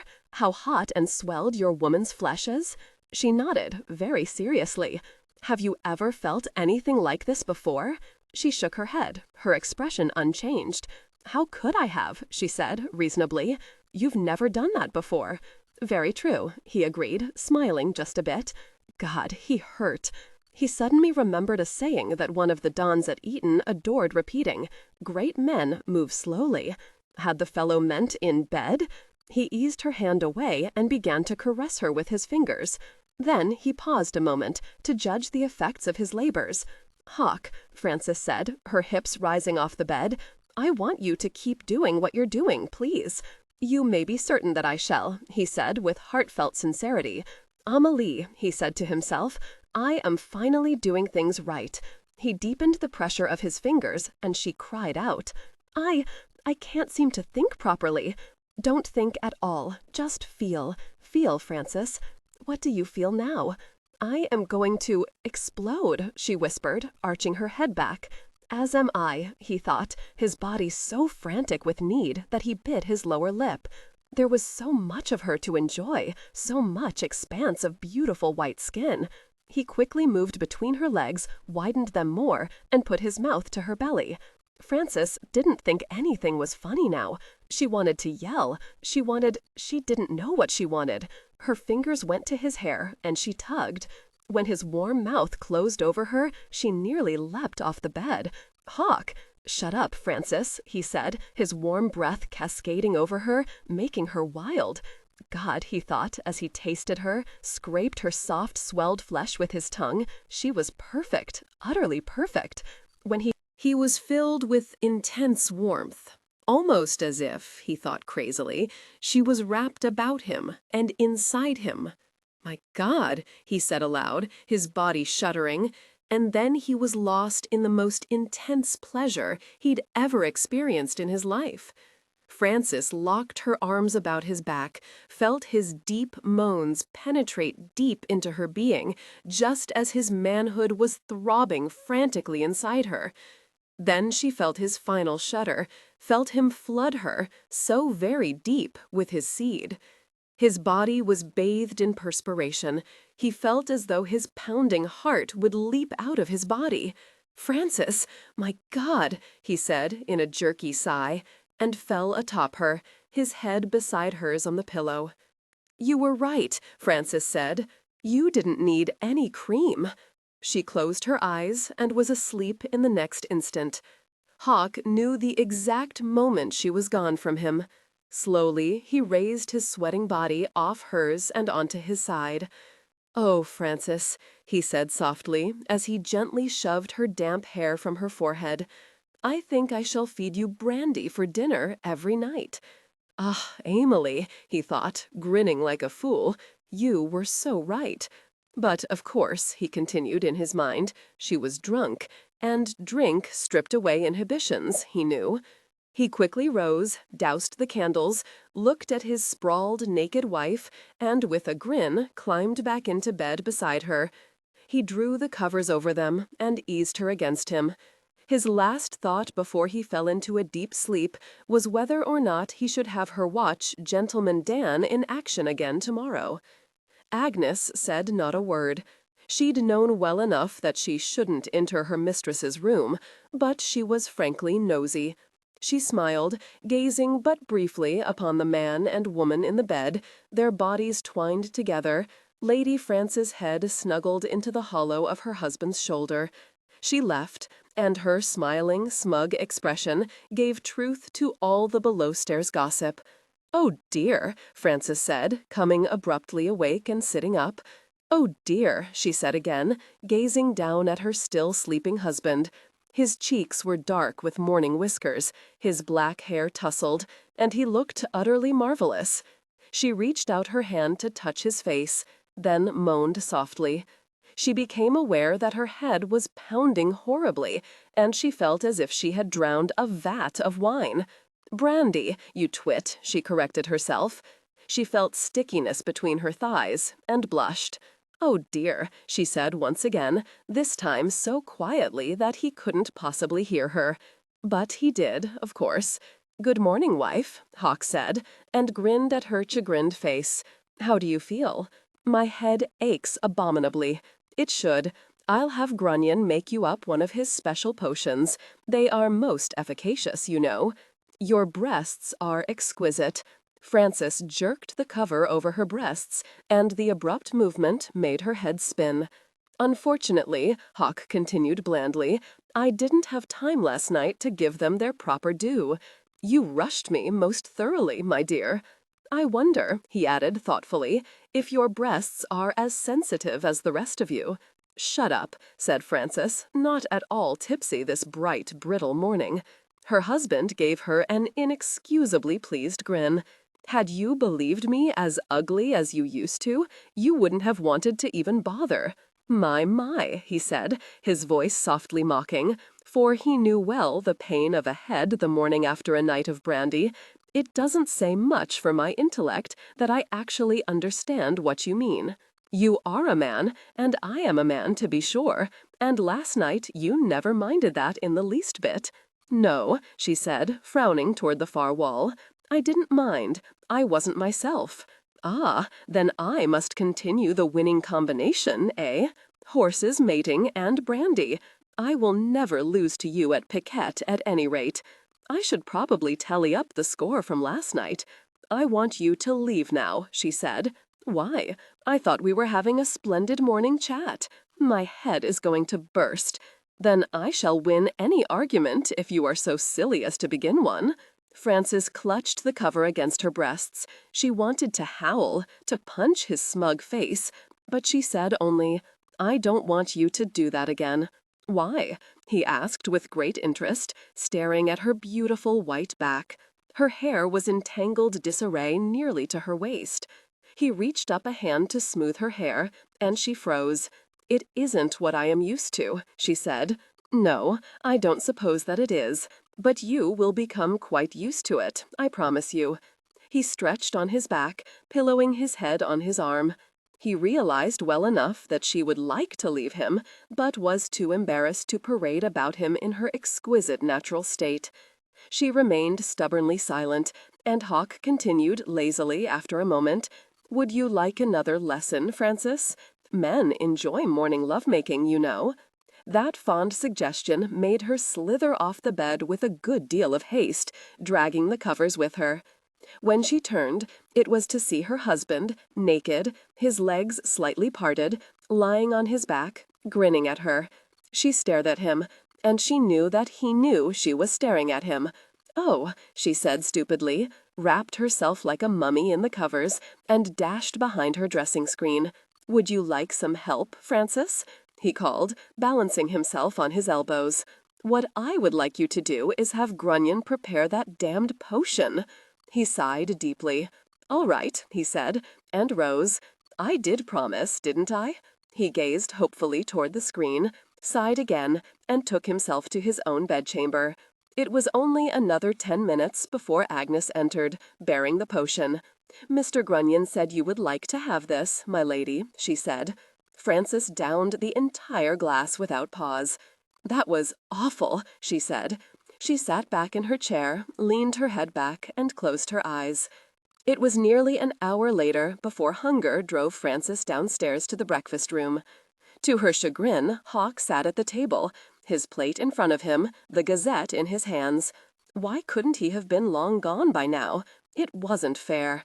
He smiled at her, seeing her hesitate, and slowly folded the paper. "Do you feel better?" "Yes," she said, succumbing to a fickle fate and seating herself. "It was truly dreadful, but I feel somewhat back to myself again." He took a bit of toast, piled with raspberry jam.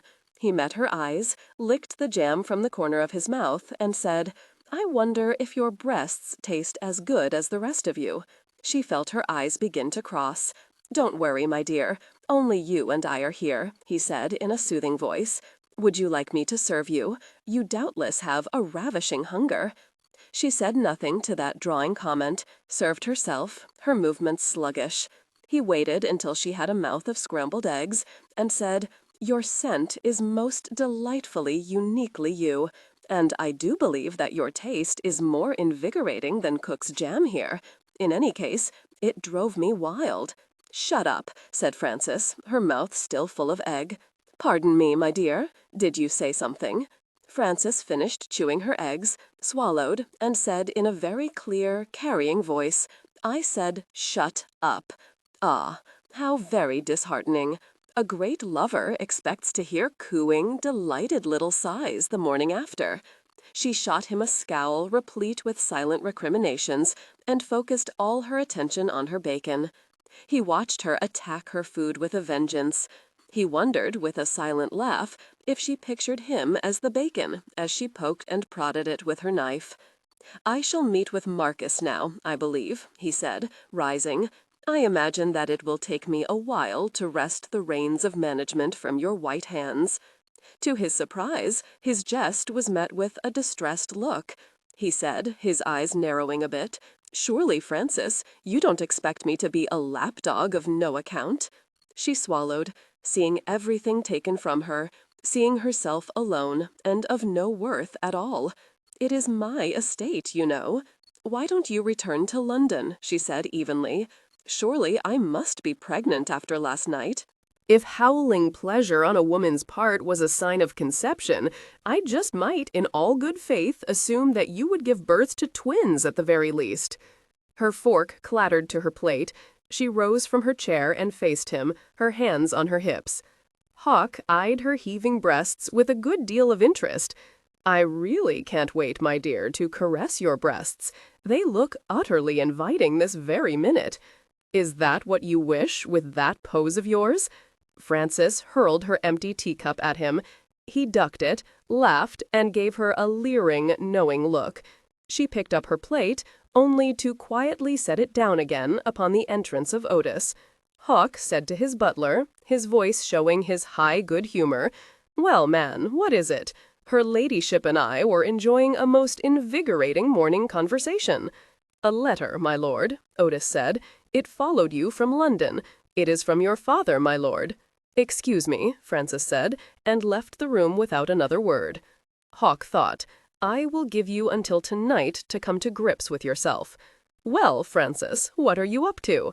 Frances looked up to see her husband leaning over the stall door. She gently finished tying up the bandage on the bay stallion's fetlock and slowly rose. "As you see, I am attending to Clancy. He's got a speedy cut, which of course shouldn't have happened. It is the result of him striking one leg with the opposite foot. He probably did it galloping, since he has a tendency to turn out his toes. I'll have to speak to Belvis about this." She saw that her husband was watching her patiently, and raised an eyebrow. "What is it you want, my lord?" Hawk let that formality pass. Indeed, he was perturbed. He held up the envelope. "The letter from my father. He is all right, is he not?" she asked quickly. "My sire will live to see us all underground," Hawk said, his voice acid. "Actually, he had expected this letter to find me in London. Its contents are most interesting. He informs me that I should consider bringing myself home quickly, as there is talk about my wife and my steward becoming closer than is proper." "What?" He said, "What?" Hawk watched the shocked expression deepen the color of her eyes. He had realized quickly enough that it was but another ploy on his father's part to get him back to Desborough Hall. He supposed he was wicked enough to draw her on, just a bit. "Well, what do you have to say about that, madam? Remember, I saw Marcus leaning all over you on the day of my arrival." Frances wished she had her breakfast plate. She would surely hurl it at his head. How could he believe such a thing? Then she saw the gleam of mocking amusement in his eyes, and she realized her father-in-law's purpose. Hawk didn't believe it, not a word, but he was enjoying himself at her expense. She lowered her head and began to twist her hands in front of her. "Frances?" She lowered her head even more. She heard the tentative uncertainty in his voice and was hard-pressed not to smile. "Wretched, mocking man," she said in a halting, very guilty voice. "Oh dear, how could he? I didn't really mean to. Well, you know that Marcus is so very nice." And Clancy's pride snorted, and Frances quickly let herself out of his stall. "What did you say?" She heard the beginnings of outrage in his voice, and allowed her chin to tremble. Her voice was liquid with guilt and shame. "I didn't mean for it to happen. Truly I didn't. It is just that I was so lonely." And Hawk grabbed her shoulders and shook her. "What the devil are you talking about?" "Why, I'm talking about my illicit behavior with your steward, my lord." His eyes glittered, and he realized that she'd turned the tables on him. Frances fluttered her lashes and said in a sweetly reminiscing voice, "Ah, such a pity. But I am going to beat you," he said, shaking her again. Frances couldn't help herself. She started laughing, marvelously mocking laughter that made Hawk see red. "Frances," he growled, deep in his throat, "stop it, damn you, or I'll throttle you." She did, very quickly, and in the next moment had pulled free of his hands and raced toward the doorway. She looked back to see him standing behind Clancy's stall, his face a thundercloud, his hands fisted at his sides. Ah, yes, Marcus is such a grand lover, so considerate. Hawk took a step toward her, and she fled, her laughter floating back to him. When the Marquis arrived early that afternoon, he was met by a tearful Frances, who flung herself in his arms and whimpered in an agonized voice, "Oh, my lord, why did you have to tell him? Hawk, I mean. Marcus and I felt so very safe, until that letter." Hawk arrived on the front steps in time to witness his wife's sterling performance. He watched the dazed confusion on his father's face become guilt, then awareness of what was being done unto him. Hawk applauded. "Bravo!" he shouted. He clapped louder. The Marquis pried himself loose of Frances's clinging arms. "Enough, my girl!" he roared. He watched Frances fall into a fit of giggles, then turned to meet his son's eyes. Hawk's expression was filled with murderous irony. The Marquis frowned at himself. He was bloody tired, having travelled at top speed from Chandos Chase upon word that Hawk wasn't in London, and that his letter had followed his son northward. "I think," he said slowly, "that I have made a miscalculation." "You, sir," said Frances, "are an unprincipled old fraud. Now come along, you must be weary. Your room is ready for you. You expected me? Of course," Frances said, placing her hand on his arm. She whispered in a wicked voice, "Marcus can't wait to see you, my lord." Frances? How very odd, she thought. The Marquis's voice sounded exactly like his son's. 22. A woman's strength is in her tongue. 17th century proverb. Frances sat back in her chair and regarded the two silent gentlemen. "I suppose," she said quite happily, "that the two of you have realized your foolishness." "Frances," Hawk said, sounding close to the end of his tether, "why don't you rest your mouth for a bit?" She blinked at him in guileless surprise. "But, my lord, 'twas you who came galloping into the stables, ready to slay me with your false ire." She chuckled. "The cuckolded husband, a marvelous performance, my lord." "Frances, be quiet," the Marquis said. "Cook prepared your favorite dishes, my lord," she continued blandly to her father-in-law. "Don't you care for the mutton cutlets? Ah, and the Soubise sauce, so very tasty, don't you agree? And the mashed potatoes are so very fluffy. The secret is very fresh cream, you know." "Frances," Hawk said, "if you do not cease shooting your barbs into my father's hide, I will haul you upstairs and bind and gag you." The two gentlemen, father and son, were standing together, Frances thought, perhaps for the first time in a good many months. She grinned at them and chewed on a bite of mutton. "Belvis said that Lord Danvers' prize mare is here," the Marquis said to his son after a few moments of peaceful silence. "Lady Margaret, a barb?" "Yes, indeed," said Hawk. "Gentleman Dan doubtless believes he's expired and gone to stallion heaven. Of course, one imagines that mare is in the same exalted state," he added, sending Frances a leering look. The Marquis continued, after digesting this ironic observation, "Frances wrote to me that Belvis has great hopes for Flying Davy in particular. Says he can take all comers at Newmarket, despite the fact he's only a 4-year-old. Did she now? Retrench just a bit, the Marquis decided. He helped himself to some dumplings. "Belvis is letting me assist in Flying Davy's training," Frances said. "I've never even seen you ride," Hawk said. "I ride astride, usually," Frances said, her chin going up. "It is much safer, as you well know." "Yes, I believe I told you that." Hawk pictured his wife in her trousers and felt his groin tighten. How, he wondered, would he seduce her this evening? Her passion of the night before did seem to have softened her toward him. It was perplexing. In his experience, when he gave a woman pleasure, she was his. He thought of her astride him, and felt a dull flush mount his cheeks. He thought of covering her as a stallion would a mare, and his flush deepened. "Where is your dear Marcus this evening, my dear?" Hawk asked. Frances grinned. "I believe he is a bit taken with Cloris Melcher, the vicar's eldest daughter," said the Marquess. "Isn't she the chit with the yellow hair and the dimples?" "That's her," said Frances. "So you couldn't manage to keep him, Frances?" Hawk said. Frances refused to be drawn. She gave a dramatic sigh and said very softly, "I am too old. Marcus told me so. He was ever so polite about it, of course." But Hawk groaned.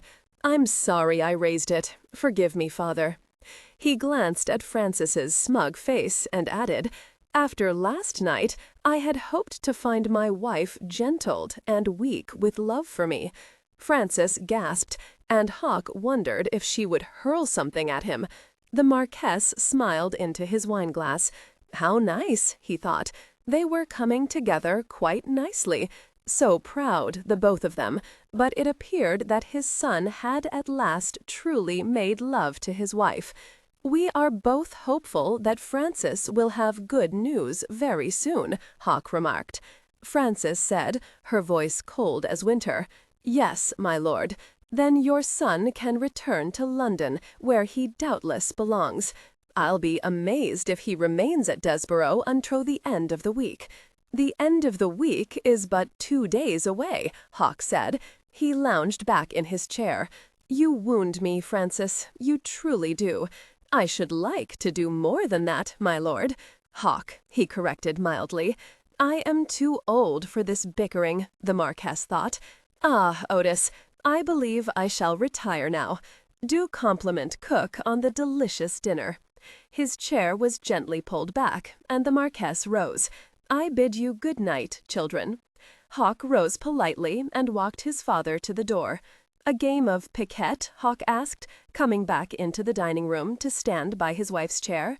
"I suppose so," Frances said, craning her neck to look up at him.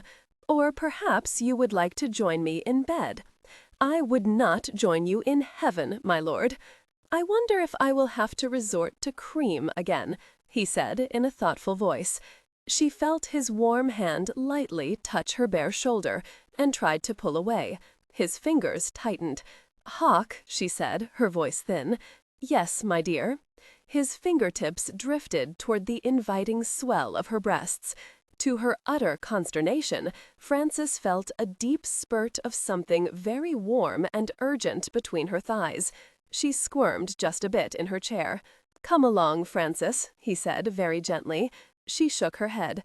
"I haven't tasted cook's ginger cream. If you are still hungry, I shall endeavor to satisfy you." Frances' agile tongue wouldn't budge. "I don't want to," she said at last, digging in her heels. "Actually, you have no choice in the matter," he said, and pulled back her chair. "Do you prefer that I carry you upstairs over my shoulder? Surely the servants have enough to gossip about without adding such a spectacle.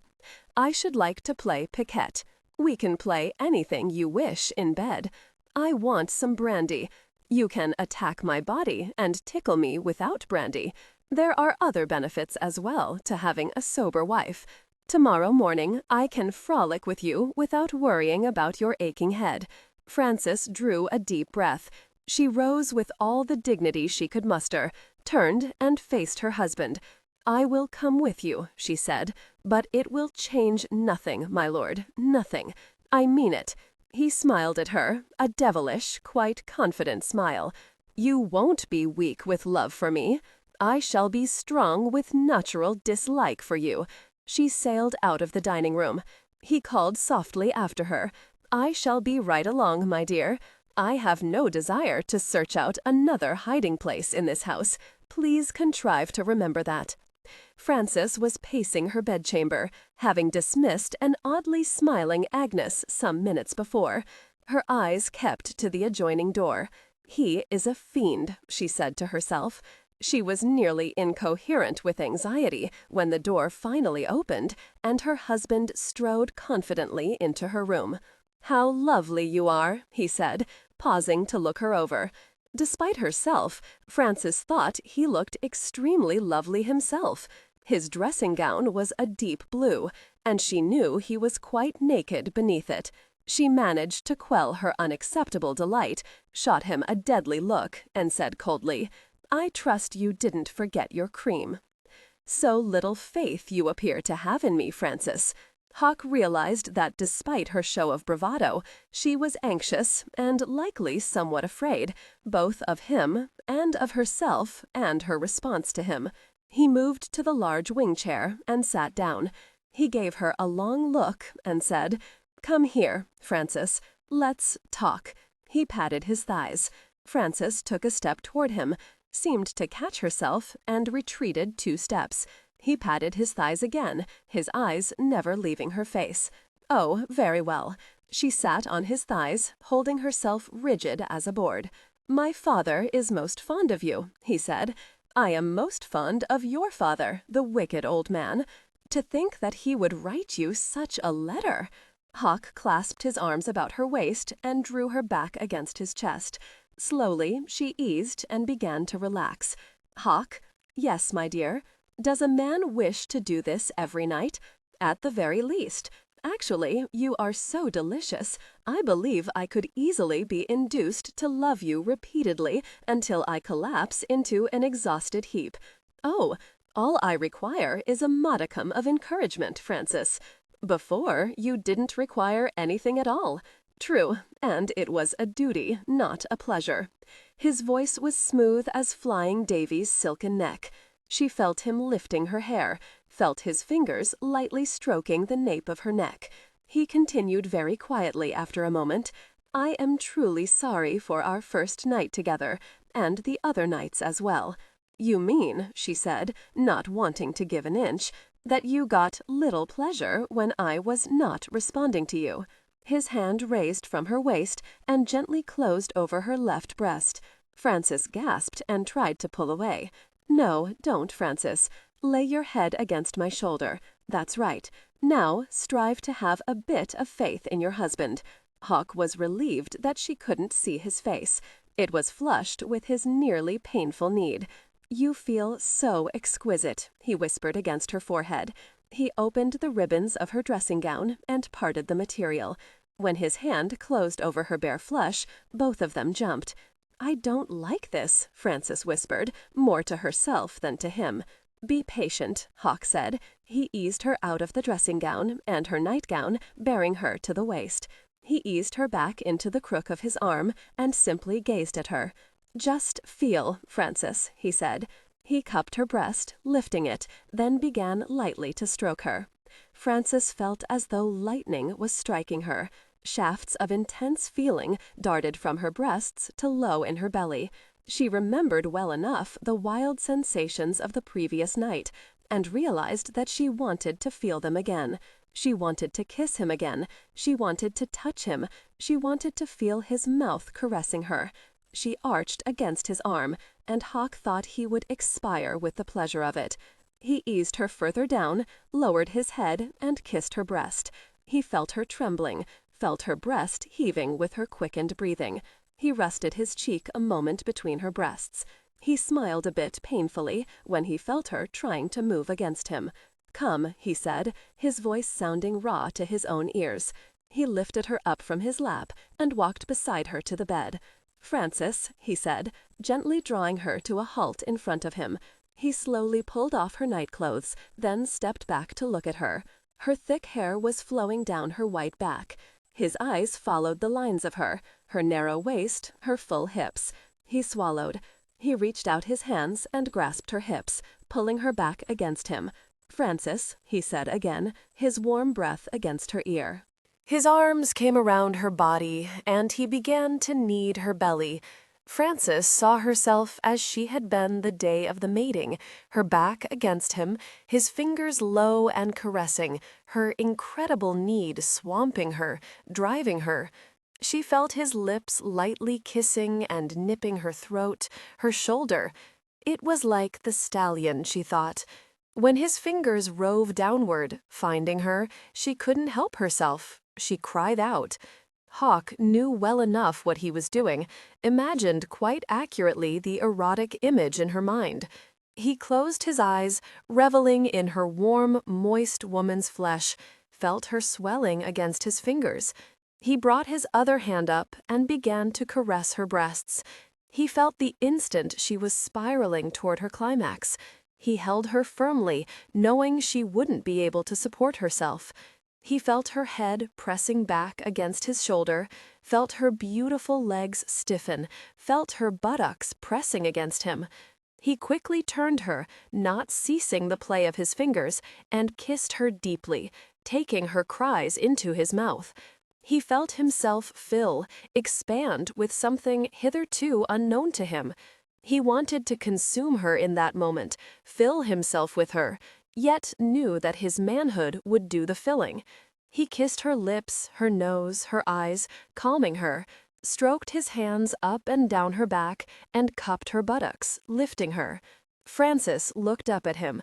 Her eyes were dazed, her lips slightly parted.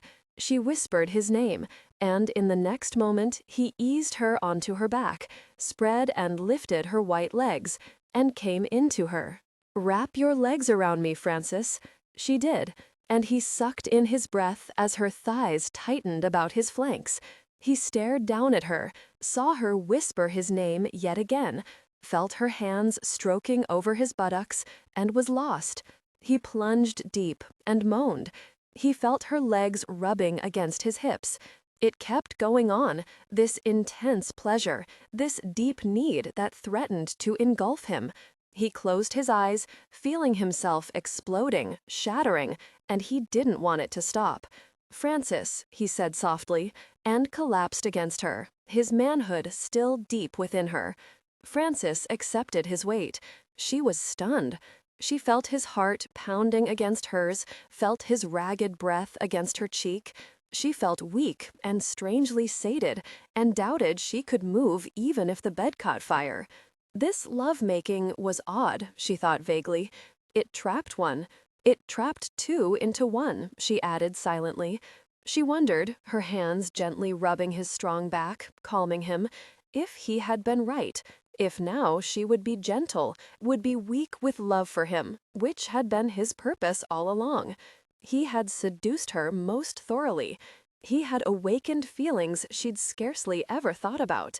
Suddenly, she grinned, laughing silently to herself. How long did it take a woman to become with child if this happened very night? Not long at all, she imagined. She sighed, hugged him tightly, and fell asleep. Hawk returned to the world, blinking at his absolute loss of control, and more disconcerting, his loss of self. Frances slept, and he knew he was too heavy for her. To his chagrin, when he shifted his weight, he felt himself grow hard inside her once more. This will never do, he told himself. She was his wife, that was all. Her purpose was to bear his children. A husband didn't rut his wife repeatedly as he did his mistress. But, he thought ruefully, he had changed all that himself. He had brought her passion, and her passion had changed him. He didn't like it. It was not what he was used to. She had a sharp tongue and managing ways. She could easily enrage him. She mocked him without mercy, giving as good as she got. God, she was so lovely and so responsive. He wanted her again, desperately. Furious with himself, he eased away from her and rose. He stared down at her for a long moment, knowing if he stayed, he would love her again. He forced himself to cover her, then quickly doused the candles and left. His bed felt cold and empty, and that made him wince. It never had before. Before, he'd reveled in all the space, knowing deep down that he was free. Frances awoke, aware of the bright sunlight flooding the room. There was a small smile on her lips, and she reached for Hawk. Her hand met nothing but pillow. She sat up quickly, her eyes searching her bedchamber. He was gone. The bed was mussed, but not from the two of them sleeping together. He had left her after she'd fallen asleep. Why? She felt unaccountably disappointed, even hurt. She remembered her thoughts in the aftermath of her pleasure, remembered thinking that this would perhaps gentle her, make her weak with love for him, wondering if he had been right about that. "Damn you," she hissed toward the adjoining door. She ordered Agnes to fetch her a hot bath. She scrubbed herself furiously, only rising when the water was uncomfortably cold. It was while Agnes was fastening the long row of buttons up the back of her blue silk morning gown that she realized what she wanted to do. There was a wide smile on her lips when she entered the breakfast room. To her chagrin, only the Marquess was present. "Good morning, my dear," her father-in-law said, studying her face.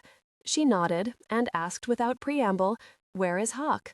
"Up at dawn, so Grunion told me, all togged out for riding." Frances nodded toward Rosie and seated herself. "Damn him," she thought, picking up her knife. "Oh, hell, he's not escaped me. Let him ride until doomsday. Hell's not escaped me." "Has Hawk come around yet, Frances?" the Marquess asked. She cast him a startled glance, then understood his inquiry. "I don't know," she said. "He was most upset about the £5,000. However, he has allowed the use of Gentleman Dan, and has said nothing about Flying Davy's training. You are a strong woman, Frances," the Marquess remarked after a thoughtful moment. "I was gratified to hear that Hawk had come home. To tell the truth, I hesitated about that particular approach. Poor Marcus. I trust the young man knows nothing of his near death at the hands of my son. No, Marcus is quite innocently going about his affairs.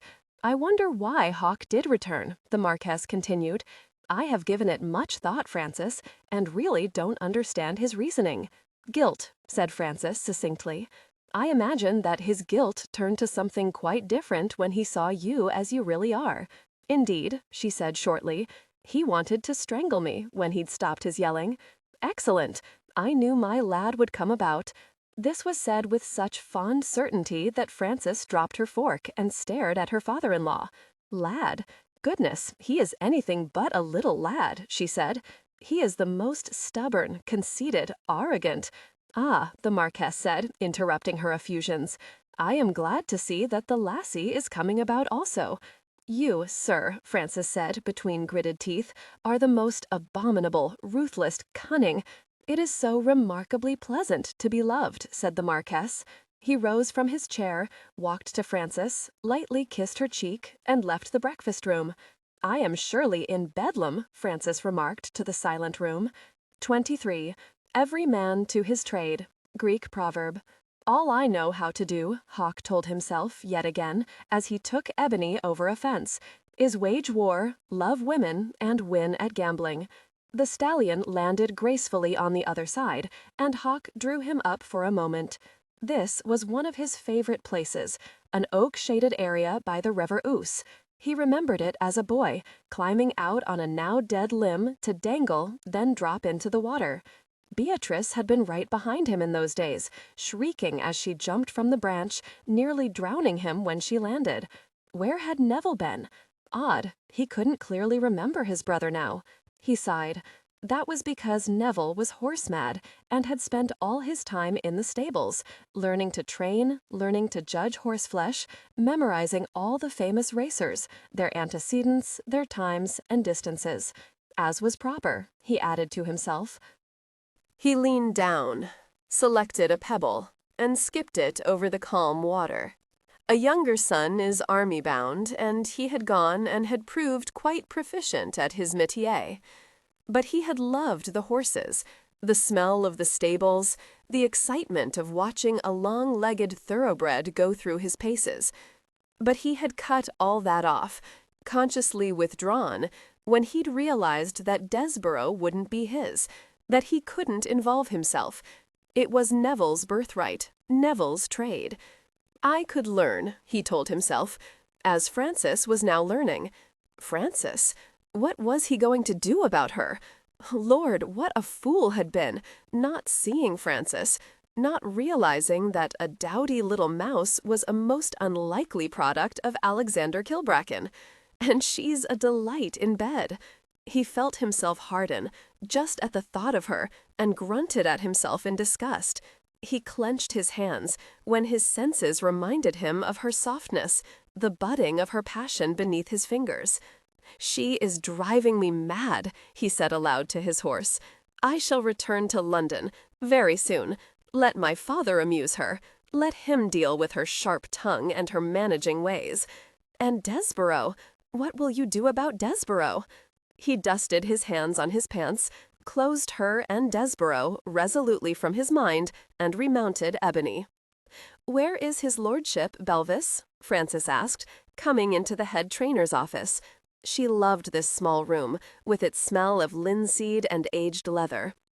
"I believe, Lady Frances, that he mentioned going to York on some matter," said Belvis. She said nothing more, and Belvis added after a moment, "We have 2 more mares arriving this afternoon.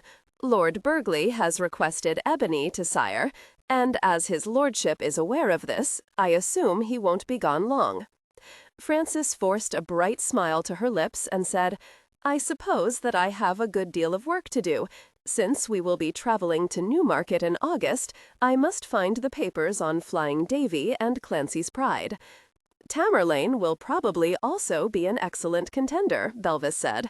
I believe his former lordship kept such things in the estate room. Mr. Carruthers should know. Francis stopped at the eastern paddock and watched Tully take Flying Davy through his paces. The thoroughbred had beautiful, strong shoulders, long legs, a deep, powerful chest, and he had the will to win. He was sleek now, even in a canter, his desire to break free apparent in the tossing of his head, his impatient snorts. She loved to stroke the vivid white star in the center of his forehead. His coloring was unique, and she imagined that Davy knew it.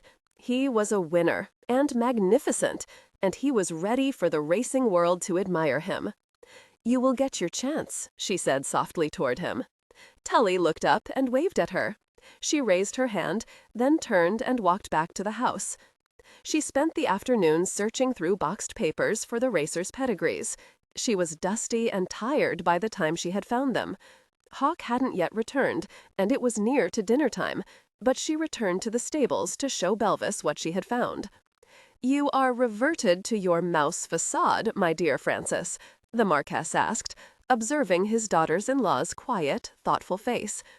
He rather missed the ferocious badinage between his son and her. Marcus, as was his current wont, was dining again with the Melchers at the vicarage. She smiled at that and shook her head. "No, 'tis just that I have much on my mind. Would you care for some more braised ham, my lord?"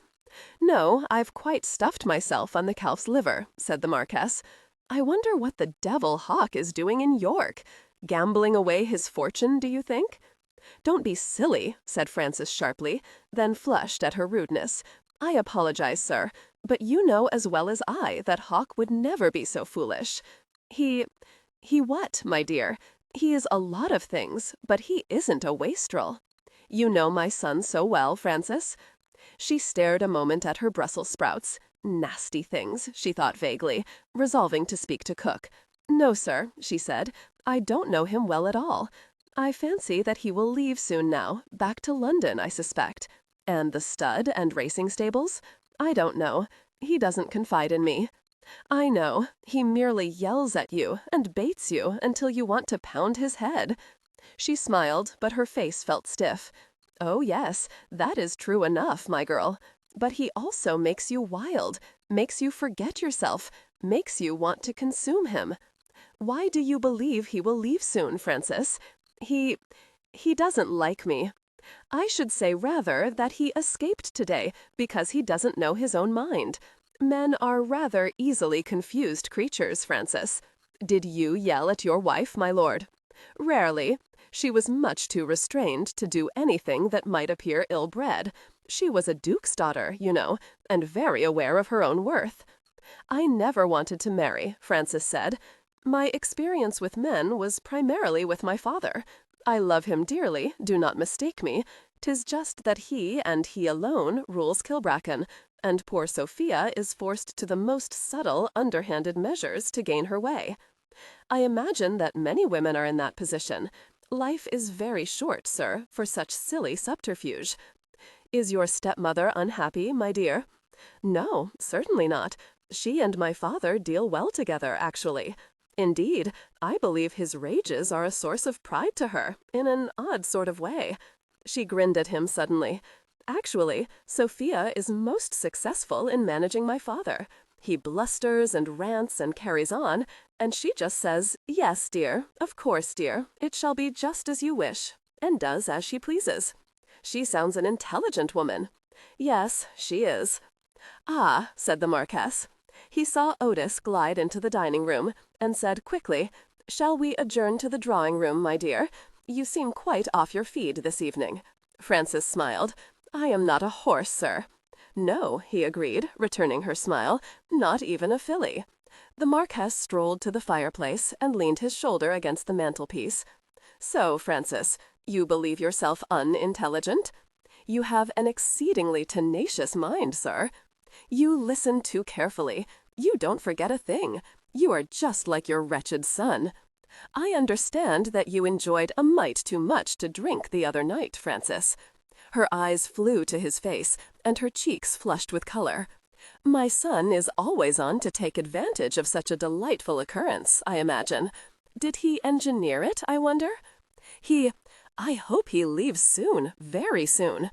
He was laughing at her, just like Hawk did, a knowing gleam in his green eyes. I am not used to spirits. What troubles you this evening, my dear? He asked, changing the topic so abruptly that Frances blinked at him. She paused a moment, her fingers fretting with the fringe on her cashmere shawl. There was much on her mind, but she wished to see Hawk first.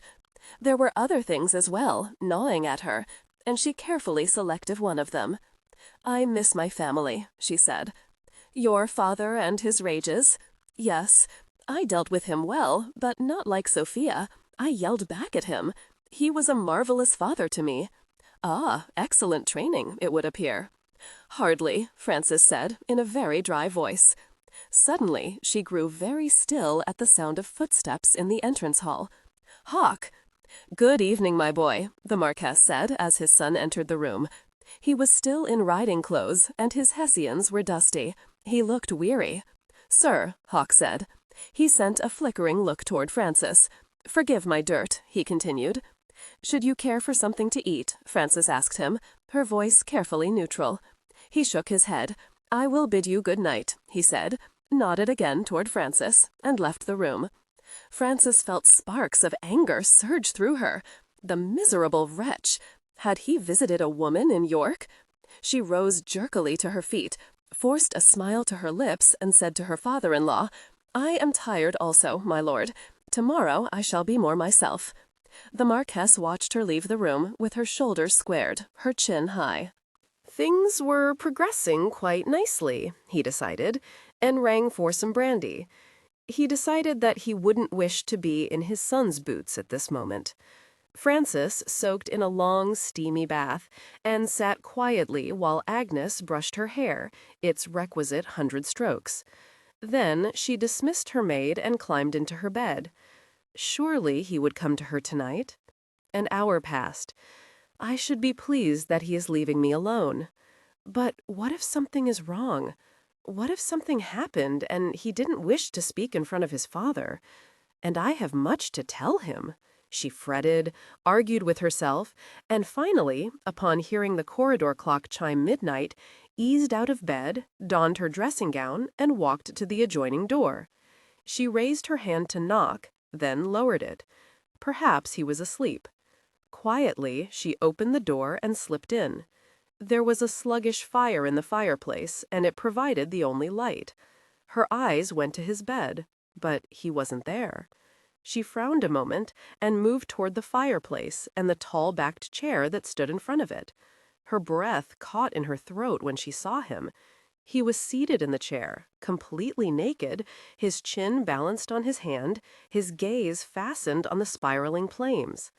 She saw him clearly as he emerged from Loch Lomond, as naked as he was now. But now there were the shadows playing over his magnificent body, bronzing his flesh, and she wanted to touch him. She wondered briefly if he had lost weight. He appeared more lean to her studious eyes. She heard him sigh deeply and stretch his long legs in front of him. Her eyes fell from his chest to his belly and further to the bush of black hair at his groin. His manhood lay flaccid, and she marveled that a man's body could change with such rapidity. Frances felt a spurt of desire. She knew it for what it was now, for he had taught her. She reached out her hand, not meaning to, and it was at that moment that Hawk became aware of her. He didn't move, merely said, "Hello, Frances." He wasn't at all perturbed about his naked state. She swallowed a bit and replied, "Hello. What do you want?" "I wanted to speak to you. I expected you to visit me, but you didn't." "No," he said, sounding faintly abstracted. "No, I didn't." He wouldn't look at her, damn it! Why the devil had she come in here? Why couldn't she leave well enough alone? "What did you wish to speak to me about?" he asked, maintaining his calm facade. Frances moved toward the fireplace and gracefully sank down to her knees, her dressing gown flaring about her. His fingers itched to touch her, to caress her. Damn, he wanted to taste her. "Yes," he said, and she heard the strange abstraction in his deep voice. She drew a deep breath, but didn't look at him. "I found the horses' papers today. Belvis had told me we would need them for the racing at Newmarket. So," he said, sarcastic now, "you have decided that we will race now. You forget yourself, wife. I have not yet decided whether or not I will sell everything off. Please," she said, holding a tight rein on her temper, "please just listen for a moment. There is something most peculiar." She had his attention now, and she met his gaze. "I took the papers to Belvis. He looked at them, then told me that there was a mistake. He read aloud the sire and dam for Flying Davy, and rubbed his jaw in that way of his. You remember, of course, that Belvis knows every racer from nearly the beginning of time. The point, Francis. Flying Davy's dam is listed on his paper as being Pandora from the Belson stable. Belvis said that Pandora had had to be put down over a year before she was supposed to have foaled Flying Davy. That got his attention. "What?" I said.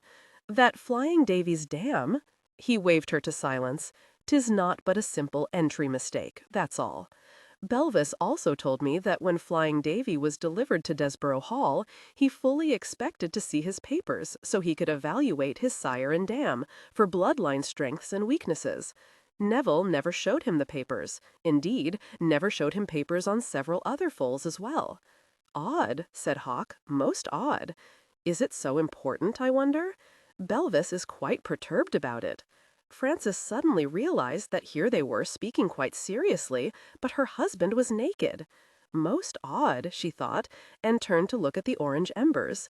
"I shall discuss the matter with Belvis," Hawk said finally. He rose and stretched, and, despite her best intentions, her eyes were on his body, following his every movement. "I am going to bed now," he said. His eyes suddenly rested upon her moist lips. "Would you like to join me, Frances?" She froze at his drawling, quite confident tone. "Surely you are too tired, my lord." "Hardly," he said. "Even if I were, of course, I wish to breed an heir on you, and I must do my duty." She felt a shaft of hurt so strong that she couldn't speak for a moment. "And once your duty is done, you will leave again?" He arched a brow at her. "I wasn't aware that you particularly desired my presence here." Even as he uttered his bored, baiting words, he felt himself harden, and since he was naked, there was no way he could hide his interest from her. Damn her, why did she have to look so beautiful and alluring? "Didn't you come in here to seduce me, Frances?" Frances lurched to her feet. "No, well, I wanted to talk to you, and now that I have, "Too late, my dear," he said, and pulled her against him. The little bird should have flown while she had the chance. Much too late now. He began kissing her, holding her face between his palms. "For a time at least," he said, between kisses, "I shall not be burdened with your shrew's managing tongue. I am not a—" His tongue glided gently into her mouth. She tasted him, and thought dizzily that he was more delicious than Cook's famous rolled jam pudding. She didn't realize until it was far too late that her arms were clutching about his back, that she had risen on her tiptoes to better fit herself against him. She felt his hands on her shoulders, loosening her dressing gown. When it fell, a pool of velvet at her feet, she didn't protest. His fingers slipped beneath the narrow straps of her nightgown, and the soft silk slithered down her body, joining the dressing gown. She felt him hard and urgent against her belly. "Yes," she said, her words hoarse and deep in her throat. "I came in here to seduce you. You left me last night." His hands cupped her buttocks and lifted her. "Yes," he said, "yes, I did leave you. But I won't tonight, Frances." She thought she heard him curse softly, but the words blurred in her mind. He lifted her completely off the floor. "Bring your legs around my waist. That's it. Now relax and let me." He broke off, for he realized that his voice was trembling with need for her. She obeyed him, not understanding, but only for a moment. She felt his fingers searching, probing, and in the next moment he was sliding slowly into her. She gasped, arching against his arms. He grinned at her stunned expression, and brought her hard down on him. Her eyes widened and glazed. "Hawk," she whispered helplessly, her fingers gripping his shoulders. "Yes, my dear? Do you like this?" His hands were caressing her buttocks, molding her tightly against him. "I don't. You will, but I must." Suddenly his voice caught in his throat, and he felt a roaring in his head, a tremendous tightening in his loins. He cursed viciously, then moaned, "Francis, don't move." She held herself against him, burying her face against his shoulder. "I can't give you pleasure like this." He was panting, his heart pounding, as if he'd run from York back to Desborough Hall. "Don't move." He walked quickly to the bed, saying tersely, "Hold on to me." She wrapped her arms about his neck as he pulled back the counterpane and the blankets. "Now," he said, expelling a deep breath. "Now." He eased her down upon her back at the edge of the bed, never parting from her. "You wanted to be seduced, Francis, and now you will get your wish." There was something wrong with all this, Frances thought vaguely. He sounded almost angry with her. Almost. She gasped when he suddenly pulled out of her and buried his head against her belly. "Hawk, shut up," he said, and found her. "You wanted this, wife, and I shan't disappoint you." But her small cries, her shuddering, drove him mad, and when she wove her fingers in his hair and her body arched upward, he thought he would die with the pleasure of it. She moaned loudly, and that pleased him immensely. He felt her climax, reveled in it, but didn't come into her just yet. No, he thought, he wanted her to give herself and him more pleasure. Frances felt dazed, felt limp as a dusting cloth. Then she felt the beginnings of that same frenzy and gasped, astonished at her response. "Just feel," she heard him say, feeling his fingers on her and in her and his mouth. He brought her again to shuddering pleasure, and while she quivered with the final small convulsive shocks, he came into her, deeply, fully, and she pulled him down to her. He closed his eyes, his teeth gritted, and was quickly beside himself. Her pleasure was a potent aphrodisiac, more potent than he could have imagined. He was nearly rough in his urgency, but she kept moving with him, stroking him, and his last thought was, "Damnation, I am well and truly lost." "I cannot move," Frances whispered. "Nor can I," Hawk said, "but I must, or end up on the floor."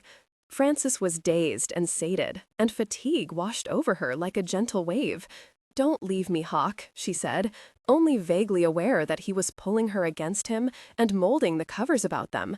"Damn you, Frances," he said. He pulled her closer and felt her softness, felt her languid body flow against him, felt her trust. "Ah, Amelie, you have made me a fool with your damned bloody advice," he thought, kissed his wife's forehead, and felt himself fall into a deep, sated stupor. 24.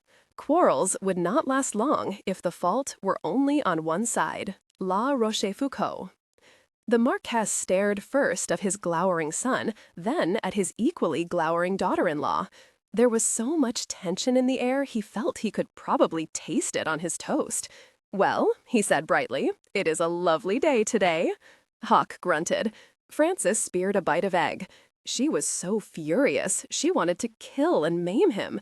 She had, she recalled quite clearly, awakened some 2 hours before, a silly, very female smile on her face, only to realize that she was in her own bed, in her nightgown, and she was alone. Oh, curse him. She had felt gentled and soft. Never again. And he obviously had felt nothing, absolutely nothing. Else, why would he have carried her back to her bed, and put her into her nightgown, and looked at her, and she hadn't known it? She'd probably been dreaming silly women's dreams, fool that she was. "When are you leaving?" she asked her husband, in so cold a voice that it could have iced the tea. Hawk took another bite of toast. "Leave?" the Marquess demanded, looking startled. "What the devil are you talking about, Frances?" she said, seeing that Hawk was concentrating on the crock of creamy butter beside his plate. "Why shouldn't he return to London? After all, my lord, he cares not a farthing for Desborough Hall, or the stud, or our racers, or for anything." "Father," Hawk said, gently setting down his slice of toast, "I have sent a draft to your secretary, Conyon, for £5,000. I trust that in the future you won't waste more of your money or mine." It was too much.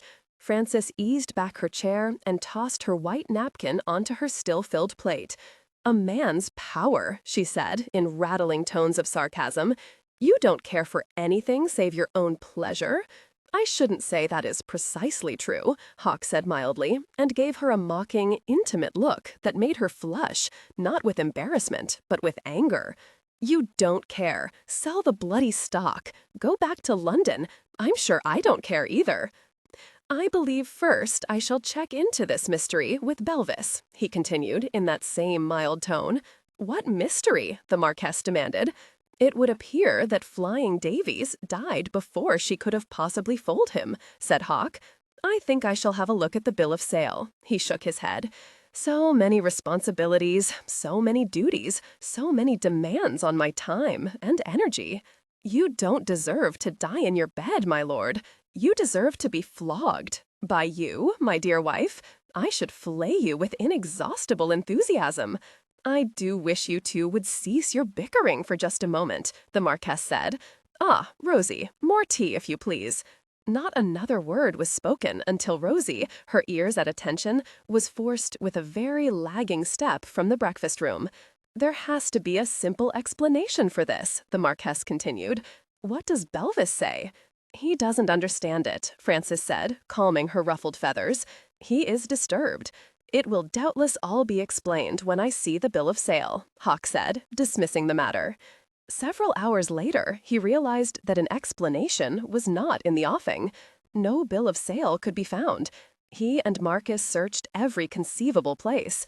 There were no bills of sale for Tamerlane or for Clancy's Pride either. Odd, Hawk thought, but shrugged it off. He had no idea what Neville could have done with the papers, but doubtless they had to be somewhere. He strolled out to the paddocks to observe Frances astride Flying Davy, taking him through a very controlled series of maneuvers. She was an excellent horsewoman, no doubt about that. And she'd been right about her natural ability with horses. Flying Davy followed her each instruction most willingly. She also enjoyed her riding habit, if that is what it could be called. She was wearing a brown wool skirt that was divided, allowing the freedom of breeches. When next he saw her, she was quite dirty, smelled of sweat and horses, and her hair hung in damp tendrils about her face. He wondered if she'd taken a toss, and felt a brief spurt of alarm. But no, she came dashing into the drawing room, waving a dirty envelope in one hand, a single sheet of paper in the other. "From my father and Sophia," she announced, her eyes sparkling with enthusiasm. She had forgotten for the moment that she wished neither to see nor to speak to her wretched husband. "Yes," he drawled with great disinterest. "They are all well, and Sophia asks to send my sisters here. Of course they will need new wardrobes, and Sophia asks that I supply them, perhaps within the month." Hawk stared at her, then roared.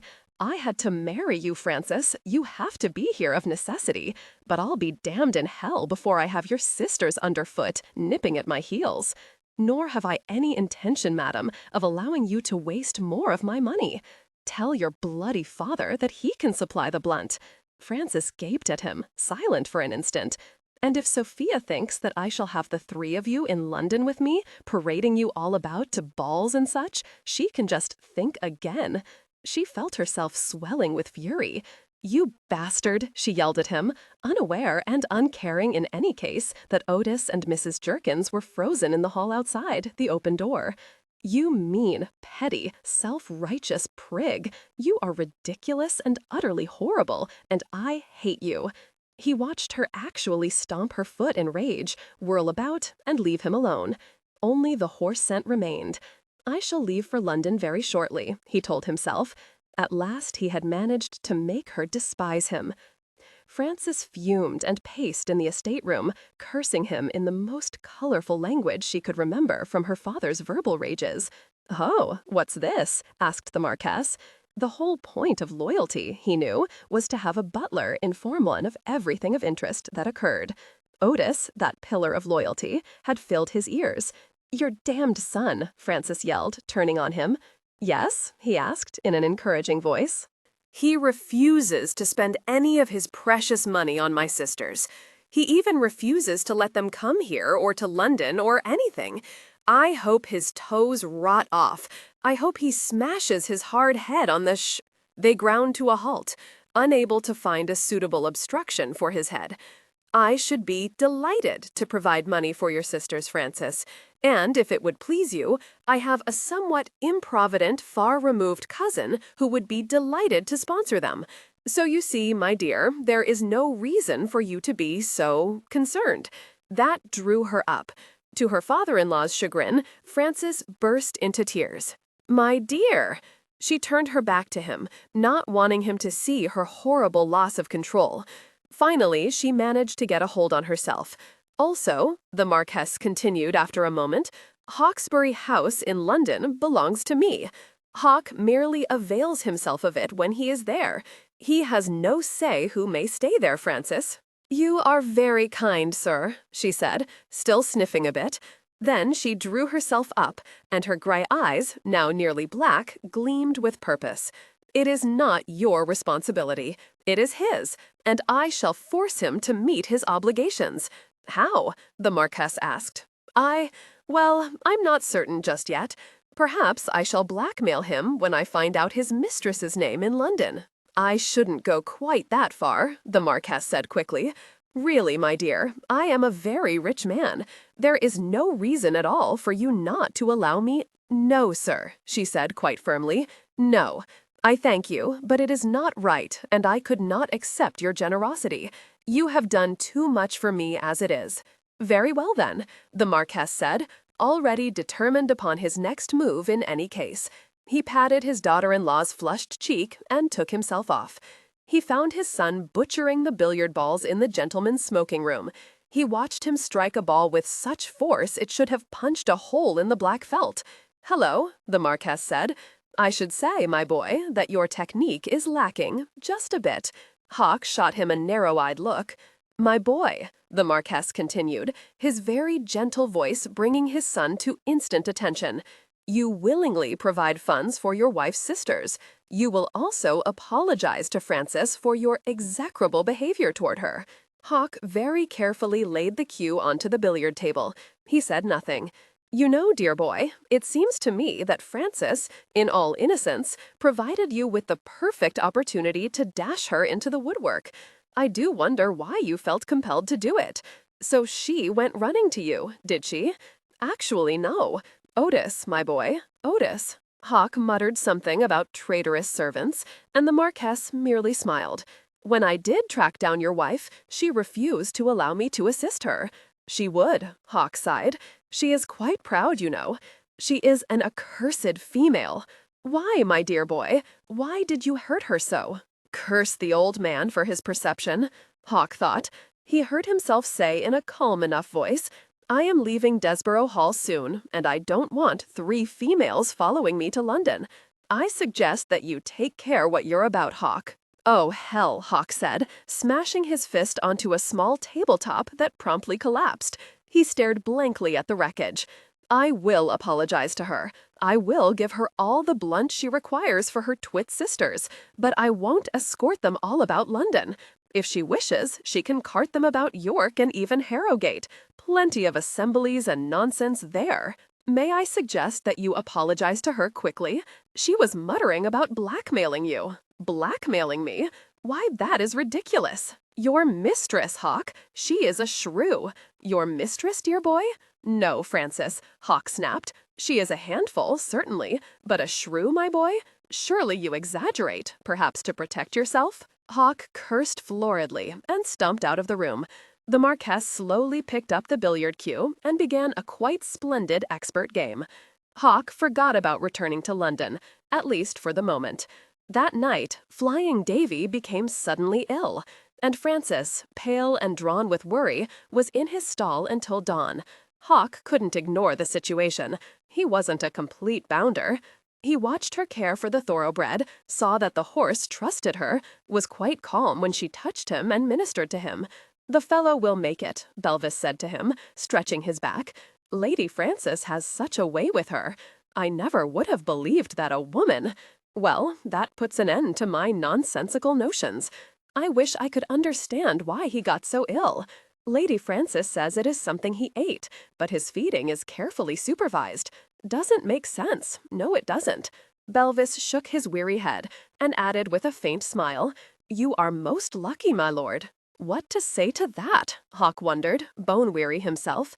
Francis refused to leave Flying Davy until she was ready to fall asleep beside him in the stall. "Come, Francis," Hawk said, took her arm and pulled her to her feet. "Flying Davy is now in better shape than you. It's time you took yourself to bed."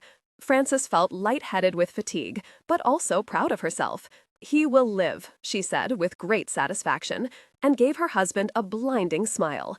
There were smudges under her eyes, her hair was a ratty mess, her gown was wrinkled and filthy, and he felt something powerful move deep within him. "You will eat your breakfast," he said, in a stiff voice, "then you will go to bed. It's nearly 9 o'clock in the morning. I am not hungry, just so tired." He shortened his step to match hers. She weaved a bit as they walked toward the house, and he gently clasped her arm. He said abruptly, "I apologize for cutting up at you. I shall certainly be delighted for your sisters to visit you here. I shall pay for new gowns and the like for them." There, he'd said it. He waited hopefully to see that brilliant smile of hers again, but to his chagrin, she stiffened. "I think not, my lord," she said in a very even voice. "I intend to pay for their new gowns myself. Of course, I do thank you for allowing the two little waifs to stay in your house.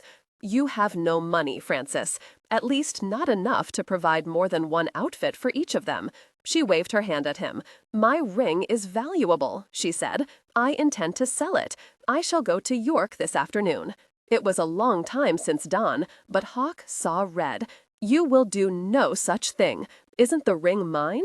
It is a family heirloom. It was worth far beyond the money it would bring. I forbid you to sell it, Francis." She came to a stop, pulled away from him, and said in a very clipped voice, "You may go to the devil, my lord. I assume the devil is in London. It appears a fine day for traveling. Why don't you take yourself off? The only reason I don't shake you until your teeth rattle is that you are too weary. Don't push me, Francis. Ah, your sense of fair play, my lord. Don't strike your opponent until he or she is able to fight back. Hawk, damn you! Fair play has nothing to do with anything. You will not sell the ring, and that's an end to it." She gave him a long look and tightly pursed her lips. "Francis," he began, knowing her well enough now to recognize the signs of heels digging in. She ignored him, walking more quickly. She came to an abrupt halt when two dusty carriages bowled up the drive to come to a halt in front of the house.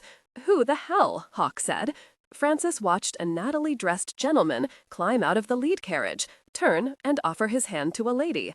"My God," Hawk said, "it is Edmund, Lord Chalmers, and my sister Beatrice." He strode forward, his hand outstretched. "Good Lord, man, 'tis still an early hour. However did you manage to get Bea?"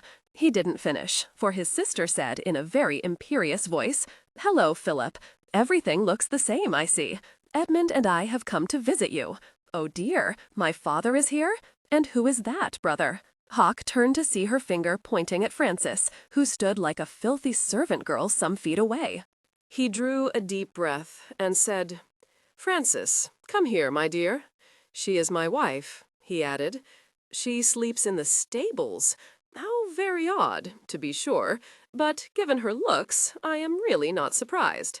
However—" "She was caring for a sick horse," Hawk said briefly, cutting off his sister.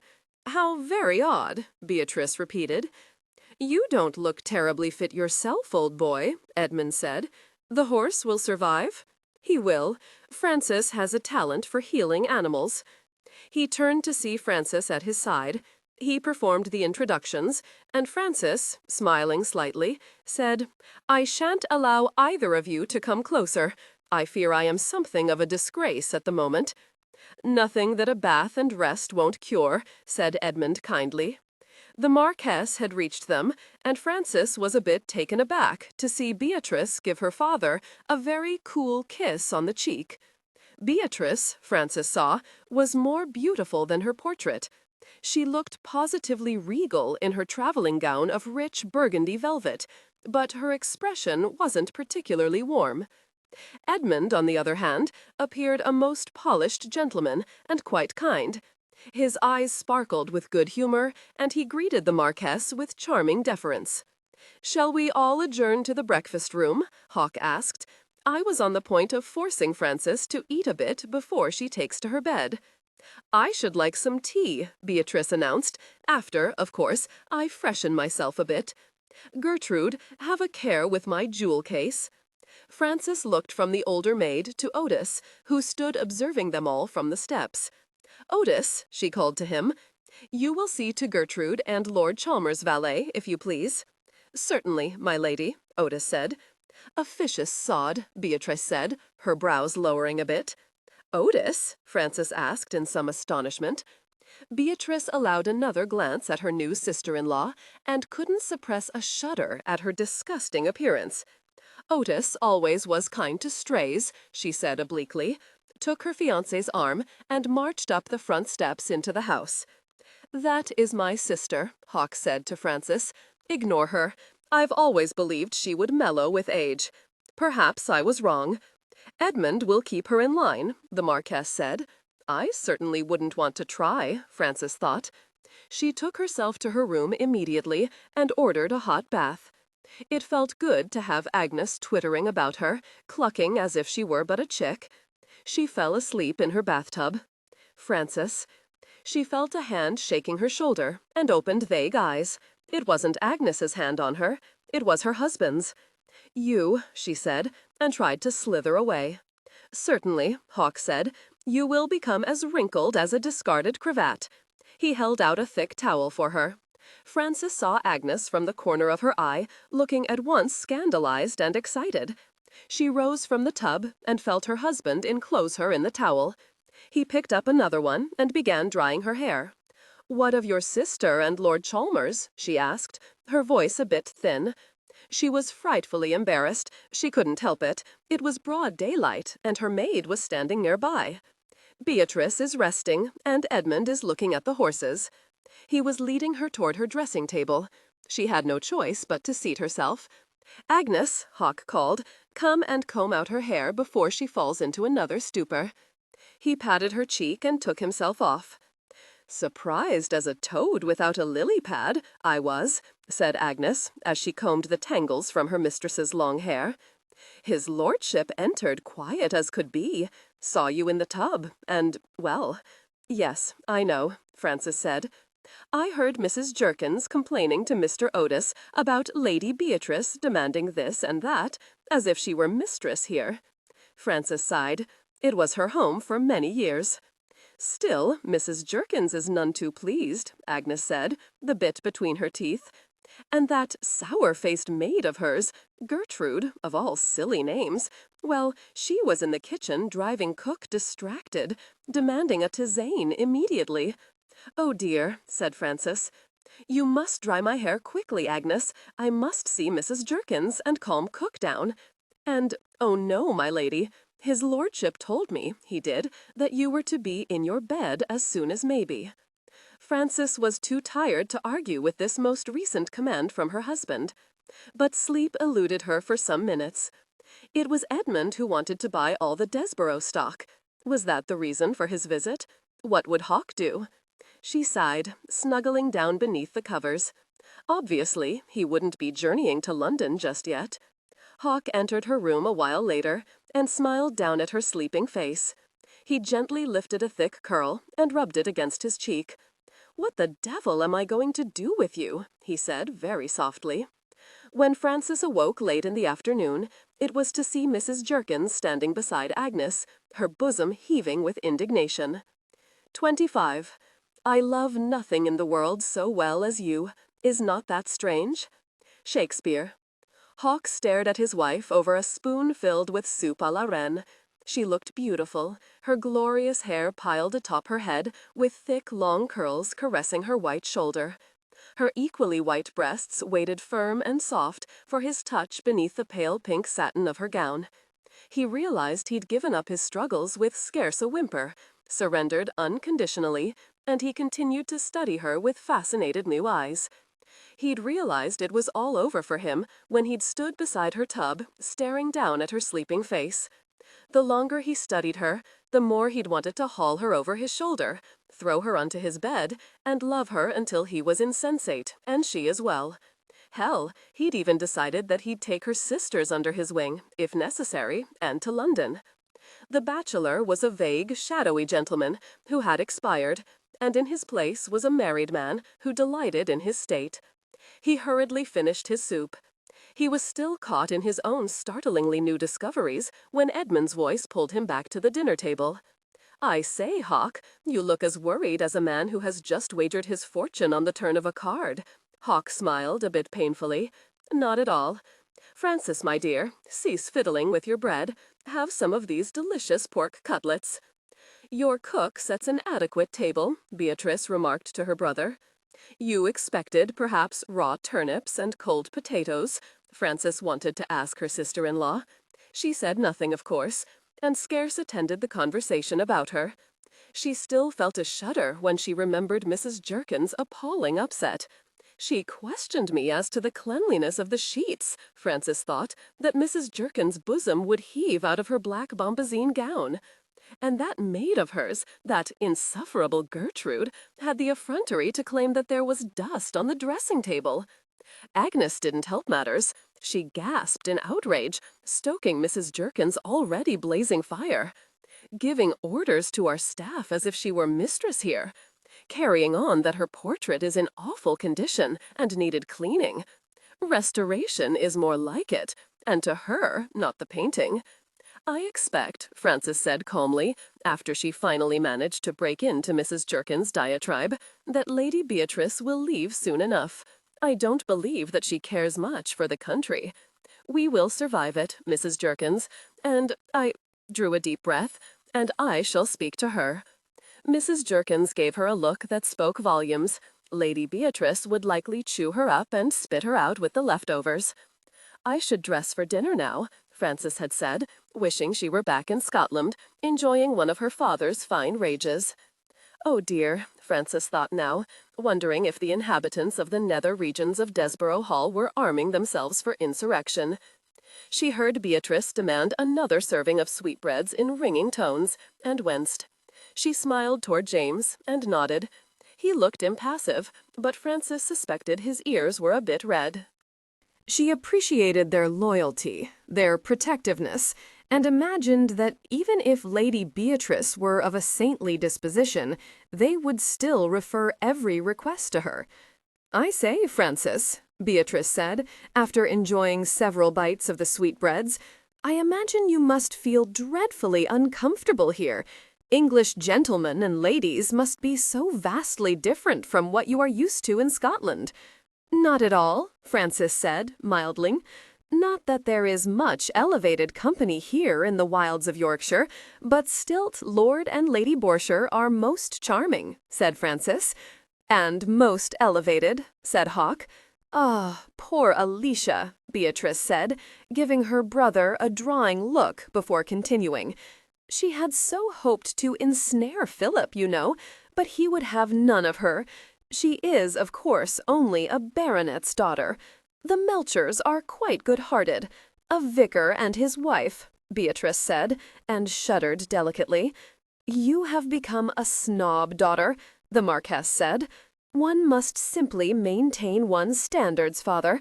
It is such a pity that poor Philip had to travel to Scotland, for his, I believe, Edmund Lacey interrupted his betrothed's overflowing spate of bad manners, that you have sufficiently abused the topic, my dear. And the servants will repeat what you have said to Mrs. Jerkins," Frances thought, "and then I shall have a rebellion on my hands." She pictured Otis firing a cannon toward her sister-in-law and grinned to herself. "Well, I only wish to know why my poor brother felt it. Have some macaroni," Hawk said firmly. "Perhaps also some artichoke bottoms." Frances nearly choked on her wine.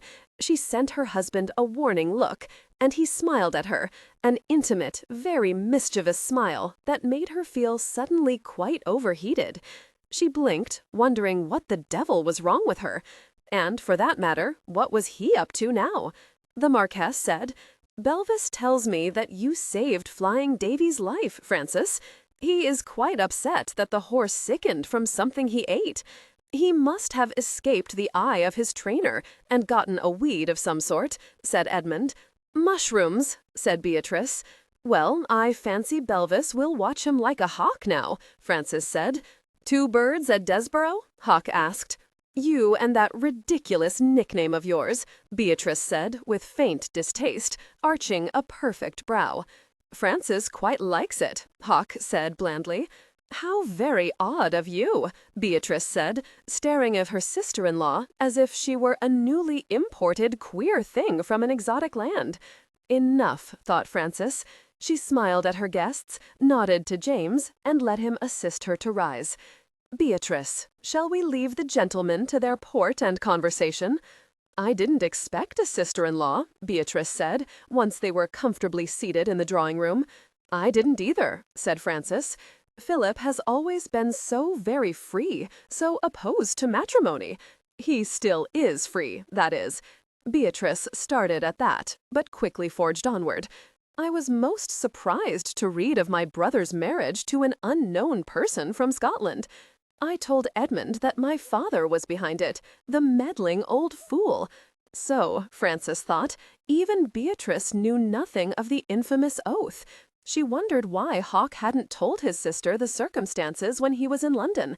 "Actually," Frances said, "I saw your brother bathing in Loch Lomond and quite decided that I wanted him." "You saw him naked?" "He wasn't bathing in his cravat," Beatrice harumphed. Frances studied her sister-in-law for a long moment. "I should appreciate it, Beatrice, if you would refrain from directing the servants. I would say that someone needs to give them orders. Why, the dust, the filth.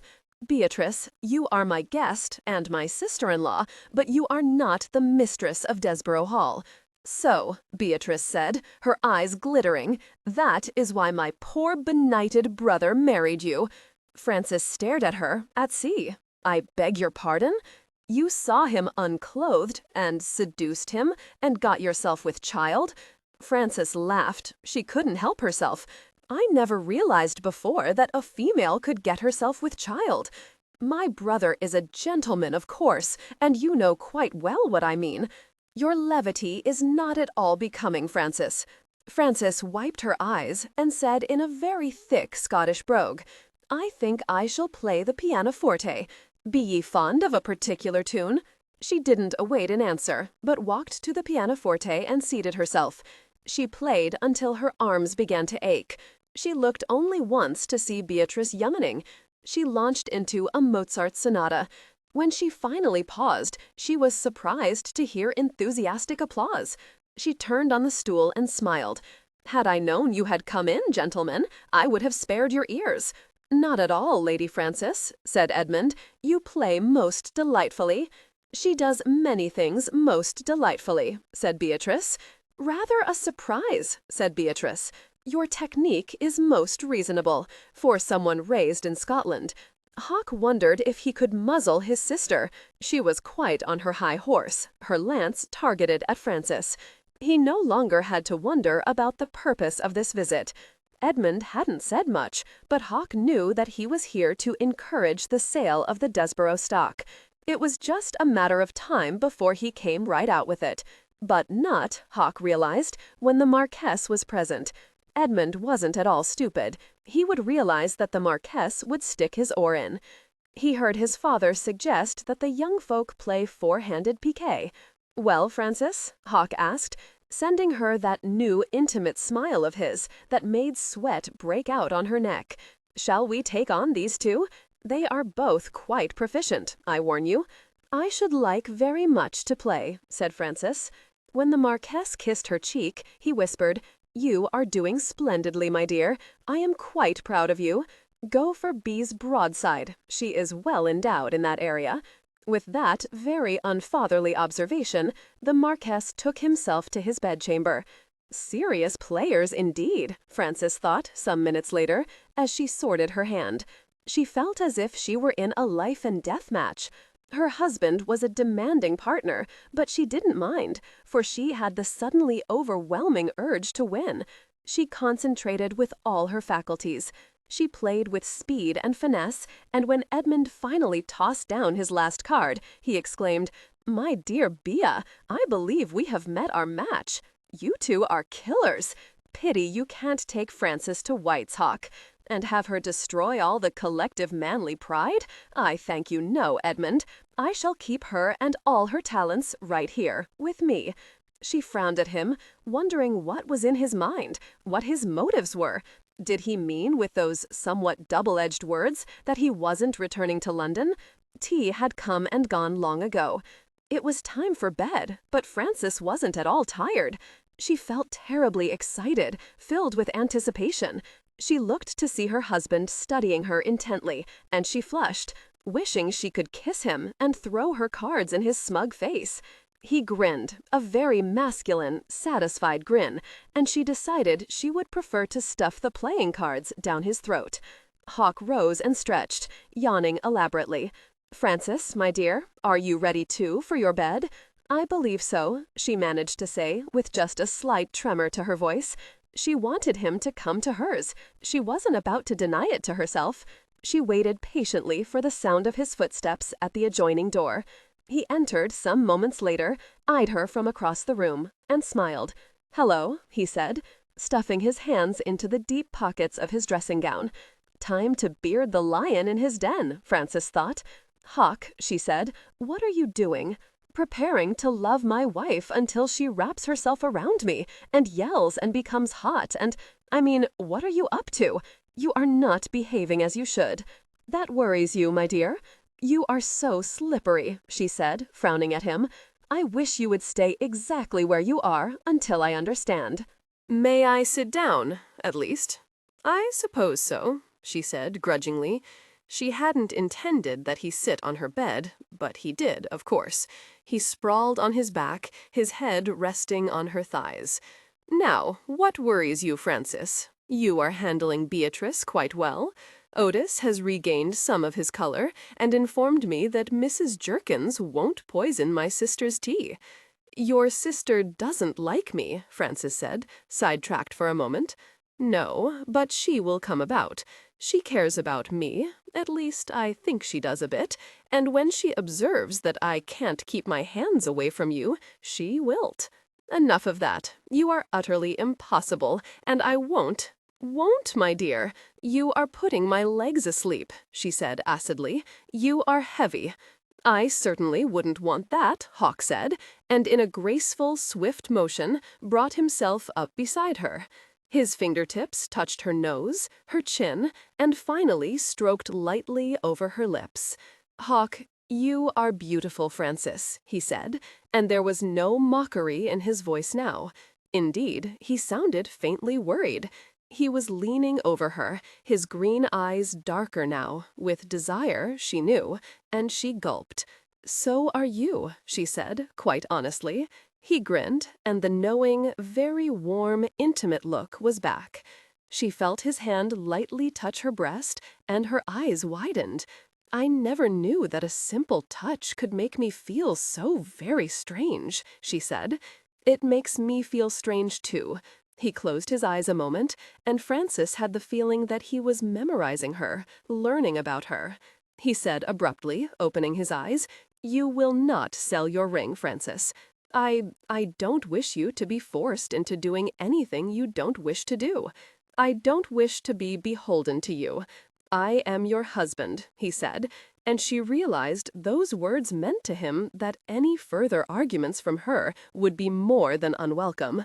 Likely the grounds for a shouting match, she thought, and gave it up, at least for the time being. There was not another thing in her mind, all her thoughts having vanished as the very pleasurable sensations were beginning to course through her body. "Hawk," she said, her fingertips stroking his face, "I want you." Those simple words, spoken so softly, with such longing, made him a wild man. He brought her with him, making her as wild as he. When he gently covered her mouth with his hand to feel the soft cries and raspy moans erupt, he lost what control he had left. His mouth replaced his hand, and she felt his harsh, very warm breath fill her mouth as his manhood, thrusting deeply within her, filled her very being with him.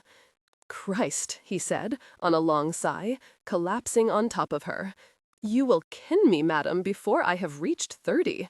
"Well, I have nearly reached 20, and am on the very brink myself." He rubbed himself over her, felt himself growing hard within her again, and laughed at himself. "You make me a randy goat, Frances," he said, and began to fill her and move within her again. "This is very nice," Frances said, with great but inadequate sincerity. She awoke during the night at the caressing kisses against her neck and a strong hand kneading her belly. Hawk was pressed against her back, his manhood hard and ready against her buttocks. She sighed and smiled in the darkness. "Lift your leg, Frances," he said softly, and she did. She pressed her hips back when she felt him come into her. "Oh," she whispered, "all right, yes, oh." He felt him explode inside her, flooding her with his seed, even as his deft fingers sent her spinning into pleasurable oblivion. He was still resting inside her when she fell asleep again. Hawk awoke early the next morning, feeling as if he could conquer the world single-handed. Frances was cuddled next to him, so deeply asleep that he couldn't bring himself to awaken her. But he wanted to. Oh, yes, he did indeed. He sighed, rose, and went to his bedchamber. He was feeling the happiest man alive when he entered the breakfast room some time later. He was further pleased to find only Edmund at the table. "Good morning, Hawk," Edmund said in his pleasant, deep voice. "The ladies are still abed, I gather." "I trust Frances is," Hawk said. "She had a most exhausting day. She needs her rest." He wasn't aware that his face was a study of a contented man, but Edmund was. "Marriage appears to agree with you," he observed. "Yes, I concur. I found it most alarming until I gave it up, so to speak. Have you and my sister set a date yet?" "Yes, in September. I trust you and Frances will come to London." "Of course." Hawk allowed Rosie to serve him, then dismissed her. "I will tell you immediately, Edmund, that I have decided not to sell." Edmund sucked in his breath at the stark, very final words. He was surprised. He supposed that he had assumed Hawk would allow him to convince and argue and cajole, but he hadn't, damn him. "I see," he temporized. "The stud, the thoroughbreds, they all mean a great deal to Frances." He took a bite of kippers, staring thoughtfully in front of him at nothing in particular.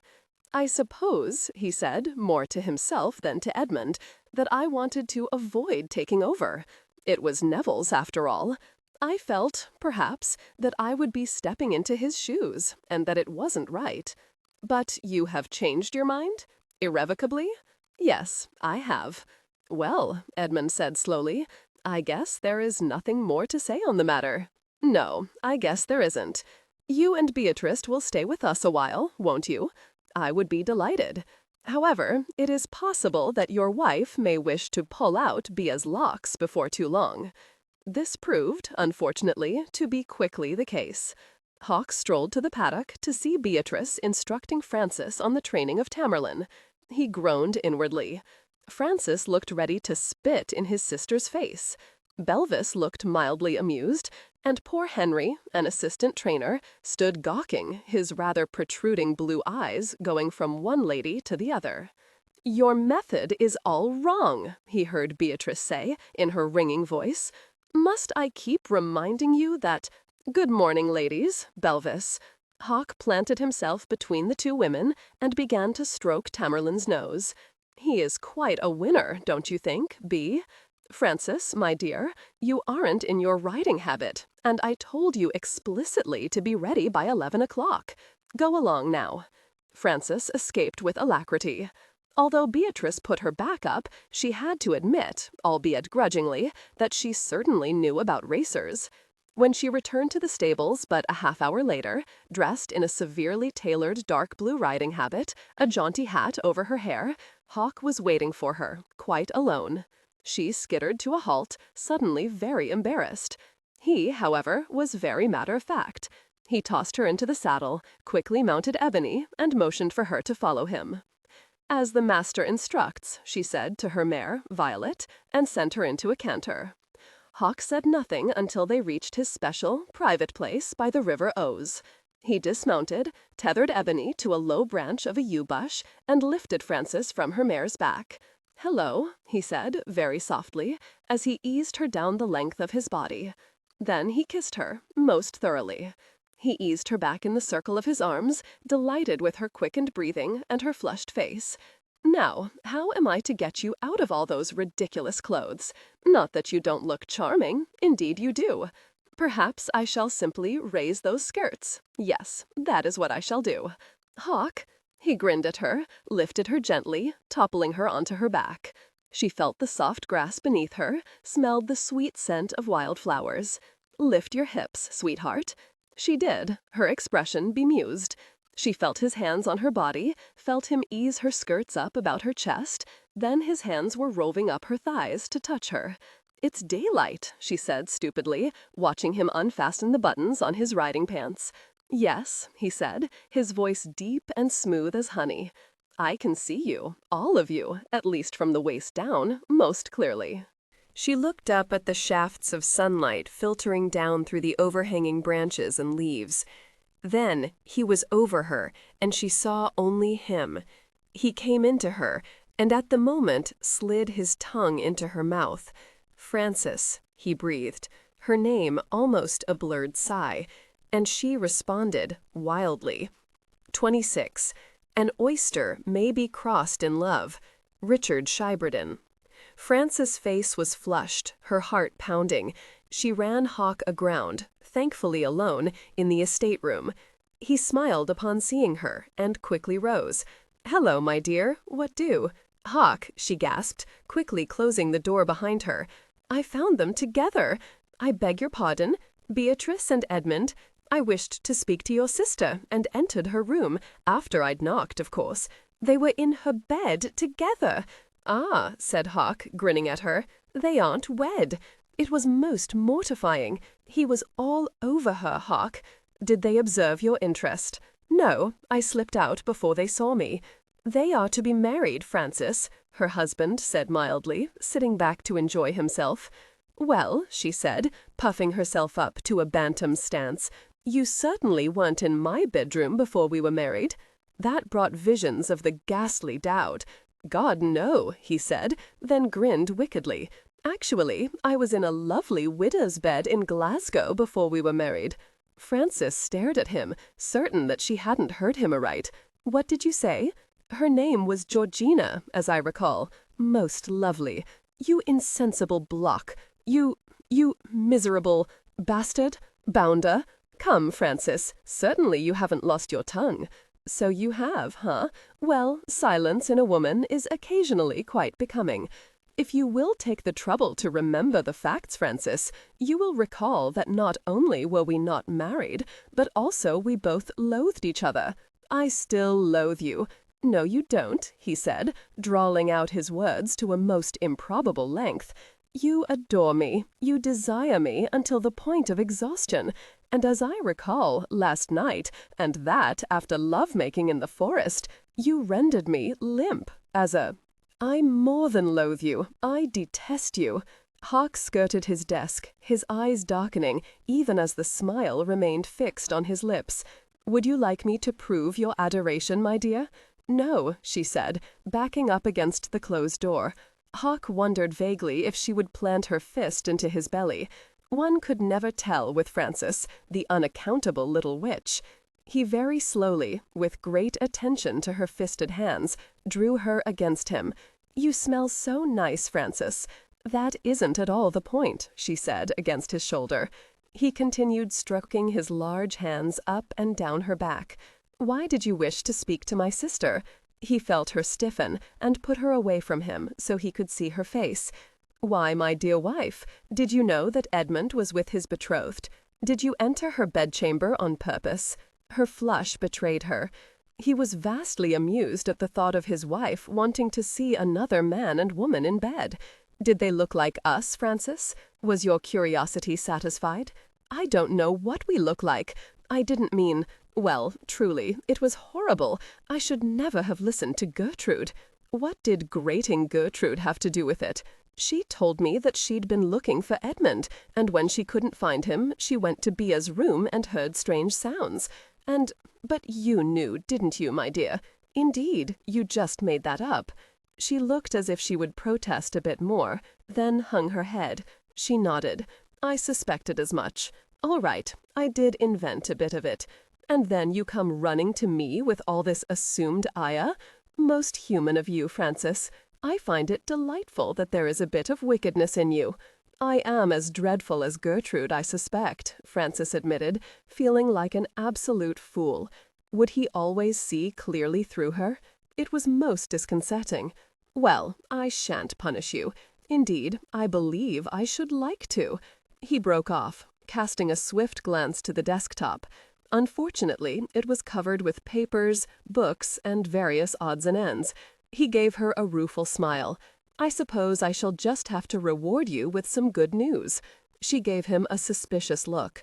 "I told Edmund that I will not sell out to him, or to anyone. Hawk!" She threw her arms about his back, alternately squeezing the breath out of him and exclaiming with delight. He kissed her temple. "Such enthusiasm, love. It pleases me to please you. Love."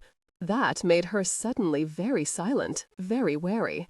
Was it just another endearment gentlemen employed with little meaning?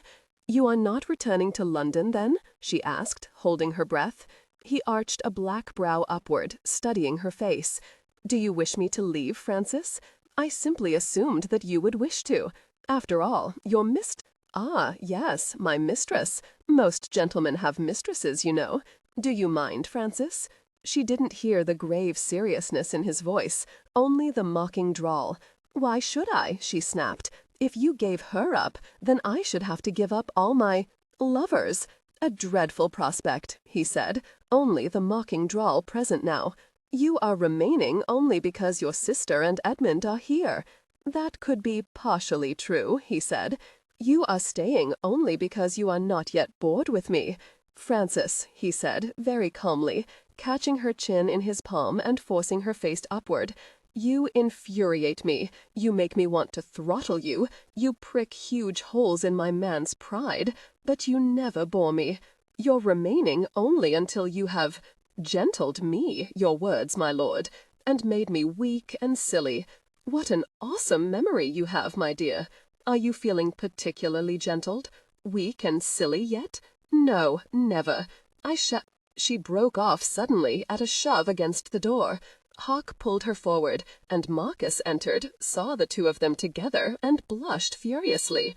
"Oh, I didn't know. Well, I can see to—" "My dear Marcus," Hawk said pleasantly, releasing Francis, "her ladyship and I were just discussing the problem of the missing bills of sale. Have you discovered anything more?" Marcus felt as though his collar were choking him. "No, my lord," he finally managed to say, with but a ghost of his considerable aplomb.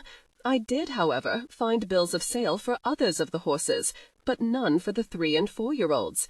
Hawk actually didn't give a tinker's damn for the entire matter, but he managed to look suitably concerned. He smiled slightly toward his wife, who had regained a bit of her proper balance, and said, "Incidentally, Marcus, Lord Chalmers was regaling me earlier with stories of the racing world. He tells me there has recently been more than the expected amount of corruption, accidents, and the like. A prize thoroughbred of Lord de Merley's was poisoned before a race. The jockey was responsible, and fled the country with quite a few guineas in his pocket." "That is dreadful," said Francis. "I didn't realize that such things happened." "Wherever money is involved," Hawk said dryly, "I suspect dishonesty is firmly entrenched." "Speaking of jockeys," Francis said, her common sense firmly in place again, "I am used to riding, Hawk, and I don't weigh much. Do you suppose that I—" "No," he said, "a lady doesn't do such things, Francis. I believe Belvis has a young nephew who is almost as small as you, my dear. He expects him to arrive by the end of the week. Since he is related to Belvis, I suppose we can trust him not to poison the horses." Over luncheon that day, it appeared that Beatrice was ready to launch her own battleships. "You really don't know anything at all about racing, Philip. Bringing in mares for stud isn't difficult, of course, but racing— You must know that Edmund owns an excellent stable, the largest in Devonshire, and you have never cared anything at all about Desborough." "Which comment should I respond to first, Bea?" Hawk asked mildly. I think you should sell. Edmund and I both are most excited about such a purchase." Hawk arched an eyebrow, baiting her with his silence. Beatrice frowned a bit, but forged ahead. "You know that everything would have come to me had I but been born a male." "Unlike you, I have pride in Desborough, the tradition." The Marquess spoke for the first time, smoothly interrupting his daughter. "You shall have Edmund's stables to muck about in, my dear. Hawk has obviously made up his mind. Leave off, I beg of you. It is her doing," Beatrice said, glaring down the table at Frances. "In part, that is quite true," Hawk said honestly. "She should go back to Scotland where she belongs. Why you should marry a nobody who—" The Marquess threw his spoon at his daughter. She gasped as it bounced off her bosom. "Father!" Edmund began to laugh. He leaned over and took Beatrice's hand and gently squeezed it.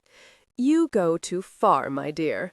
Perhaps Hawk will change his mind in the future. After all, the racing world is most demanding, quite costly, and there are all sorts of wicked people who must be dealt with. Finish your lunch and let us go riding." An hour later, Frances was staring pensively around her bedchamber when Hawk entered through the adjoining door. She looked up and gave him a pained smile. "How is my little nobody?" he said. "I was surprised that you didn't tell your sister of the odd circumstances of our marriage.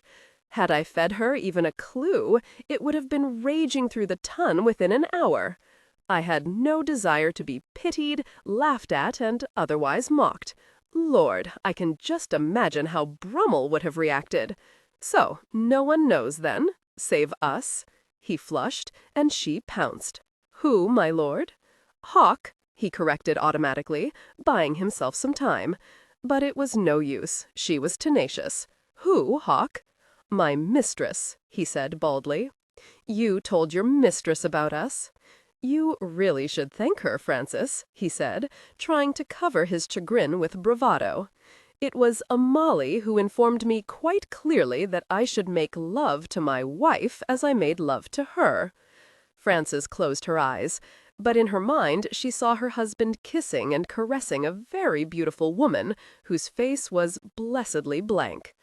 She turned slowly away from him, feeling a dreadful pain that she didn't understand, and walked blindly toward the door. "Frances, you will not leave. If you don't come to a complete halt this very minute, I will ravish you right here on your Aubusson carpet. Your show of missishness is absurd. You can't ravish me," she said, and reached for the doorknob. "Try me," he said, his voice grim. She suddenly realized the import of her words and blanched a bit. She looked at him very straightly and said, "I am not pregnant as of this morning." He groaned with heartfelt distress. "It appears that you will have to visit a lady in York. Were that my intent, she would not be a lady." Frances lowered her eyes to the floor. "Do you feel ill, Frances?" "No, certainly not," she snapped, still not meeting his eyes. "Then why are you acting like an embarrassed chit?" "I don't like you," she said clearly. "I am not a chit, nor am I embarrassed. It is just from what you have said. Well, Frances, what is in that active mind of yours? Ladies are not supposed to enjoy love-making." He stared at her for a long moment, then threw back his head, laughing uproariously. He was laughing at himself, of course, but he was quickly brought to see his mistaken course when he felt a candlestick strike his chest. "You intoxified brute!" "Intoxified? What the devil does that mean?" "Well, perhaps I meant intoxicated, but that doesn't really make much sense. Oh, you are still a wretch. Frances, He broke off, appalled at what he had nearly admitted to her. Now was not the time. Had he lost his mind? "I am going riding," she said, and opened the door. "Would you please leave?" "Yes," he said slowly. "Yes, I shall leave." He shook his head ruefully at himself, hearing her bedchamber door slam shut behind him. The horse stall on wheels arrived that afternoon and caused a great deal of discussion. The smithy had managed to attach a driver's seat at the head of the stall, and 2 horses would pull it. Very clever, Edmund said, inspecting it closely. It will make the racers lazy, said Beatrice. I hope Flying Davy won't object to it, Frances said, worried. Let's see, said the Marquess. Belvis brought Flying Davy to the stall. They placed straw inside the stall and ran a wooden plank on an incline. Now, my fine fellow, your carriage awaits, said Belvis. Flying Davy regarded the small enclosed space and balked.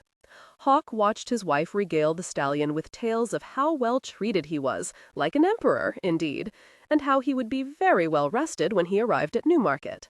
He wasn't particularly surprised when Flying Davy, giving a final snort, docilely entered. His only sign of wariness was his twitching tail. Frances beamed at the assembled company. Flying Davy will win everything in sight, she said. There's a race near York next week, said Belvis. We shall try Davy there.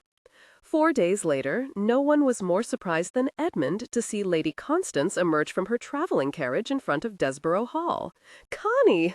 Beatrice fairly shrieked and darted down the front steps. "How delighted I am that you could come to visit! Such a bore, but you will add excellent ton to our group." The women embraced, Lady Constance looking a bit bewildered by this effusive greeting. "What the devil?" Edmund turned to see Hawk staring aghast at Lady Constance. "I am surprised myself, Hawk. I believe it is Bee's doing." He shrugged. Constance was feeling altogether out of sorts. She had received Beatrice's scribbled, urgent message, and dutifully, hope in her breast, come to Yorkshire. She was beginning to think it was all a mistake when she spotted Philip standing beside Edmund. She'd missed him dreadfully. She gave him a tentative wave, but was drawn up by Beatrice. "I am so pleased you came, Connie," Beatrice whispered meaningfully in her ear. "The little nobody he married is perfectly dreadful, you will see. He simply needs to be reminded that everyone important in London would laugh behind their hands at him were he to introduce her to society. Seeing you, my love, will certainly open his eyes." Open his eyes to do what? Constance wondered, beginning to think her coming here was a vast and very stupid mistake. Hawk greeted her kindly, seeing no other course of action. His father as well climbed onto his gallant charger and charmed the young lady. She was, after all, the daughter of one of his oldest enemies, old nibble-headed Lumley. Beatrice fluttered about her friend, quitting her only when Edmund said, with sincere threat, "I would speak to you, my love, now. Constance will be just fine for the moment." Beatrice shot him a look, but dutifully followed him into a gentleman's smoking room. "Why, Bee?" Edmund asked, without preamble. "You said it yourself, Edmund. Philip is refusing to sell to us, you, because of her. Once Connie charms him again, he will leave her here and return to London. He will quickly lose interest in all his newly discovered projects." To her relief, Edmund looked very thoughtful. "I believe," he said finally, "that you are quite right, my dear. Your method is unsound, but your reasoning, yes, your reasoning, I applaud. At least, I think I do. I shall give it further thought." Edmund and Beatrice joined the company in the drawing-room some minutes later. Constance had made the acquaintance of Frances Hawksbury, and wanted to take to her heels. A pity that her horses were blown. She wanted to kill Beatrice. She was saying to Hawk in a very clear voice, "I trust I have not disaccommodated you, my lord. I was journeying to Escrick to see my Uncle George, and decided, quite a spur-of-the-moment decision actually, to stop by and say hello, and offer my congratulations both to you and to your wife." Beatrice looked at her with new respect. She'd firmly believed Connie to be something of a stupid block. The Marquess grinned behind his hand. Uncle George be damned. The fellow had been underground these many years, shot in a duel by his mistress's lover. Hawk merely smiled, and Frances, not realizing anything, offered more tea and cakes to their unexpected guest. Beatrice, loath to relinquish all her plans, turned her attention to Frances and said with great kindness, "You know, Frances, Philip and Connie have known each other so very well for the longest time now. Actually, only about 8 months," said Hawk. "So friendly you have been," Beatrice pursued. "I as well," said Edmund unexpectedly. "Tell us the news from London, Connie. "Well," Constance began, "you simply wouldn't believe the spectacle Lord Mallory is making of himself with Lady Lawton. 'Tis most disgraceful, and Lady Mallory is creating quite a fuss." Hawk relaxed, for Constance, once started upon London gossip, could not be stopped until fatigue overtook her. Frances merely blinked and let her mind wander. She knew none of the people Lady Constance was speaking about. She caught a wink from her father-in-law and frowned a bit. Bea had given up her drawing implications by dinner-time. Well, she had tried. Frances was dressing for dinner when there came a knock on the adjoining door. Hawk entered. "You are lovely, my dear," he said to his wife. "You may go now, Agnes." "What have you there?" Frances asked, looking at him in her mirror. He opened a long velvet case and drew out a very green emerald necklace. "To match your eyes, my dear," he said. "My eyes are gray." He said. "Hold still." She felt his warm fingers against her neck, and felt those ridiculous, very warm feelings begin to simmer deep within her, feelings that she had begun to discount during the past days. Odd aberrations, she thought. "What do you think?" he said, backing up a bit. She stared at the necklace nestled between her breasts. "It is beautiful. Why are you letting me wear it? It is yours. It belonged to my mother, and to her mother before her. If you should like the stums reset," he shrugged. "No, it is lovely. Thank you, Hawk." She rose from her dressing stool and frowned at him. "Why? What? Why are you giving it to me?" His eyes were sparkling as brightly as the emeralds.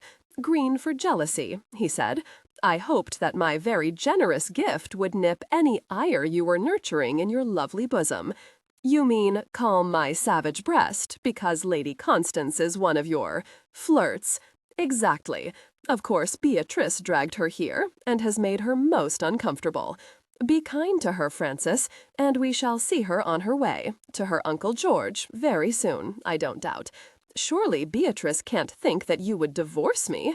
Nothing so severe, I imagine. I believe she hoped I would see the light and follow Connie back to London like a panting pup. I wish Beatrice would leave," she said, and he smiled at her hopeful tone. "And I am not jealous, Hawk, not even a tiny bit. You, my lord, can have your flirts, and I shall have mine." "Poor Marcus," Hawk sighed. "The fellow is beset. You expect him to hold Miss Melcher with one arm."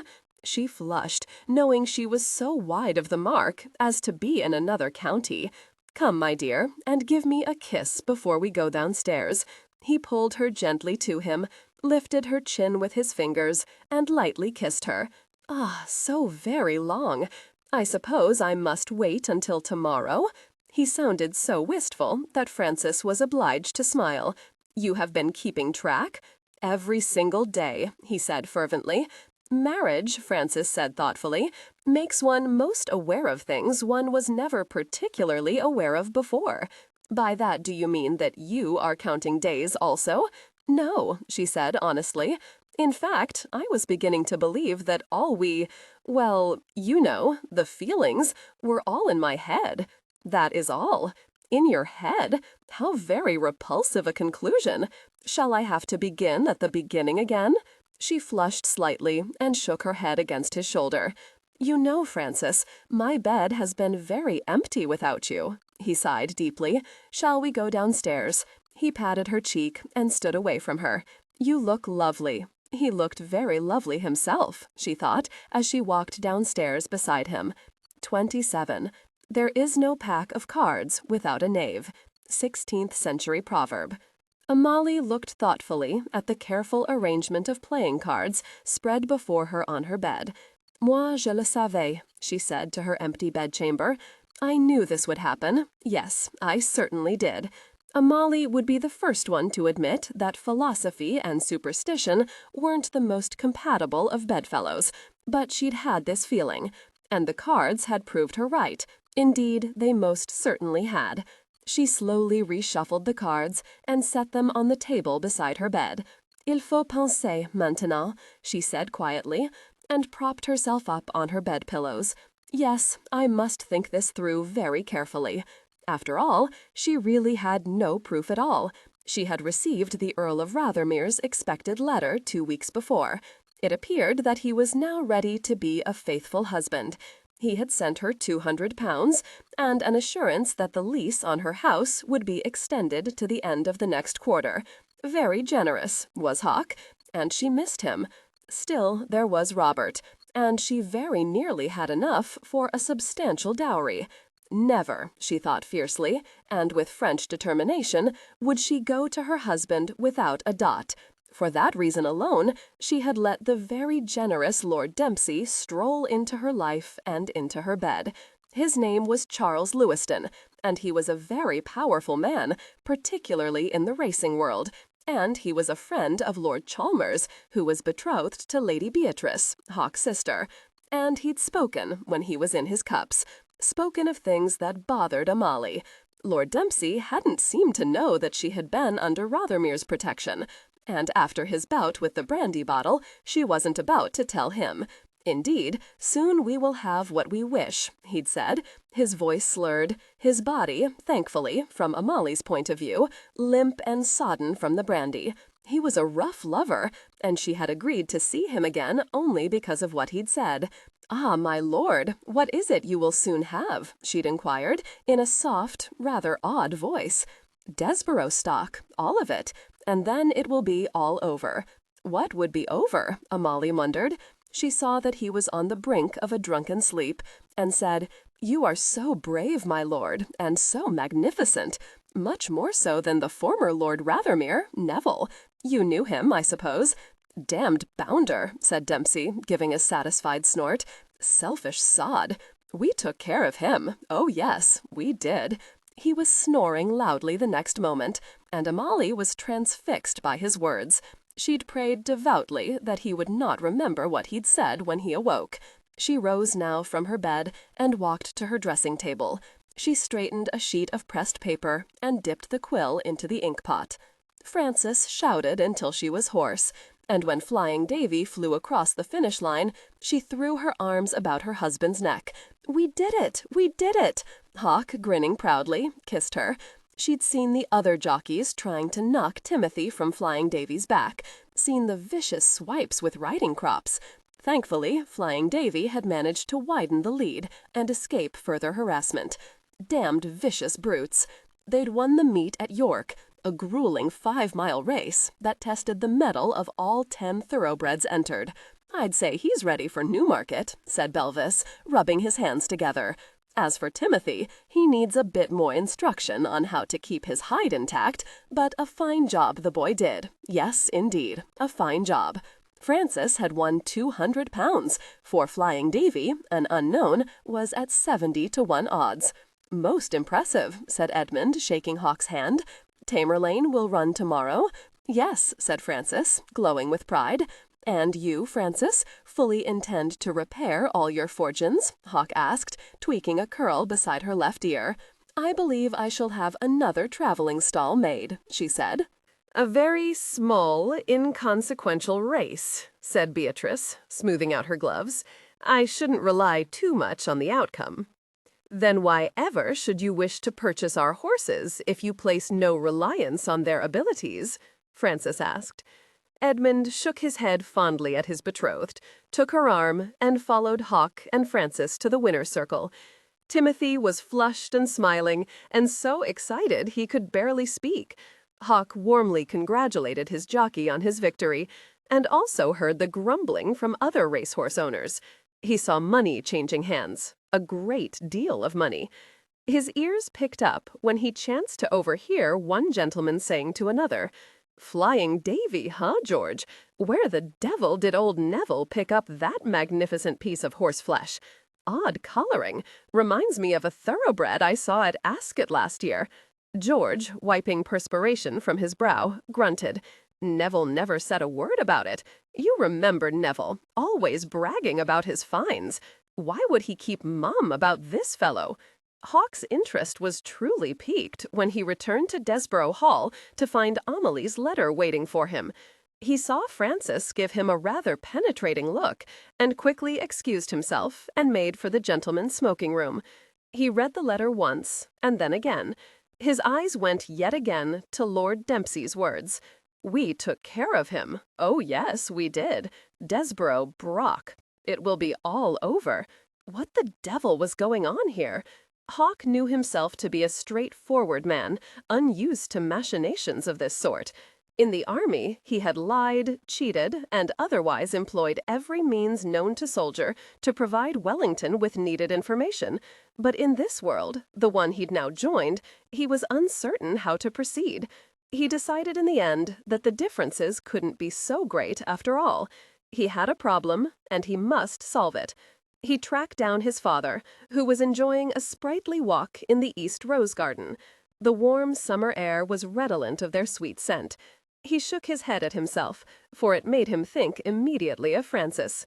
"My boy," the Marquess greeted him, "Frances isn't with me, more's the pity. I wager you can find her at the paddock." "No," Hawk said, "'tis not my wife I seek." He matched his stride to his father's slower one. "Was Lord Dempsey a close friend of Neville's, sir?" "Old Edward's boy. Charles, isn't that his name? I believe so. Charles Lewiston. Lewiston was a blackguard," the Marquess continued thoughtfully, dredging his memory. "I imagine that any son of his wouldn't be a particularly sterling specimen. I remember Neville speaking of him. Yes, he was a friend of Neville's. And of course Edmund was also. Yes, certainly. Pity that Neville couldn't have been more of a man, but—" The Marquess broke off, and Hawk frowned. "You told me once that you wouldn't force a Soho trollop on Neville. I really don't understand, sir. Did he change so much?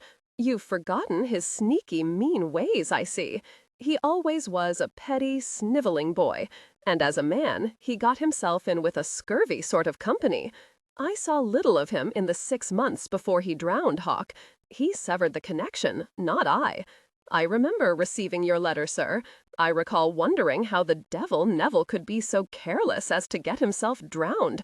He was drunk, utterly cast away," the Marquess said, distaste in his voice. "Who told you that he was?" The Marquess blinked a bit and stared searchingly at his son. "You know," he said finally, "'twas Edmund, of course. Came to Chandos Chase immediately to tell me. Most proper is our Edmund. I had to pry the details from him. Edmund is a gentleman. Was Lord Dempsey one of the men aboard Neville's yacht? I don't know, Hawk. Why the interest now?" Hawk was hesitant to speak further, and thus hedged. "I'm not certain." The Marquess looked at his son's closed face and said, "I believe Edmund and Beatrice are to leave tomorrow.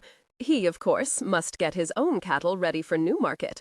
Do you wonder, father," Hawk said, "why Edmund is so very interested in buying all the Desborough stock? The price he offered me was beyond something grand." "Ambition," said the Marquess. "I believe Edmund has aspirations of equaling the records of Jersey and Derby. Can't fault a man for that." "No, I suppose not," said Hawk. But why, he wondered, had Lord Dempsey spoken of the Desborough stock? What would be all over? For some reason, Hawk couldn't explain to himself. He made no mention of anything to Edmund. Their last evening together was amiable, and it seemed to Hawk that Edmund's wishes for racing success were sincere. Beatrice was not so amiable, of course, but Hawk didn't expect it from his sister. Frances, sensitive to her husband's moods, a consequence that troubled her not a little, found herself yet again entering her husband's bedchamber late that night. This time he was in his dressing gown, not in his lovely natural state, sitting in front of the fireplace. A lone candle burned by his elbow. She saw that he was holding a piece of paper in his left hand. "What is this?" she asked, coming around his chair to face him, her finger pointing to the paper. "Oh, Frances," he grinned at her, "I was on my way to you, my dear. Are you so very anxious for my company?" She refused to be drawn. "Something has disturbed you, Hawk. What is it? What is that?" "Surely a husband is entitled to keep some things to himself, Frances." He carefully began folding the paper into a small square. "Hawk," she began, straightening herself for battle. "When are your sisters to arrive?" he asked, deflecting her charge. "Oh, did I not tell you? I suppose I thought it my secret." Hawk merely smiled at her. "Very well, my lord. Sophia wishes to wait until the fall. She said something about a little season, and my sisters gaining their polish before they're tossed into the marriage mart in the spring. We shall contrive to gain you a bit more polish before you squire them about," he said. She watched him slip the small square of paper into the deep pocket of his dressing gown. He patted his thighs, and she decided a bit of guilt was in order. She gingerly set herself down, but made no move to cuddle against him. "I sent the £200 I won at York to Sophia," she said, her voice a challenge. "She told me of a grand seamstress in Glasgow. Then the girls will likely be arriving in royal procession, for I sent another £300 to your father." That was something of a shock, and Francis gave him a brilliant smile. He felt the familiar stirrings of lust and drew her against his chest. "You are so very unexpected," she said, relaxing at the feel of his large hands roving up and down her back. He shifted his position, and she felt his hardness against her bottom. "Not really," he said, grinning at her. "Just a simple man who wants to bed his wife." Frances could find no fault with this pronouncement. She could find no fault either with the following hour. And it wasn't until she awoke the following morning that she remembered the square of paper Hawk had placed in the pocket of his dressing gown. Even then, it was but a vague memory. She was in Hawk's bed, alone, and she was, she knew, smiling a very satisfied smile. "I adore you, Frances," and then had come inside her, deeply and fully. She remembered vaguely telling him something, but she couldn't recall her words. Had she told him she loved him? That made her frown a bit. She forced her mind to her other concern. What was written on that piece of paper? Why hadn't he wanted her to see it? 2 days later, Frances made her usual rounds in the stables. She'd gotten into the habit of working out Flying Davy over the 5-mile track that wound over flatlands on the northern part of Desborough property. "You'll be working out Tamerlane today, Lady Frances. Davy is to remain in the paddock this morning. I've got Timothy trying some of my special defense strategies." "I think he should carry a pistol," Frances said, remembering the slash on Timothy's thigh from another jockey's riding crop. Belvis chuckled. "Not a bad idea. Lord, it might come to that. I hear that the Duke of Portland is trying his damnedest to improve racing standards, but it's slow going." Belvis gave Frances a toss onto Tamerlane's back. "Remember to keep him close for the first mile." He added on a grin, "You might imagine jackies beside you. Mean devils, the lot of them. Kick at them, my lady. Try some of your more colorful Scottish curses on them." She saluted him and clicked Tamerlane into the stable yard. She waved at her husband, then guided the stallion past the paddock to the flat field beyond. She laughed aloud with pleasure when Tamerlane snorted, jerking at the reins. "You want to run, my boy," she said, patting his glossy neck. "All right, let us show everyone what you are made of." Her riding hat was firmly fastened to her head, but when she loosed Tamerlane, she felt the wind tearing at it, and she smiled, feeling that mad exhilaration. Every so often, she turned her head to the side, growled at a vicious-looking jockey, and kicked out at him. Tamerlane held to his course. There was but one jump on the entire course, a short 3-foot fence that marked the end of Desborough property and the beginning of the Borsheers. They'd discussed with John pulling down the fence, but hadn't gotten to it just yet. Frances enjoyed the jump, and as they neared it, she pressed herself against Tamerlane's neck. He soared over the fence, and it was in that split second that Frances saw the raw-toothed thresher on the other side, its vicious iron spikes sticking upward. She didn't think, she reacted, trying desperately to stretch out Tamerlane's stride to clear the spikes. He did, almost. Frances heard his agonized scream, felt his body twisting beneath her, and felt herself flying over his head. She landed hard, and for many moments was insensible. She pulled herself upward, and her eyes immediately fastened on the huge gash in Tamerlane's back left leg. The thoroughbred was standing very still, his chest heaving. She knew he must be in dreadful pain. She jumped to her feet, tried her best to calm the stallion, then began running back toward the stables. The shortcut she took lessened the distance by some half-mile. But when she burst into the yard, the stitch in her side was so intense that she could scarce breathe. Hawk saw her first. "Frances, what the devil? Tamerlane! The jump! Somebody placed a thresher up behind it. Hurt! He's very hurt." "You're all right?" he asked. "Fine. Please, we must hurry." She heard Belvis shouting to bring the traveling horse-stall as she gathered together ointments, bandages, and pain-killing herbs she'd brought with her from Kilbracken. Hawk took her up in front of him. He said nothing, merely dug his heels into Ebony's sides to quicken his pace. Tamerlane was standing where Frances had left him, his proud head lowered. Hawk felt his throat close when he saw the gash. "We will not put him down," Frances said firmly. While she soothed the stallion and fed him the opiate, Hawk, along with Belvis, looked at the thresher. Tamerlane's blood showed like fresh rust on one of the spikes. "Who would do such a thing?" Belvis said blankly, shaking his head. "Who, for God's sake?" "Frances rides this way almost every day," Hawk said. They both whirled about at the sound of Tamerlane's wild snort, but Frances had him in control. She looked filthy, her riding skirt ripped, her hair tangled and snarled, and she was focused entirely on Tamerlane. She cleaned the gash very gently, applied the ointment, and bandaged the leg. "All right," she said, drawing a deep breath. "Let's get him into the stall." "He'll be all right," she said over and over again, as she and Hawk watched Belvis close the stall door and leap into the driver's seat. "Let's go back now, Frances," Hawk said. Suddenly, Frances felt the most searing, intense pain she'd ever experienced. Her face went white, and she staggered. "Frances, my shoulder," she gasped. "Oh, God, Hawk, it hurts." He thought quickly, weighing his options, then said, "Let me help you sit down and I'll take a look." He could feel her pain, feel her trying her best not to yell. When she was seated on the ground, he said, "Now, let me get the riding jacket off." It was more easily said than done. The pain was excruciating, and Frances prayed for oblivion. The jacket finally off, Hawk saw that the blouse was next. "I'll be as easy as I can," he said, and began unfastening the long row of satin-covered buttons. Frances couldn't help the moan this time. It was deep and agonized, and Hawk felt himself growing cold. He ripped the blouse off her to spare her more pain. He saw the problem quickly enough. She dislocated her shoulder. He thought quickly, then said, "Frances, I can fix your shoulder now.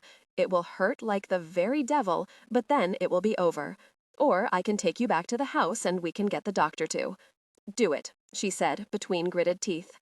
Hawk swallowed. He'd done this several times during his army days, but the men were big and strong. She looked fragile, her flesh white and soft. He cursed, placed his hands on the shoulder, and forced the bone back into its socket. She didn't scream, she didn't make a sound. "There," he said, so relieved that he was shaking. "It's over, Frances." Her head fell back, and he saw that she had fainted. "I'm proud of you, love," he said, as he gently laid her back on the ground, her riding jacket beneath her. She regained consciousness very quickly, and blinked up at her husband. "It's over," he said, gently stroking her cheek. "You'll be all right now." Her face lost its pallor and turned a light shade of green. "You want to vomit?" Frances swallowed convulsively. She shook her head. "It's natural. Here, my dear, close your eyes and hold very still."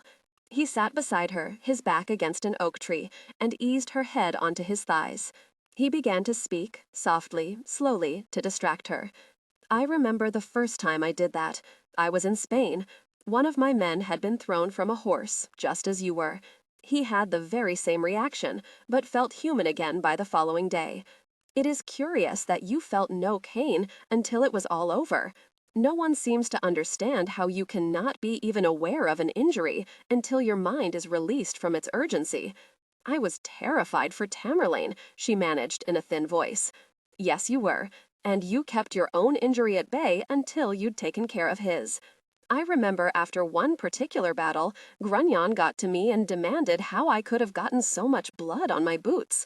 I had a thigh wound and wasn't even aware of it." He chuckled at the memory.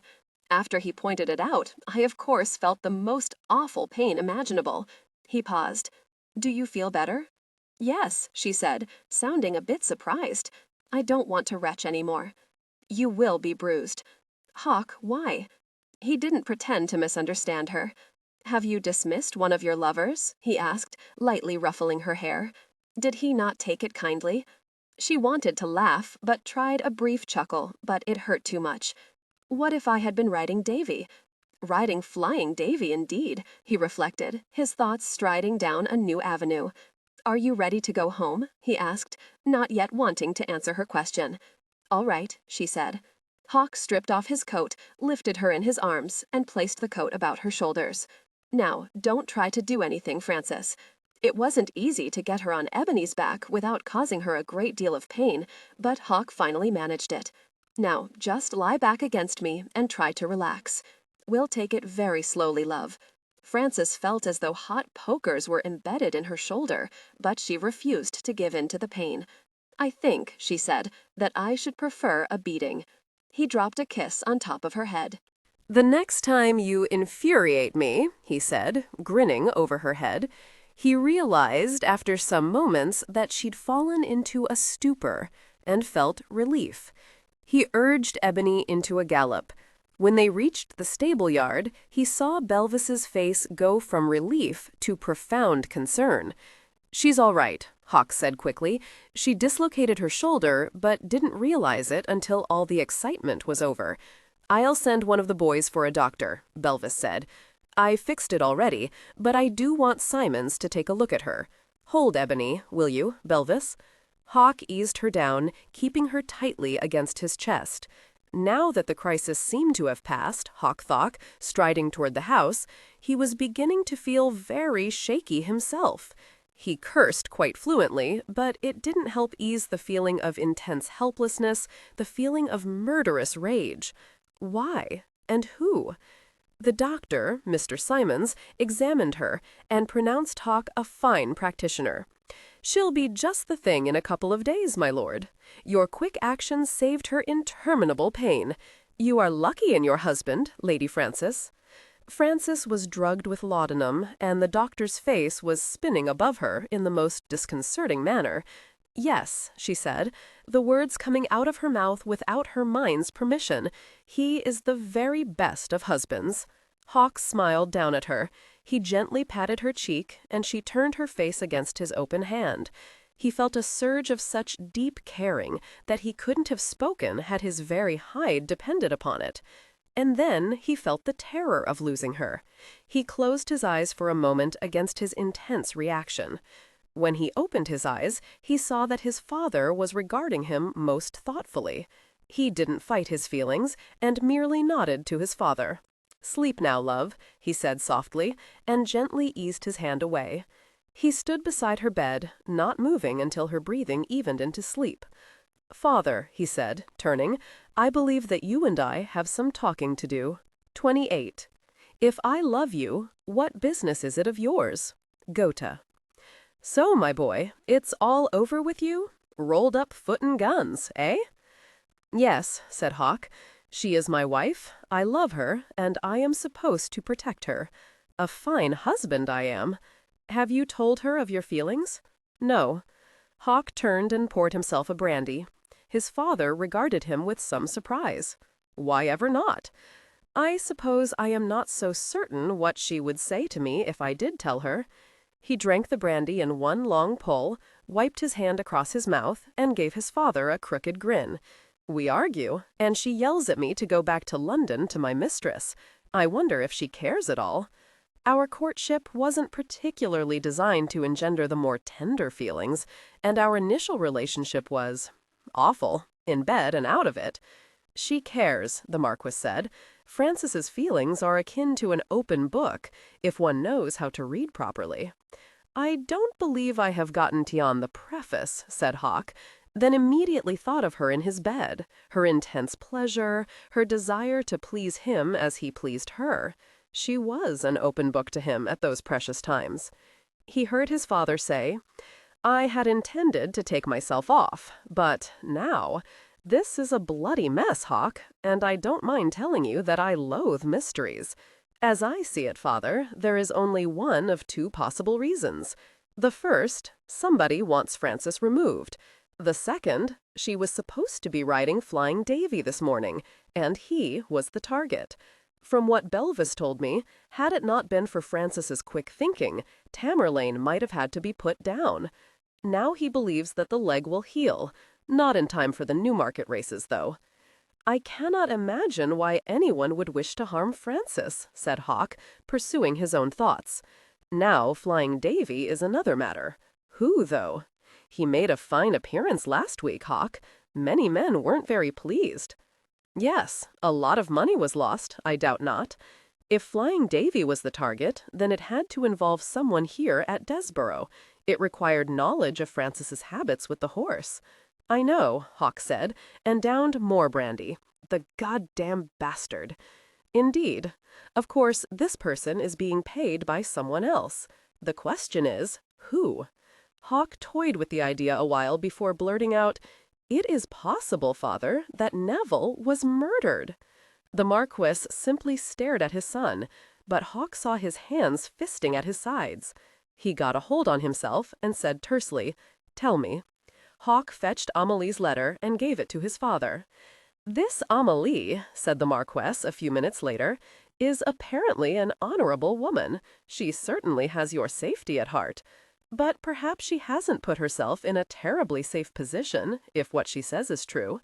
"No, she hasn't, and I was worried. I sent her £5,000 and told her to leave London. Neville, as much as it grieves me to say it openly, was a greedy bastard. I knew it, but chose to keep myself out of it. More fool I." "None of it was your fault, Father," Hawk said. "None of it. Every man chooses his own road. You know that. The question still remains, though, none of what?" The Marquess ruminated, saying finally, his voice meditative, "If Lord Dempsey was responsible for Neville's death, then perforce it had to do with racing. And that, unfortunately, brings our Edmund to the fore." Hawk cursed very explicitly. "I know, my boy, there is Beatrice and all that. It occurred to me, Father, that it was Beatrice behind Edmund's push to buy me out. Perhaps it wasn't. Or worse, perhaps it was." The two men stared at each other. Hawk very carefully set down his brandy sniffer. "I am going to speak to Belvis. The horses, particularly Flying Davy, must be protected."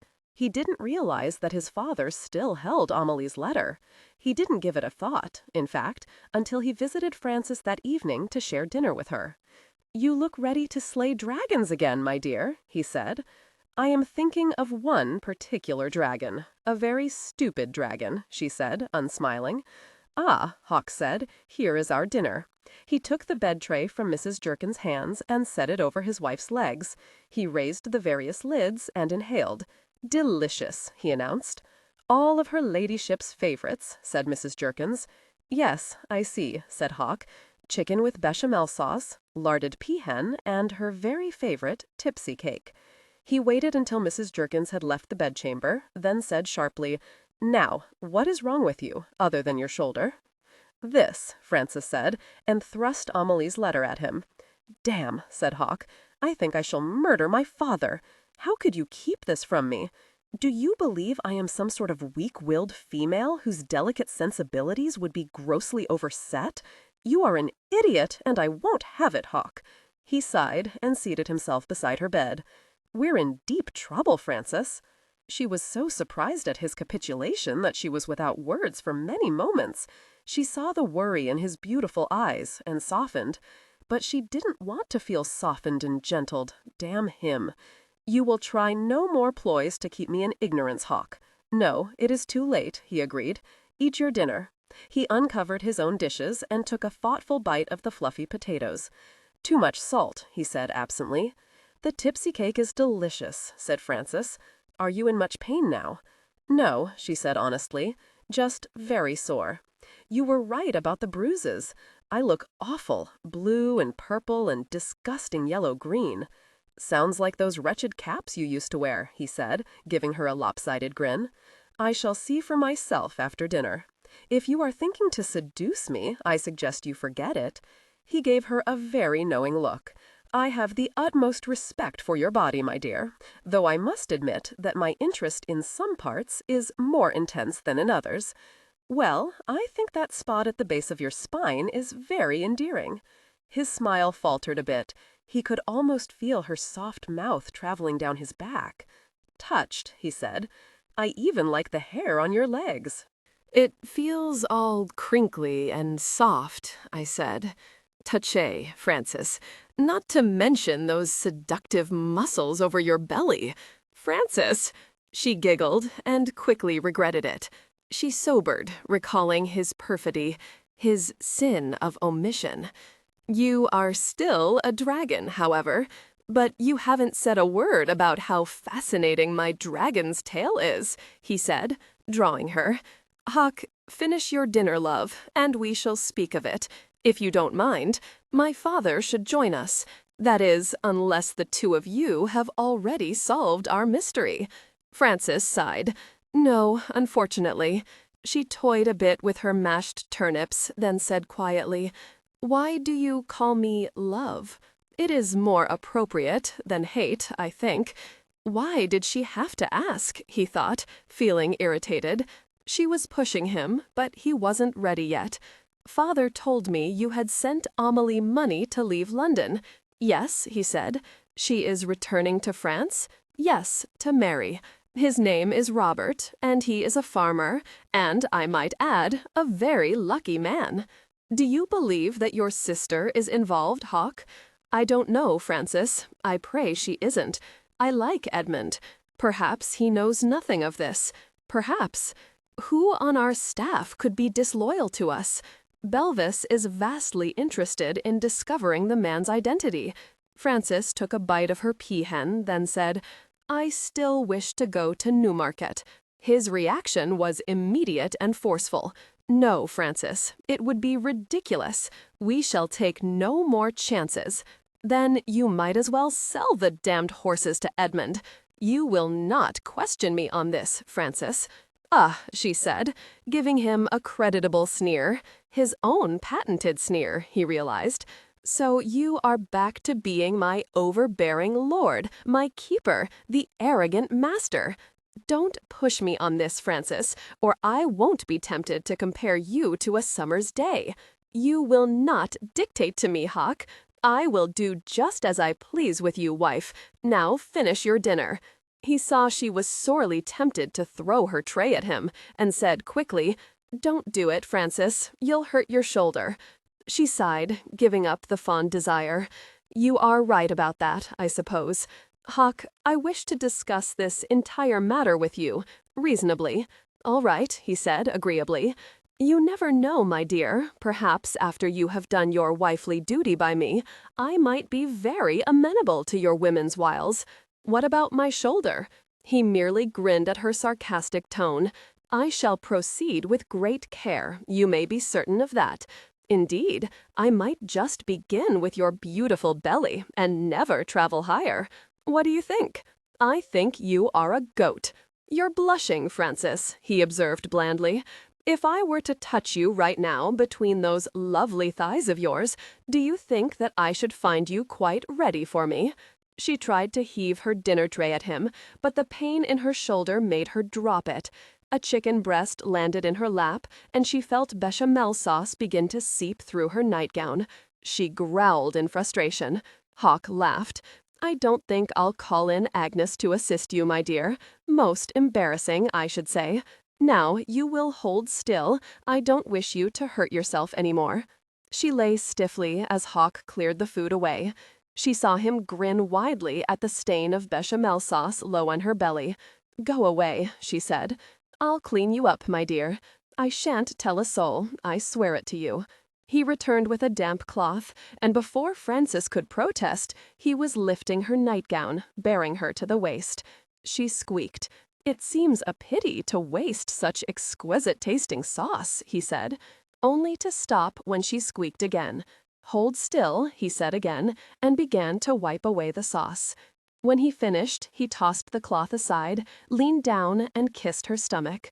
Frances sucked in her breath, and then expelled it when his fingers caressed along her inner thighs, slowly upward. until he was touching her. "Very nice," he said, his breath warm against her belly. "More intriguing than the sauce, I think."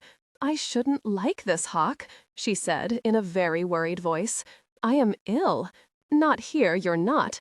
Hold still, Francis, close your eyes, and relax. I'm going to make you forget all about your shoulder." And he did.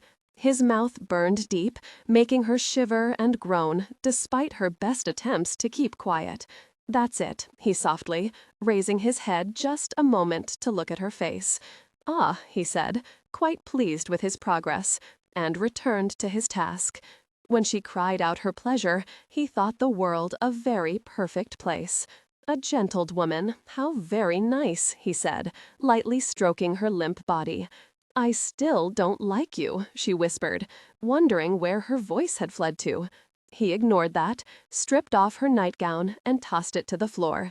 "I would get you another one, Francis, but it would only get in the way. Please cover me. I'm cold." "You were right about that shoulder," he said, his smile turning into a frown. "God, Francis, you scared the hell out of me."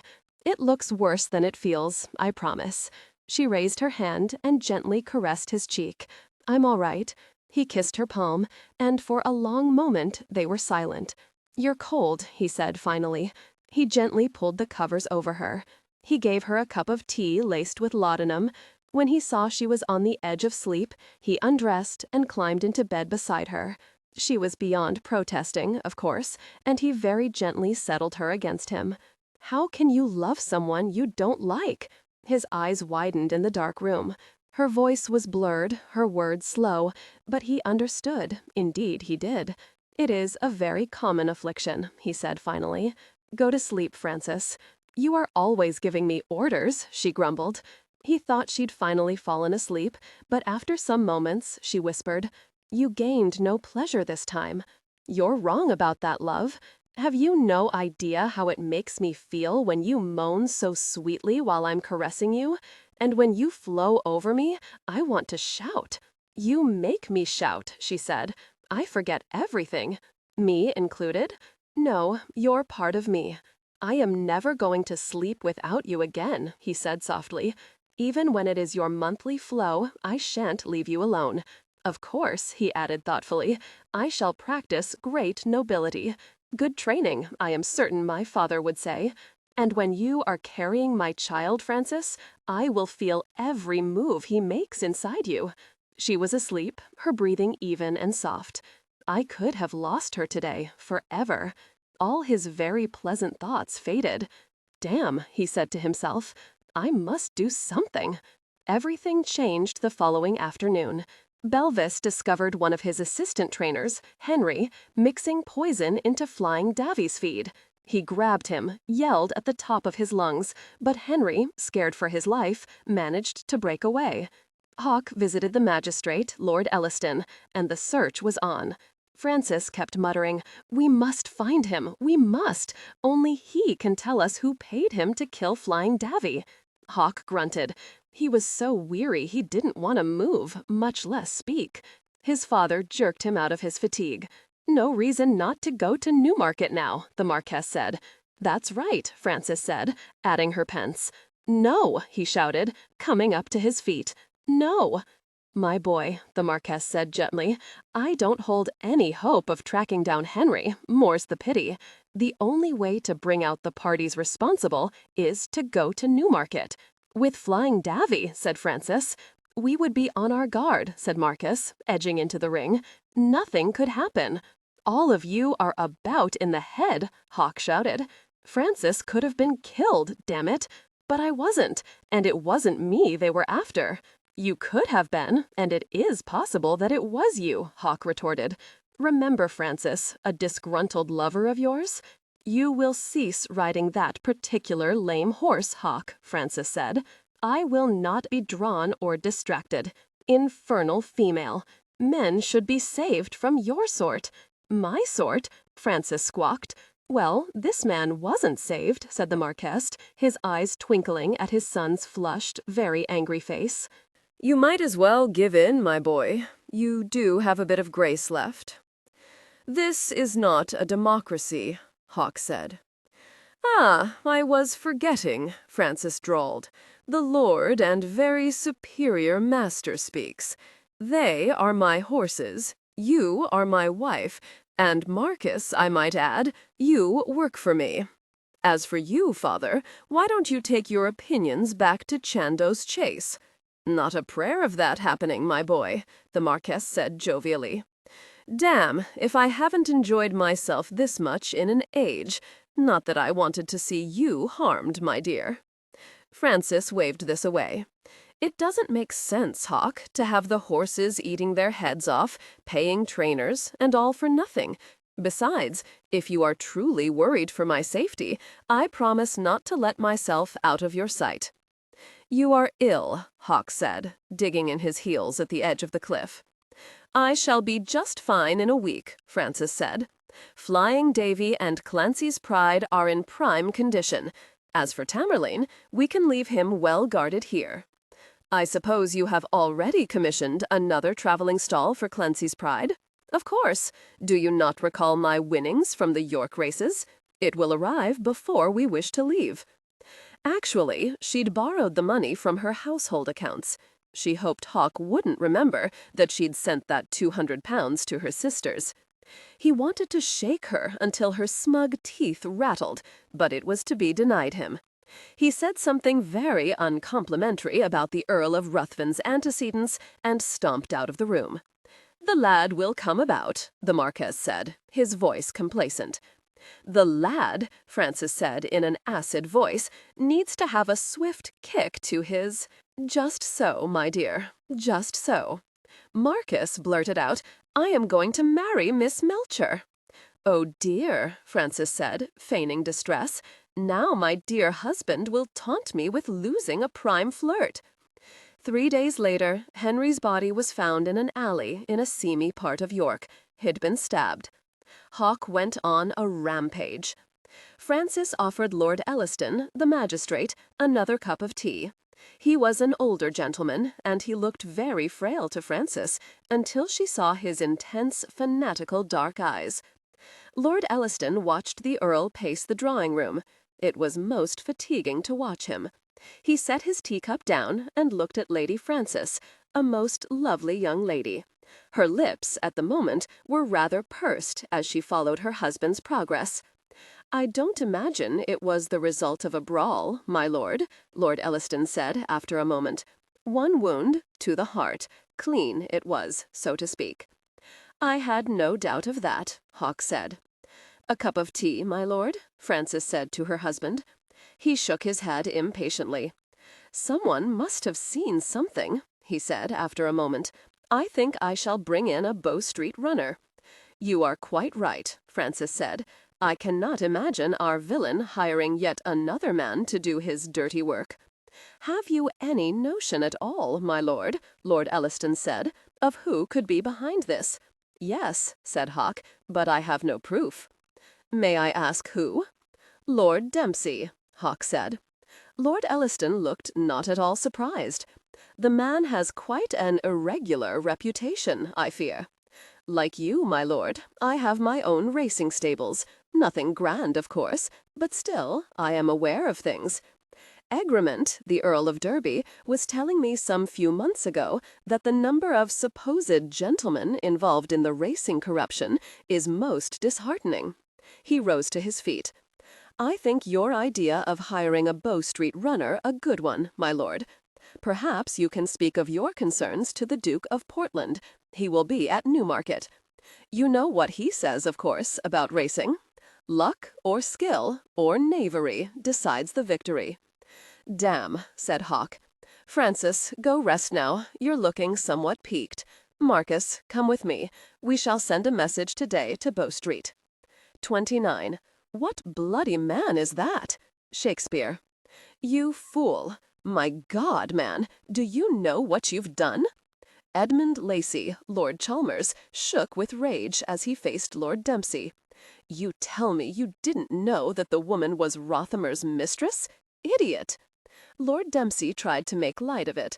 She's no longer under Rothermere's protection. Why should she care, even if she did wonder what I was speaking of? In any case, who would believe some silly trollop? Then why, Edmund said very softly, did Amélie Corlot pack up her belongings and leave? Oh yes, she is gone. I checked, and Hawk had extended the lease on her house until the end of the quarter. Why would she leave if not out of fear of recriminations from you? There is little doubt in my mind that she has informed Hawk of what you said. Edmund watched Lord Dempsey rise from his chair and pour himself a glass of port. Bloody fool! He'd never liked the man, had always feared what he would say in his cups, and he had spoken to Hawk's mistress of all people. Charles Lewiston, Lord Dempsey, and Neville had always been good friends, until Neville had become weak and frightened. Christ, what was he to do? Surely Hawk must have doubts about him now, grave doubts. Henry, the stupid clod, was thankfully dead in York, with no traces to them.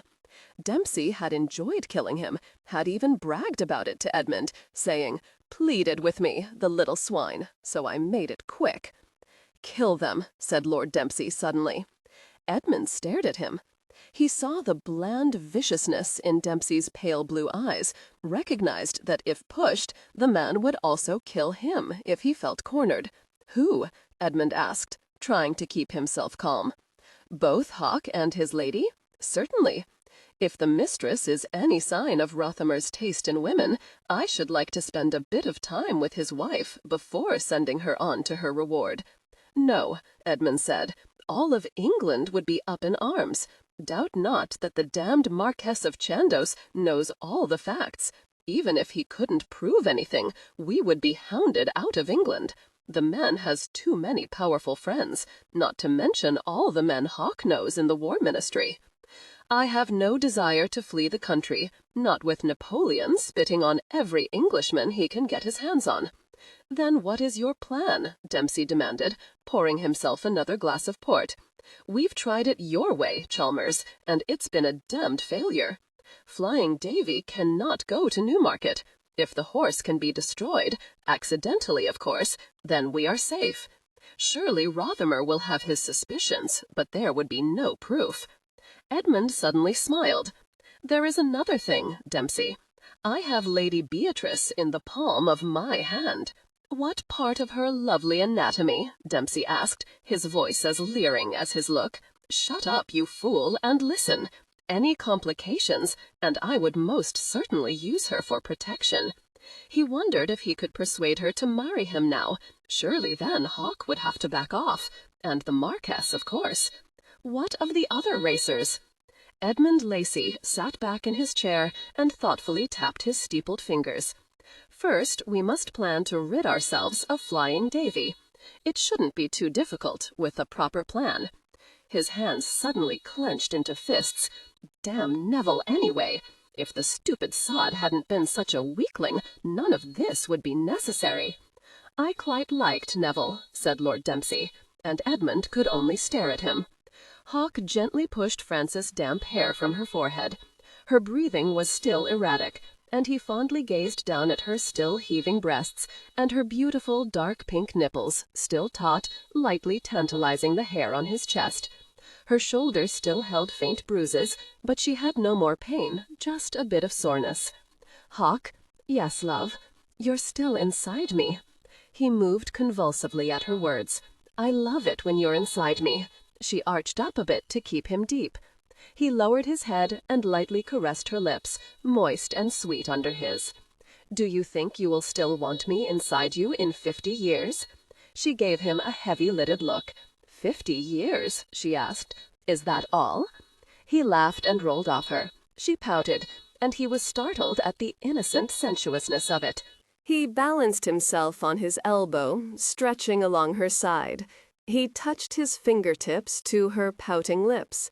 "Where did you learn how to do that?" The sparkle of fun was back in her eyes. I watched Viola perfect it in front of her mirror. It drove all the neighboring young men wild. "May I request that you pout only for me?" "Perhaps, if it is truly a request, and not one of your lordly orders. I believe that orders should refer to the priesthood, don't you?" She grinned up at him, saying wickedly, "You are almost as intriguing after you make love to me as during. Amelie told me quite clearly that a woman enjoys talk after she's drowned with pleasure, not just snores." She punched him in the chest. "I have only 7 years on you, my dear," he said in a marveling voice, "and you still can't keep up with me, verbally, that is. As for the rest of it—" He grinned down at her and lay his palm on her belly, grinning more widely at her quiver. "Yes, the rest of it. Well, I believe we can safely toss that damned jar of cream out the window." That was certainly true, thought Frances. "You think, doubtless, that is because you are a man, your verbal greatness, that is. That and the greater natural intelligence that goes along with masculine endowments. You are tempting me to put some of that horrid horse-colic medicine in your tea." He had no retort to that, which surprised her. He said finally, "I should have seen you then. Perhaps not before we were married, but certainly afterward." "You did see me. You blanched each time, and looked as if you were in acute pain." "No, really seen you. Even on your hands and knees, kneeling over the chamber pot, your face a bit green. You weren't wearing those spectacles then, nor one of those prized caps of yours." "I felt too awful to care," she said, grimacing in memory. "You were going to make love to me that night, weren't you?" "I was going to try to," he said, and lightly moved his open hand up to caress her breast. He felt the slight quiver and smiled. "What if I had been truly ugly? Then I would have had to concentrate on your beautiful body," he said promptly, his fingers now moving quickly downward. She was damp and sticky with him, and he wanted her again, desperately. He no longer questioned his intense need for her. He accepted it now and reveled in it. A wife, he thought. His wife. "Oh," she gasped, unconsciously raised her arm to bring him over her, and gasped again at the twinge of pain. "Careful, love. Do you want me to drive you crazy with more pleasure?" She nodded, knowing quite well that she wanted him, all of him. "You are mine," she said, and lurched up at the incredible sensations created by his fingers. "Yes, and I intend to be until I curl up my toes and pass to the hereafter. Now, where was I?" He eased himself between her thighs, parting them widely. She blinked at him, feeling a moment of embarrassment at being so exposed to his eyes, but he merely shook his head, smiling at her. His eyes, darker now with building desire, studied her, following his caressing fingers. "So beautiful," he said. Her muscles tightened, then slackened. "You know how much I want you, don't you?" "Yes," he said on a deep, satisfied sigh. "Yes, I do, love." "Then why do you continue to tease me?" "Tease you? Actually, I'm simply ensuring that you are truly gentled and weak and silly before I give you what you want. You bounder." Then she gasped and her eyes glazed. "Hawk!" she cried, and brought him into her. Later, when Frances was asleep in his arms, his mind returned to the miserable problems they faced. They were to leave for Newmarket on the morrow. He was frightened, he admitted it to himself, and he felt helpless, no matter all the precautions he'd taken. He thought of Mr. Samuel Uckley, the Bow Street runner, and smiled into the darkness. A most unprocessing little man was Mr. Uckley, like a ferret blessed with a hook nose. "I don't like this, me lord," Mr. Uckley had informed him, as he tugged on his left ear. "I wants to bring my friend Mr. Horace Bammer in on this. Horace can stay here and poke about, and I'll come with you to Newmarket." And that was that, thought Hawk. He wouldn't have objected in any case. Mr. Bammer would provide more protection here at Desborough Hall. He felt Frances' fingers tangle in the mat of hair on his chest. He felt her warm breath against her shoulder. He wondered if she would remember in the morning the words she'd shouted at her climax. "Do you truly love me, Frances?" he asked quietly. She murmured something in her sleep, and he was pleased. But worry continued to nag at him. How to keep her safe? His body grew taut the more he thought about the damnable situation. He had suddenly thought of the captain of the Keymark, Neville's yacht, while he reviewed everything he knew with Mr. Uckley. He couldn't remember the captain's name, nor had he ever seen Neville's yacht, now his yacht, he'd realized with a start. But it was true, as Mr. Uckley had pointed out, that if there had been foul play, the captain had to know of it. And that meant, of course, that the blinkin' cove had been bribed to keep his mouth shut. Hawke decided then to send a message to Southampton, to the Keymark, and demand that the captain come to Newmarket. Then he would get answers, by hook or by crook. Hawke cursed softly, and Francis said quite distinctly, "Alicia, did you feel ill when you were with child?" Good God, thought Hawke. Unfortunately, the absent Alicia didn't answer Francis' question. On the edge of sleep, Hawke had his own endless stream of questions, and none of them with answers. Why did they want the Desborough stock? Why did they want Flying Davy dead? Ah, Edmund, I think you are one of the villains in this. But dear God, I hope Beatrice isn't. He couldn't bear the thought that his sister could actually be involved. Was Frances pregnant? The Desborough procession pulled into the courtyard of the Lame Duck Inn the following evening at 6 o'clock. Situated on the outskirts of Doncaster, near the Doncaster racing tracks, the inn boasted a stable of requisite size, enough rooms for the 15 members of their party, and a private dining room. The day had been warm, and Frances hated every minute spent inside the stuffy carriage. Agnes wasn't the most stimulating of companions, her conversation consisting primarily of comments on each village they passed through, regardless of its claim to the unique, or, more likely than not, the commonplace. This, of course, for her Scottish mistress, who had knew her seen England and required constant edification. Frances wanted to throttle Agnes by the time she alighted from the carriage. All her stubborn husband's fault, of course. "You will not ride with your shoulder still sore," Hawke had said, and Frances cajoled, pleaded, shouted, and cursed, all to no effect. Blast him. "I will not take a single chance that your horse could become excited and you hurt your shoulder again. Damnable, overbearing. I beg your pardon, my lady? Oh, nothing, Agnes. I am just bored sitting here doing nothing. The day is so very fine, not too hot, save in here, of course. That dratted man." Frances found no fault with either the Lame Duck Inn or its proprietor, Mr. Smith. Lord and Lady Rothermere were treated with great deference, and provided a meal that tested Mrs. Smith's culinary abilities.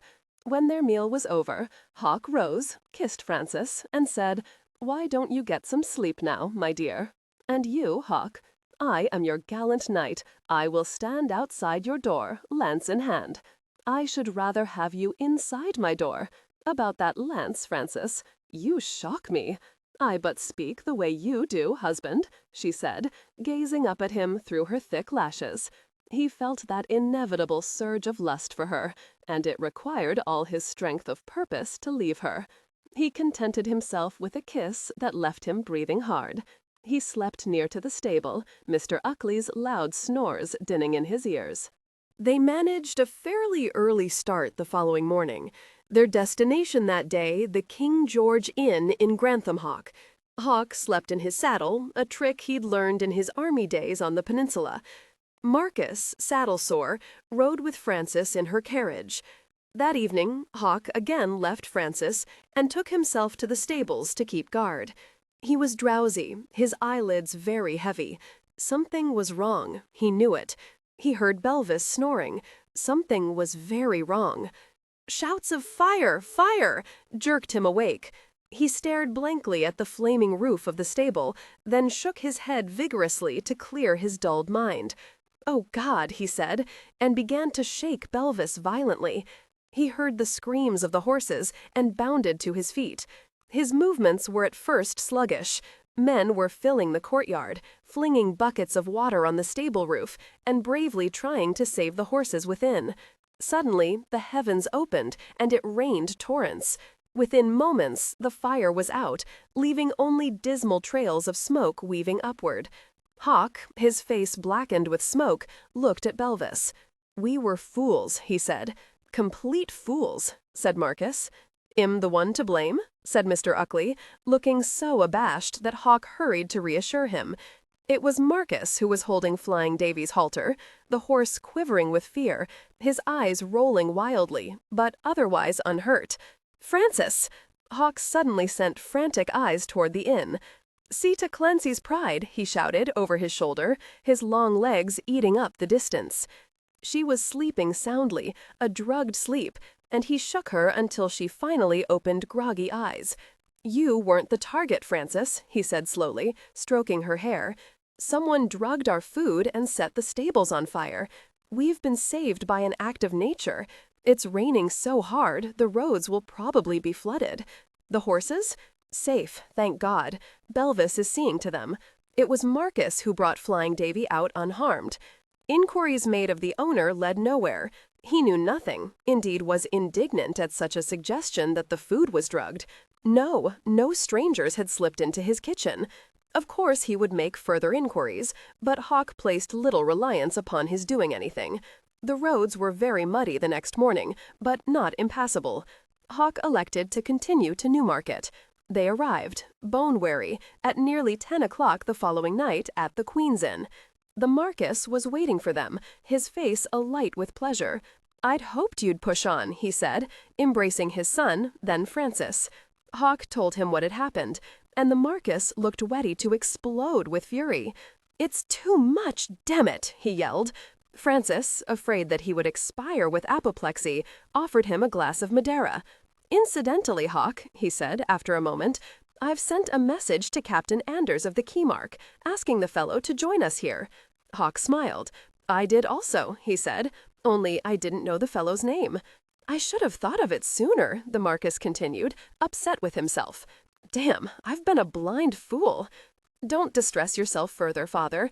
Now, would you like to join us for a late dinner?" Newmarket was a town unlike the others they'd passed through, Francis saw the following morning. It boasted many inns and shops and stables, since for many years its livelihood had been dependent on the races. "'Tis the Duke of Portland who owns much of Newmarket Heath," the Marquess told her as they strolled along the main street. "He has plans, I hear, to clear off acres of the furze and scrub and lay down grass for training grounds. Costly, though. Probably will take him years to get it done, if ever." When they reached the stables Hawk had rented for the horses and their trainers, Francis grinned to see many gentlemen clustered about the horses' traveling stalls. "Fascinating idea, my lord," one gentleman was saying to Hawk. "You are to be congratulated. Actually, it was my wife's doing. She was the one who found the smithy in York." He looked to see her, and beckoned. "Here she is, gentlemen." Francis was quite aware that the gentleman found no favor with her contribution. "I say, my lord," Sir Jonathan Luddle said, "this one stall has been damaged." "Fire?" "Yes, there was an unfortunate accident on our way here." "Your cattle all right?" asked another gentleman. "Yes," Hawk said. The man snorted. "Damned nonsense if you ask me, and I'll wager it was anything but an accident. We're all paying fortunes to protect our cattle from villains. Did you hear about Ashland's problems?" There were many ladies in Newmarket, and Frances quickly discovered they were all as interested in gambling as the gentlemen. Gambling, flirting, and gossip as well, in equal portions, she quickly amended to herself. As for herself, she had £50. It would all go on Flying Davy. Only her husband would be the recipient of her flirting. There was a party that evening at the Golden Goose, the entire inn having been hired by Lord Delacourt, a very elderly gentleman with gout, who held court from a mammoth chair in the center of the large parlor, his leg propped up on several pillows. A nervous-looking man, reed thin, stood by his shoulder, ready, Frances thought, to spring into action when Lord Delacourt so much as whispered a command. "I should own the damned inn," Lord Delacourt was complaining, in a loud, quite carrying voice. "Ridiculous to make old Neddy, the proprietor, rich as Croesus. Timmins, you will see to it tomorrow." "Yes, my lord," said Timmins quickly. Lord Delacourt appeared to ruminate on this for a while, then beckoned imperiously at Frances. "Come here, girl." "Don't worry, Frances," the Marquess said in her ear. "The old codger doesn't bite. At least, I don't think he's taken that up yet. When he was 20 years younger, though, I wouldn't have put anything past him."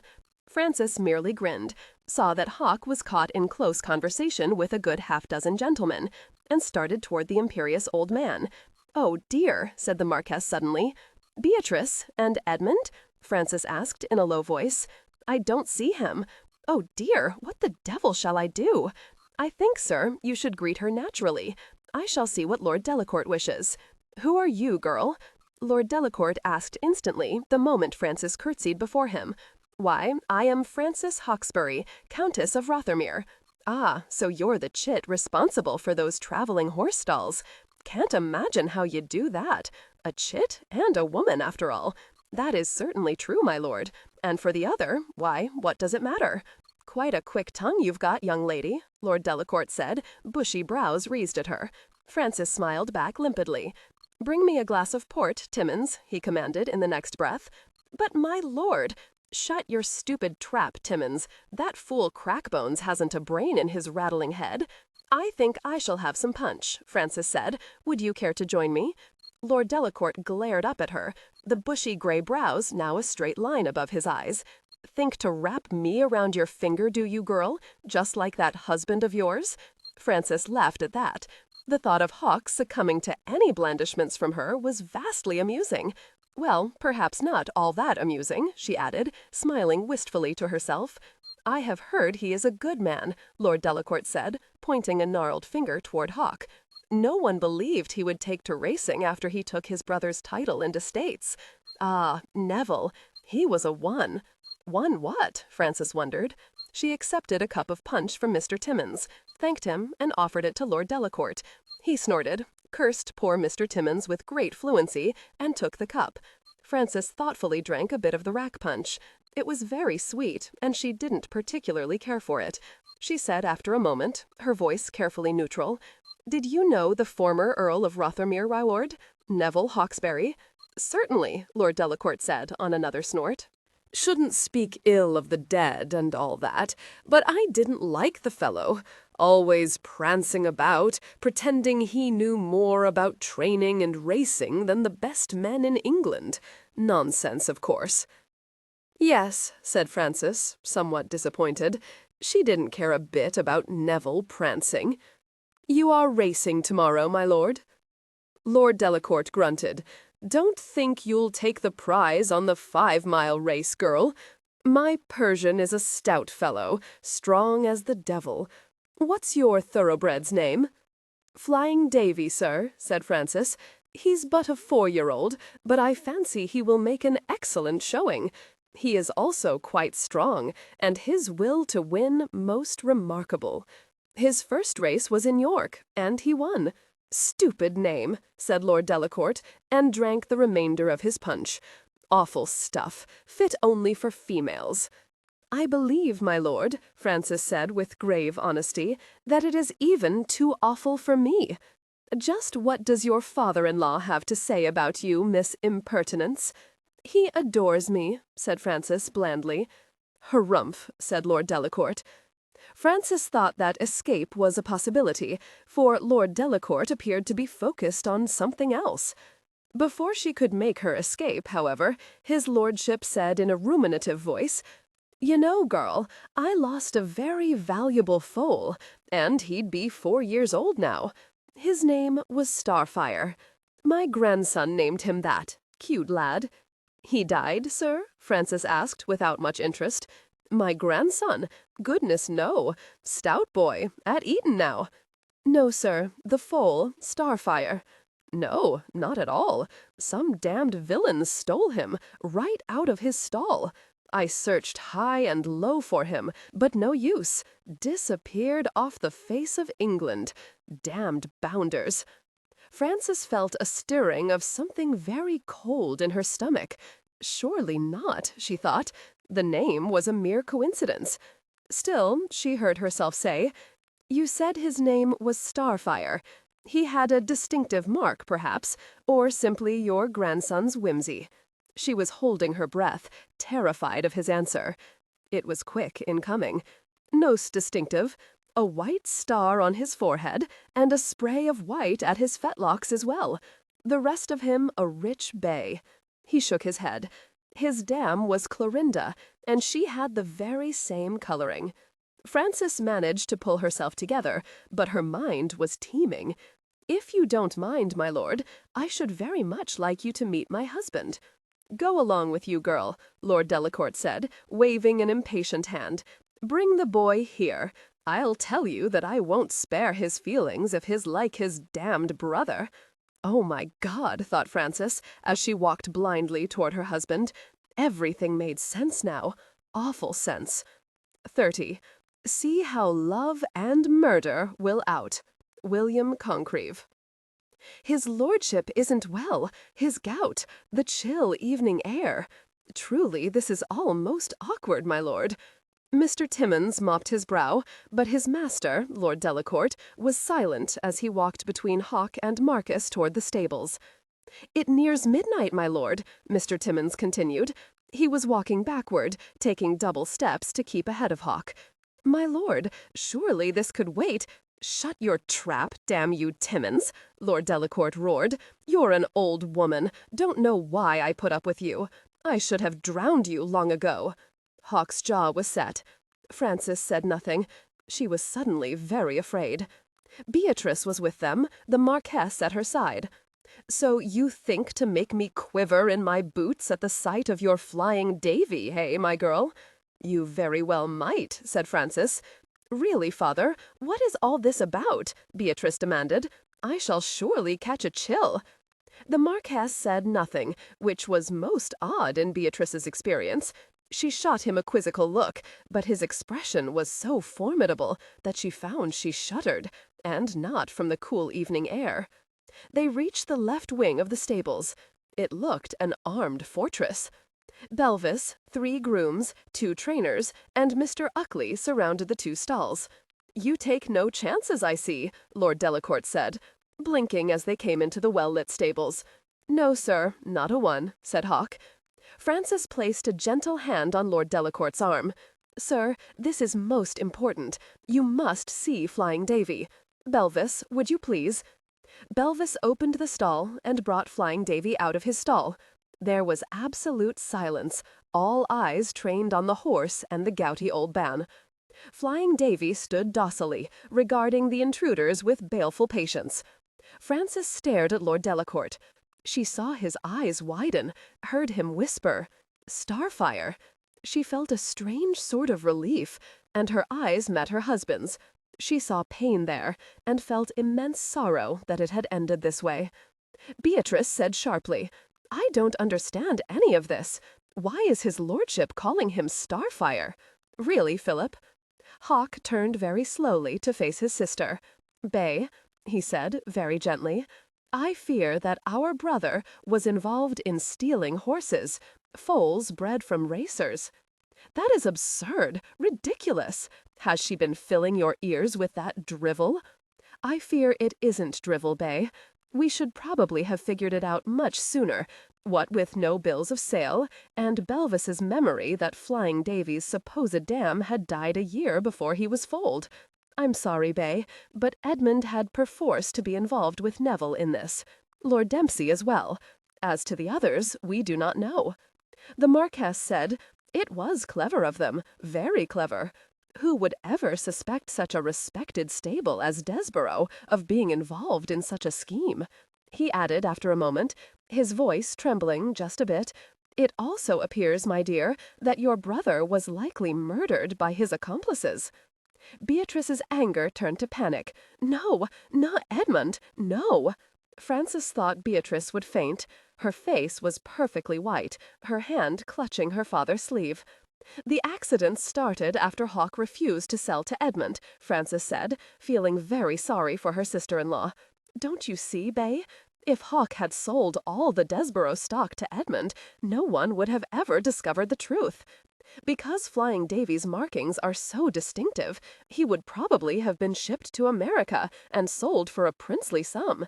As for the others, and we don't know how many are involved, Edmund probably could have raced them without fear of their being recognized by their real owners. "Your logic is inescapable, Francis," said a soft voice from behind them. "Edmund!" Beatrice shrieked, whirling about. "Tell them it isn't true." "I cannot, my dear. It is true, you see." Edmund's pistol was trained on Beatrice's breast. None of the men moved. He continued to Hawk, his voice emotionless. "You have the luck of the devil, Hawk. I was most distraught when I learned Francis rode Tamerlane and not Flying Davy that morning. Then, of course, the damned horse should have been killed in the fire at Grantham." "It is no use, Edmund," Hawk said. "Unfortunately, I must agree with you. However, I have no intention of fleeing the country without some security. You have too many fighting friends, Hawk, and I know they would search me out. I intend to ensure that they don't. Come here, my dear Beatrice, now." "You damned bastard!" the Marquess shouted. "Don't you dare!" "Shut up, old man." "Edmund," Hawk said very quietly, "why did you kill Neville?" "I will tell you, Hawk," Edmund Lacey said, his eyes narrowing. "Your brother was greedy, then a weak fool. We were making plans that week on his yacht, great plans. But Neville was frightened. He wanted out. He was in his cups, incidentally. And Dempsey, well, Neville was a fool," said Lord Dempsey, coming into the stable, a deadly pistol in his hand. "I merely helped him over the railing. He was too drunk to save himself." "You filthy bastard!" the Marquess thundered, and stepped toward Dempsey. "You murdered my son." "Don't, father," Hawk said, putting a restraining hand on his father's shoulder. "Now, as I was saying, I have need of you, Beatrice." "You bloody coves!" Mr. Uckley exclaimed in frustrated fury. He forced himself to be calm. "You'll never escape with the lady. Best give it up now." "I was right about Hawk's women," said Lord Dempsey, his eyes traveling from Frances's face to the tips of her slippers. "I'll bring her also." "You touch her," Hawk said very softly, "and I'll kill you myself, very slowly and with great enjoyment." Lord Dempsey laughed. "You won't do a damned thing, my lord. And if you're stupid enough to try, I'll kill her." Frances edged closer to her husband. "I don't suppose we can do away with all of them, eh?" Lord Dempsey said to Edmund, disappointment in his voice. "Don't be a fool," Edmund snapped. "Leave Frances be. We require only Beatrice." "I won't go with you," Beatrice said very clearly. Her eyes were steady upon Edmund Lacey's face. She repeated, more forcefully, "I won't go with you. I cannot believe I was so deceived in your character, my lord." "A pity about my character, but I fear you have no choice, my dear," Edmund said. He indicated the pistol in his hand. "Come here, Bee, now." "You betrayed me. You used me," Beatrice said. "You killed my brother." She drew a deep breath. "You will have to kill me, for I will not come." Edmund Lacey looked startled for a moment. "Such fire from you, my dear." "Dempsey, keep that pistol of yours trained on the Marquess. Any of you try anything, and the old man will die." Edmund grabbed Beatrice and pulled her roughly against him, trying to still her flailing arms.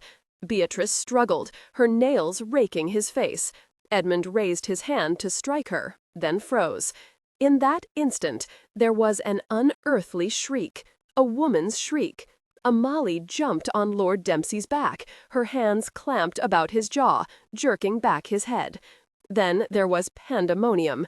Frances blinked at the sight of Beatrice smashing Edmund's jaw with her right fist, with incredible strength and venom. He reeled and was caught by Mr. Uckley. Dempsey, a wild woman on his back, struggled, cursed, tried to aim the pistol, but Hawk was on him, forcing the pistol upward. The pistol fired and hit the unfortunate Mr. Timmins in the arm. Beatrice, Marquis, and Mr. Uckley were pounding Edmund to his knees. Hawk drove his fist into Lord Dempsey's jaw. The man groaned and slipped to the straw-covered floor, unconscious. Hawk pulled Amali to her feet and brushed her off. He was grinning wildly into her flushed, triumphant face, until he heard his wife say, "Thank you, Mum. You saved us. Who are you? How are you here?" He cursed softly, the full import of Amali's rescue bursting into his now uncluttered mind. He cleared his throat. "Francis, my dear, this is a very good friend of mine. Let Mr. Uckley fetch the magistrate, then the three of us will enjoy a comfortable talk." It was another hour before Hawk, Francis, and Amali were ensconced in the parlor. The Marquess had escorted Beatrice to her bedchamber. Lord Delacourt had most solicitously looked after poor Mr. Timmins, yelling at the hapless doctor each time Mr. Timmins happened to make a sound. "This is Amali," Hawk said simply. Frances knew, of course. She gazed at the beautiful Frenchwoman, and without a word walked to her and embraced her. "You are very brave, and we thank you for everything." Hawk breathed a sigh of relief and proceeded with manly stupidity to blunder. He grinned and drawled with woeful cockiness, "Everything, Francis." Both women turned on him. "You will not act the bastard, Hawk," said Amali, "or I shall regret saving your English hide." She shot a look at Francis, caught her nod, and Hawk felt his arm suddenly jerk behind his back by Amali. He shot her an incredulous look, then yelped, doubling over, pushed to his knees by Amali, as Francis' right fist connected with his belly. Frances was dusting her hands together, a smile of smug enjoyment on her face. "I was almost as good as Beatrice, I think," she said. "He perhaps deserves more," said Amali, releasing his arm. She stood over him, her hands on her hips. "I rather like a man on his knees," said Hawk. Hawk didn't move. He wasn't that stupid. They were killers. He knew it. He looked from one to the other and threw up his hands. "Ladies, I surrender." "A bit of grovelling might save you further mortification and cane, my lord," said Frances, enjoying herself immensely. This was too much. Hawk roared to his feet, grabbed his wife against him, only to feel Amali's very strong fingers in his hair, pulling with all her might. He gritted his teeth and felt his eyes water. Escape, he thought. Only a complete fool would stay. He quickly released Frances, fought free of Amali's very strong fingers, and fled from the parlor. He came to an abrupt halt in the outside corridor, frowning ferociously as he heard the gales of laughter from the two women. "What is this, my boy?" Hawk turned a chagrined face to his father. "What the devil is going on in there? Don't tell me you were idiot enough to introduce your mistress to your wife." "They nearly killed me," said Hawk, rubbing his hand over his belly. "They? Attacked by two furies, brought to my knees, made to grovel, unmanned." "I think that about covers it," said Frances, giggling in the open doorway, Amali beside her. "Oh, my God," said the Marquess.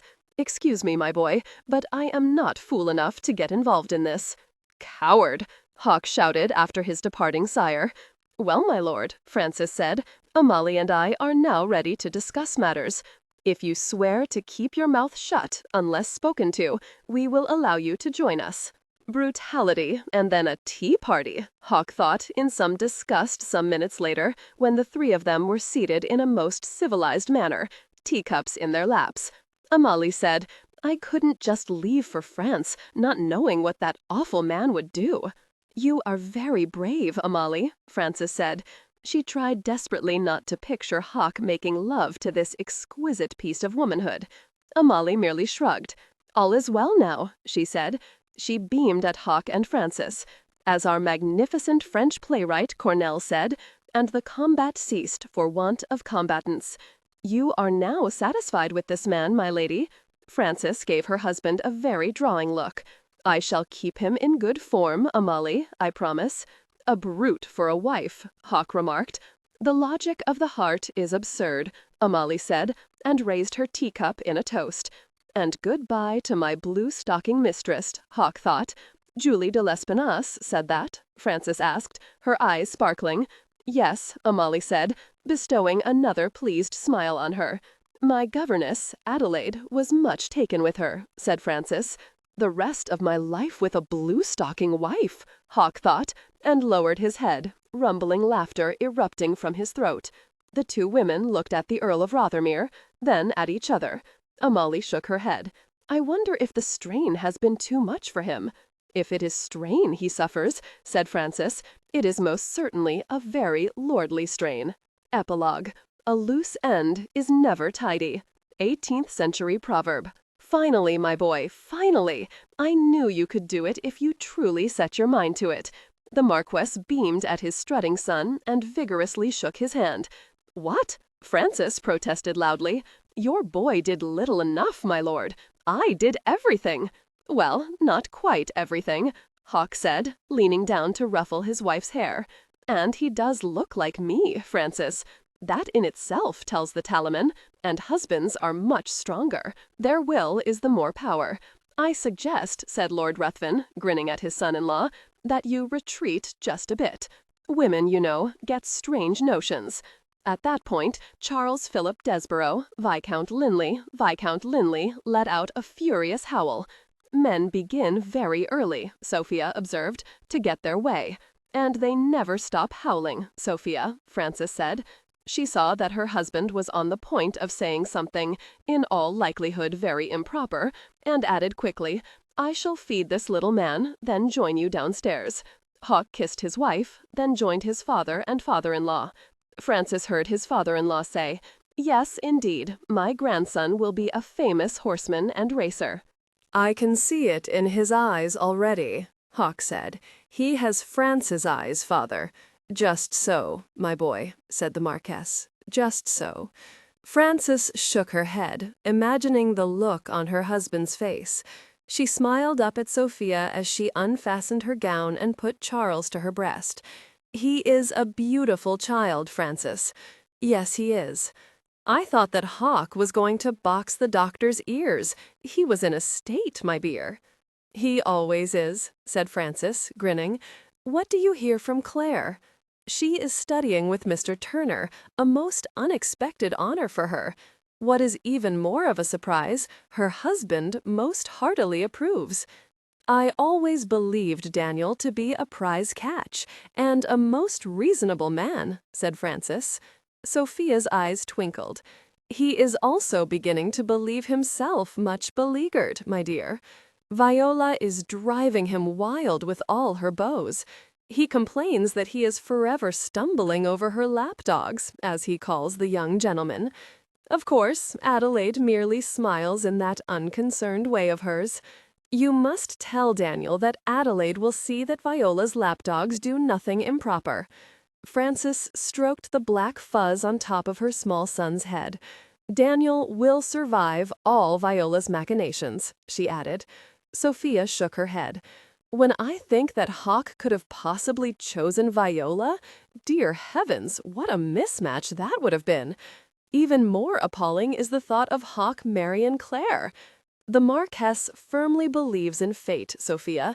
It is his august opinion that no matter my disguise or lack of one, I would have ended up with my husband.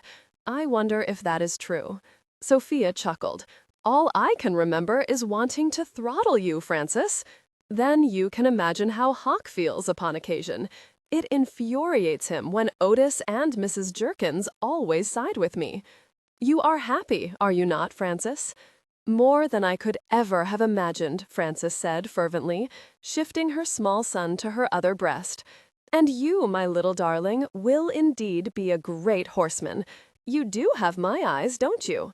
Frances raised her own sparkling eyes to her stepmother's face. "I forgot to tell you, Sophia, but we are going to Ascot in 2 weeks," she continued, her eyes lighting with anticipation. "Flying Davy is running, of course, as is Tamerlane. I was most surprised to hear that Lord Delacourt gave you the racer as a sort of belated wedding present." "I wasn't," said Frances, in a droll voice. "I believe if the Marquess would allow it, Lord Delacourt would adopt Hawk. He visits often now. With poor Mr. Timmins in tow, of course." Sophia chuckled. "I understand from Hawk that you correspond with Amelie." "Yes, indeed. She and her Robert are doing quite well with the farm." Frances paused, sighing a bit. "It is odd, but I normally don't remember all that awfulness. Edmund killing himself, and Lord Dempsey shot whilst trying to escape from Mr. Uckley. I feel so sorry for Beatrice." You wouldn't, not any longer, my love, if you had seen her in London 2 weeks ago. Quite the belle, you know. Scandals are forgotten, particularly when the Countess of Rutherford runs off with her head groom. Now that was most titillating. Francis, come along, will you? She looked up to see her husband standing in the doorway, his eyes fastened on her suckling son. She gave him her special smile, and Sophia quickly rose. Why do you not keep her company, Hawk, and I shall entertain the gentlemen downstairs? Well, Francis, how much are you going to feed that hungry little beggar? He sat down beside her on the sofa. He is as you are, my lord, she said primly. As Sophia said, a male, no matter his size, doesn't change. He simply becomes more so. Well, perhaps a bit more so, but his, preferences do shift, Hawk said. Incidentally, Lionel is here to pay his respects to the heir. His great-aunt Lucia is with him. No wonder you escaped up here. He is right about that, he said fervently. She was readying to turn her cannon on me, and Lionel, blast him, was egging her on. Charles sent a blurry look toward his father and burped. That is one thing he excels in, Frances said, lifting him over her shoulder. The major thing I excel in is denied me, Hawk said on a mournful sigh. You are a randy goat, my lord. Francis, her husband said in a wounded voice, your mind travels most improper roads. I was thinking about riding with you, of course. Riding? She asked, a brow arched. That too, Hawk said, and kissed her laughing mouth.